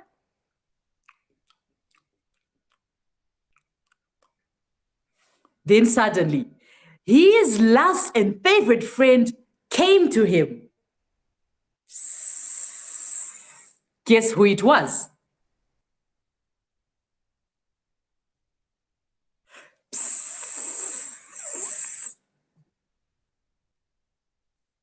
It was the snake. Then the snake said, "Hey, Taku, what's wrong? You usually play with your friend, the ladybug, who is bright red and black. And you usually play with your other friend, the snail, who is brown. Why are you sulking today and not excited? Today is a beautiful day and the sun is out and it's warm. What's the matter?" Then Taku said, "I'm not happy because I'm green."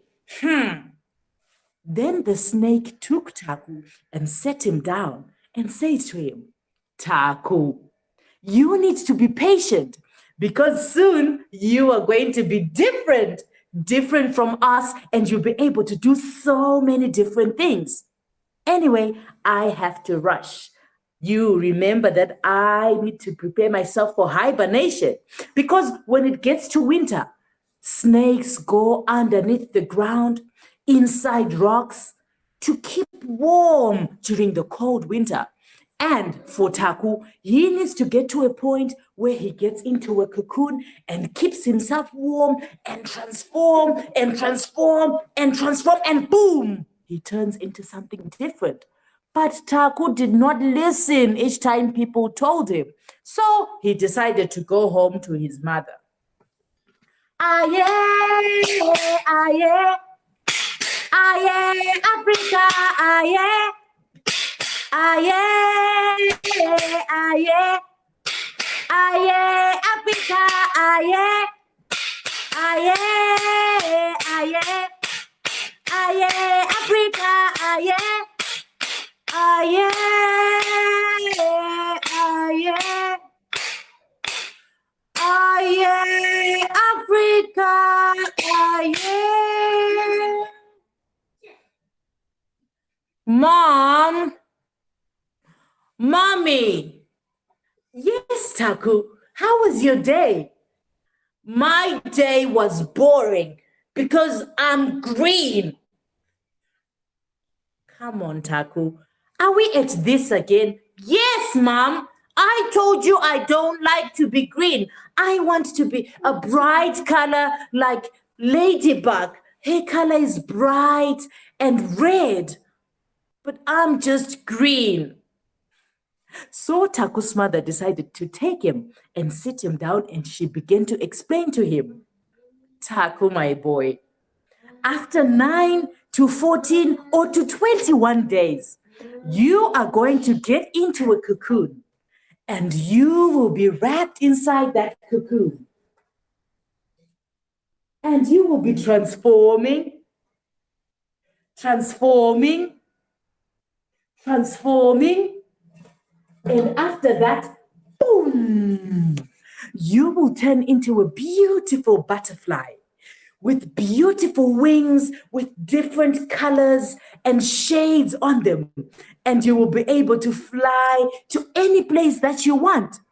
That is called a moth. So after that, you will be transformed to become this beautiful moth for you to then move to the next generation and the next generation and the next generation for you to produce and reproduce more little caterpillars like you. So you don't need to worry. You need to be patient because it's only a matter of time for you to get into that cocoon, transform, and be a beautiful butterfly. So cheer up, Taku.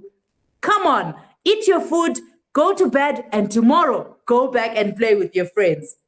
Taku was so excited. He couldn't even sleep because he was imagining the different colors that he was going to turn into. Was he going to be pink? Was he going to be blue, red, yellow, green? Ah, he was so excited. So, when the time came, Taku got into his cocoon and he waited and waited. He changed and changed.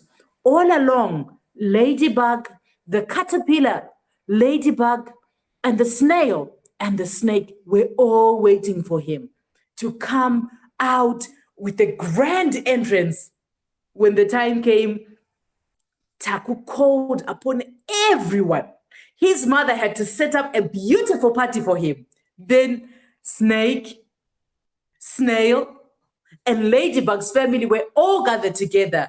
And Taku entered and flew around them. And he was so excited because he had become this beautiful, beautiful butterfly. So, boys and girls, ladies and gentlemen, our grandmothers and our grandfathers, we should know that in life, we need to learn to be patient. We need to learn to listen. Taku never used to listen to what all his other friends used to tell him. But he ended up listening and was transformed into a beautiful butterfly. He learned to be patient with himself and with Mother Nature because everything is a process. Boys and girls, let's sing Taku's favorite song as we celebrate his transformation into becoming a beautiful butterfly. But before we sing, I want to show you a few of the things that happen when one turns into a butterfly. They turn into a cocoon. A cocoon is something that is full of fiber and it is round. It is oval shaped. That is where the butterfly and the caterpillar goes into. So it will be seated in the cocoon like that.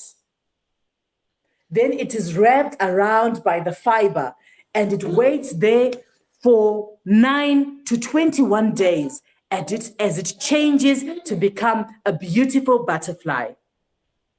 Aye, aye, aye, Africa, aye, aye, aye, aye, Africa, aye, aye, aye. Aye, Africa, aye, aye, aye, aye, Africa, aye. Thank you very much, guys, for tuning in. This is Auntie Katie all the way from Zimbabwe, and I look forward to having you one more time next time. Goodbye.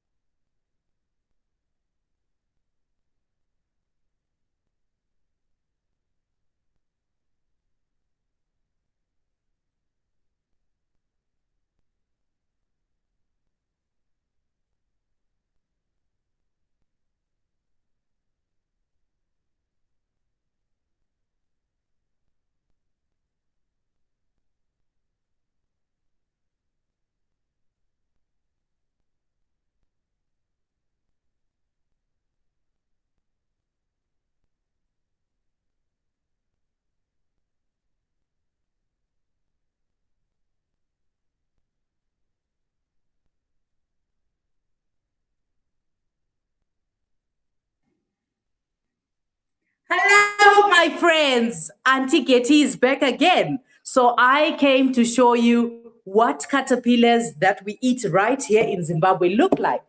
So these are the caterpillars that we eat. Can you see them? This is what a caterpillar looks like. Amacimbi or Madora. This is Taku the caterpillar. I know we should never eat our characters, but we are going to eat Taku right here so that you see that in Zimbabwe and in Africa, we eat these caterpillars before they even become butterflies. So these are washed, squeezed, salted, and dried in the sun until they become hard and crispy. So you can eat them as they are, hard and crispy, as a snack with your beer, with your drink. They are very tasty. Or you can cook them together with our staple food, which is maize, sadza. So allow me to just taste this Qimbi caterpillar odora.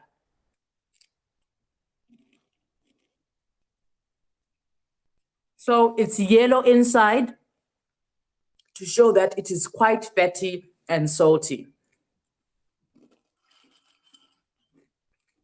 These are Madura from plum tree.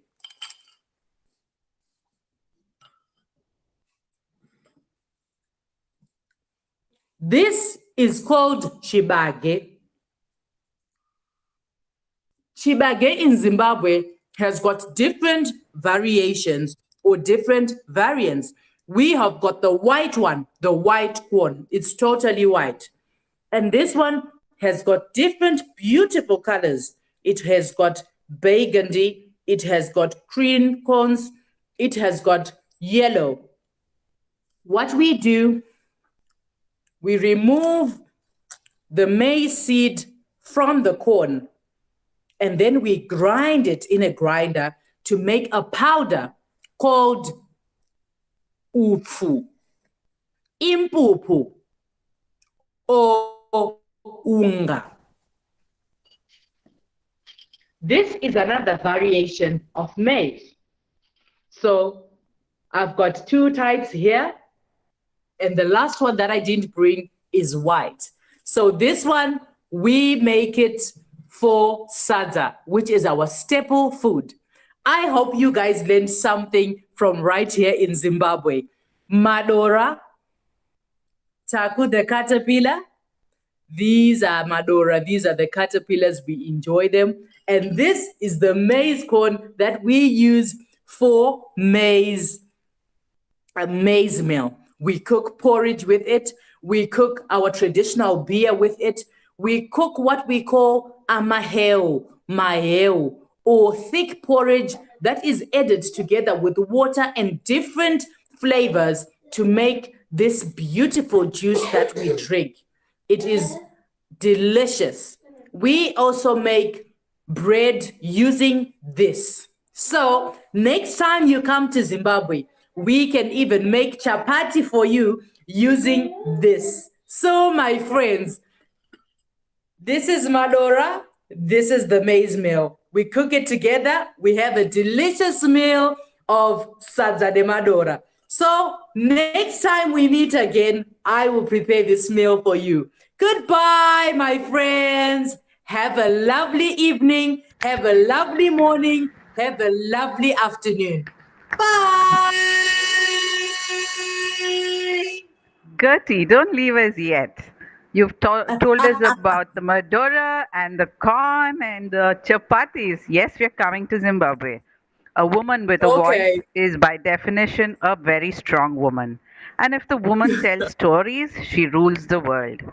Singing is Right. your passion, the secret of your energy. Music, your inner soul. So is storytelling. The, the energy you gave off is the energy you receive. Words Thank make you you. think, music, songs make you feel. And think and feel we did. Thank you for this wonderful session. Thank you for the knowledge sharing. Thank you for the Madora and the corn. Thank you. And the drum Thank you beats. very much. And the drum beats. Thank, Thank you. thank you very much. Thank you, It was a everyone. pleasure. I Ace enjoyed. Novation is Thank honored you. to have you. Ace Thank Novation you is so much. really honored to have you. Thank Namaste. you. You're welcome. Our next storyteller, Mr. Raj Shankar Das. This person, from the time I spoke to him, he wanted to make a difference. And he has been making a difference. Difference in West Bengal, one of the, one of the nicest states in India. They are known for their intelligence, they're known for their passion in whatever they do, and they're beautiful people. Mr. Raj Shankar Das joined Ace Novation in one of our workshops. His daughter, a very young girl, will be telling a story in the evening, later in the evening.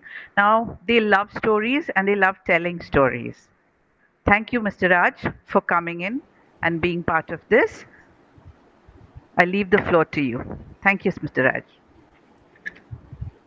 Thank you, Nina ma'am.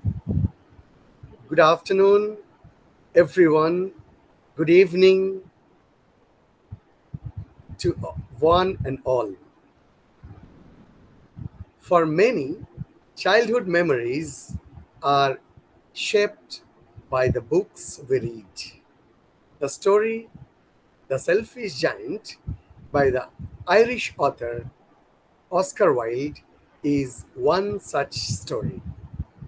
Myself, Raj Shankar Das, a teacher from West Bengal, India, and I am going to tell this short fantasy story.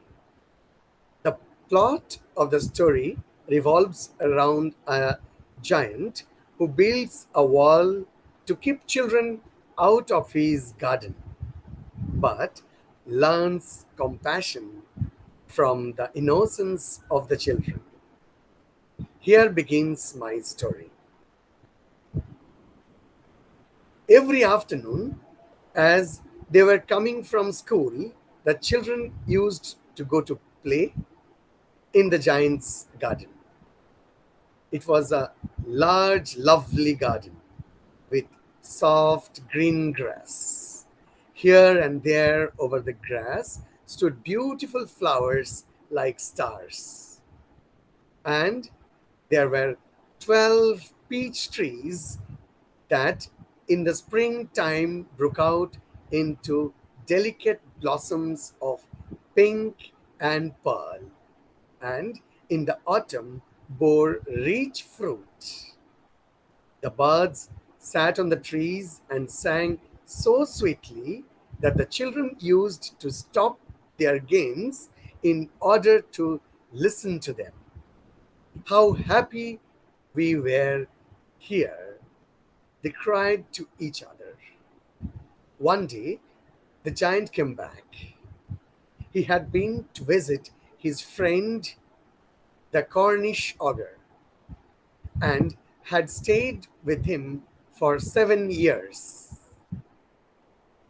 After the 7 years were over, he had said all that he had to say, for his conversation was limited, and he determined to return to his own castle.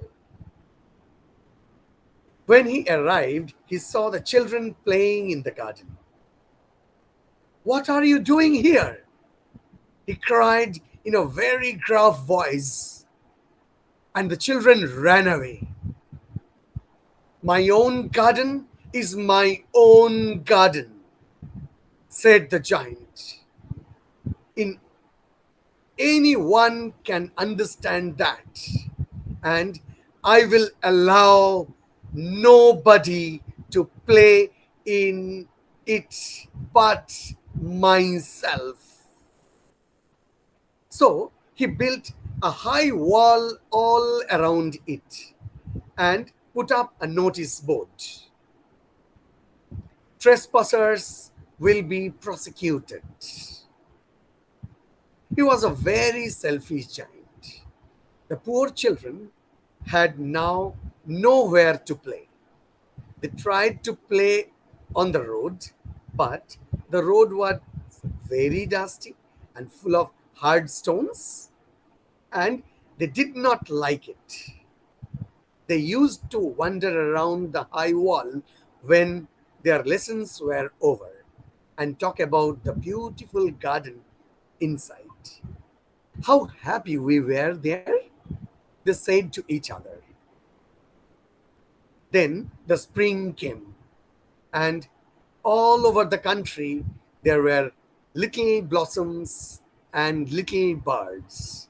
Only in the garden of the selfish giant it was still winter. The birds did not care to sing in it, as there were no children, and the trees forgot to blossom.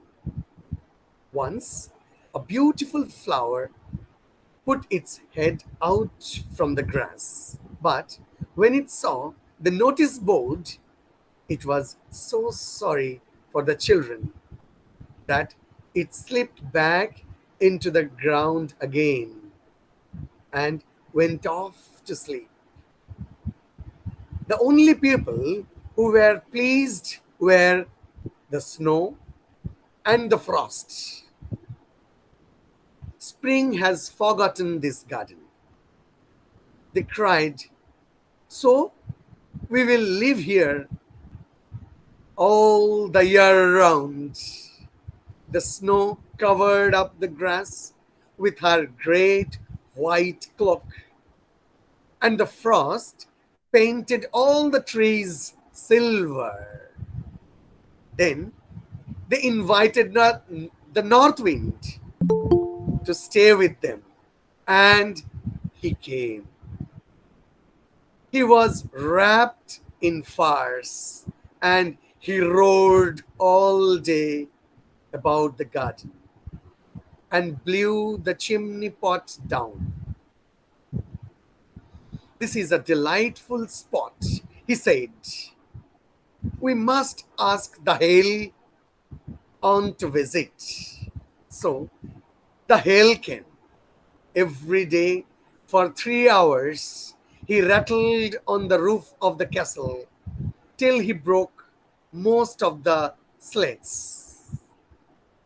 And then he ran round and round the garden as fast as he could go. He was dressed in grey, and his breath was like ice. I can't understand why the spring is so late in coming, said the selfish giant, as he sat at the window and looked out at his cold white garden. I hope there will be a change in the weather. But the spring never came, nor the summer. The autumn gave golden fruit to every garden, but to the giant's garden she gave none. He is too selfish, she said. So it was always winter there, and the north wind and the hail and the frost and the snow danced about through the trees. One morning, the giant was lying awake in bed when he heard some lovely music. It sounded so sweet to his ears that he thought it must be the king's musician passing by. It was really only a little linnet singing outside his window. But it was so long since he had heard a bird singing in his garden that it seemed to him to be the most beautiful music in the world. Then the hills stopped dancing over his head, and the north wind ceased roaring, and a delicious perfume came to him through the open casement. I believe the spring has come at last, said the giant. And he jumped out of bed and looked out. What did he see? He saw a most wonderful sight. Though a little hole in the wall,